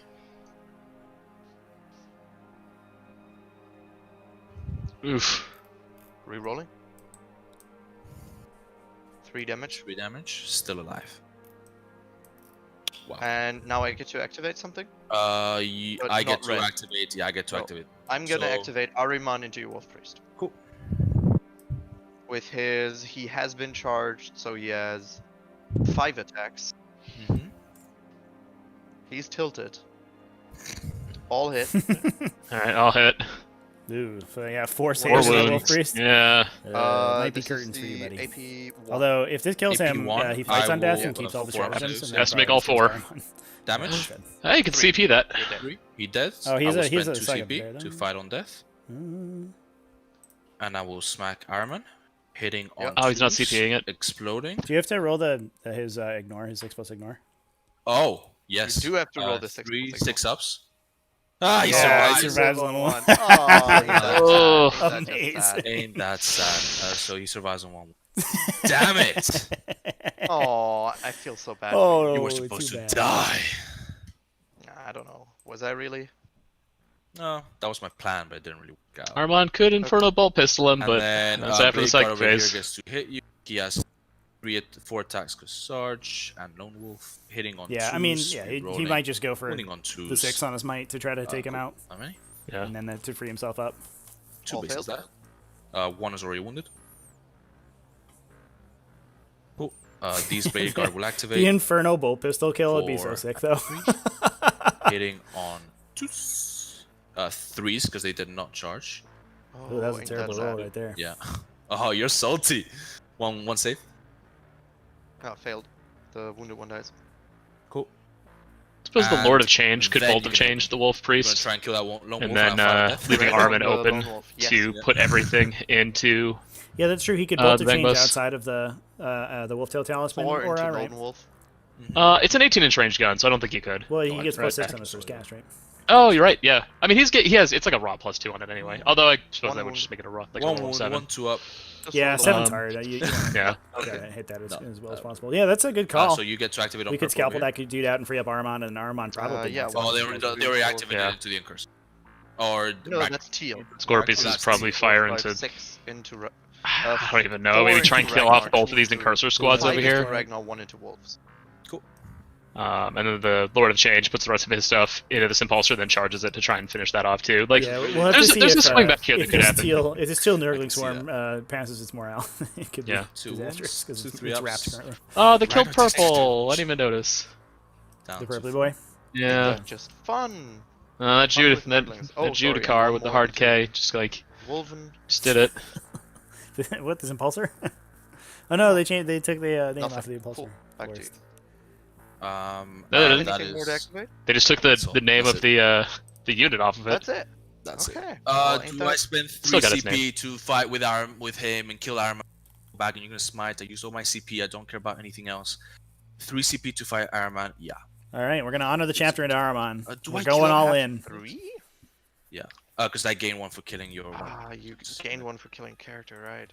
It's a big deal killing him. Do you die on a, you have a 4-up in 1, correct? I do. Yeah, we'll try kill him. We already wasted 2 CP on him, so we'll go ahead and do it. This definitely would honor So, the 2 chapter. explosions, wounding you on 2s, re-rolling. Please roll your What do you invulns. reroll that for? Because you're higher power level than me. Oh yeah, you Targad. Yeah. I'm gonna be rolling invulns. Cool. 3 go through. Fail 3. 1 second. I have 1 CP left? I'm gonna CP one of the invulns. This is Power Fists, right? Yes. CP an invuln. Make Cool. it. so you- 2d3. Can I roll a 5? Yes, Oh I my can. gosh! He goes down. No And I will way, consolidate 3 dude! just- Aramon with exactly dies Let's to find the out. Wolf Priest. Worth a try. Ooh. Oh So- no! Pause for scoring. The Wolf Priest You just went get- ham I on get, this 10 Thousand points Suns for army. Upraise the Witch. Oh no! What were you I get, saying about that game that now was 3 playing for at the each same one. time as this Oh one? my god! And you get 0 primary. Yes. Brutal. Oh, yeah. All right. That was this is gonna be a insanity. short game, Is he but touching that the was Scorpius as well expected. now? I think he might be. I owe you leadership on Nurglings. We'll have to measure. Look, I imagine red- the hitbox. of Red, Scorpius is they're messed up. fine. Cool. he hasn't. Teal. And Yeah, teal, Auto, they're auto fine. run. Nope, they're fine on a I think 1. he might just be out.